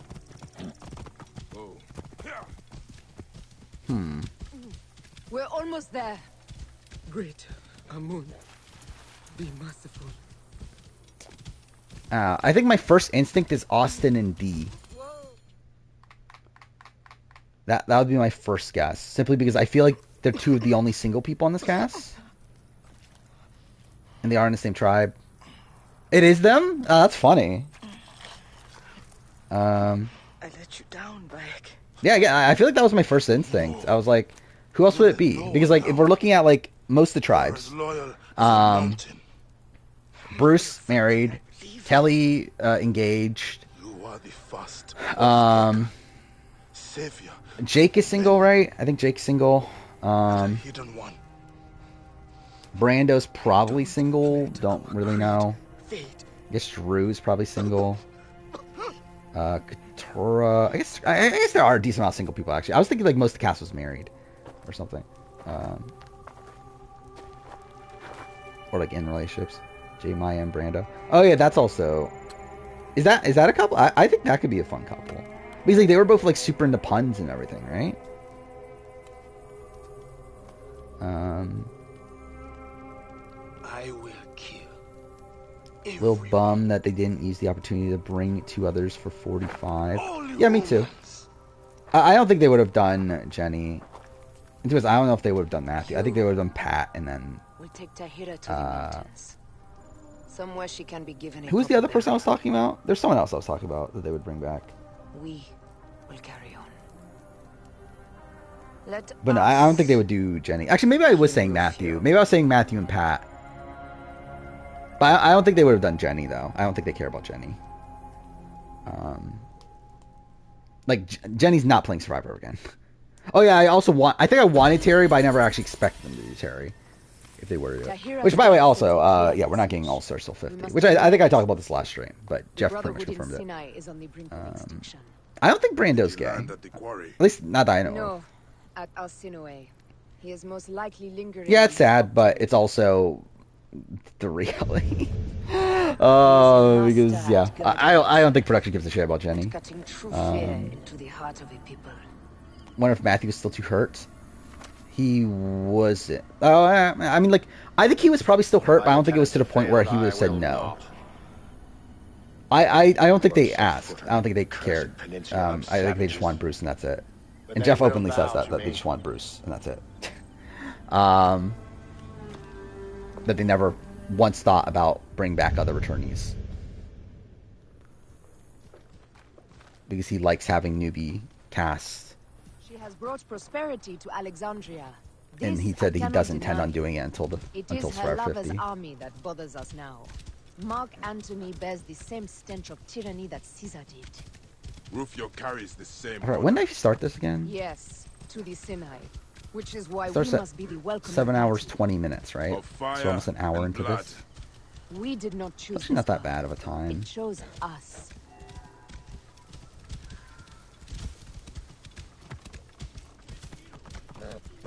You know, I think we'll probably transition. Quick, you must help Okay, us. so we'll finish this Village is being mission, attacked. and then we'll probably transition to Curse the Pharaohs. I think I'm going to do it. I think I've decided. We're going to do Curse the Pharaohs. I think we finished Hidden Ones quick enough to where I'm okay with doing Curse the Pharaohs. I'll probably skip most of the cutscenes, but we'll do it.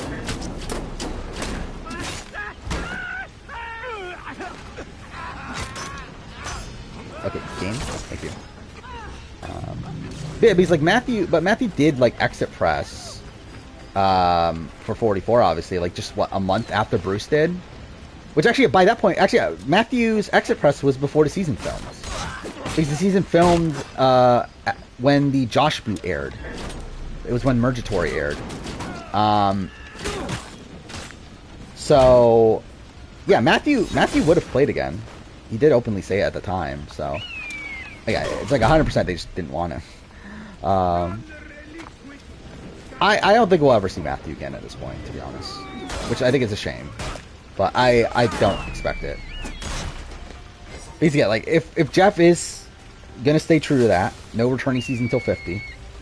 Yeah, when we get to 50, are they really gonna, like, if we can only have like 2 to 3 people from Survivor 44, I mean, they're not fucking bringing back Matthew of that group. Like, I would say literally 0% chance that Matthew's on Survivor 50. Watch me be wrong. But I feel pretty confident that I do not expect to see Matthew on 50. To where at that point, it's like, when the fuck else are they going to bring him back? They're really going to bring him back for, like, Survivor 54? Like 10 seasons after his original season? I don't know. Obviously, it's possible. Like, they've done it before, but I think they've done it for, like, more, like, legendary figures outside this, like, Second Chance. Or I think maybe that could be a thing. Or, like, some, like, random Second Chance cast. But even then, like, at that point, he would be part of the group that, like, didn't make the cast. He'd be, like, the Jim Rice. Oh,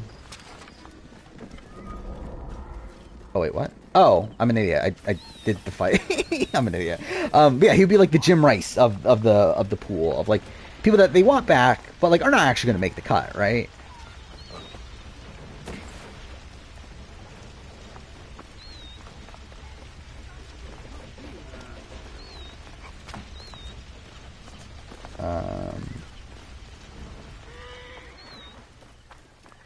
What do you mean, like, why and do? Like, I mean, like, I think, like, I don't think they have any intention on bringing back returnees from New Era until 50. There we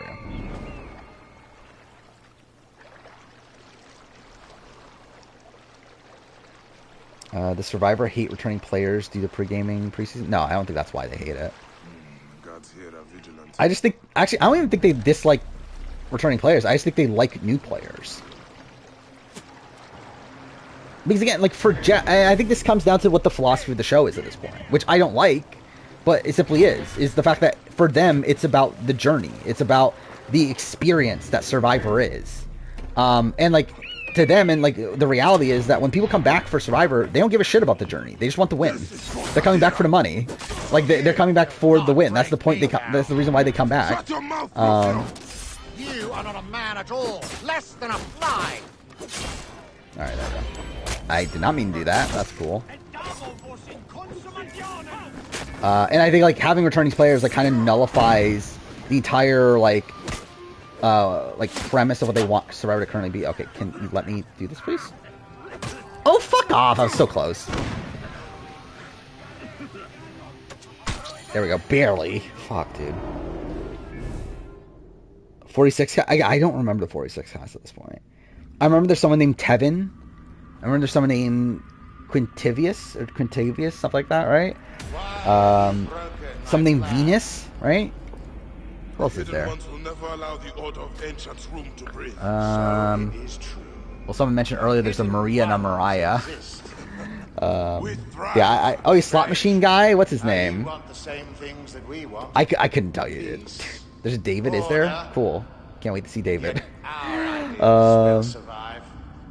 If mocking from someone come back, everyone has a shot. Again, like, I think it comes down to a second chance cast. Would be the spot for Matthew. But even then, it's not going to be for a while. Where again, he's not coming back for 50. Like, I think there's just too many people to cast from New Era for him to be brought back for 50. And there'll continue to be more, too. Like, we still have 5 more seasons until Survivor 50. And I think there's no way that Matthew's in their top 4 of people to even bring back from 44 alone.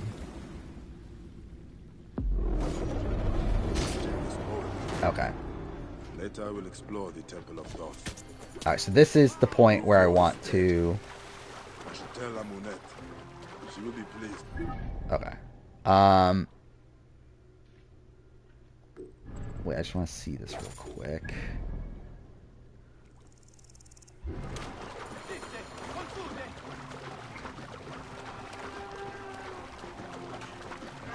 Yeah, I think we'll do Curse the Pharaohs now.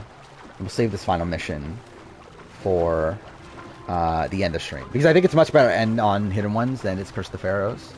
Because Curse the Pharaohs kind of, like, sucks in terms of, like, main story. I think as a, like, a way to end all this, I think it's really underwhelming. You ate your dinner 4 hours ago? Yeah, it's insane.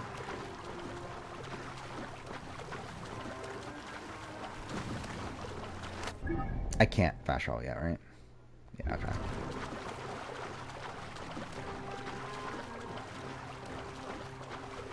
There weren't any medevacs on the Cambodia ballot. I mean, I don't think that really matters. I don't think they're, like, not allowing medevacs. I think it just so happened to be that way.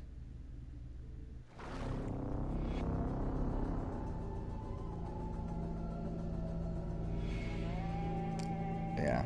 Like, I think, like, if they wanted Matthew, I think he'd be on. I just don't think they want him. Especially over Jam Jam, over Carolyn, over Carson, over Franny, over Matt, over Danny. For Matt's probably not as much contention. Unless it were with Franny. But I think they want Franny. I think they want Danny. I think they want...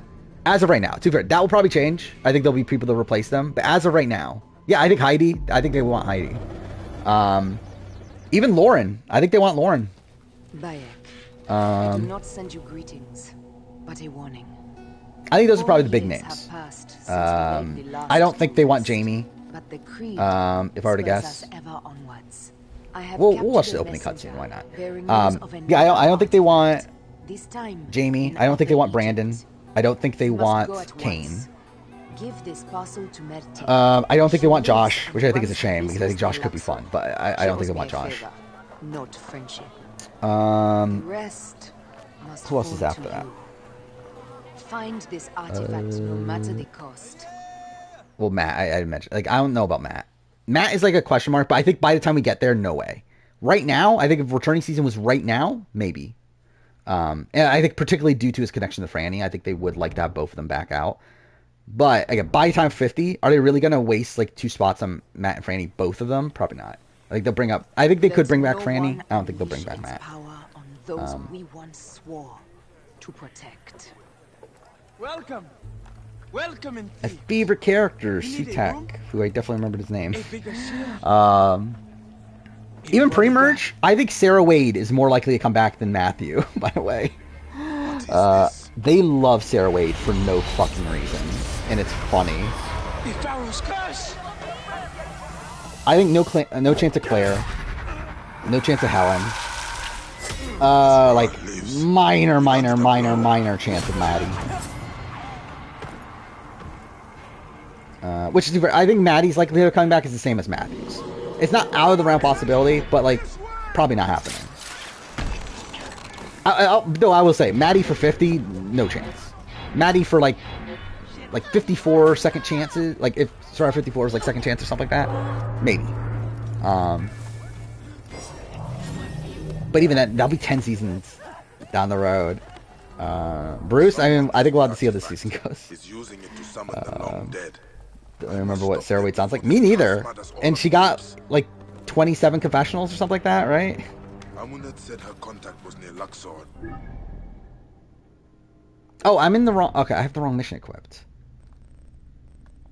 There we go. Scorpion? He wouldn't give me a fig his monkey spat out. But again, they love Sarah Wade for some reason. I think there's a good chance she's on 50. Make sure no one speaks of me. We'll watch this cutscene. Why not? Of course. Love Mirti. No Philekitai will hear of the man. My favorite character, Mirti.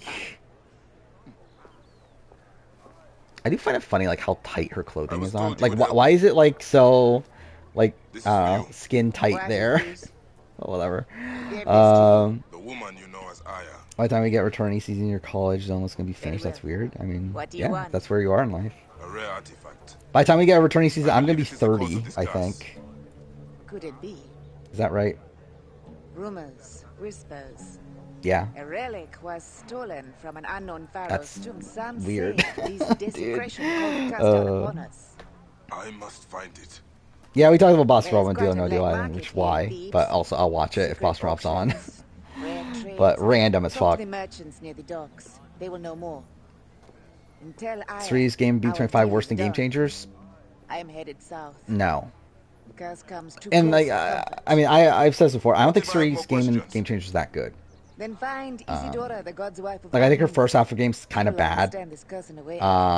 Might be part of that due to the target on her back, but like, she's not in a good spot for really the first half of the game. Second half, I think she plays much better, and I still think there's like points where she's not great. To be honest, I think her second half of the game is probably the way she's playing around now on BB25. What's the quickest way to do this again? I don't remember. Whatever. I don't remember the speedrun route, because this is a game that actually had like the properly route. Because like it's pretty open, where you can do like a pretty wide range of ways. But whatever. Oh, 100%. Boss Rob got paid a lot. Like, Boss Rob's not doing any random reality show for nothing. Like, they're definitely paying Boss Rob a good chunk of money.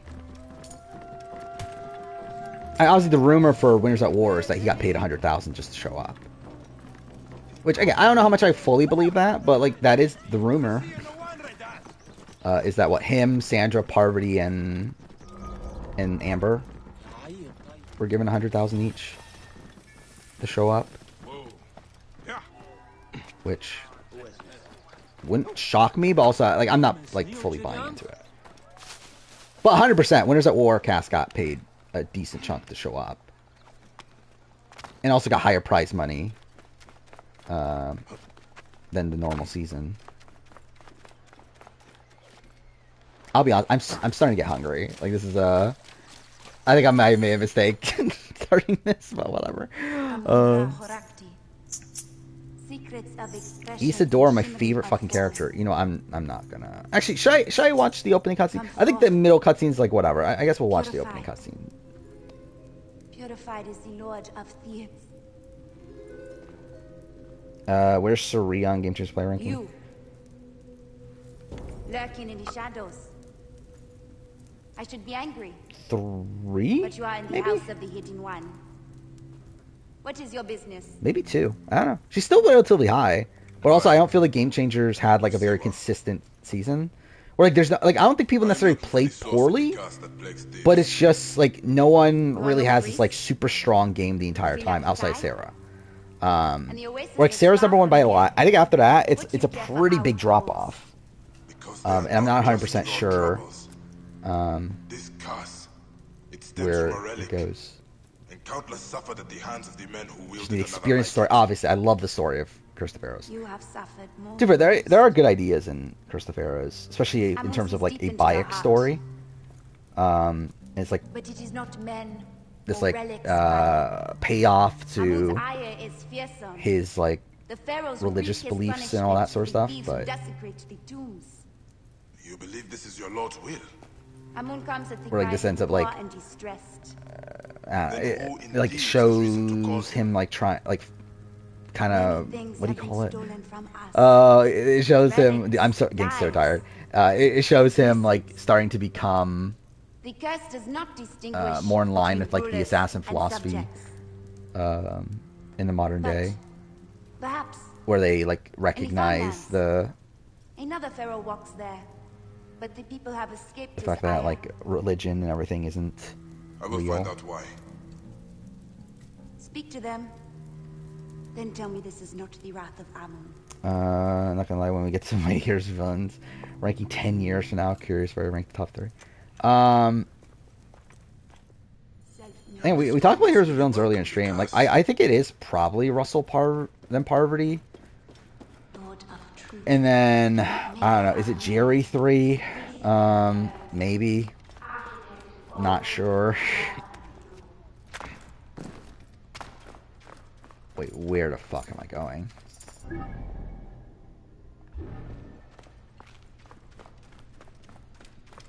Okay, we're definitely skipping every other cutscene after it, because I feel like this playthrough is going to be a disaster, based on how I'm already fucking lost. Creator uncreated.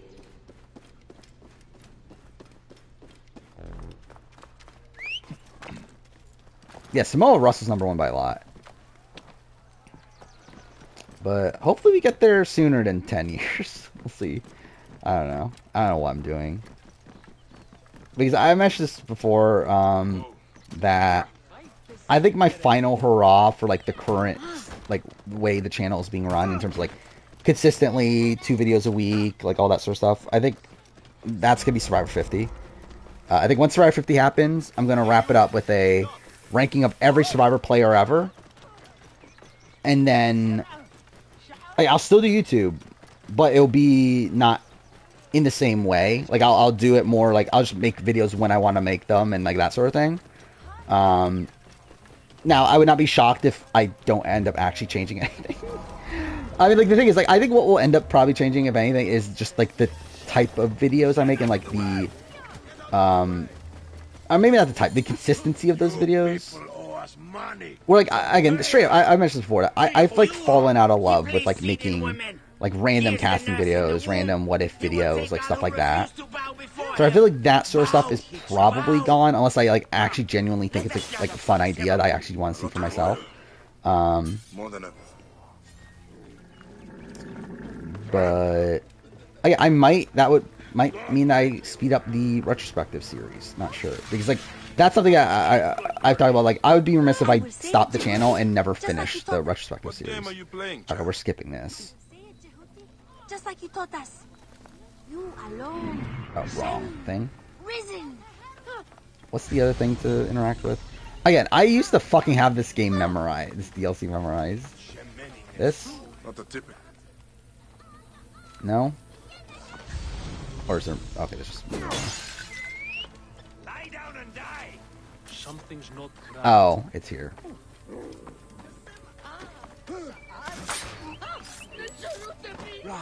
Don't care. Jehuti must be the priest the bandits took. You will know more about this curse. We must worship him. Honor him. Bring me the wine and the beer. Yeah, I think it'll be funny though when I do that and then like just nothing changes, because I could definitely see a world where that happens. Because like that's literally what happened this year with where I said that okay, I'm gonna stop scripting videos. I'm sorry, videos might be shorter, whatever. Turns out they're longer. It literally had the opposite effect. So for all I know, like me stopping myself from doing 2 videos a week makes me do like 4 videos a week or something. Like I could see like something really dumb like that happening. And like, to be fair, there'll be shorter videos, obviously, because like, there's no fucking way I can make more than I currently do in the way that I do them. But, or, like, I think I could do maybe 3, but I don't think I could do 4. But, like, yeah, I think there's definitely a world where, like, I end up making, like, 4 videos a week, and they're all just, like, shorter videos, though. So, you never know how that turns out. This place is heavily guarded. I have nothing you want, thieves. Oh wow. Okay, that was funny. Yeah, 7 videos a week. That would be fucking weird, dude. If I no, actually there's still no way. I was gonna say, like, if I have a job and I have like any like responsibilities at all, like maybe that would be a thing. But even then, like, I think like the way I make videos, there's no fucking way I could do 7, like 1 every day. Like, I would legitimately fucking lose my mind. It would literally be just be like non-stop making videos. Like, get up to. Wait, what am I doing? Oh. Please get on the horse. Thank you. Oh, of course. Get attacked. The Aten grants us sanctity. The soul gods raise Culpepper 3. I think I would go 3 just due to win equity, but I could see the argument for Culpepper. I think for win equity and also the fact that by the time of Advantage Get In, she was able to win back her numbers. So she at least had a tie at that point. And obviously she didn't get a vote at that tribal and all that sort of stuff. Where Culpepper obviously had to, like, kind of had to win out. I mean, really he only needed to win like 1 or 2 of those actual immunity challenges, but he still won, like, from Final 5 on, never had to really worry towards the end game. You know, again, by that point Sarah was pretty locked down going. Oh yeah, 20 minutes away from longest stream. Oh wait, what the fuck? Wait, he... Okay, cool. He fell off the horse. I didn't even notice that.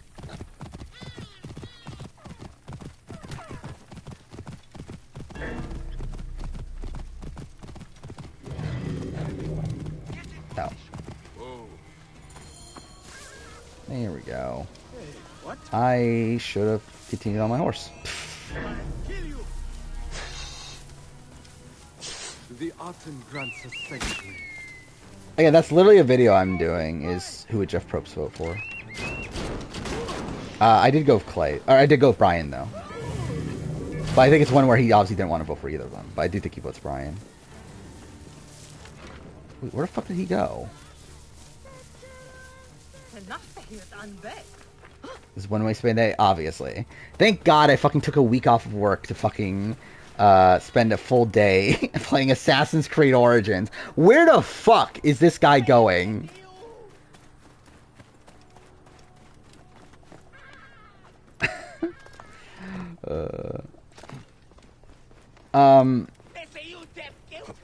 Yep. I'm literally having to chase him down just to fucking talk to him. There we go. Fuck that. You risked your life for That was fucking stupid.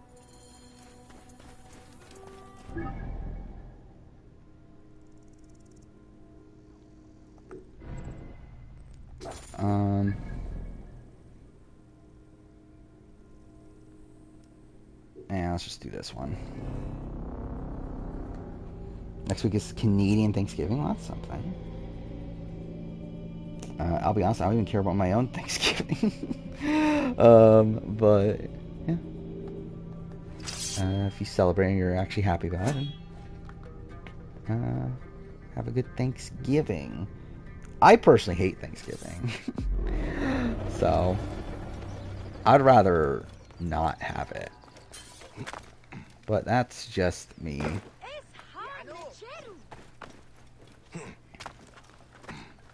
Hopefully Bear, Ty, or Aubrey. Ty. Not really that close either. Where Aubrey was kind of on the bottom for a lot of the game. If the relic was stolen from a pharaoh, oh wait, it's this guy. where would I find something rare, golden, like the sun? Wait, is it not? I could have sworn it was this guy. You need a trinket for a lady friend? Whatever you want now. You won't find better. Is this all you have? I was told this. It's this guy, right?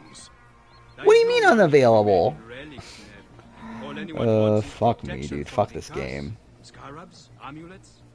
Food or small talk? Neither. I hate both. Not many merchants would sell to a stranger. I hate Thanksgiving food. You are in the heart of the black market. Relics are everywhere. Oh, I went through. It's around here, isn't it? You are in the heart of the black market. Wait, what? Where is he? Trust is hard to come by. But you can trust Siamu. You alone amongst all the Wait, merchants. what? I could have sworn it was right here. Some might take advantage of a man fresh off the boat in Thebes. One so laden down. Where are they? You should be more careful. He's like, he ambushes you, and there's like enemies waiting for you. Whatever. I guess we'll follow him. Oh, is it down here? Oh, there it is. Okay, here it is. There we go. You gotta remember, that's a speedrun strat. You should go straight for him and kill him right away. I'm looking for an artifact stolen from the tombs. Oh, that artifact. Yes. I think Aubrey is a good player in the grand scheme of Survivor, but a lot of that basis comes from her first appearance. And like her second appearance is like not terrible. Like she does make it very far, and she still had like some win equity. Not much, but like some. I tried to get in, but Ursu and I don't see eye to eye. Like I think she would need to get to the end with Brad and To hem it as one. other person and Troy's hand. I tried to win it from her in our last dice game. We play on a roof. Was there 8,000 damage? Oh, wait, why am I watching this? Well, fuck.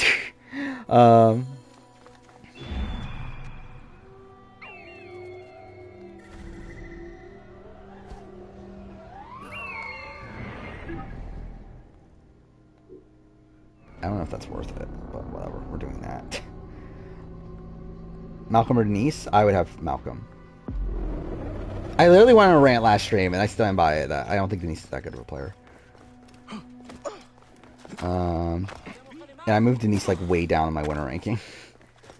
When I remade my list because I'm gonna redo the video next year, but I haven't recorded it yet because I'm waiting for 46 to record it. But I made like the draft list, and I moved Denise down quite a bit.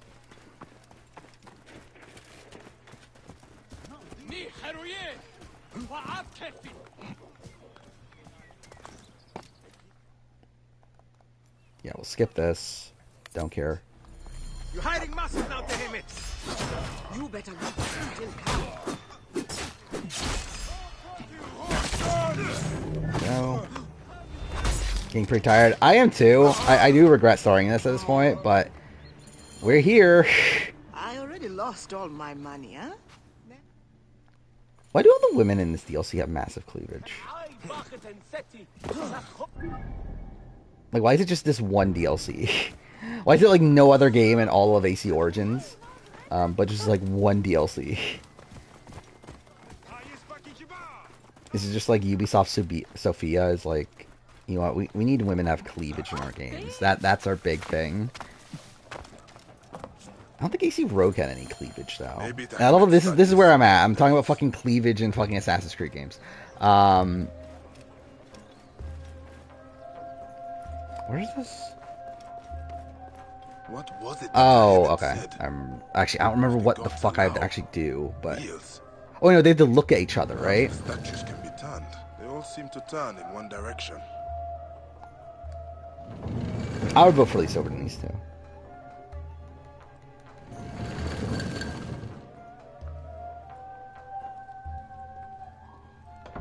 There we go. Yeah, for me, it's not even close in terms of, especially if we're like just taking Philippines into consideration. Like Malcolm plotted throughout the entire like end game to cut Denise at the end. Denise only did so at the very, very end because like she finally caught wind that Malcolm was going to take her, which like people call like a good read. Like he literally was like as sketchy as he possibly could fucking be.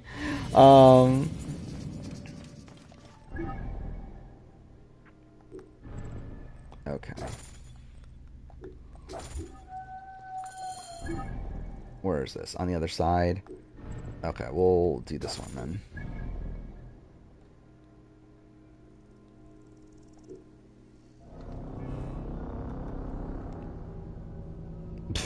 AC1 had one female character. Yeah.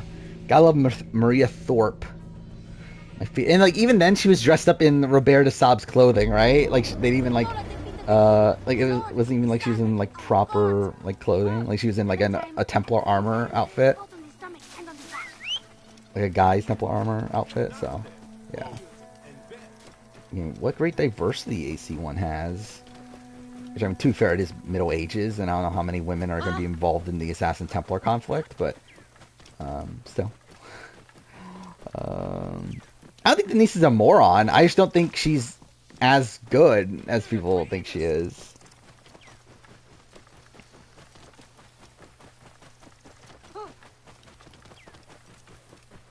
Does everyone agree with Marianne? I don't think everyone agrees with Marianne winning. And also, I don't think everyone agrees with Jam Jam winning over Carolyn either.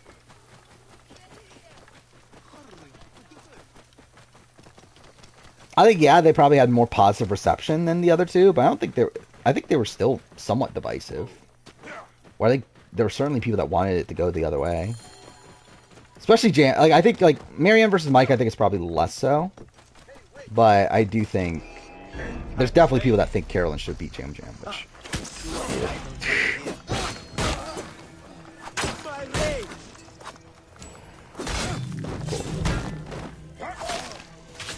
I think Carolyn is a, like, good player, but, like, not to the level of Jam Jam or Carson. And I think she is obviously, like, a better character than she is a player. I think Drew's looking good.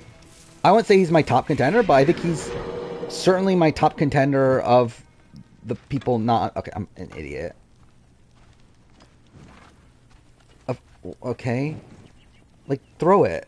Thank you. Fuck me, dude. The decaying animals will no longer... Actually, why am I even throwing it? I could just swipe it. I'm being a fucking idiot. Will I ever do a 24-hour stream? Probably not. Again, like, this is going to be, like, near 12 hours. I'm going to lose my mind. Like, I'm like, 100% out of it at this point. There's no... And, like, this would be only a third... Like, a little past a third of the way on a 24-hour stream. Like, there's no fucking way I would do an actual 24-hour stream. Why is this not burning? That one didn't burn either. Oh, wait, I'm an idiot. I have fucking fire arrows. I should just shoot the fire arrows. What am I doing? I'm pretty sure that's what I do in the speedrun. What am I doing right now? The priest said to find him after the sunset. They will be making preparations for that. That's probably not worth it. Just here, Garrett. I would... it's rough.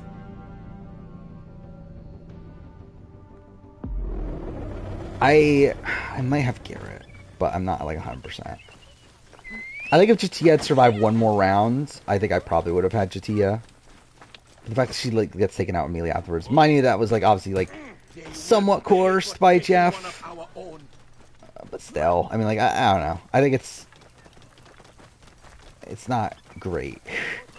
Because, like, if we're talking about, like, the only round of gameplay where, well, I guess not the only round. I guess, like, she's probably the first round. But we're talking about, like, again, if the reason why she's better than Garrett,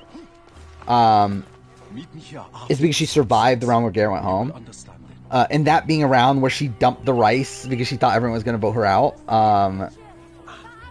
yeah, I don't know. I don't think I could get behind that as a reason why Jatia is better than Garrett.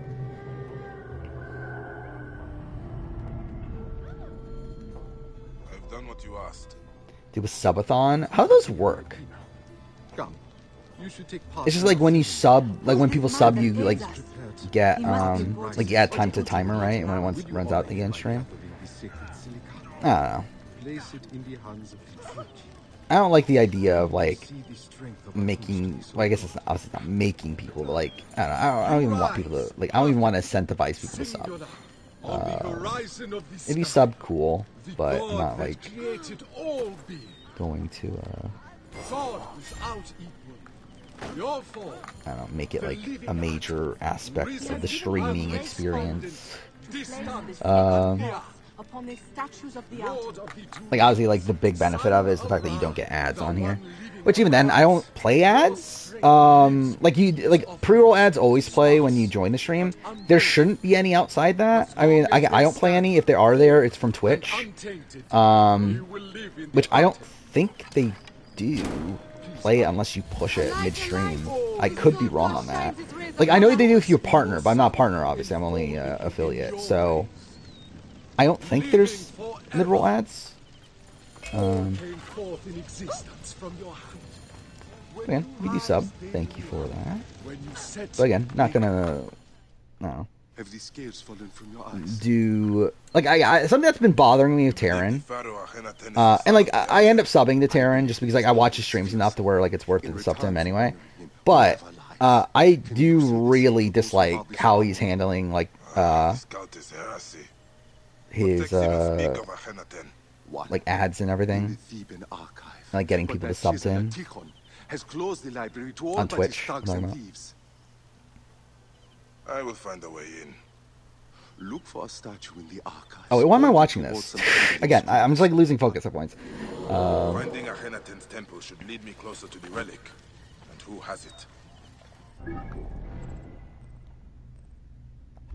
Alright, we'll do this one, I guess.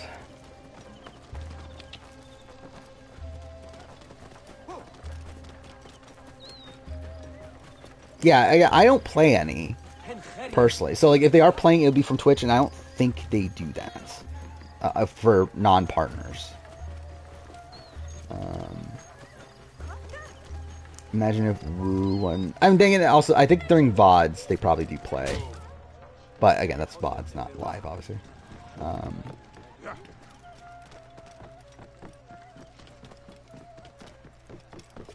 Imagine if Wu won Kaguyan against Cass. He'd be low. I don't know if he'd be at, like, the very bottom, though. Like, he'd probably be, like...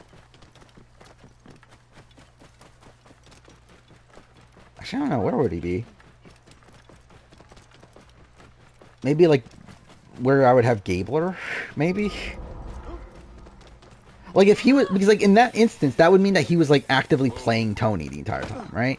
Because that would be an instance where, like, he essentially used Tony to get through the game and then, like, cut Tony at the very end. So, like, I think that would, like, recontextualize his game. Again, not enough to make him, like, an actually, like, great winner. But, like, I think he would be, like, around where Gabler is. In, like, top, bottom tier, possibly... bottom, middle tier. Where the fuck is the entrance? Stay there. Oh, there it is. Okay, fuck me, dude. Well, I played during the March daytime stream. Not sure. I think it'll depend on like what we're doing at that point. Because like this year and last year, I both played games that I was doing videos on that I think that I thought I could finish in one stream, which yeah, I did. So like Wolf Among Us and Walking Dead Season 1. Well, I guess Walking Dead Season 1 I was doing a video on, but I wanted to play it to play Walking Dead Season 2, which I was doing a video on. So it might be the same thing. It might be just a Telltale game like that. I'm not doing fucking Minecraft story mode. That would legitimately make me lose my mind. But I don't know. It could be Walking Dead Season 1 again. It could be Walking Dead... Actually, no. I'm not doing... Actually, no. Yeah, now I don't think about it. I'm not doing a Walking Dead retrospective next year. What am I doing next year? It could just be Last of Us, because I want to do a Last of Us playthrough every year. It's like, that could just be it. I think that'll be probably one of the 2 dynamic streams. But then again, I've also like just like spontaneously done a Last of Us stream both of the last 2 years, where I just like binge it. I played all in one night. Because like it's not even that long. Like I could finish that in like less than 6 hours. Mimi one. Is that really a thing? It's pretty big.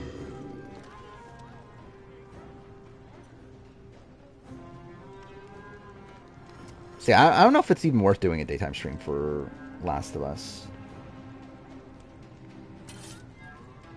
I don't see that she's won yet, but I see that there's speculation. Just due to the fact that the other 5 don't have the veto around their neck.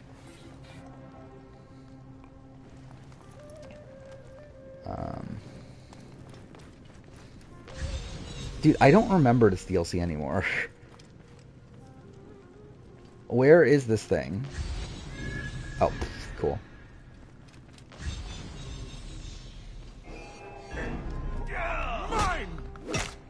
So yeah, this might end up being a disaster, to be honest. I'm gonna regret this 100% playing this. I mean, at this point, the goal is to make this a sub 12-hour stream, which like we should still be on pace for that, hopefully. Like we have 3 hours. I should be able to finish this in 3 hours, 100%, right? All right, there we Temple doors.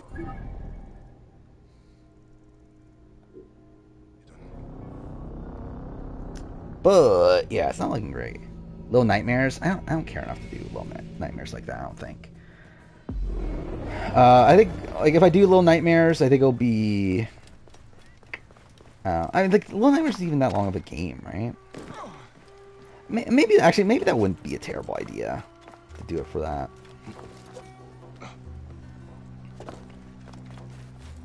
Someone is undefeated, and yeah, 3 is undefeated veto comps.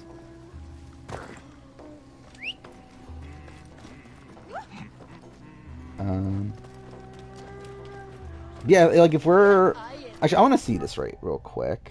Actually, you know what? Let's do that.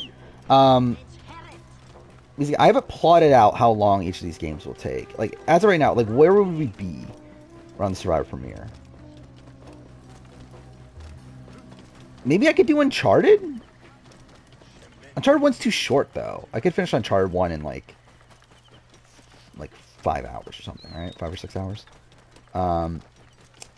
Because that would be around the time that I would be starting Uncharted for my Uncharted retrospective, for my Uncharted 2 retrospective.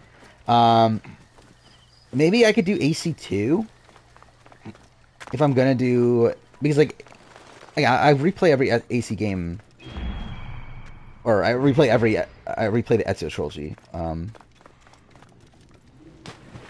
once a year, and like AC2 is kind of a decent length. It's probably like for AC2 is probably a little bit too long though. Where even though I could definitely finish it in under 12 hours, like I could finish it in like I don't know, like 9 hours, but like that's off stream. Where is this? It is over here, right? I love how like I'm trying to remember where these things are at. Oh, here, right? No? Okay, I thought that was it.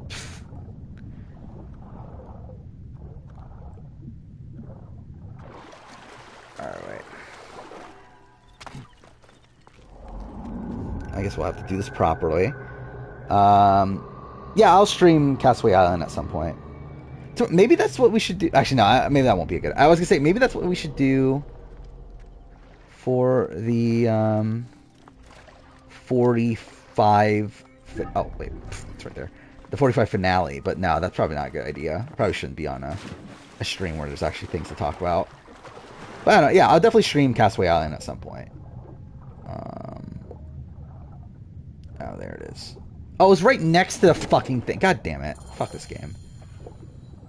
The Temple of the Aten. Oh, no.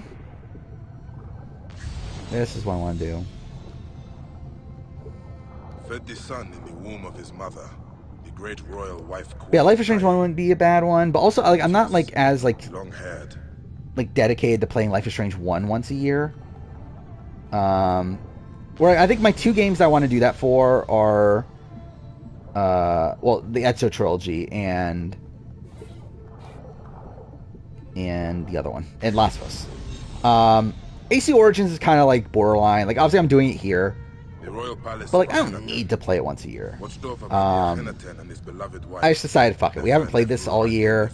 Initially it was gonna be The Last of Us, but I've like just played. Like I've played The Last of Us twice in the last year. No, 3 times actually. In the last year. So it's like I don't need to play it again. I feel like I'm good.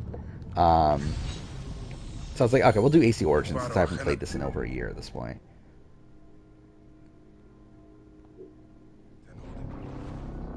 Mimi confirmed not winner. Interesting. No, Felicia is the target right now. There are Cam 1. Well, there we go. Cam's going home next week, so at least we can be happy about that. Unless he wins veto, obviously. Yeah, this is bad, right? Why the fuck is Cam winning these? By the way, we did pass longest stream ever. I forgot about that. We passed that 5 minutes ago. Isidora must face the truth. This is not Amun's will. I need to speak to her. See how I can put the Pharaoh to rest. So that's something.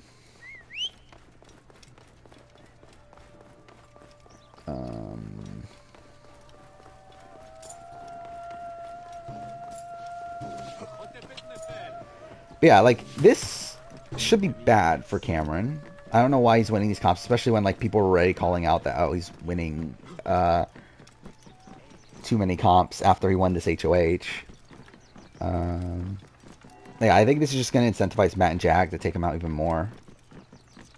Because at this point, I think, like, with how consistently he's winning these competitions, I think it's getting to the point where it's, like, for them, it's going to be like, well, when the fuck are we going to have the chance to get him out? Like, we might as well, like, take the shot when we're going to. Am I going to sleep early today? Potentially. I might go to bed, like, just immediately after stream if I'm tired enough. Mimi came second. Oh, yeah, Mimi should be good, though. That was close.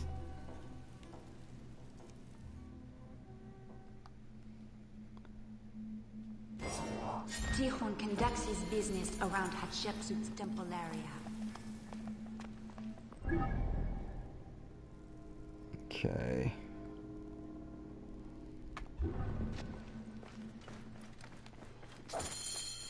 Let's hope this thief keeps a record of his spoils.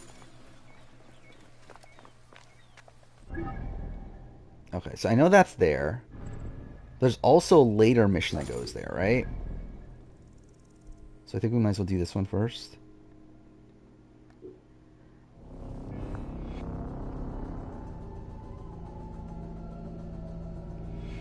Yeah, according to Menace, Cameron's won the veto. I haven't seen, like, the actual confirmation, but I assume he wouldn't lie. At least actively lie. But yeah, yeah, Mimi. I see confirmation that Mimi didn't win, and Blue, Blue didn't win. So, yeah, Blue said he won. Yeah, okay.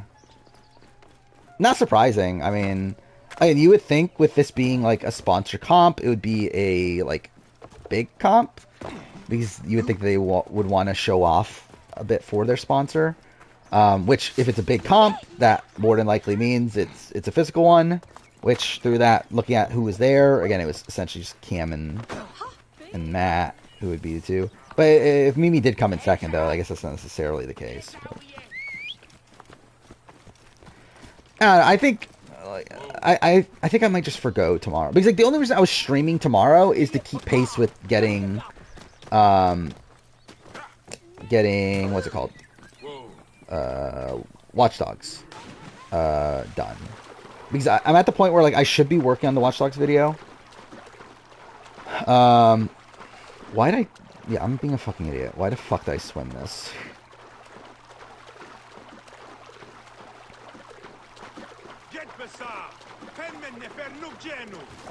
But like, if I'm not gonna play Watch Dogs tomorrow, then there's not really a point in streaming, because like obviously we stream long here. Like, how much new is really happening tomorrow? Not much, right? Just the Big Brother episode, which like how much new are we really gonna get from that? Now, like, for all you know, that's gonna get like delayed a bit to where like it might not finish until like past 11 anyway. I don't know.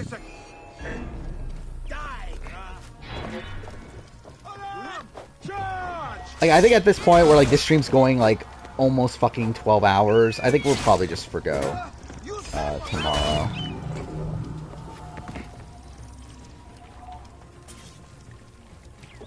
Oh. Really? You want Cameron to backdoor Corey? I assume you. I don't. I want Corey to at least make jury. I think it'd be a shame if Corey did all this work only to not even make jury. Like, I think that'd be like so depressing. Once he makes jury, I'm like, okay, whatever, who cares? But I want him to at least make jury. Like Felicia, I'm already resolute, and like, okay, she was going home anyway. Like a few weeks ago, she got saved the last second. I'm kind of like already okay for going pre-jury.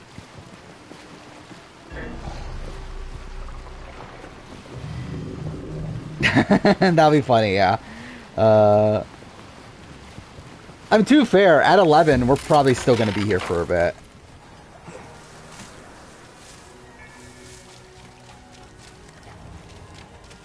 So, I mean, like, the thing is, like, with the Hidden Ones DLC, where I left off on that, I probably have, like, 15 minutes left of that. So, I need to finish this in about, like, 2 hours and 40 minutes, this DLC, to finish this before the 12-hour mark.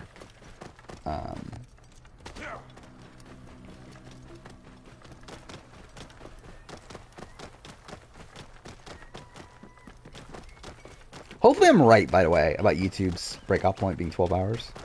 Because if it's 10, then that's kind of annoying. But also, it's like, at that point, it doesn't matter either. Because, like, what are you going to do?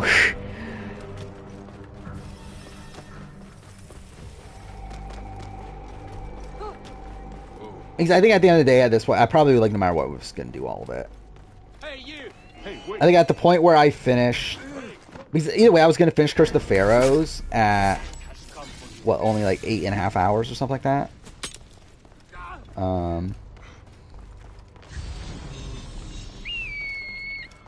So, like, I feel like at that point I would have done Curse the Pharaohs anyway.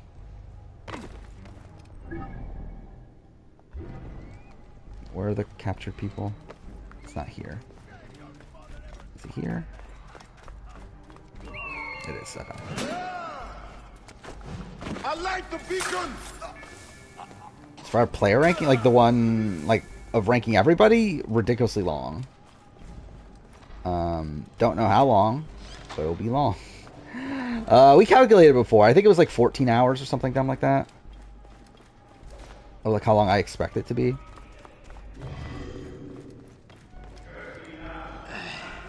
I shed blood for that relic. It was mine. By right. That damn boy cost me everything. The trinket's gone. Leave me be. Who sent you? Fine. That bastard, yes?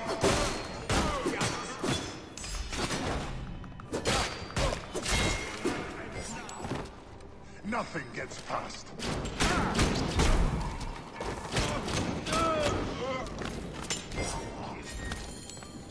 Okay, so that's that mission. Fuck.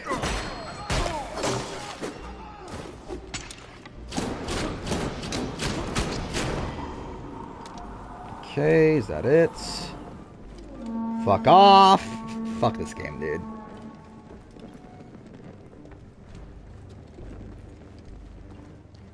Some kind of code. There we go. About the artifacts Thank you. they took from the Pharaoh's tomb. Where's the artifact? I think I'm starting to lose my mind. I mean, I'm there with you. They took from the Pharaoh. Alright, wait. So that's there. I just want to make sure the other one... No, the other one's still in here. Okay. And this.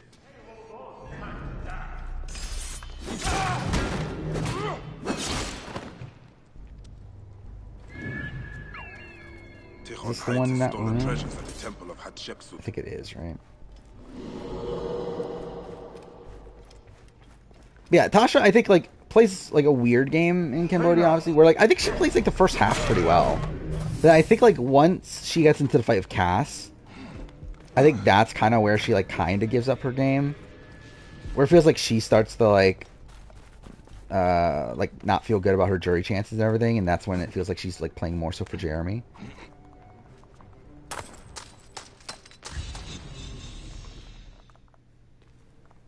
Alright, there's that. All these signs lead When you go to Diagony, that would be book 2. Right? Actually, wait, where's Diagony? No, Diagony's not in... No, actually, no, it would be book... Do I actually care enough to look this up? Because, like, this doesn't mean anything, but whatever, I'll look it up.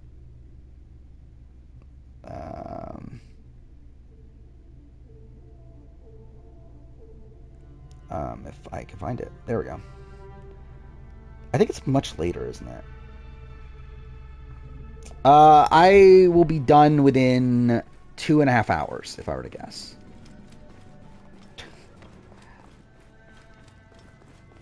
Alright, where's Diagony? Fuck me, dude. Where is the agony? Oh, book 5. Oh, I remember what the agony is now. Okay, yeah. Yeah, it's book 5. There you are. Oh, you mean just like how far as like, yeah, like we're over 9 hours in. This is the longest stream I've ever done at this point.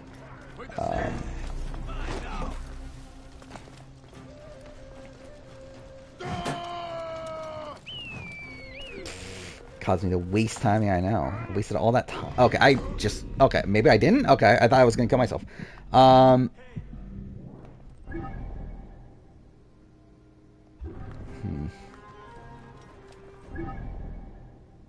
I think I should do this.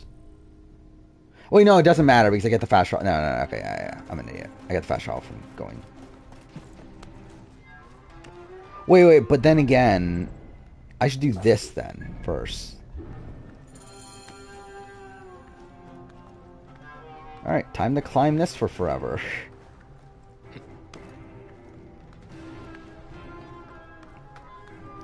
Either way, we should be on pace. Emphasis on should. I should not have climbed this. Why did I climb this? This could take so long. But yeah, we should be on pace to finish this before 12 hours. No, we didn't do anything outside the BB can draft. Which, yeah, that was 5 hours ago that ended. Breath of the Wild can never. I mean, yeah, because you fucking fall before you got to that point. Because you don't have enough endurance. Look at this. Bayek has all that endurance. By the way, I forgot that was only halfway through. I guess more than halfway, but still. Okay, cool. I definitely meant to do that.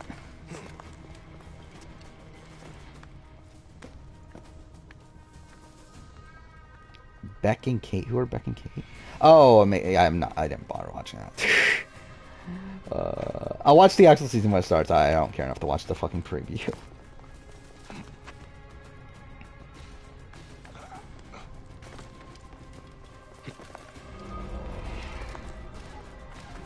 Alright.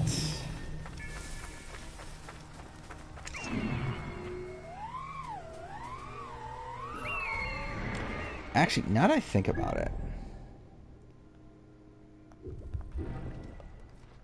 Let's do this, actually. Let's do that. Wait, where is it? Oh, is it still that far away? Oh, fuck. It's all the way over there. Okay, no, I'm not doing that. Never mind.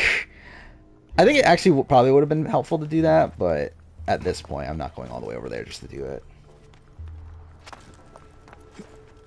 No, I didn't want to climb that. Thank you. Okay, I'm crawling. There we go. Watch Survive Forge for episode 1. If Katara doesn't make at least round 5, you'll be shocked. I mean, I would say, like, I think she should, based on, like, the edit and everything, I think she should at least be, like, a Shan. Right? Like, I think she should at least be, like, a mid gamer. Could potentially be, like, the mid gamer that gets taken out at that point. But, yeah, like, I think she definitely has longevity to her. If she were to crash or continue going, probably. If it crashed in, like, an hour or so, probably not. But as of right now, yes, I would. No one. Who are you? Bayek.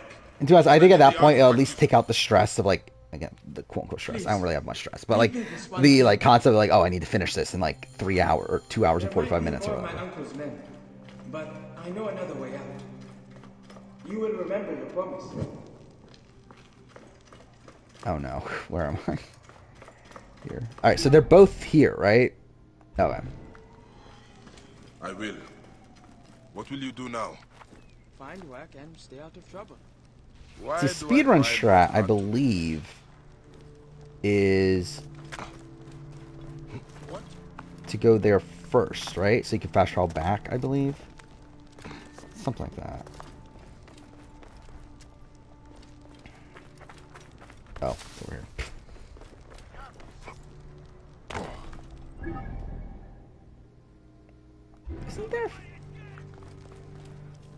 Isn't there a viewpoint up here? Am I wrong? Whatever. At this point, it's whatever. Big Brother, Luke, or Janine? Probably Janine. I don't know. Maybe Luke. I don't know. I think that's a closer one. If you were to ask me like Luke or Pia, I'd probably still say Pia, even though obviously Pia gets saved by Luke at the end. I think still Luke essentially had to win out.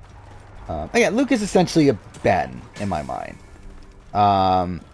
Which I think like people would probably be upset to hear that, but like that's the way I assess his game. Obviously, like take out the force fire making at 4 part of it, but like outside of that, I think like to me Ben and Luke's games in their respective seasons are similar. Even then, I think Ben's game is better up to the point where they lose control than Luke's. The tomb of Queen Nefertiti.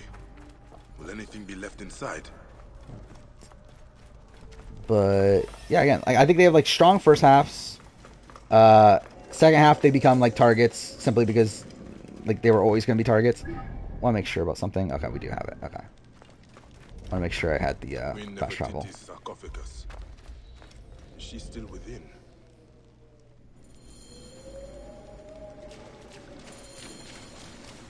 Are you prideful? Like the one thing I would give Luke is that Luke at least tries after he wins immunity, which this is a big thing that I don't remember where I talked about this in one of my recent videos, but I'll definitely talk about when I get around to my winner ranking with Ben. My issue with Ben after he loses control of the game is that he doesn't really try to get back in control.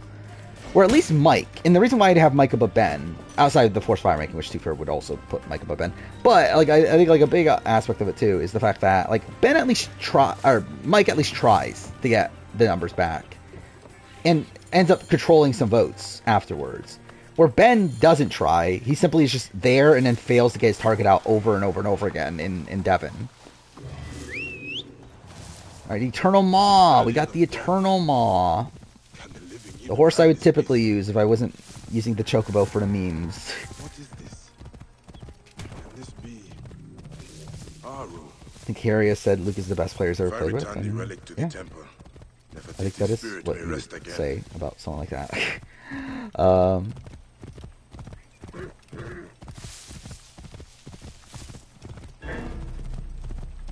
Say Victoria is the most robbed player of all time. Kind of agree. I mean, why not?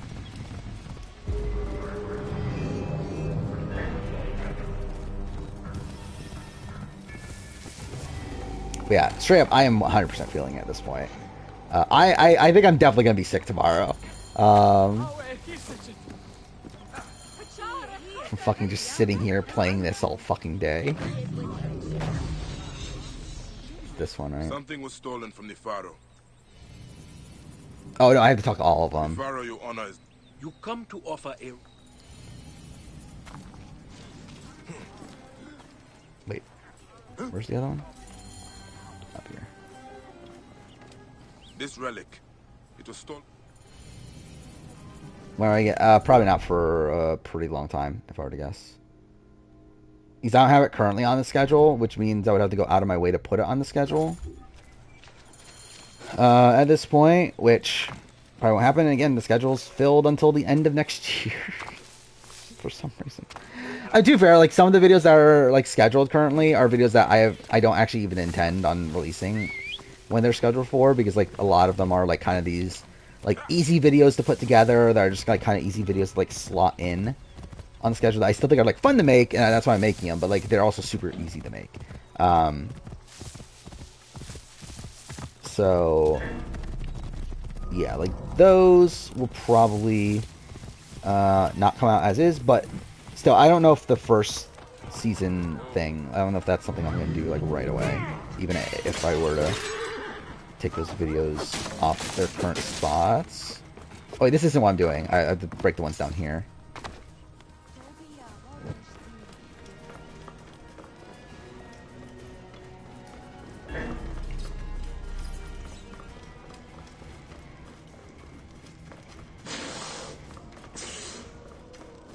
Yeah, Genie, of those shows, yeah, Big Brother would definitely be last, right?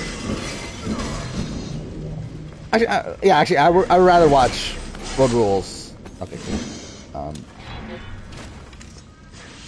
Let's do this, actually. Actually, no, that doesn't work that well, does it? Because you have to actually break all things.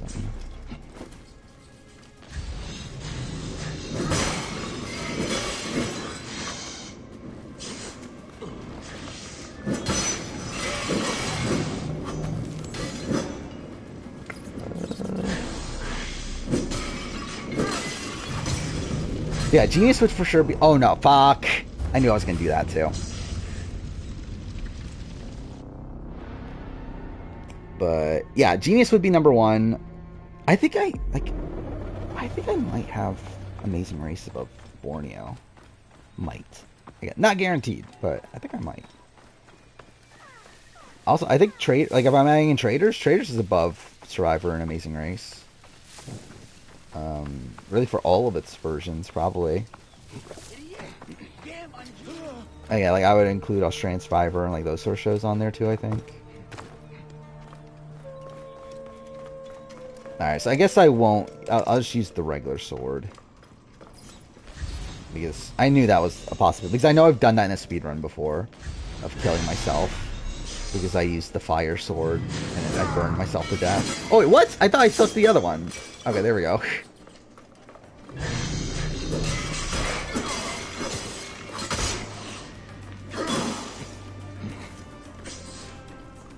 She's worth watching. You kind of hate subtitles? Yes. Now, again, like I'm not gonna guarantee that you're gonna like fully understand everything that's going on and whatnot, but I think it's still worth watching. And I hate having to watch subtitles too. There we go.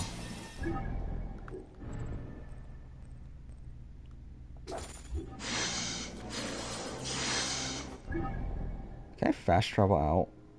I can't, can I? Well, that's kind of annoying. How do I get out?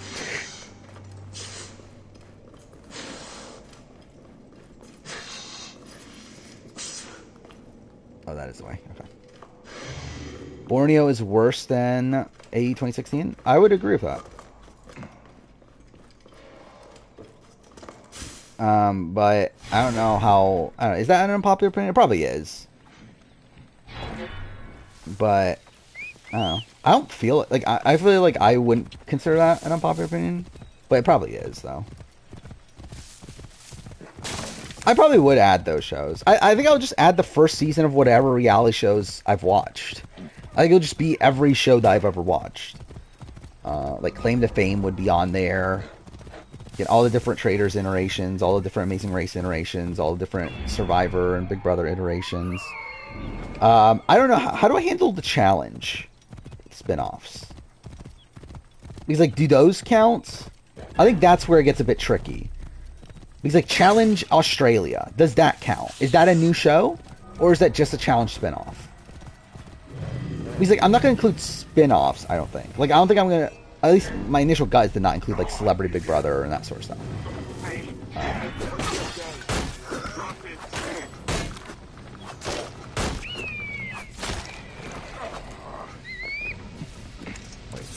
One. Oh, do I have to just do it that way? Oh, what am I doing? Okay, I guess that's what I have to do. Fuck me. That was pretty sloppy, but fine. Well,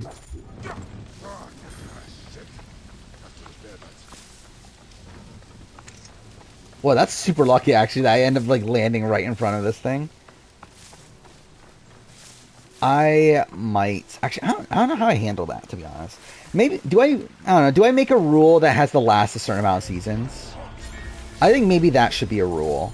Because then, like, yeah, am I really going to be including... Maybe it should just be a rule of no one-offs? I don't know. I don't know. I feel like it gets kind of ridiculous when... And, like, how do you quantify... like, AE 2002 with... like AE 2016, where like I consider them separate series. Really, you should consider them separate series. But yeah, it's like, do I have both of them on the list though? Like, it feels weird to have AE 2002, so I'm not sure.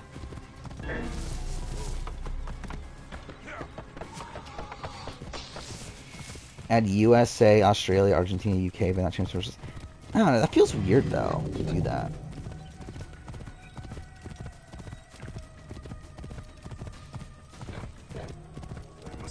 BBAU. I don't know what to do with BBAU because I think the issue there is that I haven't watched season 1 of BBAU.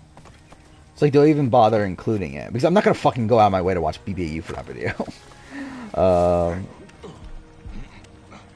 Or do I just like include the reboot series at that point?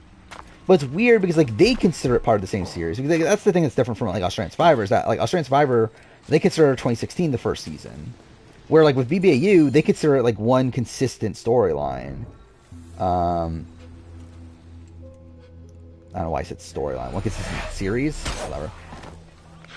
How easy is this fight on here? I don't remember. Oh, okay. It's not super easy.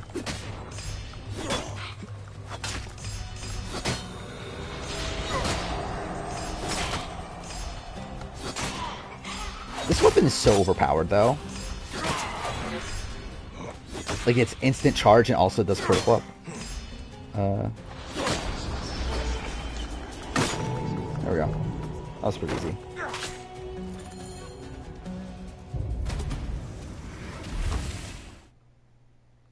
Was it? Did I see TikTok with like 10 million views calling Brandon in a Discord mod who played Survivor? I mean, he pretty much is though, isn't he? It would not shock me if he is a Discord mod.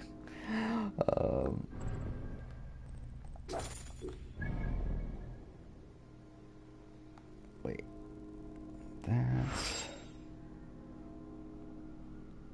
That took a while to load.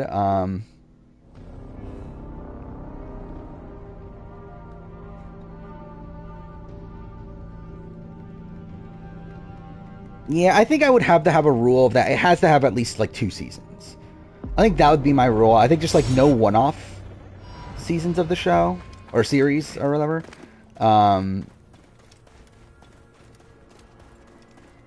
Because I think otherwise it gets like a bit too.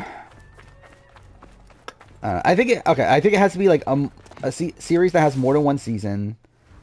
Also, one that I have watched the first season. Again, I'm not gonna go out of my way to watch BBAU 1.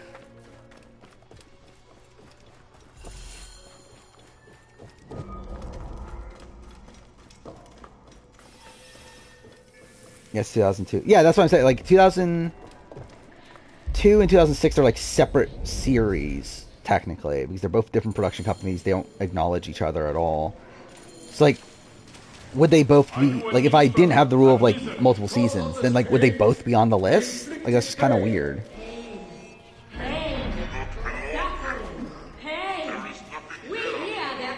Yeah, I mean like maybe I would like just include the first of the reboot for AU just for the sake of representing it on the list. And it's not like it would be number 1 anyway. It's not like it would be particularly high. So like I guess it like wouldn't matter that much. So maybe I would just say fuck it and put it on. I promise to consecrate this tomb to Amun. I can start by defiling this vision of Akhenaten. Yeah, I'll probably add those. Yeah, I'll add those.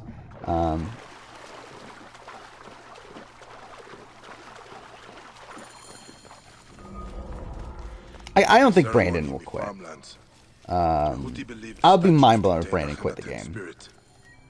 Maybe destroying them will release it. The rays of the Aten. They are pointing to the statues of the like I feel like him talking about quitting is like the type of thing of like you. That's just like something you say when you're like in, like when you're not doing great, obviously. But I don't think he would actually go through with it. Are there no boats?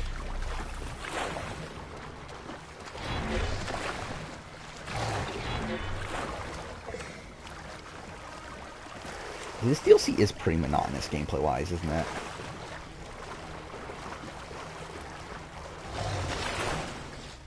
Fuck you, alligator. Oh no, it's a crocodile, isn't it? Yeah, there's no alligators in Egypt, right? There we go. The guy's coming to save me.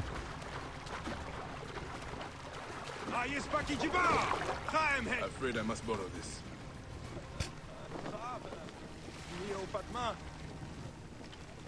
Can this turn around quicker?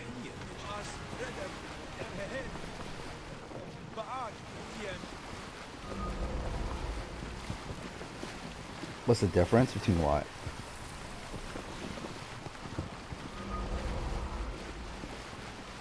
Cyberpunk doesn't have any game plus. Really, it doesn't. You would think, yeah, you would think it would. Maybe that's like an up. Okay, yeah, that's great. Maybe that's an update for down the road. Yeah, you would think it would though. Oh, between crocodile and alligator. There is a difference. I don't remember what the actual difference is, but like they are different. I should not be seen in this area.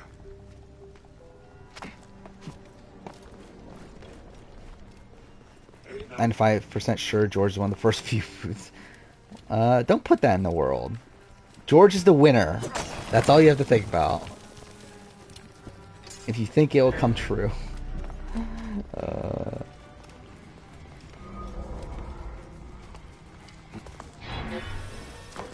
Obviously, I don't normally quit reality shows.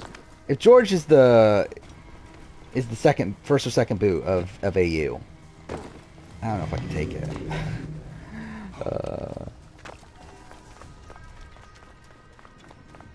Alright, how do I do this one again? There's like a trick to this one, right? It's like on the side.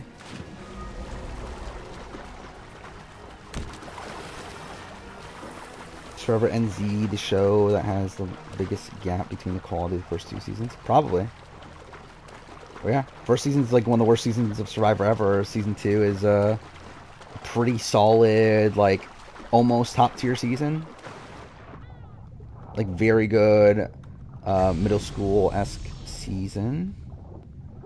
Somewhere around here, right?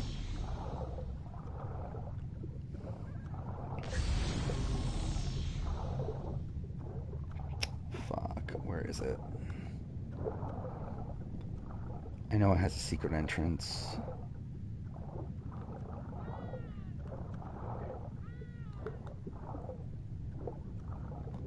This feels too far.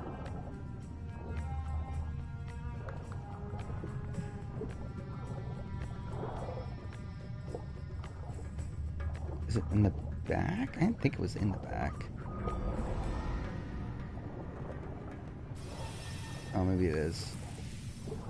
Yeah, there it is. Oh yeah, fuck, I forgot what BBUS. Yeah, BBUS is up there too. I mean, like, I don't love BB2, but, like, obviously BB1 is, like, one of the worst shows ever. Like, it is pretty insufferable watching BB1. Which, again, can't wait to do a video on it. But, it's gonna be miserable, the actual experience of rewatching it. Fucking, like, what was it, 70 episodes, right? Something like that? Of just, like, nothing happening. At least, like, BBUK, BBAU, like, they cast these, like, really wacky characters that are really fun TV. They give them a whole bunch of ridiculous tasks to do and everything. BBUS doesn't. I mean, I'm not doing on a video now, but I will do one eventually, I'm sure. That's probably a post channel, whatever, post, like, Survivor 50 video.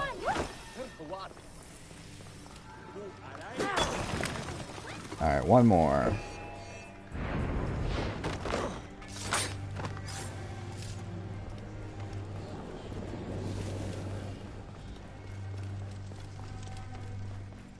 Yeah, I solely watched it just because I was like, I can't call myself a Big Brother fan without having actually watched the first season. And I said I wouldn't ever watch it again. But again, I have a YouTube channel about Big Brother and Survivor nowadays, so I guess eventually.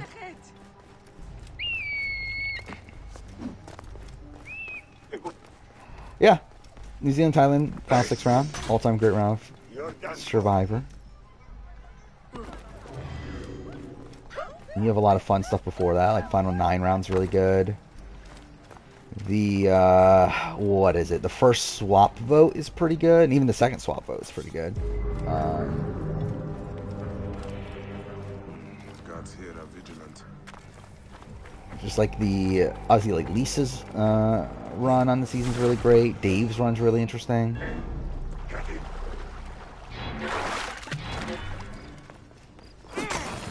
Alright, there we go. Fuck that. That is where it ends. Yes, that is where it ends. AKA, that's when we're halfway through the DLC. Fuck me. Alright, so we got here in about, what, an hour and 20? So let's see, another hour and 20 plus another 15. Yeah, so we're on pace. We'll finish this around, if I were to guess, I would say we would finish this around 11 hours and 15 minutes. Hopefully.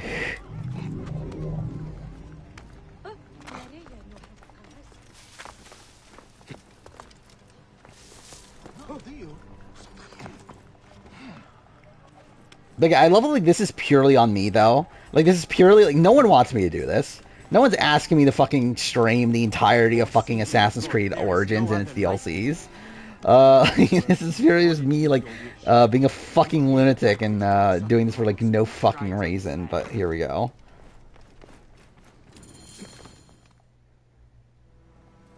On the bus, so might not see the end stream. You're out of work. I think that's funny, dude. That we're at that point. Oh my god, dude, it's fucking almost 11 o'clock in the morning.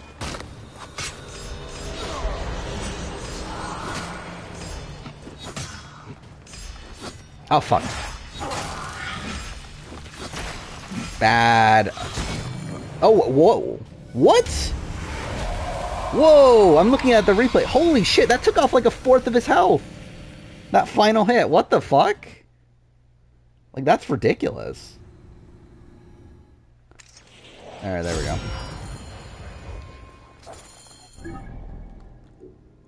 Oh, not what I meant to do.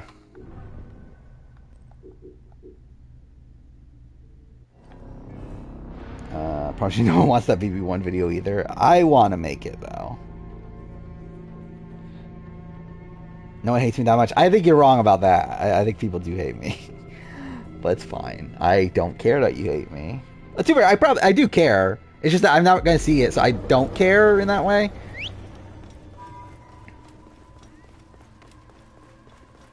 Or like, it's this thing where it's like, okay, if I actually like saw what people said about me, I would probably care. But I'm also like, I don't care enough to look at what people say about me. So like, in that sense, I don't care. There we go. That's the strat. I forgot about that. You like turn around so that it loads in over here, I think is what the thing is. Because it has to load in a spot that you're not looking. And there's like certain load spots where the mounts load in at.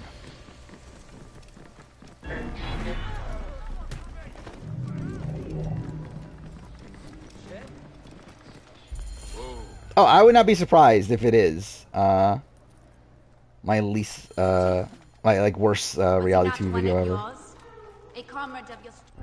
Where is this again? Over here. Okay, we can fast travel.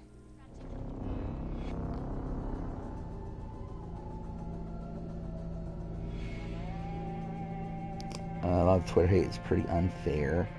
I've seen a couple things. Like, so the thing that's funny is that obviously, like, now that Twitter has the For You page or whatever, like, I go to the For You page and sometimes I see posts about my video.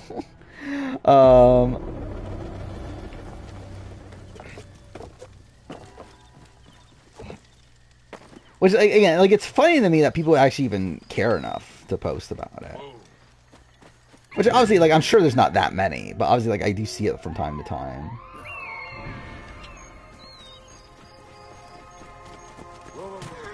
And I understand a lot of, like, I talked about this before, that, I did rewatch a lot of my videos recently, my older videos, because, like, I'm redoing those videos. So I was like, okay, I'll watch the original, see what I said there, see if that impacts what my thoughts are now. Dude, they're cringy, dude. I mean, like, obviously my videos aren't good now, but, like, I just, like, how many times I say dominance is so funny, dude.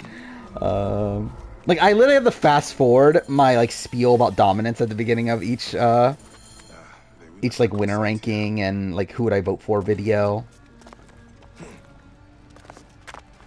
Like, it is really bad. Gives me time to search his villa. The Strategos men have already been through here. What did they miss? Are you not gonna move that? Oh, I had to pull it out. That's why. Okay, cool. Yeah, I always forget to pull out. Tikhon's papers are undisturbed. Treasures. Watch my Asia ranking on Streamlabs. Wait, is there? Oh, there's more. I'm a fucking idiot. You're finished. And of course, now I can't do it.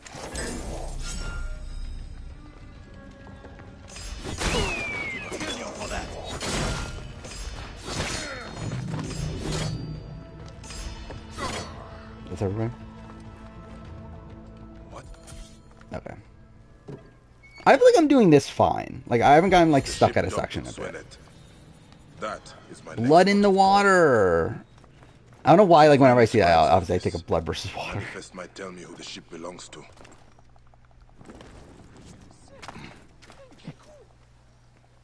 Okay. Oh, that's the only mission I have right now, isn't it? Okay.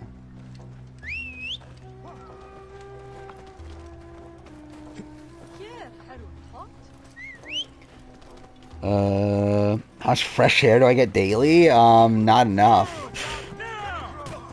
I do, but that implies I want fresh air. But, yeah, not a lot. Especially on days that I don't, like, have to go out due to work or, like, go out and like, do errands and stuff like that. Like, I very rarely, like, leave for, like, no reason. So, yeah. Not enough. Sprite showed up. I don't think so. Because I feel like if he did, I would remember him, like, spamming Sean Edwards in chat a billion times. So, I don't think so. Does the camera use the veto? No, but there's, like, worlds where he's convinced to do so. The only person I really see, like, actively trying to convince him to take out Corey is probably, what, Blue? Like, I think, like, Corey and Co, they'll probably... By Co, I mean Corey in America, I guess. But, yeah, I think they will probably want it to stay the same. Actually, maybe not. Maybe they would rather... Maybe they would try to see if Cam would put up Blue. Maybe that is a route that they could take. It would be their optimal move to get rid of Blue this week. Particularly for Corey, obviously. And even for Blue, I'm like... Or for Blue, even for America. We're like, even though America has a file too with Blue, I don't think... okay, this is bullshit. I don't think Blue's loyal to that at all. Like, I don't think like, I think it's a completely fake deal from Blue's perspective. To where even though... Typically, yeah, you would want to keep around these... like, at least potential numbers for down the road. Like, I don't really see Blue actually helping America's game in the long term. But I do think still, there's obviously more of an argument for Corey doing it than America. I think the more of the argument for America not wanting Blue out is more so like, who is she beating at the end? Because I think at this point, I think she's one of the bigger goats on the board unless something really, really changes. So even though Blue won't be a number for her necessarily, I do think Blue is someone that is someone that she's more likely to beat at the end.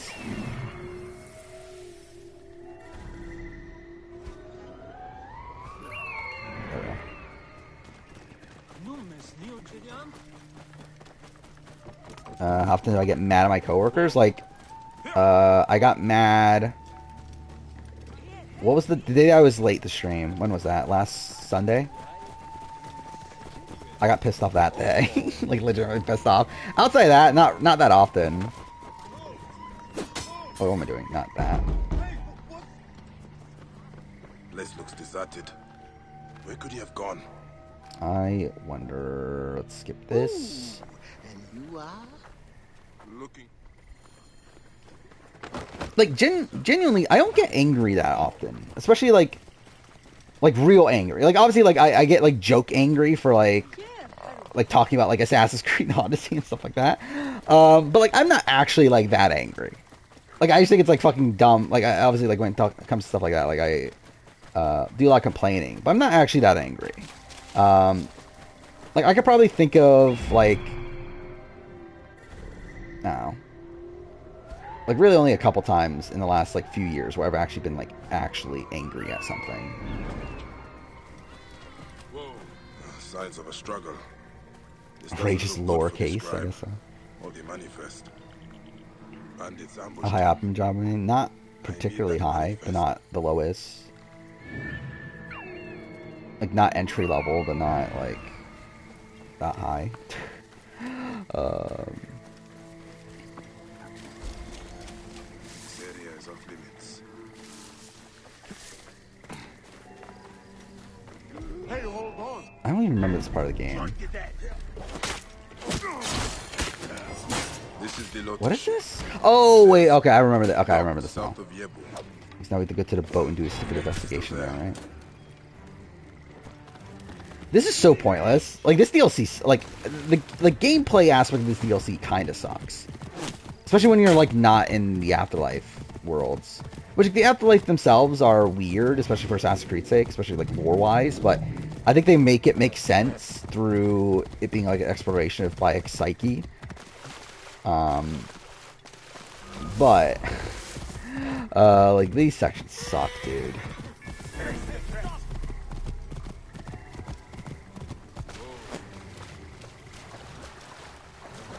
Just going on Twitter and people hating on my pre-merge character video. That's a shame. I really don't care, but what were they hating about it? The thing is, if people actually hated on the video for like the actual video itself, I think that's fine because the video is like terribly made, and like all my videos are. And like I feel like if people criticize that, I feel like I'm like 100% fine with that. If people criticize like. Again, my opinion's, like, also fine. I think it's, like, when it gets to the point where, like, people assume that you're, like, sexist and racist and that sort of stuff over your opinions. I think that's where it gets, like, kind of dumb. But...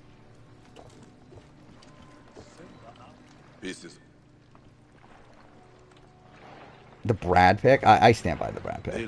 If anything, I actually regret not putting him higher. Like, literally, after I recorded the video, or, like, after I... Because, also, that was the last second change, too. I think I did that post. Anyway, because, like, I end up rewatching a whole bunch of 41 scenes, and I think I added in Brad at the last second.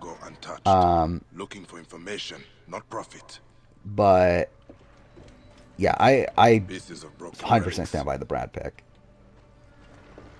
Okay, cool game. No, I don't regret not putting Natalie higher. A lot of blood. Yeah, I looked at the list earlier. I mostly stand by it. I don't think, any of those picks, like who the fuck would you put on a pre-merge character list? People that were booted pre-merge on all their appearances. It's like, who else would you put? Like, who would you put on that I didn't mention in the video? Like, who is like someone that's like so egregious that they're not on the list?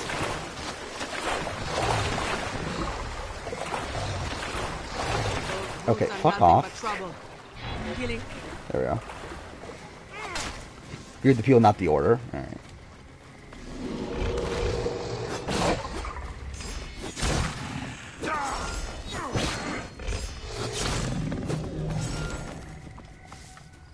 But yeah, at that point it's all subjective, though. Especially with characters. Because, like, again, it's based on how I enjoy them. It's not based on, like, oh, who is technically the better character because they had this moment and this moment and this moment. Who fucking cares? Like, it's like the same thing with the season ranking. It doesn't matter. It's all, like, my opinion on the thing. Like, it's not even, like, a winner ranking. Where a winner ranking for me is, like, more, like, gameplay based. It's more so, like, how I assess their game. Again, that is more, like, fact-based. Or, like, more... I try to make it more fact-based. This doesn't matter. Like, in terms of the, like, the character ranking. Like, it's simply just how much I enjoy a person on the show.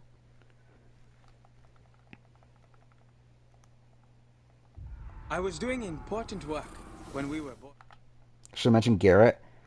I think my issue with him is that I feel like a lot of his is, like, a great downfall storyline, but him as a character is not the greatest. We're like, what is a character moment from him that isn't based around gameplay?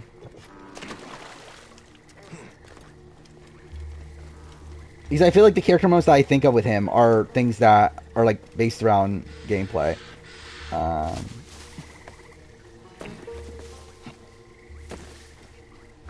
I see you, Zayton. Kind of, like, actually, why is that the case? I'm seeing, so on my screen, everyone here except for Biggest Party are the same color. Like, everyone's, like, blending in together. This is weird. Because I'm seeing on my phone, you're all different colors on my phone, on the chat on my phone. But for some reason on my laptop, you're all the same color. So I don't know why that's the case.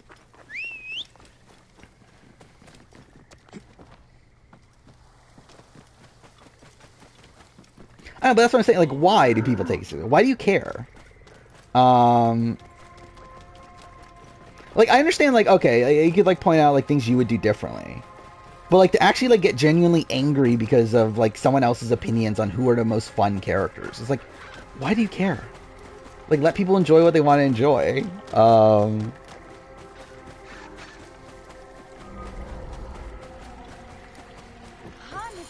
Murty has visitors.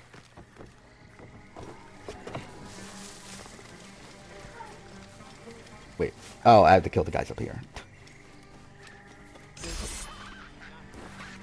Yeah, I don't understand why people are so upset at Brandon and Hannah either. Like, people that also... Like, I saw Kellen get so upset. But, oh my god, they screwed over the alternate. It's like, maybe the alternate should have been fucking better in their pregame interviews then.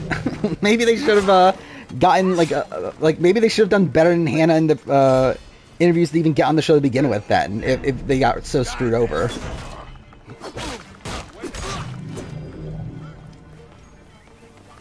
And more than likely, that alternate's gonna be on Survivor 47 anyway. It doesn't matter. Like, I think it's fucking stupid, the people that think that, like, oh my gosh, she screwed someone over someone else's position. It's like, no, they were always gonna go with her. There was never a chance that they were going for the other person. That's why they weren't on.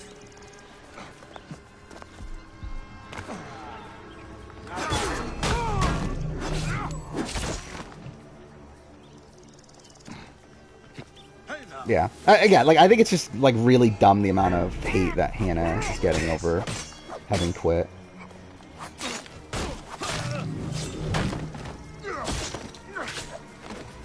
And, like, I think, like, to be honest, if someone's gonna quit, I think quitting on day one's the best. At that point, it's like, okay, you're getting rid of someone that doesn't want to be there, so through that you are keeping people that do want to be there, and you're saving Emily. Like, thank God. Like, I'm happy that Hannah left over Emily. Yeah, I like Hannah, but also, thank God Emily's still there. I have to just leave, right? I don't think I have to fight this thing. Hannah was so good she even played production, exactly, yeah. They hit Emily too? Oh yeah, yeah, people think Emily's racist, right? I forgot about that. Yeah, I mean, like, I think people are, like, just really, really wanting to hate the, like, current direction that Survivor's going in. And just, like, taking, like, every opportunity to do so. Again, not to say there aren't things to criticize. Like, I can understand why you're upset at Hannah. But to actually have, like, that much vitriol, to, like, again, call her, like, to, like, call up her, like, business and all that stuff, and, like, to also, like, post reviews, and making up stories about her. It's like, why are you doing this? Why do you care? Like, I think it's, like, really indicative, like, it's really sad that you're, like, a person that's that angry, over a person not wanting to play a reality show, that, you're going out of your way to try to ruin someone else's life, because they didn't want to play a reality show.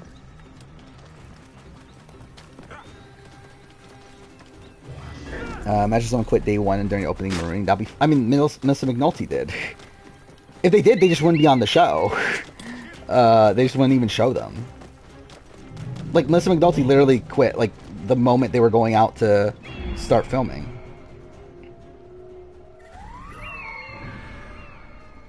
Like, that's why they didn't have an alternate. Because they already sent them home. Because they were literally right there about to start.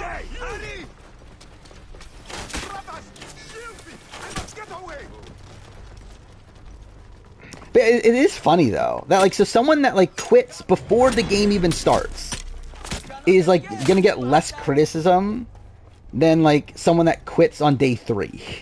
It is kind of funny how that's the case with Survivor, because, like, obviously, like, again, they're not gonna show you if you quit on, like, before the game starts. Oh, wrong fucking bow. Oh my god, I still have the Predator bow equipped. That's funny. Because that was like, what, 5 hours ago? Maybe more, actually more than that, I think. Do you care nothing for our ancestors? The Ma'at carvings are here, in the necropolis of the nobles. I haven't had a chance to review them all yet, but there are... As a black man, you know, my black homies find Emily pretty racist. I think it's not a good look, right? I think it's definitely not a good look to instantly call out the black people for working together. I have a fascinating papyrus that... However, I think there's a reason though. Like, they both volunteered to go on Sweat and Savvy, and they like went together and were gone from the rest of the tribe for hours. It's like, yeah, I mean, like that you would assume that they're working together. Like I would assume anyone, like I would assume Brando and Jake are working together. I would assume from last season, Matthew and Brandon are working together. Like anyone that does a task together. When isolated from the rest of the tribe, I would assume that they're working together, especially at the very beginning of the game, where that's all you have to base it on is being together there. Should I talk to her here? So I have to talk to her anyway. I will do it before she goes back, right? Oh, unavailable. Fuck off, game.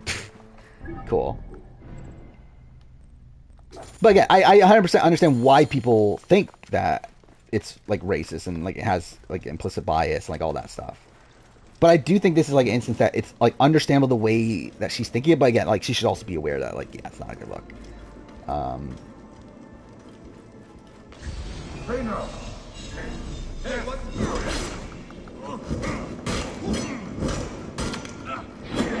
Okay, fuck off, damn. Is Jonathan... I don't think Jonathan's a hero from production standpoint. Like, 0% chance. Jonathan... Like, if they do a Heroes for Villain season, Jonathan is the biggest lock for the Heroes tribe. Again, they portrayed him that way in, like, one episode. I still think, like, no matter what, they're going to put him on the Hero tribe. Like, they do not look at him as a villain. I've not started work on the video soundtracks video. Actually, I took it off the schedule because of the... Well, initially it was for the Don't Nod video. Now the Don't Nod video is probably going to get delayed because Banishers got delayed. Maybe I'll bring it back, but maybe I'll do the Red Ranger ranking like I said before. I still want to do it. I think my issue is that, like... I don't know. Like, finding, like, the motivation to do it in a way. Because I feel like I would probably have to, like... research a good chunk that I don't really feel like doing right now.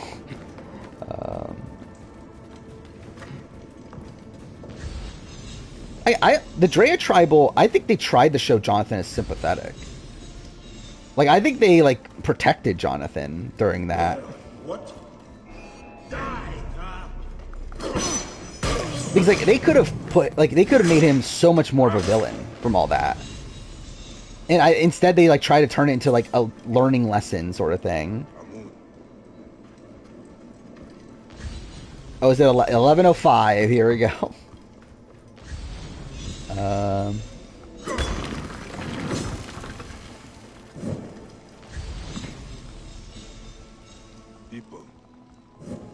Yeah, people like I think from the online community, yeah, 100% they like look at him more villainous, right? Casuals? No. Only thing they remember from him is him dominating challenges. And I think from production standpoint, the main thing they remember from him is him dominating challenges. Oh yeah, like I think 0% chance production looks at him as a villain. Okay.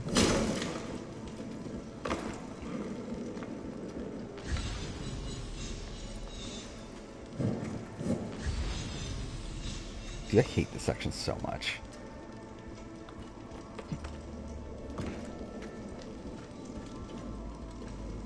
Nally, we're talking about Nally Bolton? That's, Micronesia. Okay, wrong way. Did I do this one already? Oh, I guess not. Alright, one more. Where the fuck is this? This section sucks, dude. Dude, we're past 10 hours, by the way. We just passed that. Oh, wait, this one? Is this really it? Okay, cool. I literally was right here a second ago. Cool. A woman holds the relic. Alright. There's that. She brought down the Pharaoh's curse. Tried to justify it to me. Isidora's argument with Dahamet. His voice just changed radically there. Okay, so... One, I need to find a way out. Two, I probably need this one first then. Oh yeah, this is the end of the game, isn't it?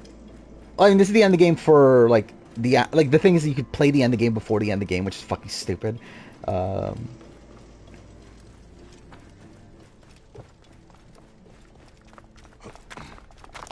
Natalie Bolton is saying things jokingly. Is she? I don't know if she is. Like, she has a very, like... I don't know. Like, her very expressive... I don't know what the right term is. Like, the verbiage she uses is very, like, intense, right? I don't think she's joking, though, most of the time. Wait. Let's do that one first. Yep, still fucking here, dude. We'll be done in about an hour and 15 minutes, if I were to guess. There were party during high school and college. High school, no. College, I didn't party, but, like, I've been to parties.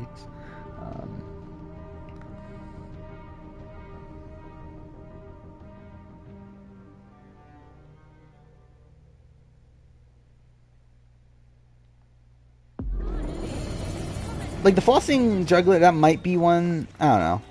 I could also see a world where, like, that's just, like, her, like, that's just the weird way she talks.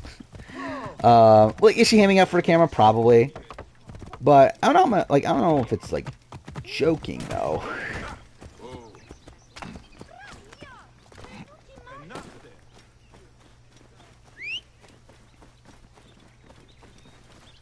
Okay, there we go.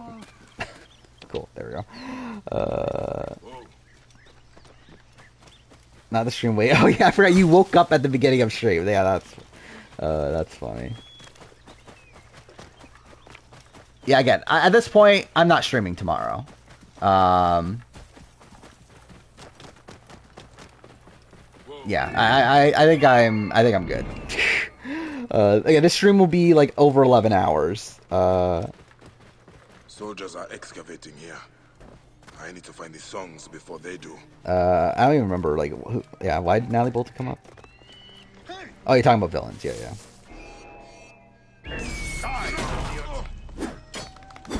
Oh my god, really? Hit him, please?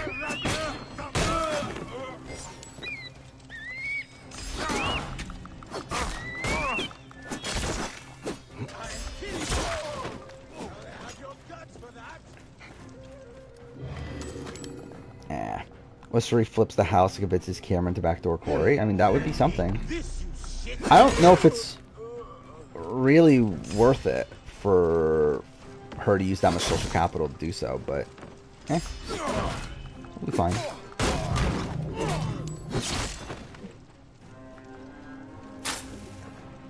Because, like, at the end of the day, I don't think Felicia's gonna work with her for down the road either. I think if it was Mimi, or like if Mimi was going home, I think maybe at that point it'd be worth it. I don't know if it's worth it for Felicia though.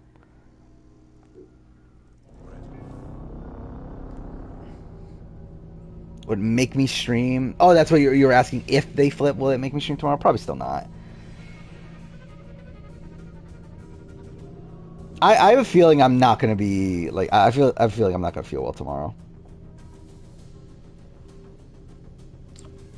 But whatever.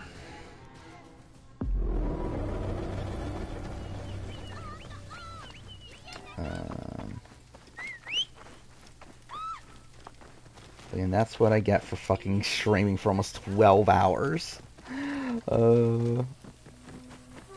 Yeah, that would be fun. I'd be willing to do that. Like a favorite heroes, favorite villains video. Yeah, I'll jot that down. Why not? Because I don't think I have that on here.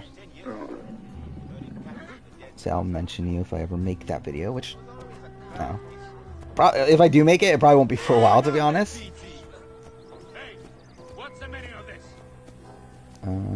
Actually, wait. I might as well do this, right?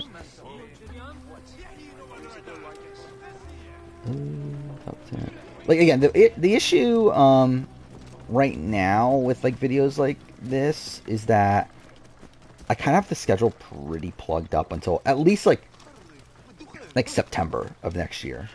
September's the point where,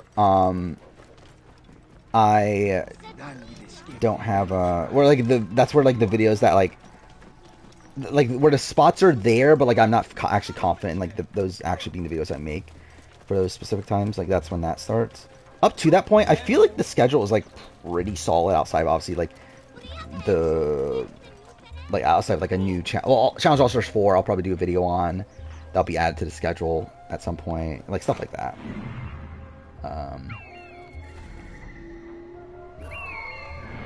There. Oh, it's this mission. I remember this. Because it's bullshit. That it takes forever for you to lose detection. If you get detected. No. Okay. Damn it. I could have had it if I just, like, was able to fall down there.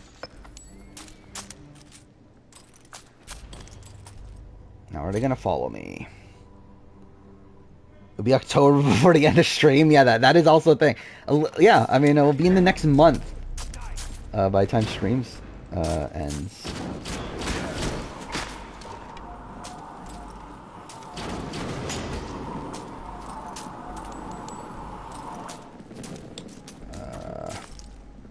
Come on.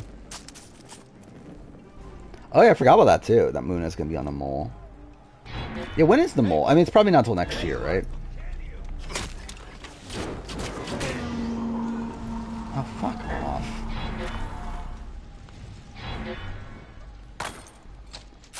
Dude, fuck this section.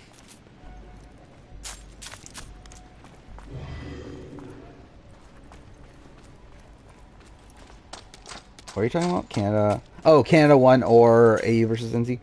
Probably Canada 1, but I think that's pretty close, though. Oh, I lost detection. Oh, I'm an idiot. Or did I not? The fucking thing is gone. What do you mean I'm still in conflict? Man, fuck this game.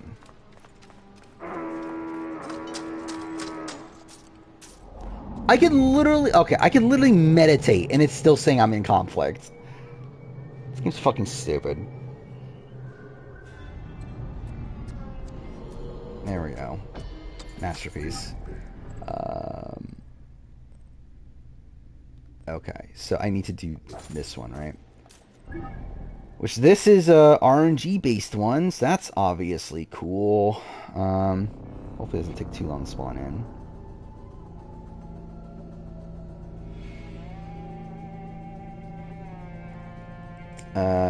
Survivor 45 winner pick was Austin.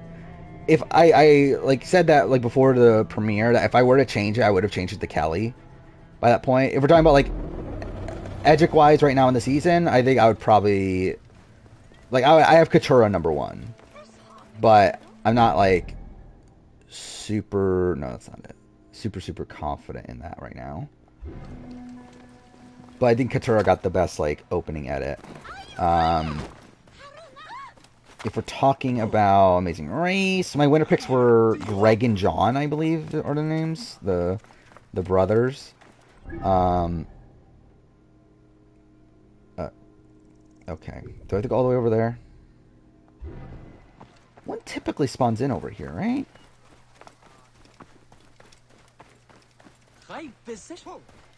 I would say, like, just from watching the premiere, if I was, like, to actually think about, like, Amazing Race Edgic, which I don't think is even a thing. Yeah, I think Rob and Corey look pretty good. But, so. Keggers here. Dude, I've been here all day. Like, today was the daytime stream. We're fucking 10 hours and 10 minutes into this stream. I'm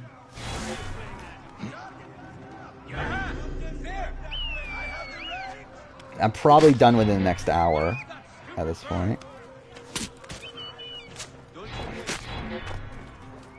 Okay, this is so far away.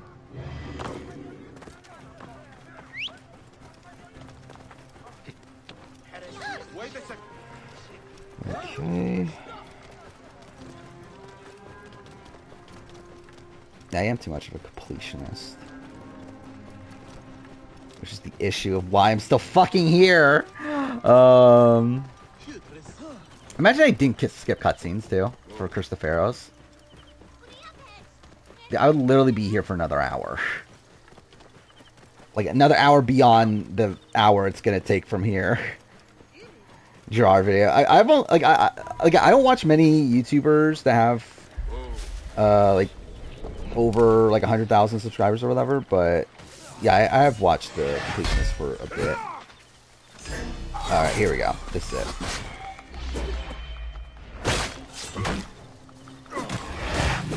Alright, there we go. Take your place amongst the gods, Ramesses. That is it, right? Okay, cool. Alright, we got good luck. It was the first one that showed up. Because again, there's like, it's fucking stupid that you literally have to wait for the right one to show up. It could be like a different deity. And you have it to be... Yeah, for it to be Ramses. That's why. I knew I got this viewpoint in the speedrun. Like, yeah, that was why. Was because this. Because there's like a spot here. I knew I remembered that.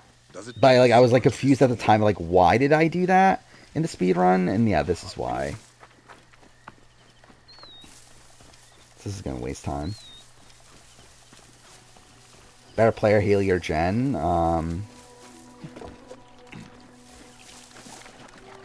Maybe Jen? Like, I think their games are, like, about the same for most, but obviously Haley gets taken out first. But yeah, Jen did play the idol correctly. At least there's that.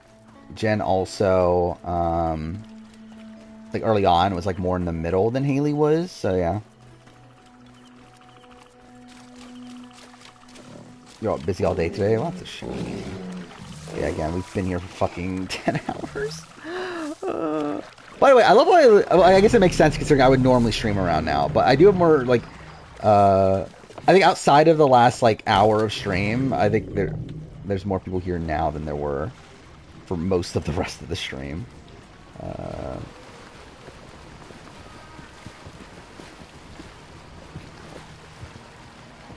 We did the BB Can draft. The drafting... Oh, yeah, I forgot. You're out of the top 5. Because I fucking passed you. Yeah, we did the BB Can draft. Drafting every BB Can player, which was, like, way too much. It only took 3 hours, which... Man, could have been worse. But... Yeah. I passed you. So you're out of the top 5. Or you're out of the top 4. Sorry, you're out of the top 4. You're still in the top 5. So you would technically still be in the draft if we were to do a draft right now. For, like, a season draft. But... Still... you're... relatively close to being passed. I think Julian needs... No, Julian needs a win and then also one more point after that. But... Still... Bandits have made camp here. If something remained, they probably took it.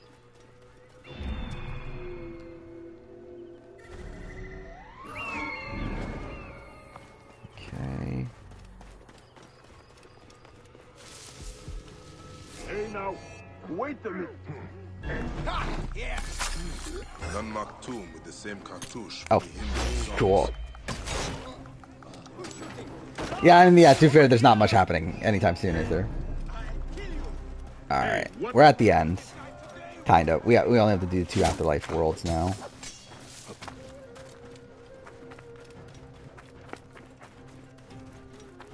You know what? Because I think it'll be funnier. Let's do the ending before the other one. Just 'cause I think it's funnier to do it that way. It's so stupid how this DLC's designed, where you could do the ending before you actually finish the main story. It's like, who the fuck designed that?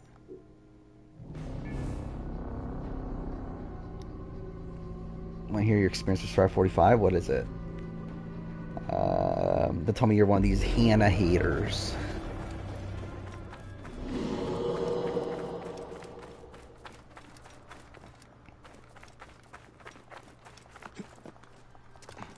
Now, what if situations are you doing?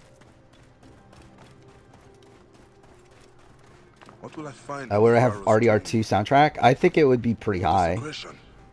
I don't know if it'll be at the very, very top, but I think it'd probably be top 5. Actually, what is the best video game sound? Oh no, it's Persona 5. At the Persona 5 though, I don't even know what's second. Oh, I did not pay attention. Did I even go to the right one? Oh, I went to the wrong one. Whatever, it's fine. I was gonna do the joke of going to the ending of the game before doing this one, because you can do that for no fucking reason. But oh well. Hey, we hear their cries. Is it you who do this? Is this the right way? It doesn't feel right, but I guess it is. Alright. Hannah quitting made the premiere better? I don't know if it made it better. I think it may have in terms of pacing. But I don't know if it made it, like, fundamentally better. Where I think if Hannah didn't want to quit and Hannah got voted out, I think that would have been the best case scenario.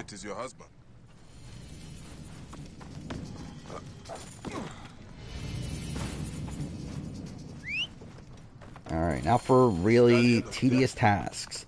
I mean, that was a fun first tribal. So at least there's that. You are the cupbearer of the Keeper of Harmony. Is Flick a better player than L? The spoils of war. I think I would say she's a better player, but didn't play a better game on that season. Be furious in wrath. Like, I would have more faith on Flick on any given season, but I think L played the better game. I think L's game is one that is pretty reliant on kind of like a lack of a lot of like really forward-thinking strategic players. The sky is overcast. The stars darken.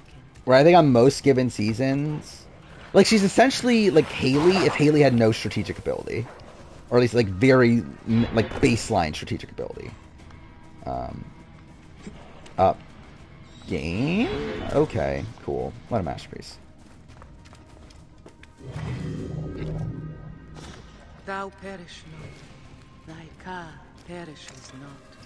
Thou art might in your domain. That.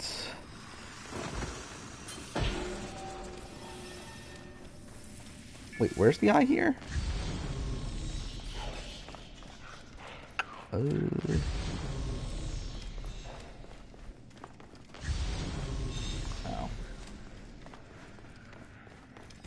If Emily left, it would have been predictable? 100%. Servant bears down upon you, carries his yoke.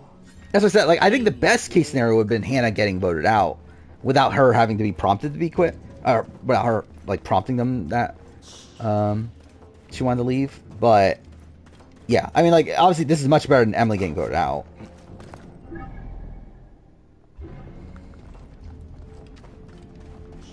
I think Emily works best as a one-episode character. I don't know. I think we'll have to see. I think if she was the first boot, she would have been a great first boot character. But I could see a potential where she's like great for more than that. Too fair. How much more of that are we gonna get? But I think she would have probably been a better one-episode character than like a 2 or 3 or 4 episode character. I think if she's like a Nora and makes like Final Tribal or something, then I think she's probably potentially a better character for that. I think she could, like, get a bit old, though. Obviously. Or it could get, like, a bit repetitive for just getting the same style content over and over again. And I fucked that up. Cool. I fucked that up, too. Cool. I didn't mean to use that. You're not excited for Bruce's run? I'm still interested. I mean, like, I think it's, like, I don't know how excited I really am for this season just in general, but, like, I would say, like, seeing how Bruce does is, like, one of the things I'm the most, like, interested in. Okay, game. I just realized I'm also using the wrong weapon. There we go. The cunning must feast upon their own tail. He sees the sapphire. Okay. This and then the final boss battle of this section, at least. As stars, the dust veil lifted from his eyes. Where the fuck's my horse? I think guy's just standing there. Yeah, I think Bruce was really fun in the premiere. I don't know what his, like, true game ability is, where it doesn't look particularly great. And, like, I think, like, edit-wise, he's probably not winning, based on the fact that he just got such a massive, like, dodo edit. But, man, I think he'll be fun to... Can you... There we go. Cool. Oh, there's more. Perfect.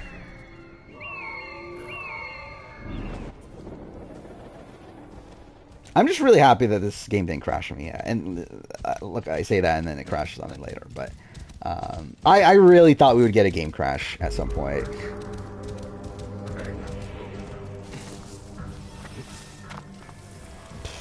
Premiere night on Wednesday, I was out with friends. Got home. 45 minutes, fell asleep. Well, you never finished it? I mean, I think you should finish it. The spoils of war. These are the bars of people taken captive during Ramesses' battles. Merciful is he. Bruce reminded you of Russell in the first episode of Philippines? Yeah, I could see that. Like, yeah, like like openly saying that I don't want to be the leader, and then like, yeah, essentially coming off as the leader. All things in thine arms.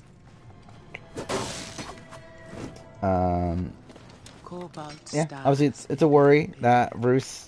I thought coming in this, like, I thought no chance Bruce is booted like anytime early.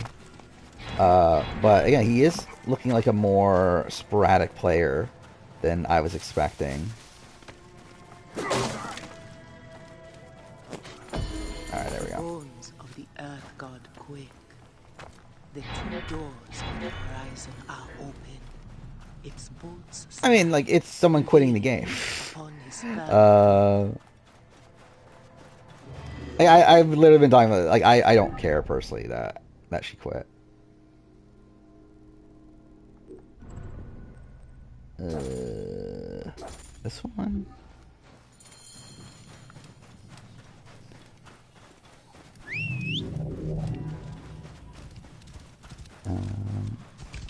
Oh, that's she quits too. Yeah. Yeah, and I also love the her thing of like hoping that there's no edge of extinction. That was a funny moment.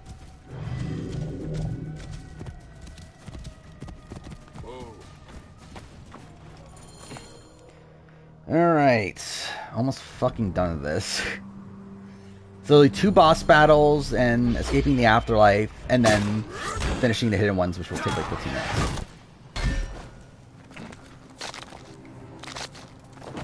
And that was a great way to start this.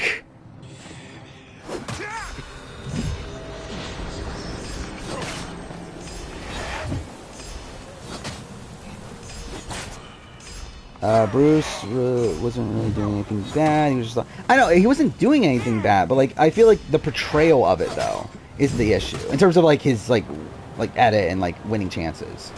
Where like, why would they edit it that way if he were to end up winning? Why would they want to show him like right at the beginning of the season being like such a massive idiot? And like, to be fair, again, Gabler had that to a degree. I think Gabler still had like moments when that premiere where they like still showed him as like somewhat intelligent. But yeah, I feel like Bruce was just almost all negativity. Ra grant you eternity with your beloved Bayek. My tired dumbass at 12 a.m. thought her and Brandon interactions were foreshadowing for growth edit. Yeah, I mean, like, I did not expect, actually, no, I did actually at one point, didn't I? I think Brandon's is still, yeah, I could definitely see the Brandon, like, growth edit. I forgot, I did think Hannah was gonna leave at one point, but then it disappeared, though, which is the thing.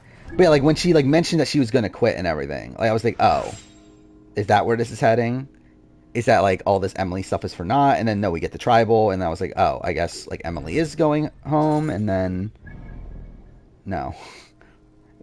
So, whatever. Yeah, Wednesday's video, I believe it's the BB4 player ranking. Which that's finally coming out in a really arbitrary spot.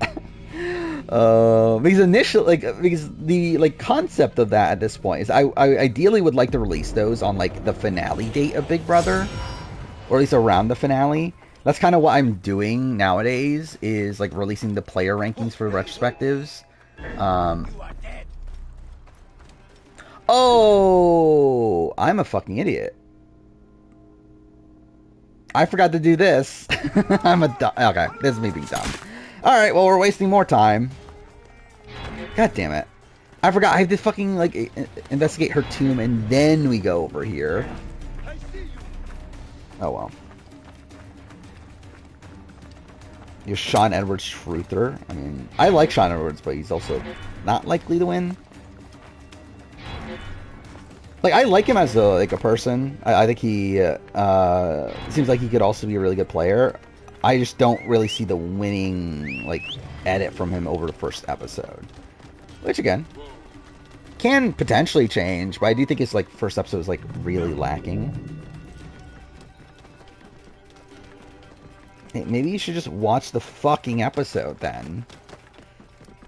The funny thing is that if you watch the episode, I might still fucking, like, the rest of the episode, I might still be here when you finish. Yeah, I am calling him Sean Edwards. Like, that, I think I can, I don't look at him as not Sean Edwards at this point. Fuck, dude, this is so far. This is purely me being an idiot. I forgot that you had to do the other tomb investigation. And then they give you the thing of going here.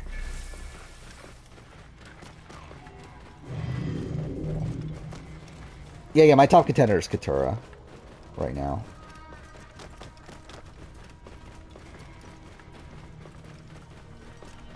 Yeah, it's all Bryce's fault.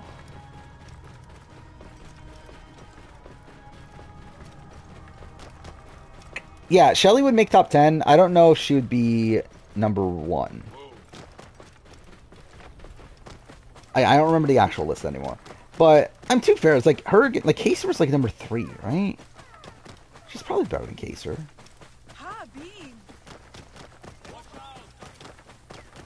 Who's number 2? Jason Roy, right? Oh, she is still number 1 then. She's better than Jason Roy. Wait, was Jason Roy 2? Or someone else 2? If Jason Roy was 2, then she's definitely above Jason Roy. But no, Jason Roy was 4, right? I don't remember anymore, dude. I don't remember videos well enough. Oh, Swaggy! It was Swaggy. I think she's above Swaggy. Yeah, I think she's above Swaggy.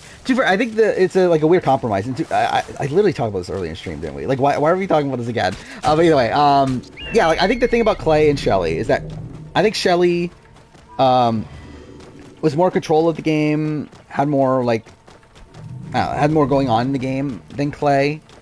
But Clay was probably, like, better positioned long-term than Shelly. And also, obviously, has the quit aspect of it, which, like, normally, I mean, like, I think in terms of this, obviously, like, it helps him in the sense that he wasn't even supposed to be booted there. Like, I think when we look at it as, like, actual players, I look at Shelly as a better player than Clay. But I think Clay was in a better position on that, like, one season. At that point.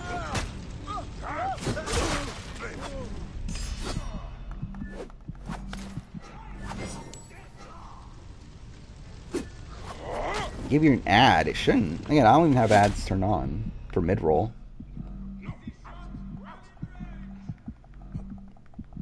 Unless you literally like came back in again. That'll probably be why there was an ad.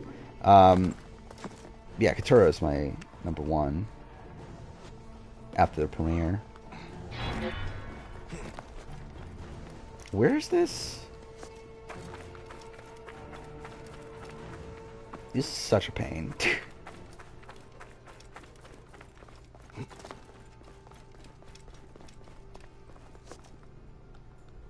Dude, where the fuck is this entrance?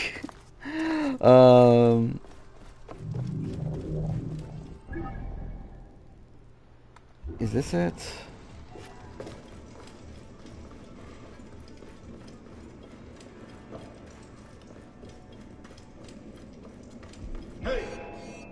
Super, that I might switch up. Sandy and Natalie Cole.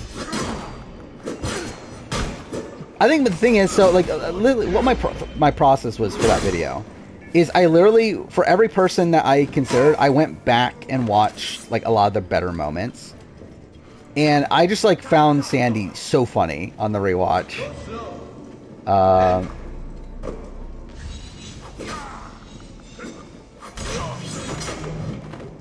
Oh, it was the room that I opened earlier. That's why I remembered I had to go into this room. It's just yeah, okay. I didn't realize it was for later. I do think, in retrospect, yeah, I probably would have Natalie Cole above Sandy, but I think that's like the only change I would make, at least on paper.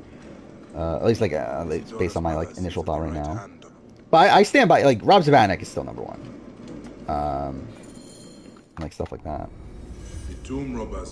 Were they iconic? I feel like the one was iconic about Natalie Napalm. I feel like outside that, like, what the fuck were... She had 2 voting confessionals, right? Like, what was her other one? Oh, wait, I guess I need to wait here, don't I? For this thing to load in.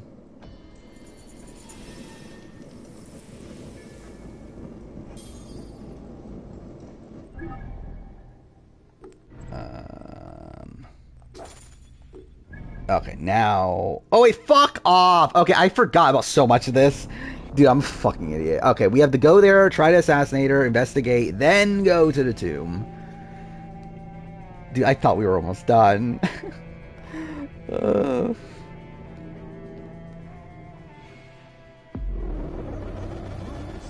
put Jatia much higher.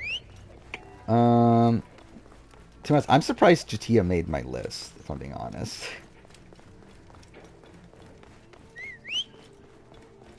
Fuck off, game. Load the fucking horse in, please. Oh, there it is. Okay.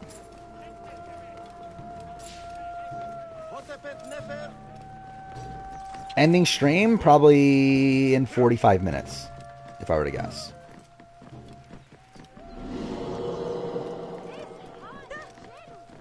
You can see Caleb falling next episode. In terms of what? Like in terms of like win equity, or like you mean like actually go home? Going home, there's a world where it happens, right? I don't think it'll happen. Because, like, it's complete, like, kamikaze on that tribe if they do. What? I've never seen that before. Wow, dude. I've never seen that before in my entire life. Of an enemy just smacking the fucking horse away like that.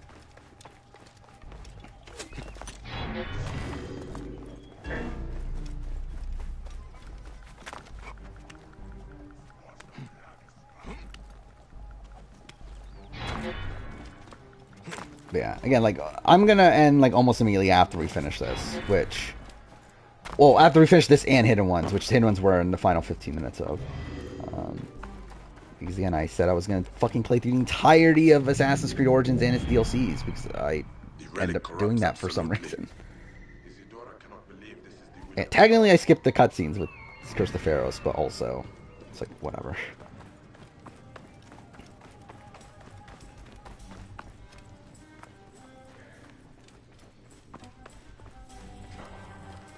Sarah not being honorable mention, boring confessional queen. I guess I am an idiot. That was okay. It worked out anyway. I pushed the wrong button there to assassinate, but it's fine. Should I just watch this? This doesn't matter, actually. relic. It is twisting what I see. I must find her. Okay, yeah. Now the investigation section. Ugh. Saying which tribe from this season? I think already the Lulu tribe might be iconic. Maybe not for good reasons, but I think they're gonna end up being iconic. Like, it's really, like, really amazing, like, how bad of a tribe that seems to be. Which, I should say, like, I don't know how spoilery this is, but something that I read from the, as in, like, a vibe I got from the On Fire podcast with Jeff Probst, I think the Lulu tribe's gonna be a disaster. Like, as, like, a complete disaster. Based on, like, the way that Jeff talked about tribe divisions in that podcast. Like, he was talking about how, like, he just, like, out of the blue, like, not even, like, prompted on anything. Like, just said, oh, sometimes tribe divisions, we get them right. Sometimes we definitely get them wrong. It's like, why are you saying that right now? Unless, like, this season's, like, an example of that. And I feel like, yeah, I get the sense that Lulu definitely was him acknowledging that, yeah, we got it wrong. Okay, is it this?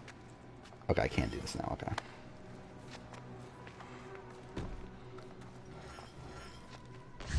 Isn't that... Oh, can I not interact with it yet? Fuck off. Oh, wait, fuck off. It's not fucking detect... Okay, because I was fucking detected when I was over... Okay, this is stupid, dude. Fuck this game.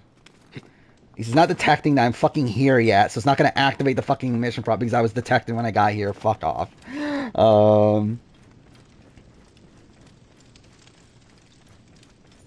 Oh my god, look at that. I'm here now. Who would have guessed? I hope we swap. I'm worried because I feel like 44, like, even though we got, like, that very minor swap there, that felt like more of a twisting than, like, an actual swap. Keep our secrets close. Okay, so that's that. That one.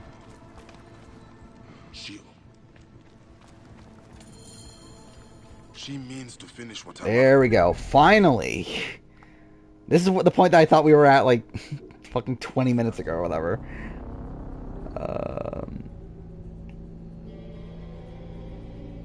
Yeah, I would be disappointed if we lose, like, all of Lulu. I'm too fair. Yeah, it's like more like we're not gonna lose all of them, right? Even if it were to play out in the worst case scenario, but I mean, I wouldn't be shocked if we lost a lot of them.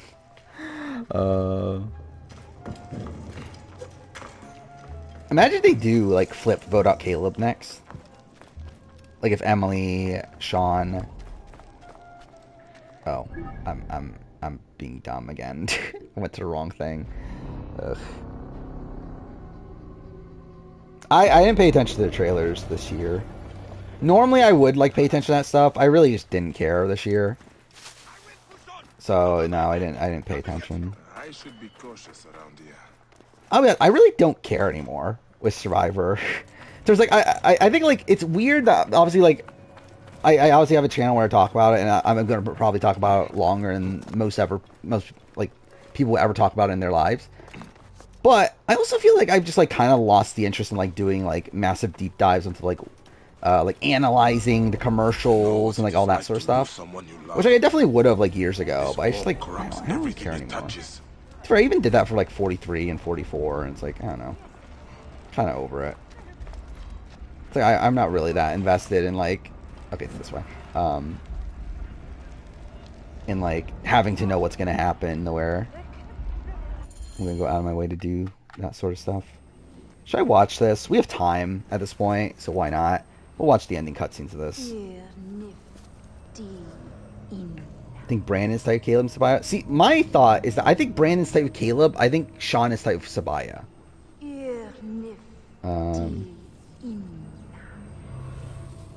I don't know if they're like together as a whole though. Yeah, Sabaya. Yeah, you're spelling Sabaya right.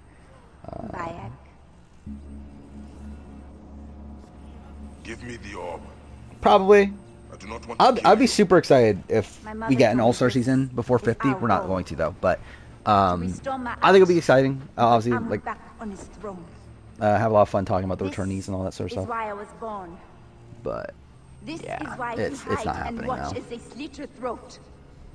So I would have the strength. I mean, the thing is though, at this point, lock in 50 for All-Stars though. So at least there's that. At least we know what's happening. This is savagery. It's just a matter of like having to wait the fucking 3 years or 2.5 years until that point. Imagine fucking Hannah being brought back on 50. How long, dude? Fucking, it was 2 hours ago now, right? When I was talking about fucking Matthew never being on 50. Dude, this is going on way it's been 7 hours since the Big Brother Candace draft ended. Oh my god, dude. I will not betray mine. Yeah, thank God my internet held up too. Like, this is the final boss battle of this DLC, so that's something. Yeah, obviously, like it did like stumble a bit earlier on, right? But again, we've been good since then. All right.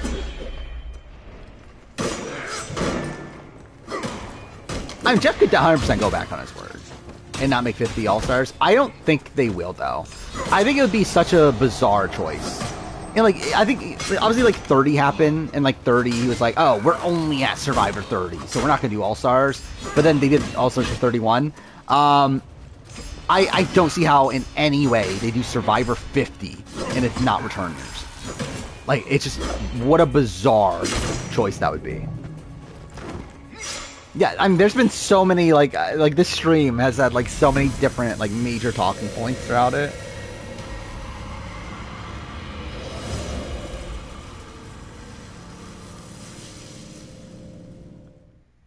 Actually, when did I, you know, I'll skip this because I could not give a shit about fucking learning about fucking King Tut.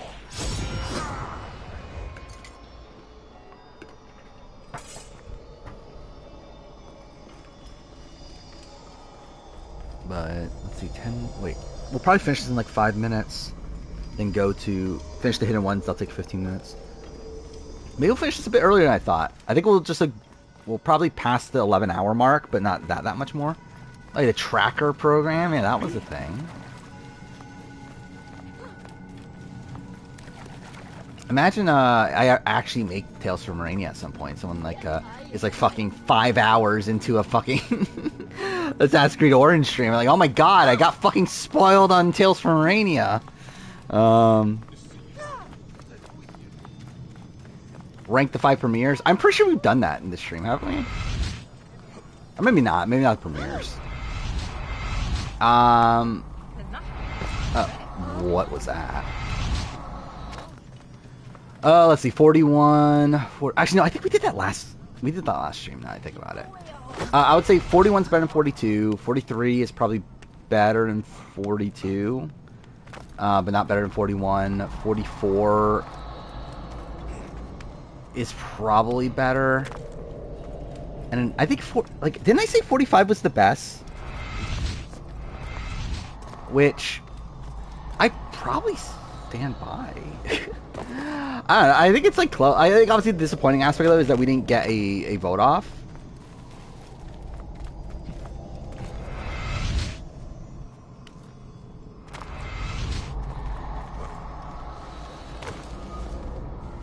But yeah, I mean, like, I think the 42 premiere was just very blah to me. Like 43, I feel like even though the vote off was not anything, I feel like the stuff going on was a little bit more interesting. And then like 41 had the Sarah vote off, which is like a pretty great tribal, one of the better like new era tribals, to be honest. And then, but I love how like this is specifically set up for you to parkour through, and I'm just like fucking everything up. What is that noise?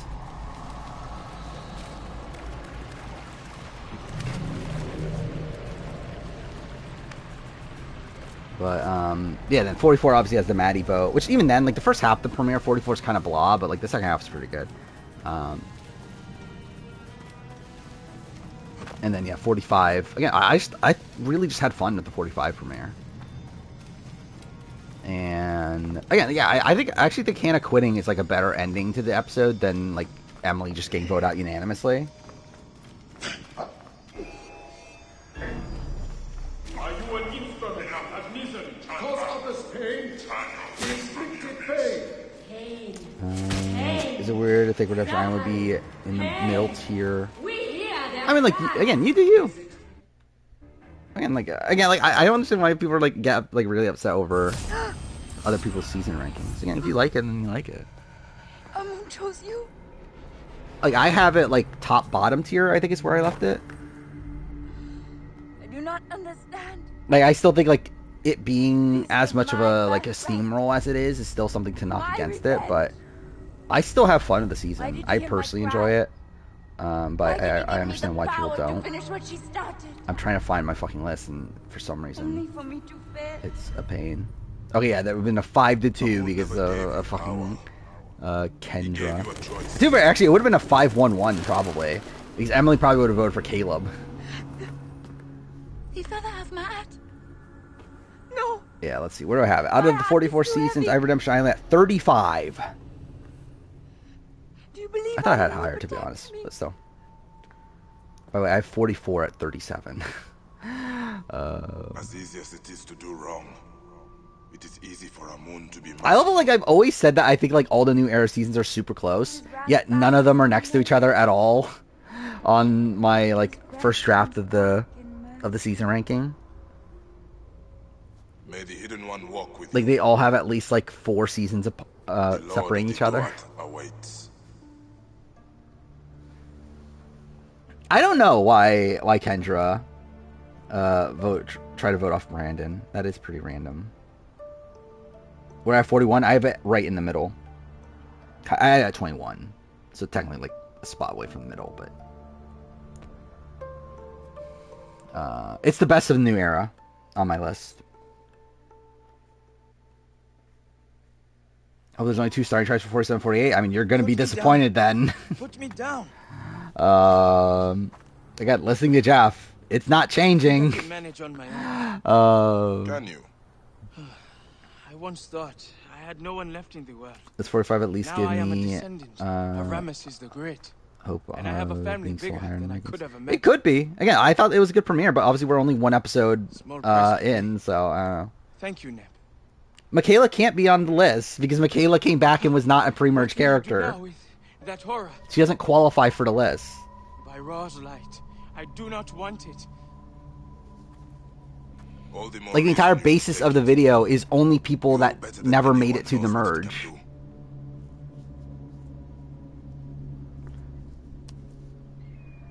Yeah, if Michaela did not come back for Game Changers, she would have probably been on the list. To be honest, at that point, she probably would be like barely on the list, but she would probably be at least in very much in consideration. There are no secrets left in this valley. There must be one more, Sen. You restore my Worry D is going to be the Justine Mariah. I don't think so, because with all those people, there's more setup than D. Hey.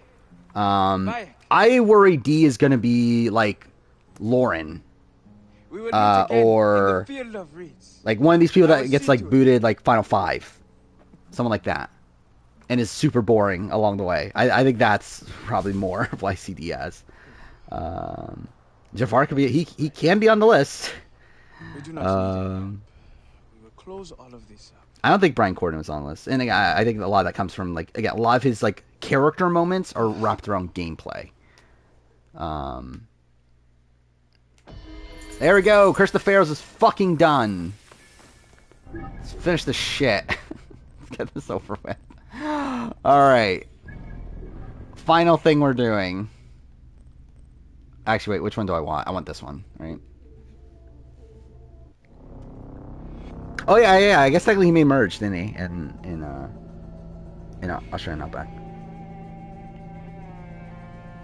Did Dana not make honorable mention? That's a snub if I didn't at least mention him. Game is Assassin's Creed Origins. It's bad. At least I don't like it anymore. I do and I don't. It's like I have a lot of nostalgia for it, but I also don't really like it that much, which is why I obviously played it for 11 hours today.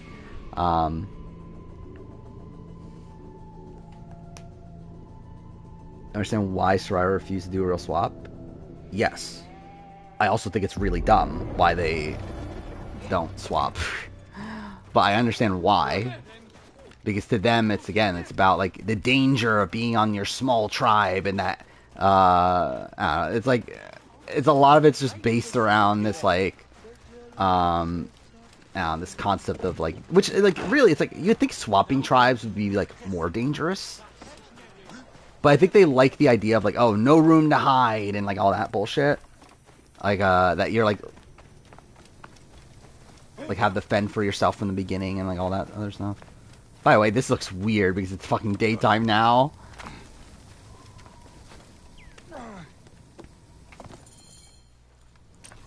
Least favorite game I ever played? Ever played? I mean, there's probably, like, a whole bunch that I started playing and just never played again. Like, least favorite game that I finished? I think that's, like, more interesting question. We must make the hidden ones. To be honest, I don't even know what the answer is. It's probably, like, Fast and Furious Crossroads or something like that.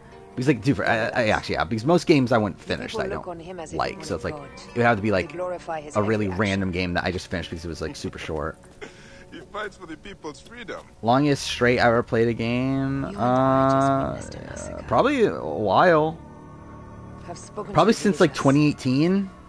Where I remember in 2018, before Odyssey came out, I did, like, a big marathon on my own, because being the loser that I am, of just playing every Assassin's Creed game in a row for, like, days. Because I remember I had, like, a week off where I did nothing, and I was like, okay, Assassin's Creed Odyssey comes out next week. Let's fucking play every fucking Assassin's Creed game in a row, because these are obviously going to be so relevant for Assassin's Creed Odyssey. Many villagers are slaughtered in the fight. Yep, that was miserable. That's on my Let's Play channel, by the way. He does this knowingly. I stay sane? I don't know. I don't know how I did it. Like, I legitimately don't know how I played games so much. Because I simply just can't anymore.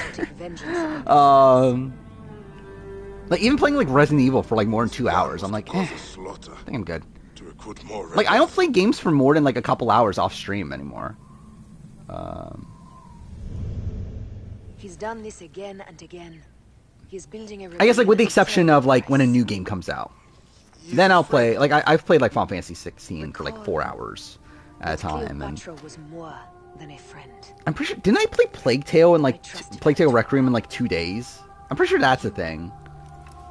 Helped me see my mistake. Look, I remember it was a day that I streamed. How'd this work again? I think it was 3 days because I think I didn't play any on the middle day. But yeah, I think it came out on a Wednesday, right? It was something like that.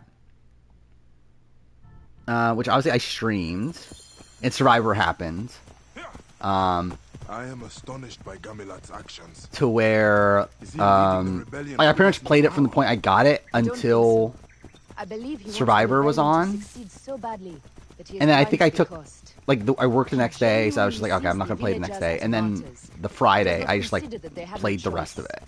And the tactic has been successful. And I think, like, how long did that take? Like 15 hours? Let's see. Oh, wait, wrong channel. Where is it? That was over a year ago now, wasn't it? When was Plague Tale Requiem? I can't even find it. Where's my Plague Tale Requiem playthrough? There we go. Yeah, it took a little bit over 15 hours. 11 months ago. Okay, October. Okay, end of October. Onwards and upwards. You will not escape.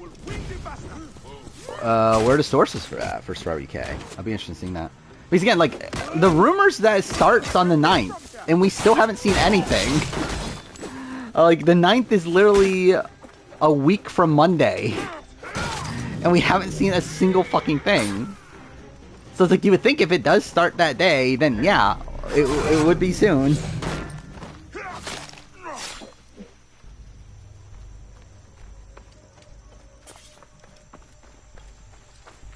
For all I know, like, imagine I actually play RE4 after this. It's not out of the realm of possibility, I'll be honest. If I can't go to sleep, I might actually play some RE4. Tell me of your life in Rome. It's a marvelous place. But I don't know. My eyes are fucked. I think I definitely need to The perfect city for a hidden one. like not look at a screen for a little I bit. expected you to talk about the wine. The wine is very good.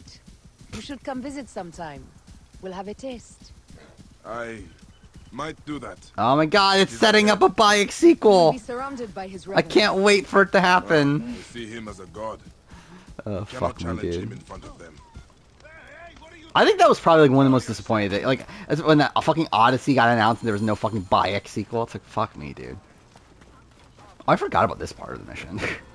Awful young, aren't you? BLM are my Come initials. here, play soldier, have a laugh. This guy. Neb, where's your leader? Gamelant is on a hunt. From Survivor Revive. Oh yeah, the Survivor UK thing. I mean, it's rumored to start soon. So hopefully we get it soon. Sure, it is all very serious. How's your team look? Why you Caleb, Brando, D. I think D's the only one that has a chance at winning of those. I think Caleb was just severely underedited and got no personal content. His first confessional was literally about Sabaya and how great Sabaya is. That's pretty bad. Brando was like, again, got a lot of circumstantial content about him being at the challenge. Like, it's not necessarily like damning, but it's also like not a good sign. D got fine content.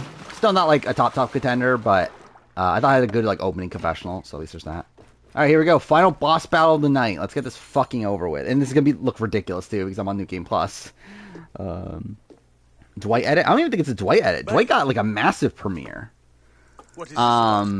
He got personal content in the premiere, didn't he? Or was it episode 2?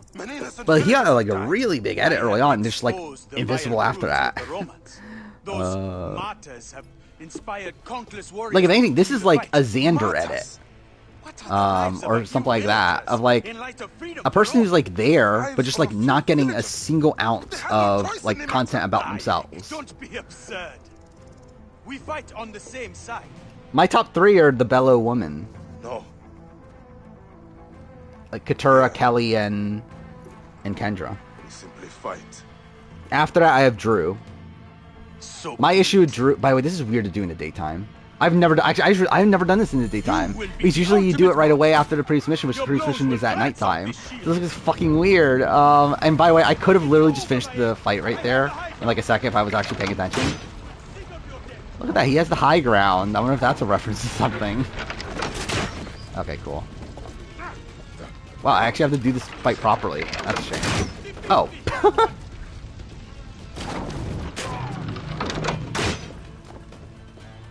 Is he dead or not? He is. Okay. There we go. What a great final boss. Fuck, we did. If I redid my... No, Erica would be 1.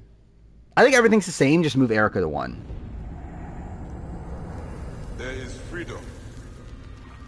There is the life of innocence. Like, literally, I've talked this a lot on stream. I think the exit press has, like, significantly changed my view on Erica's game.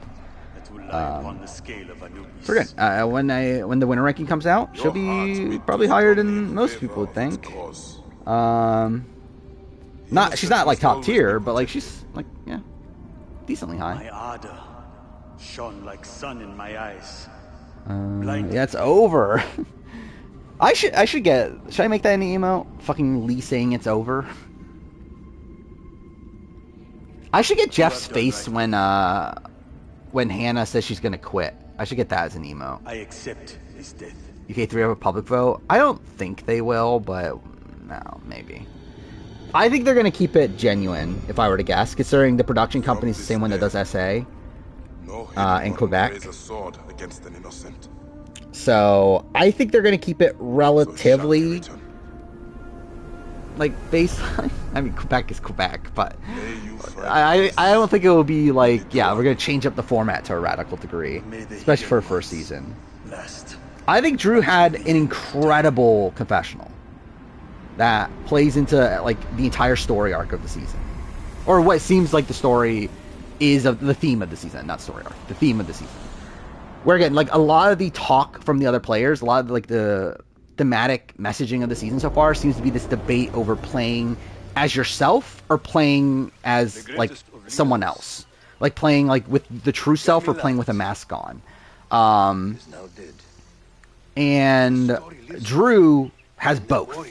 Like Drew literally has a confessional where he talks about how he has two sides of him, and that like it's essentially like him playing into both storylines at once. Where I think Katura also has a connection to that storyline, but is like very one-sided in that. Where her storyline is purely under the concept. By the way, this is so weird in daytime. But her storyline is like purely under the concept of fuck, I just lost track of what I was saying. Under the concept of you should hide who you are. That's what her entire like stuff with what's his face with Jake. That's what that content was mostly about. And like it clearly sets her up for like that side of things. Well, on like the opposite side of things, you have like someone like an Emily, who is like someone that's playing with her true self. Like that, like she's not hiding anything. So like I think those are like the two like clear people that come to my mind right away of like people that are showing these like two different sides of the conflict. Well, again, I think Drew plays into both, which is good. I think his issue is that he's from the most underedited tribe. Which is my worry. And also, the only people that get strategic content in terms of like actual alliance content in this episode was the Bella women. They were the only ones that got an actual alliance foundation scene, which I think is a good sign for them. Not necessarily the end all be all, especially with modern survivors, especially like after 41, after 43. But I think it's a pretty good sign. Just relax, I probably will. The hidden ones will pass on to Petra. Here we go. This is at least a good cutscene to end things on if I fucking cared about this game's story anymore. Best character outside of Joe and Ellie? I mean, I literally did a video on that. That's coming out about a year from now. But I think I said Tess. I think it's where I went. Perseverance. I could just say the entire ranking right now because like who cares? I think it's Tess. So yeah, I literally ranked every character, every named character in the game that is in the credits, plus also Riley. I think it was Joel, then Ellie, then I think Tess, then then Tommy, then Marlene. I think was 5. Then Bill, then Henry, then someone. Riley, was it Riley? We have maybe done good. I don't remember anymore. But anyway, that's the top. Like, I know the top 7. That's the top 7. I know the bottom is James because who the fuck is James? I do like that video. I've actually rewatched that video numerous times already. Like I only made it like a couple months ago. Here we go. Goodbye, Bayek. We'll never fucking see you again. Outside of a voiceover in Assassin's Creed Valhalla. That definitely very much mattered.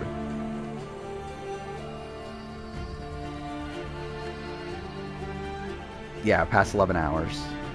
Yeah, we at least got this done like a little bit over 11 hours. 2 months. I mean, we got this done in a time where like I think I actually could have finished this without skipping cutscenes for Curse of the Pharaohs.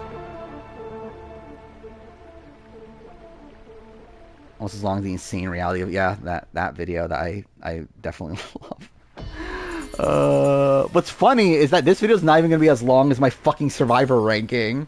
Whenever that happens. All right, there we go. What a game. I mean, actually, let's calculate that real quick because we did talk about that earlier. Of like how long will that video be? Let's just say 1.5 minutes per player times I think around 700. 1,050 minutes. And then divide by 60. Oh, 17 hours. 17 and a half hours. So that will be fucking ridiculous. So that's fun. Yeah, ranking every Survivor player. I'm not doing that until after Survivor 50, but I am doing it. That's yeah, I've talked about this many times on this channel at this point, but that's like my final hurrah. I'm obviously the way I run the channel is a lot of doing 2 videos a week and all that shit. I think that's like the perfect time to let it go. Like running the channel the way I do. Again, I still plan on continuing the channel. But I don't think I'll do 2 videos a week. I think I'll just do videos whenever I want to at that point and do whatever videos I want to do. But again, I plan on doing this until Survivor 50, which that will be in 2.5 years, right? And yeah, I mean, that will be a good, nice place to stop. Is the Survivor 50, this big landmark season, returning season, and then rank every player ever. Which the plan was to do it that year anyway, based on like how all the shows lined up. Because again, like this year was BB Can, next year's BBUS, following year's Australian Survivor, following year's Survivor US. Like it worked out that way anyway. That was always like kind of the plan of like when I do all these big ranking of every players for the shows I care enough to do them for, which I think those are the only 4 of the big shows. Like I'm not going to do Survivor SA. I don't care enough. And like I'm not going to do Amazing Race or anything like that. But yeah. What's making me stop? Just simply the fact that I've got to move on at some point. Again, like this just takes so much of my time that I have to make a break-off point at some point. And again, I'll still continue doing the channel. It's just more so like giving me like an out on like feeling the need to continue this like trend with the channel. Where yeah, I mean like I think in the way like it just would bother me if I don't end it at like a precise point, and that is the perfect point. Is Survivor 50. Especially like when the channel gained traction because of Survivor 40. I think like ending it after Survivor 50 with also a ranking of every single player is the way to do it. I'm not doing a challenge. Will I push to stream? Probably. But also it's so long from now. Like it's 2.5 years from now. But yeah, I mean probably. I mean I don't see why I would stop. Dude, and streaming's the easiest fucking thing I do. Especially streaming it the way I do, where again, like I don't even have a fucking mic, I don't have a proper setup or anything. I literally just turn on my PS5 and push start stream.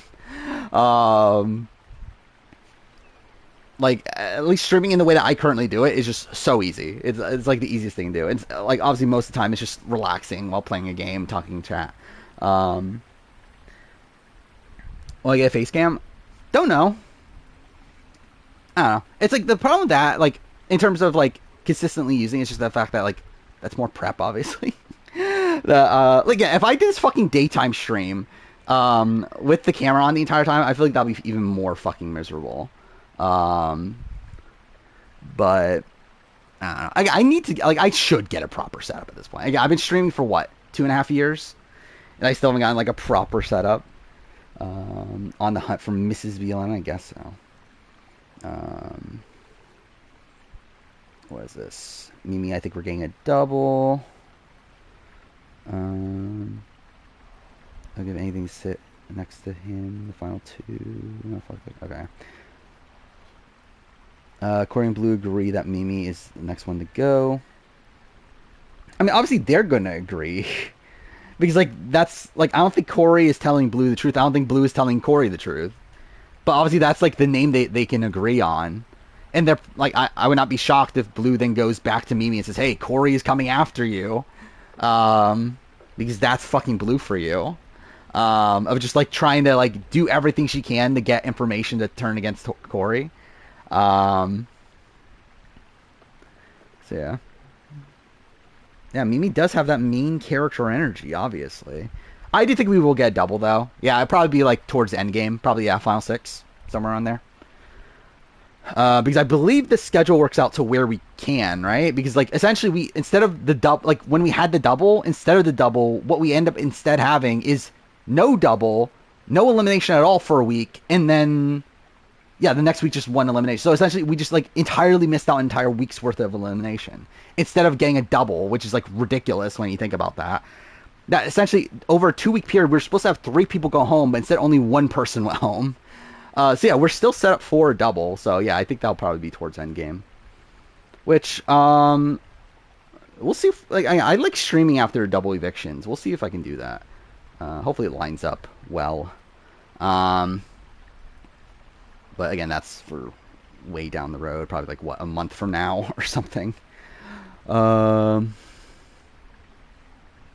Blue Kim Spradlin, obviously Blue Kim Spradlin. Yeah, Felicia's going home.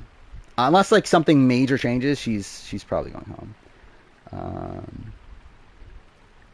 But yeah. All right, I think we'll call it a night here. Again, it's fucking. We're about to get to 11 hours. Ah, dude, we only have 21 seconds. I should have set it up so we could end at 11 hours, 11 minutes, 11 seconds. That would have been great. No way we're gonna get it at this point. But yeah, again, I'm probably not gonna stream tomorrow. Initially, the plan was to do so. At this point, no. I fucking stream for 11 hours. I'm good. Ideally, I would start Watch Dogs because I think I'm going to make a video on it, and ideally I would get it done as quickly as possible, but I also feel like, I'd rather just take tomorrow off and pretty much do nothing. So that's probably what I'll do. I don't know if Felicia will make top 10. Maybe. We talked about that earlier in stream too. What I do for Halloween? Nothing. I don't like Halloween. To be honest, I would consider a Monday stream.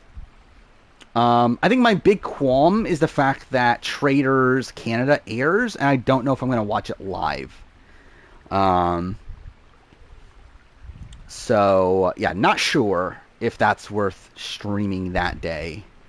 But I wouldn't be opposed to it. But I don't know. We'll see. Almost as long as the pressure cooker. Yeah. Dude, I mean, like, to be fair, if I streamed the pressure cooker, that would have been the longest stream. If I didn't. Were we talking about that earlier stream too? Dude, I feel like we talked about almost everything, like, reasonable to talk about over this last 11 hours. Why was Emily mad Gabler won? I mean, because I haven't read the article, but if I were to assume, I assume it's, 1, she probably thought Cassie played a better game. 2, it's probably the fact that he's like a Republican, rich doctor guy. Not even doctor, but whatever. That, yeah, like, 1, that probably, yeah, didn't like that part of it. Which is funny considering, like, now she's being called a racist and everything, which is funny. That, like, her entire thing of, like, why I'm on Survivor is because I was upset that this, like, conservative, like, guy won Survivor. And then she ends up being called a racist right away. So that's funny. But, yeah. Gabler's not a surgeon. Gabler is a heart valve specialist in the sense that he sells he's essentially a salesman, right? Is what he is. Like, he sells the, like, equipment that's used for heart surgery. I believe is what he actually is. He's not a doctor. Or anything of that sort. But he's also still very, very rich. That is a very high-paying job. What you call it racist for? For targeting Caleb and Sabaya. Oh, and also Bruce. Yeah, I forgot about the Bruce thing too. Yeah.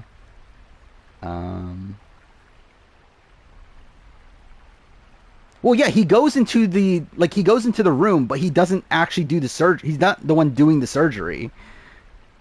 He's the one that he's the specialist about the like heart, like the like tech that they use. He's not the actual surgeon.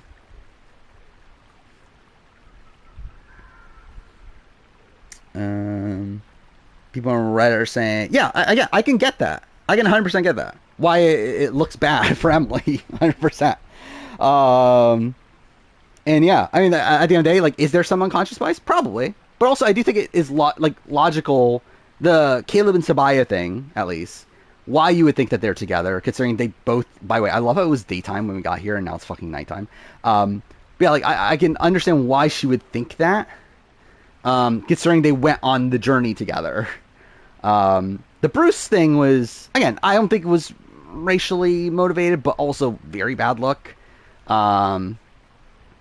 And just like again, like just terrible gameplay. Like I don't know why she thought that was a good thing. So yeah. Again, what time are we at now? Fucking 11 hours 15 minutes. Yeah, this is the problem with stream. I always have like an issue ending stream. Because I always like find like a random thing that I also want to talk about before I fucking end. But either way, what's the point of calling out Bruce? Yeah, I think she's just very opinionated and needs people to know her opinions on things. But again, we'll be back on Wednesday. Like Wednesday's the next guaranteed stream. After Survivor, we'll be back, talk about the episode, obviously, talk about all the, like, there's a lot of shows, right? We got Traders Canada, Amazing Race Australia, right? That starts. Us Big Brother. That might be it, but, like, there's stuff. There's stuff to talk about. And, yeah, that's pretty much it. So, yeah, I guess see you guys next time. I just realized where the fuck did I put my controller? There it is. Dude, I love how, like, I literally just started walking around and just, like, forgot where I put my controller. But anyway, yeah, see you guys next time.